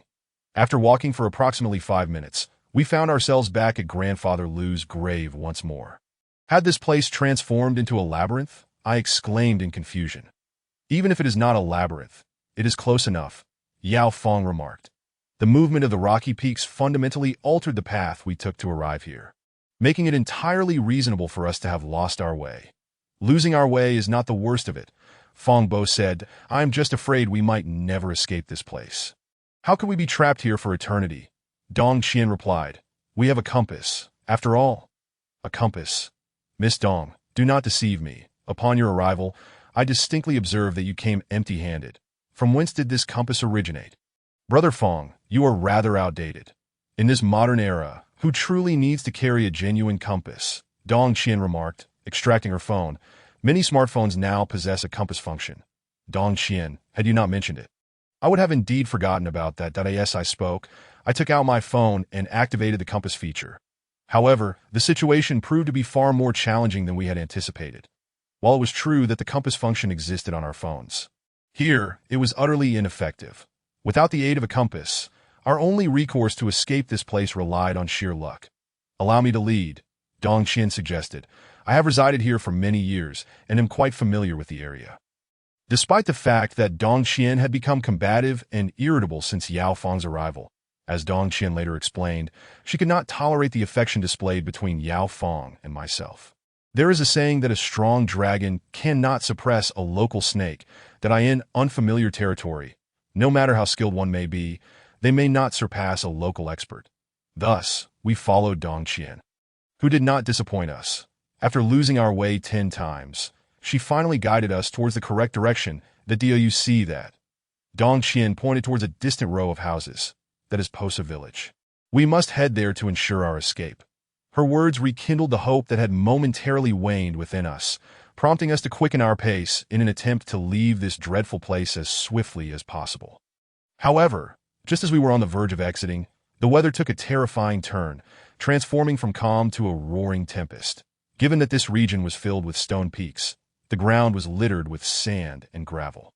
With the onset of the gale, dust and stones swirled chaotically, obscuring the sky.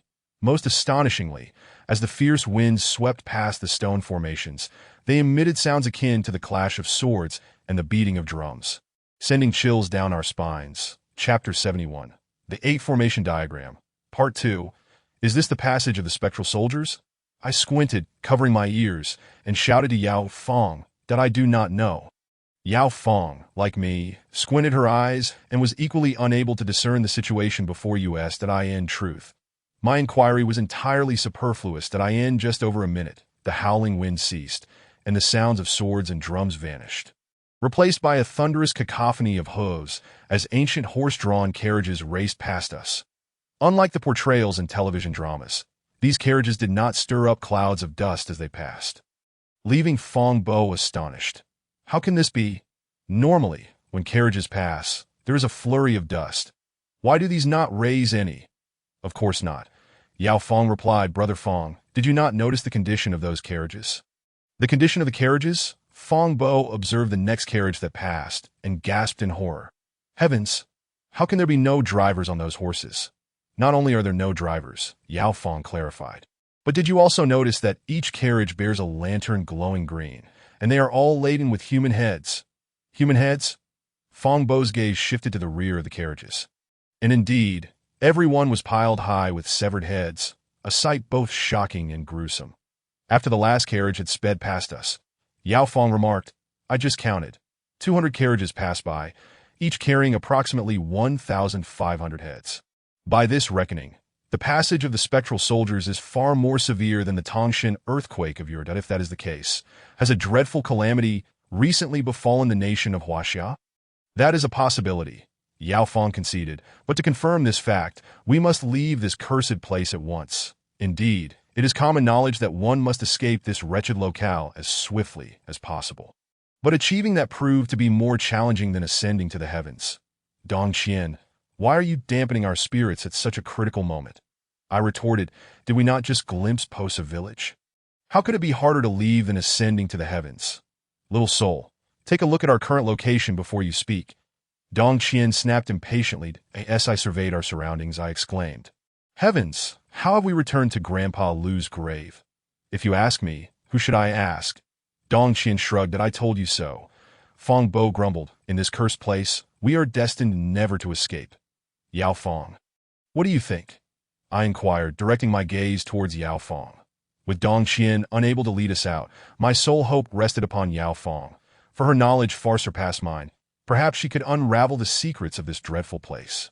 Yao Fong did not disappoint. After meticulously observing the arrangement of the stone peaks, she arrived at a startling conclusion. This is highly likely to be Zhuge Liang's 8-formation diagram. The 8-formation diagram? I exclaimed in astonishment. Zhuge Liang's 8-formation diagram is well known among the people of Huaxia, a formation devised from the principles of Qi Min Dun Jia, arranged with chaotic stones. This grand formation, classified into 8 gates: life, injury, rest, destruction, scenery, death, shock, according to Qi Min Dun Jia, had previously ensnared the Eastern Wu general Lu Sun. Had it not been for Zhuge Liang's father-in-law, Huang Qingyan, leading him out, Lu Sun might have remained trapped forever. Yao Fong, are you certain this is Zhuge Liang's 8-formation diagram? I asked incredulously. This is an ancient and lost formation. I am certain. Yao Fong asserted with unwavering conviction that I have studied Qi Min Dun Jia and possess a certain understanding of the 8-formation diagram. Thus, I cannot be mistaken. Then do you know how to escape the 8-formation diagram? Well, I have yet to master it thoroughly and cannot fully grasp its intricacies, Yao Fong admitted sheepishly. What shall we do now? Fong Bo exclaimed in panic that we are not as fortunate as Lu Sun, who encountered Zhuge Liang's father-in-law. The spectral soldiers are passing, I murmured, initially believing we faced the passage of spectral soldiers, only to discover this was an illusion created by the 8-formation diagram. I am perplexed, Yao Fong remarked. Did not this stone forest exist during Lu Changye's era? Why has no one uncovered its secrets until now? That is hardly surprising, I said. Consider how many individuals truly understand the 8-formation diagram in this world. Even if many comprehend it, unless the diagram activates, no one would know its presence. Indeed, Fong Bo lamented. Had I not kicked that broken bowl out of frustration earlier, this 8-formation diagram would not have been triggered. Actually, there is something I have not shared with you, Dong Qian interjected awkwardly. Lu Changye warned the villagers that this location is not suitable for burying ancestors. I only heard this from others. The truth of the matter, I cannot ascertain. What use is that? Fong Bo retorted angrily. What does it matter to me now? I am stuck here regardless. The IT is not entirely useless, Yao Fong replied. This at least demonstrates that the stone forest may not be a natural formation. It is highly likely that it was constructed by later generations, merely cloaked in a grand deception. But what purpose would the creator of the stone forest serve? What grand deception were they constructing? Dong Qian pondered. Creating such a multitude of structures in one location cannot merely be to conceal this grave danger, can it? Only the creator could answer that. Yao Fong chuckled at a grave danger. The 8-formation diagram. I crouched on the ground, distressed that if only Uncle Chu were here. With his intellect, he would surely lead us out of the 8-formation diagram. Some occurrences are so uncanny that when you think of someone, they appear before your eyes. That I recalled Uncle Chu. His voice suddenly resonated in my ears. Little soul, Yao Fong, what are you two doing here? It is Uncle Chu, I exclaimed, jumping with excitement. Yao Fong. Dong Qian, Brother Fong, we are saved. Is this truly happening? Yao Fong responded, equally exhilarated. Could this be yet another illusion created by the 8-formation diagram? Chapter 72. Farewell, Uncle Chu. Indeed, after the recent phantom passage of spectral soldiers, we had developed significant skepticism towards our surroundings, akin to seeing a water source in the desert and instinctively doubting its authenticity as a mirage. Thus, Yao Fong and I intentionally ignored Uncle Chu and began to walk in the opposite direction. Little soul, Yao Fong, where are you going? Uncle Chu continued to call out to us. Do you not see your Uncle Chu beckoning you? Little soul, why are you ignoring your Uncle Chu? As Dong Qian had met Uncle Chu before, she found my behavior rather perplexing. This seems rather impolite. This is not a matter of politeness, but rather a question of truth and falsehood. I said, Dong Qian, we find ourselves in Zhuge Liang's 8 formation diagram, where many things are difficult to discern as either true or false, just like the spectral soldiers that just passed by. Shaon is right. Yao Fong remarked, we absolutely cannot let our guard down.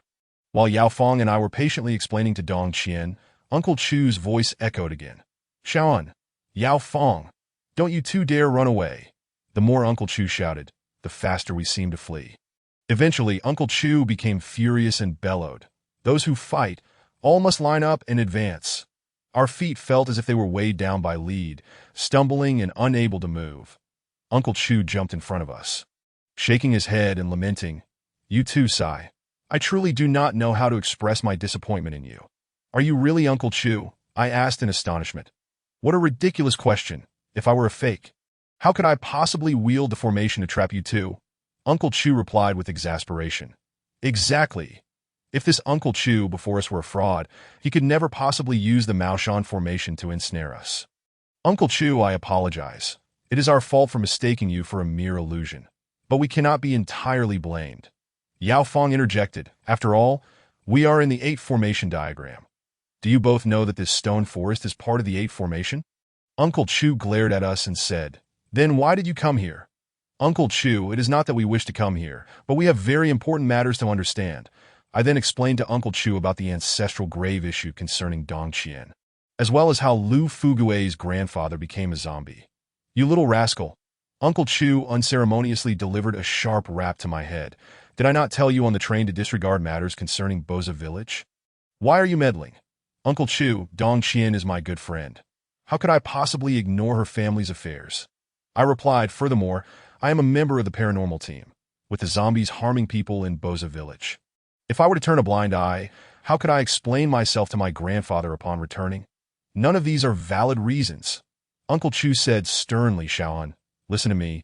Do not concern yourselves with the matters here, and immediately return to the headquarters of the paranormal team in the capital. What about you? Will you stay here to assist Dong Qian? Do not ask so many questions. Uncle Chu admonished, Now, I will lead you out of this 8 formation. Remember, once you get out, immediately take the train and do not linger here for even a moment. Understood? I wanted to argue with Uncle Chu, but Yao Fong discreetly pinched my arm. Having known Yao Fong for many years, I understood that this pinch signified something significant. Thus, I ceased my dispute with Uncle Chu and respectfully said, Uncle Chu, rest assured, I will do as you wish. That's the spirit, Uncle Chu said with satisfaction. Now you are my good child. Follow me. Uncle Chu turned and began walking ahead. I will take you out of the 8 formation. All right. Yao Fong and I replied in unison. Uncle Chu led us through the stone forest, circling a few times until we found a small path between 2 black stone peaks.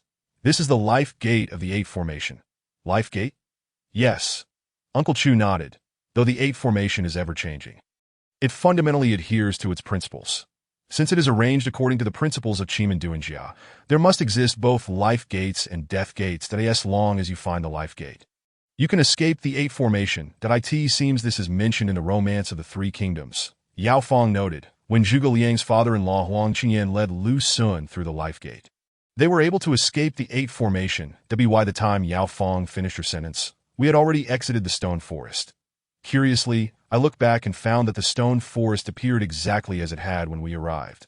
And I could not help but admire Zhuge Liang's unparalleled ingenuity, as well as Uncle Chu's profound mastery of Qi Duanjia.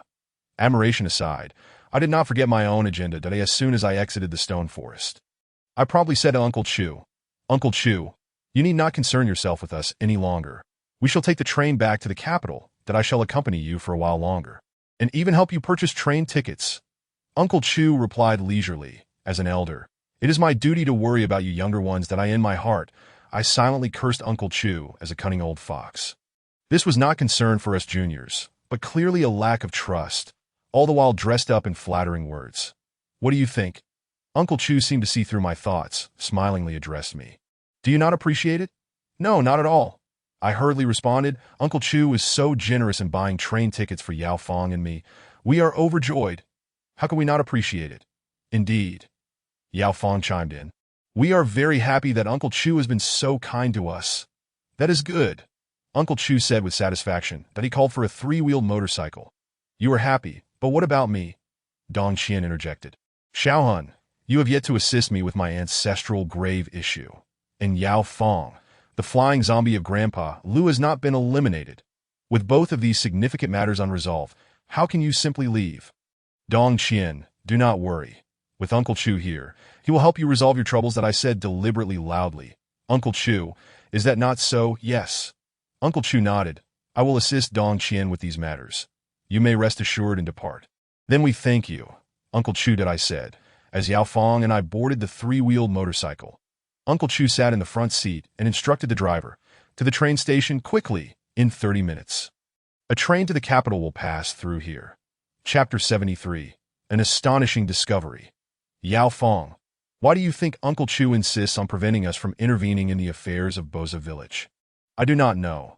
Yao Fong shook her head, stating, I am not very familiar with Uncle Chu. Besides, according to the members of the paranormal team, Uncle Chu's behavior is often quite eccentric, making it difficult to understand his motives. I share the same sentiment.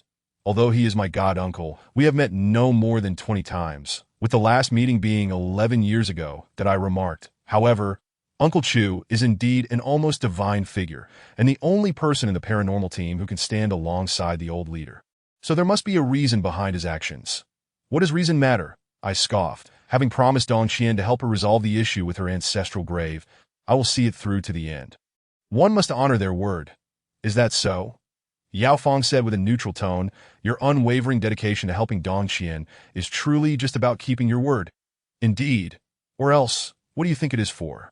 Suddenly, Yao Fong yanked on my left ear, sternly demanding, tell me, during your time in Dong Qian's hometown, have you done anything to betray me, betrayed you? Upon hearing Dong Qian's words, the image of my kiss with Dong Qian immediately flashed through my mind, causing a twinge of guilt as I stammered. What could possibly have happened? Everything between Dong Qian and I is perfectly innocent. Nothing has transpired. Really?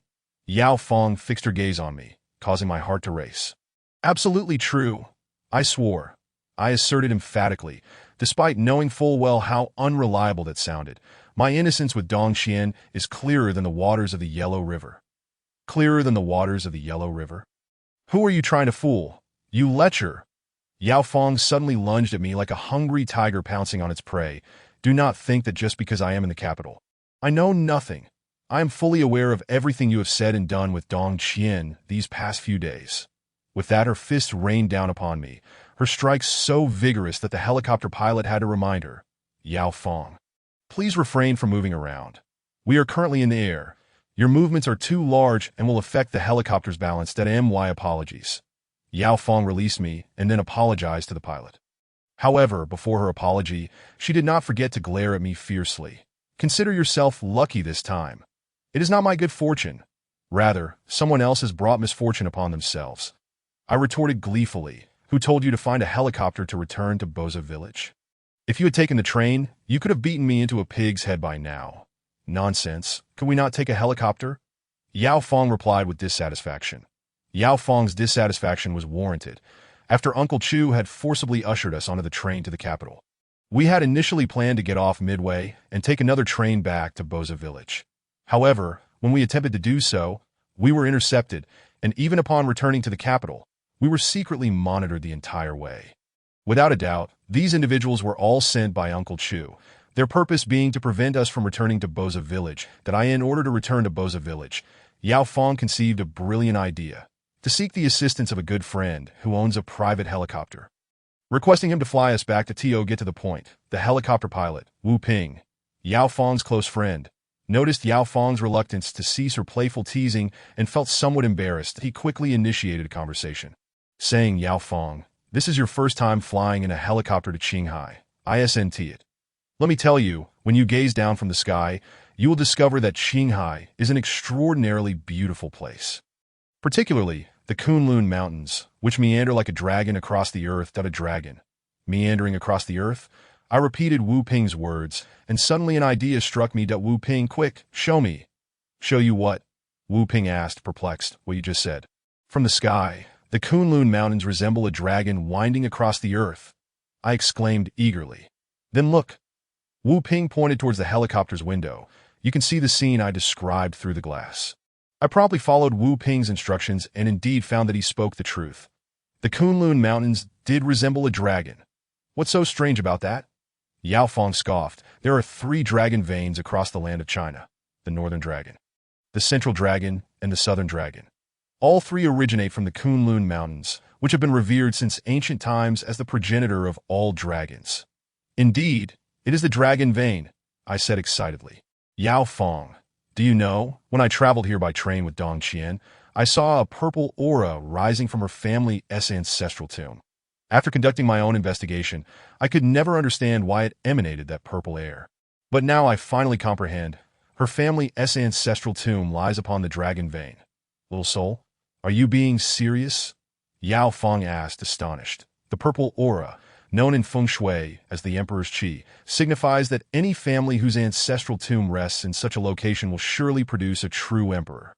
That is indeed the case, I affirmed. I have seen Dong Qian's 3rd uncle's son. He possesses an imperial visage akin to Wu Zetian. Yao Fong remarked, according to physiognomy, anyone with an imperial appearance is destined to become a true emperor. Absolutely. I nodded. It is just unfortunate that he is an utter fool, a fool. How can that be? According to Dong Qian, her family's ancestral tomb has issues that I responded. Indeed, I have noticed that her family's ancestral tomb is problematic. While it does emit a purple aura, it is being dispersed by a heavy red aura of murderous intent. Now I understand, Yao Fong said. The reason Dong Qian's cousin has become a fool is that someone has tampered with the dragon vein beneath us. Can the dragon vein be tampered with? Yes, Yao Fong nodded. In ancient times, emperors sought to secure their reigns, and wherever the emperor's qi emerged, they would send geomancers to disrupt it. A classic example is the tale of Qin Shi Huang severing the dragon vein. It is said that during his reign, a diviner informed him that Nanjing possessed royal energy, destined to produce an emperor. Consequently, Qin Shi Huang, following the diviner's advice, severed the purple gold mountain in Nanjing and buried vast treasures there to suppress the royal energy, while also diverting the Qinhuai River to drain it. The result of Qin Shi Huang's actions was that every dynasty which later established its capital in Nanjing was short-lived. This exemplifies the dire consequences of severing the dragon vein. Chapter 74. Severing the dragon vein. So, the issues with Dong Qian's ancestral tomb, resulting in her cousin becoming a fool, are due to someone tampering with the dragon vein below us. Exactly, Yao Fong confirmed. Is there no way to resolve this? I promised Dong Qian I would help her with the ancestral tomb issue. That I looked at Yao Fong and asked, Yao Fong, could you possibly assist Dong Qian on my behalf? Originally, given your ambiguous relationship with Dong Qian, I would never offer my help. Yao Fong shot me a glare. However, since this matter concerns the lifelong happiness of an innocent child, I cannot stand idly by. Wonderful! I cheered, lifting Yao Fong and planting a fervent kiss on her cheek. Thank you, Yao Fong. Hey, if you value your life, stop moving around. Wu Ping interjected, having begun to speak again, that I just warned Yao Fong. And now it's your turn. Apologies, I said to Wu Ping, then turned back to Yao Fong. So, what is your proposed solution? I currently have no solution, Yao Fong replied. I must personally examine the site to devise a plan.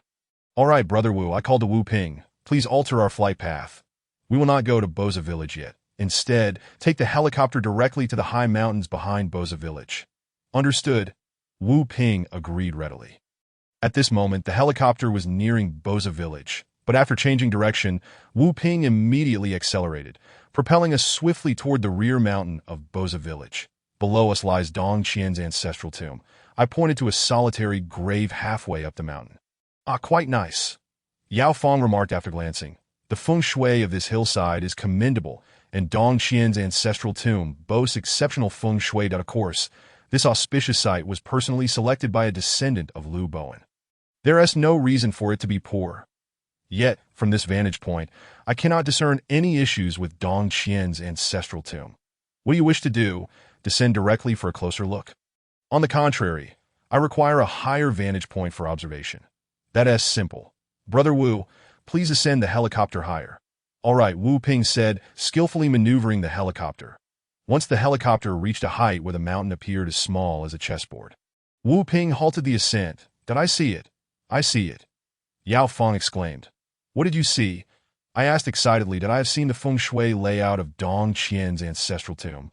Yao Fong replied, little soul. Observe, the mountain where Dong Qian's ancestral tomb is located stands atop the dragon Vane's head, and her tomb lies within the dragon pearl at the dragon's mouth. This truly is a premium dragon's nest capable of producing an emperor. Is that so? Then what issue lies with this dragon's nest? Let me take a closer look. Ah, little soul, do you see that red light splitting the purple aura in two? It emanates from there. I see it. What does that signify? That location is the back of the dragon's head. Yao Fong explained, this is the reason Dong Qian's cousin has become a fool.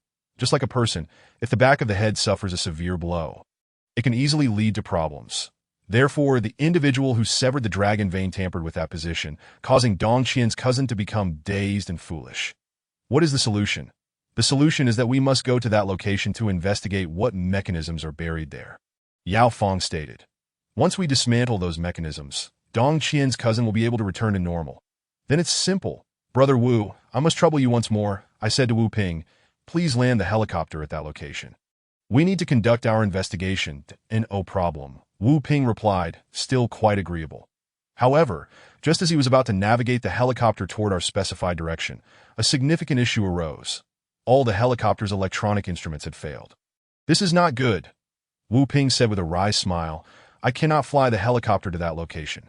Why not? Because all the helicopter's electronic instruments are malfunctioning. I have never encountered such a situation before.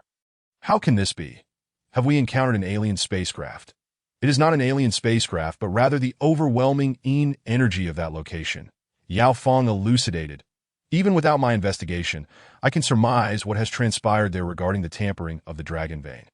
Such potent yin energy can only be possessed by the highest level of zombie, the flying zombie. Flying zombie? Are you referring to Grandpa Lu? Most likely, yes, Yao Fong replied. The individual who disrupted the dragon vein specifically raised a flying zombie in that location, using its formidable yin energy to suppress the royal energy there. That is terrifying, I remarked. Who on earth would be so bold as to use a flying zombie to sever the dragon vein? That person is not merely bold in their actions. Rather, they are likely being directed by someone else. Yao Fong explained, throughout history, only those of royal descent have sought to disrupt the dragon vein. Royal descent? But there are no emperors anymore. When I refer to royalty, it is merely a metaphor, for who that person is. You should already have an inkling, right? After pondering for a moment, I immediately grasped whom Yao Fong was referring to.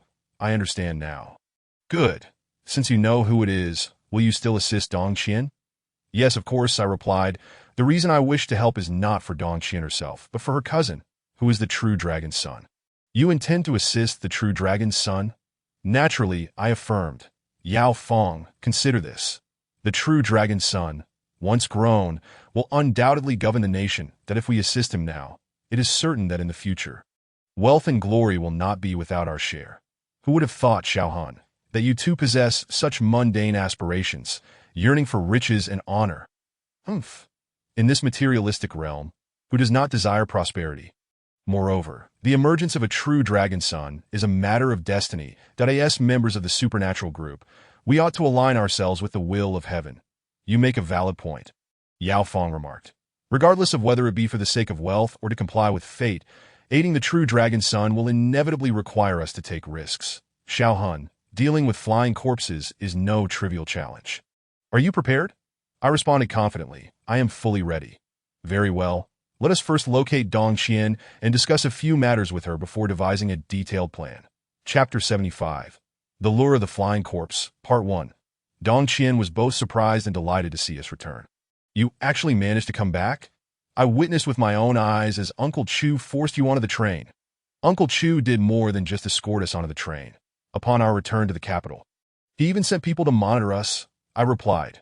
Fortunately, Yao Fong conceived an ingenious plan to arrive by helicopter. As I spoke, I pointed to the helicopter parked on the street for Dong Qian to see. You are truly clever. I can't believe you thought of such a method, Dong Qian said enviously. Indeed.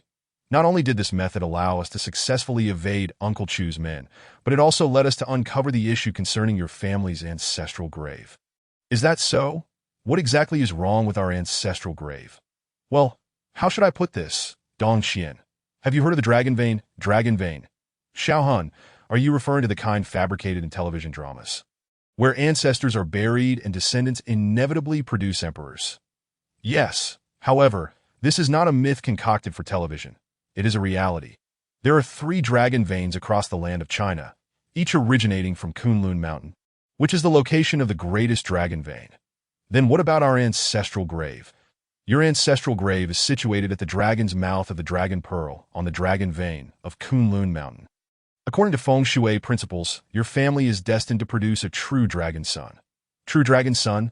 Dong Qian exclaimed, her mouth agape in astonishment. Has this true dragon son already appeared? Indeed, he has. It is your foolish cousin. I replied. What? You mean Ling Er is the true dragon son? How can that be? He is inherently a fool. That is precisely the crux of the issue.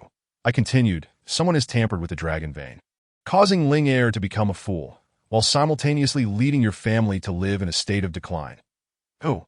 Who would be so cruel as to meddle with our ancestral grave? Dong Qian exclaimed. Agitated, surely, we have not offended anyone. Who said your family has not offended anyone? Yao Fong interjected, by burying your ancestors on the dragon's lair, you have offended the most powerful of individuals. How could that be?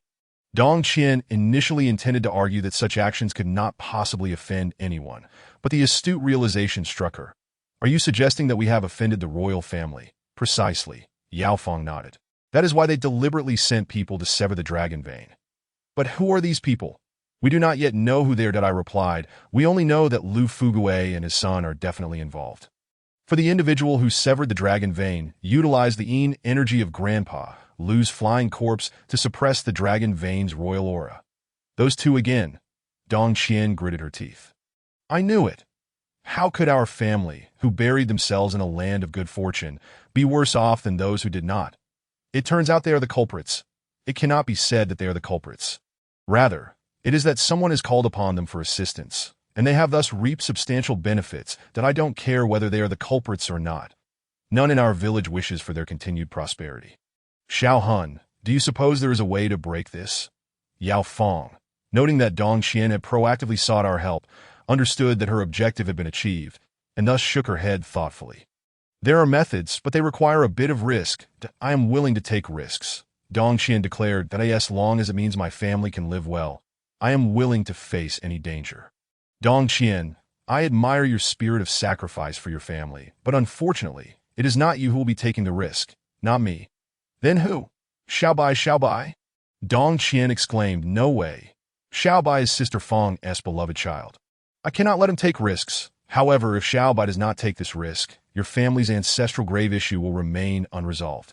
Yao Fong began to lay out the pros and cons to Dong Qian. Think about it, Dong Qian.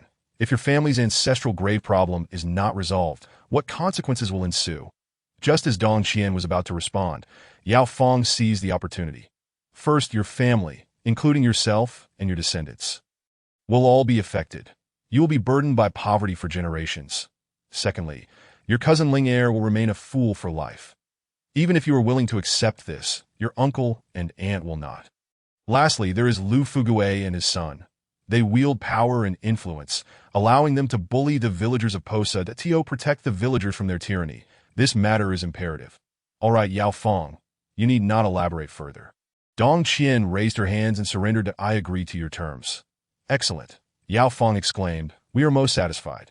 However, you must promise me one thing, Dong Qian insisted.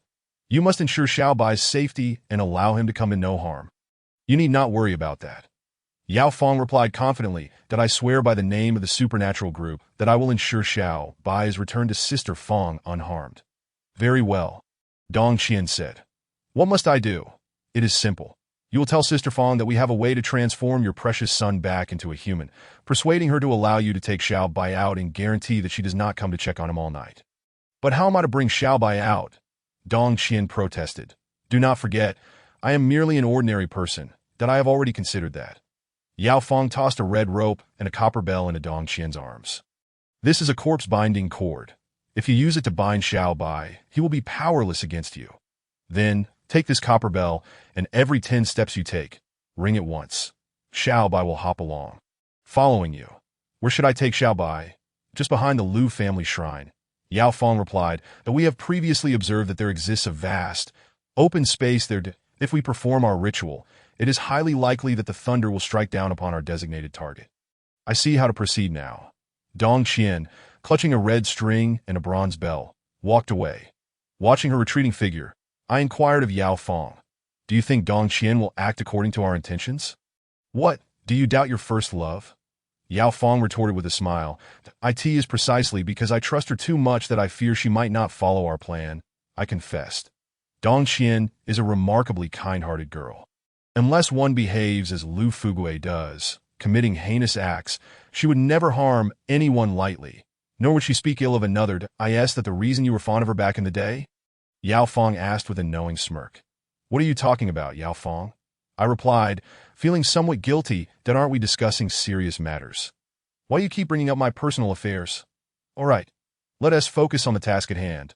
We must go to the back of the Lu family shrine to set everything up." With that, Yao Fong turned and strode away. Just as I was about to exhale a sigh of relief, she suddenly turned back, glaring fiercely at me. "After we finish the serious matters, I will deal with your personal issues."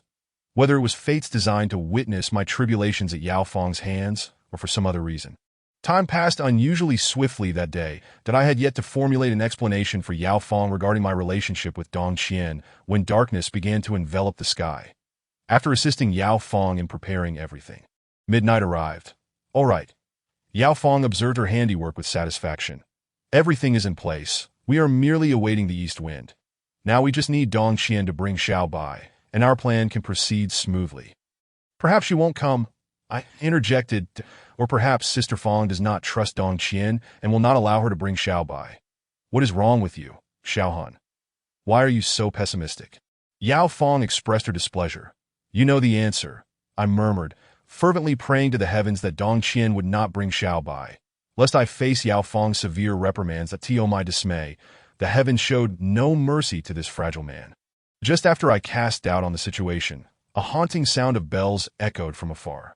Moments later, Dong Qian appeared, leading Xiao by, who was tightly bound with corpse-binding ropes. "Dong Qian, your timing is impeccable," Yao Fong said as she approached, taking the bronze bell from Dong Qian's hand before moving to the designated spot to ring it. Upon hearing the bell, Xiao Bai began to bounce excitedly.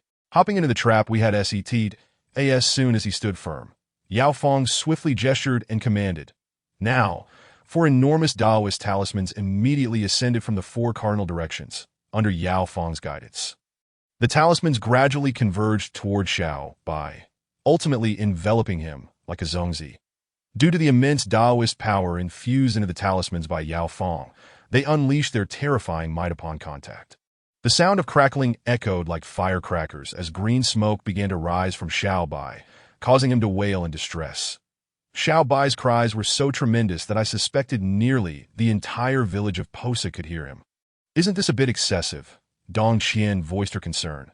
"If he keeps shouting like this, I'm worried Sister Fong will intervene." "Not at all," Yao Fong assured her. "Despite Xiao Bai's cries, they can only be heard within a 10-meter radius. Beyond that, it's unlikely anyone will hear him." "How can that be?" I asked. That IT is not reliant on the Dantian, but rather on Yin energy, Yao Fong explained. "You wouldn't understand if I elaborated on Yin energy. So just wait and watch the spectacle. I assure you, within 10 minutes, old Lu will appear to reclaim Xiao Bai."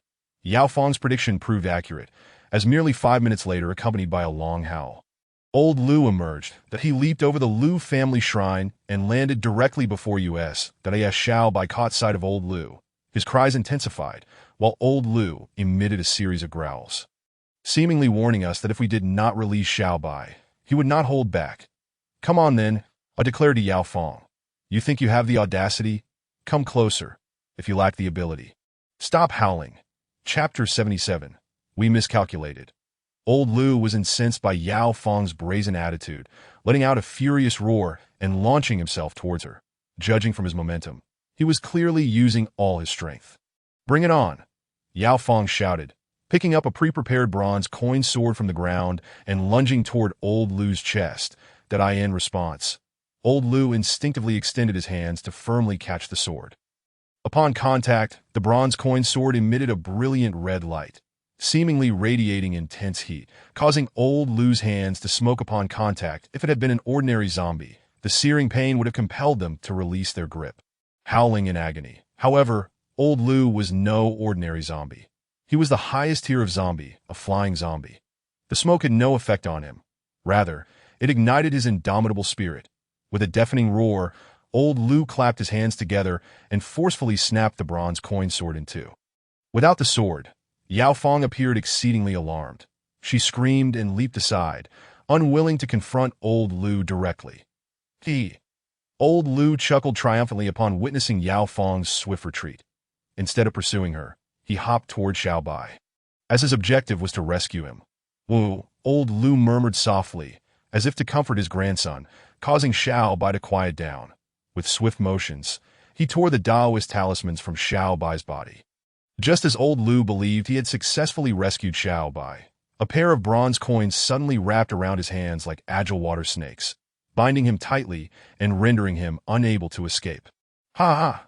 You old zombie fell for it. Yao Fong approached, laughing heartily. It turned out that her earlier retreat was merely a ruse to lure old Lu into our carefully laid trap. Not only that, the bronze coins were connected to a massive Kongming lantern, which had a lightning rod affixed to its top. As old Lu commenced his rescue of Xiaobai, I discreetly ignited the lantern, allowing it to ascend slowly. By the time old Lu's hands were ensnared by the bronze coins, the lantern had risen to a height that lifted his feet off the ground. Of course, to ensure Xiaobai's safety, we had already bound old Lu with another corpse-binding rope and instructed Dong Xian to use the bronze bell to draw him away from the scene. Realizing he had fallen into our trap, old Lu was not one to simply accept his fate. He roared angrily, straining against his bonds.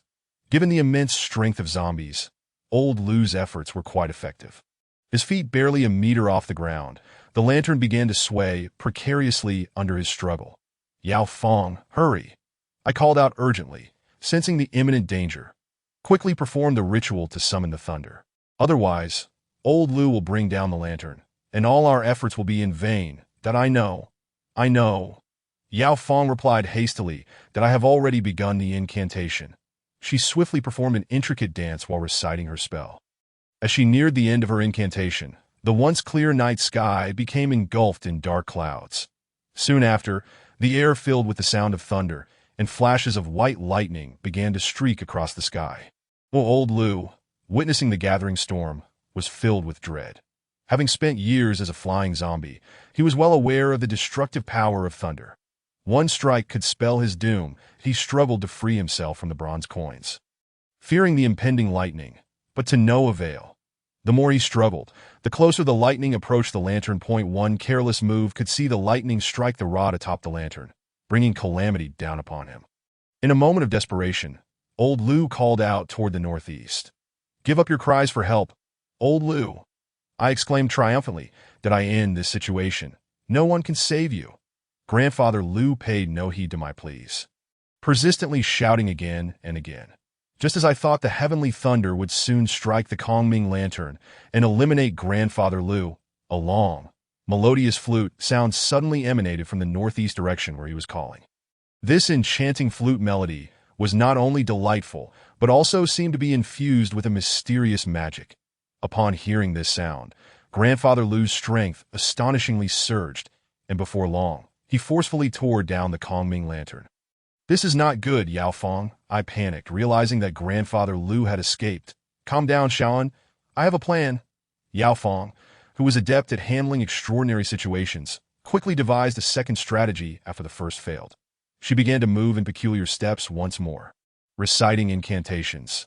This time, her speed was significantly swifter than before. The only outcome of her rapid movements was that the lightning in the sky became increasingly frequent, almost striking Grandfather Lu with each flash. "Bravo, Yao Fong!" I couldn't help but praise her, believing that if this continued, Grandfather Lu would surely be struck down by the heavenly thunder. However, Yao Fong's smile was bittersweet. Although her method proved effective, it was extremely taxing on her stamina. Her swift movements soon left her gasping for breath, and her actions began to slow. Ultimately, she was utterly unable to resist the sudden shadow that appeared after the flute's melody faded. This shadow flashed towards us from the east with such speed that it was nearly comparable to the very lightning in the sky. Even if Yao Fong had been in peak condition, she would have struggled to contend with such velocity, let alone in her current state of exhaustion.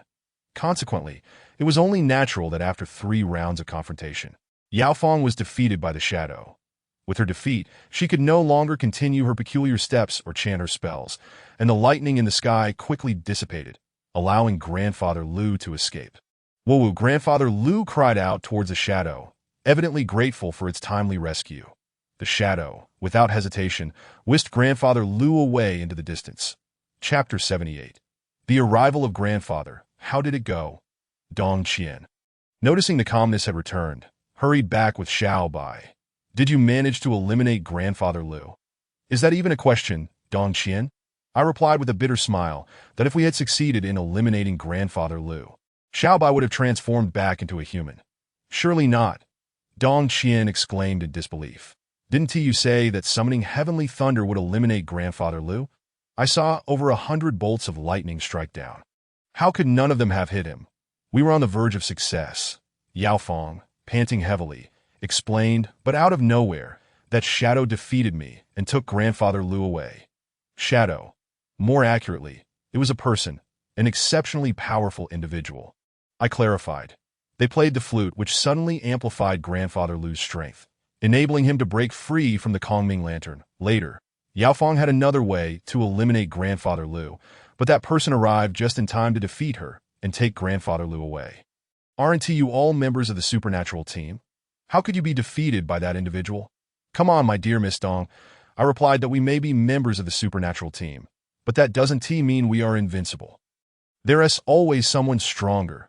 If I'm not mistaken, Yao Fong speculated, the individual who defeated me must be the one who severed the dragon vein and desecrated your family's ancestral grave. Otherwise, Grandfather Lu would not have followed him. That seems likely. I concurred boldly that we caused significant disruption to his plans in Bajuo village. It would be abnormal for him not to intervene. That is, oh, what now? Dong Qian inquired that if you can't deal with that person, how can you help me resolve the issue with the ancestral grave? After a pause, she added, and if Xiao Bai can't return to normal, how will I explain this to Sister Fong? How to explain? Just tell her the truth. Tell her the truth. What if you need Xiao Bai to lure Grandfather Lu out? No need for that. Yao Fong shook her head. At this point, Xiao Bai is no longer necessary. That if you don't need Xiao Bai, then do you have a way to deal with Grandfather Lu and that person? No. Yao Fong's response left Dong Qian utterly disappointed, but she quickly added, however, our inability doesn't mean others can't help. Yao Fong, what are you implying? I probed. Indeed, my suggestion is to call in the old leader to resolve this situation. Yao Fong declared, with his strength, he will surely find a way to rectify everything. But will Grandfather be willing to help? I questioned skeptically. Let us not forget, this is merely a personal matter between Dong Qian and me.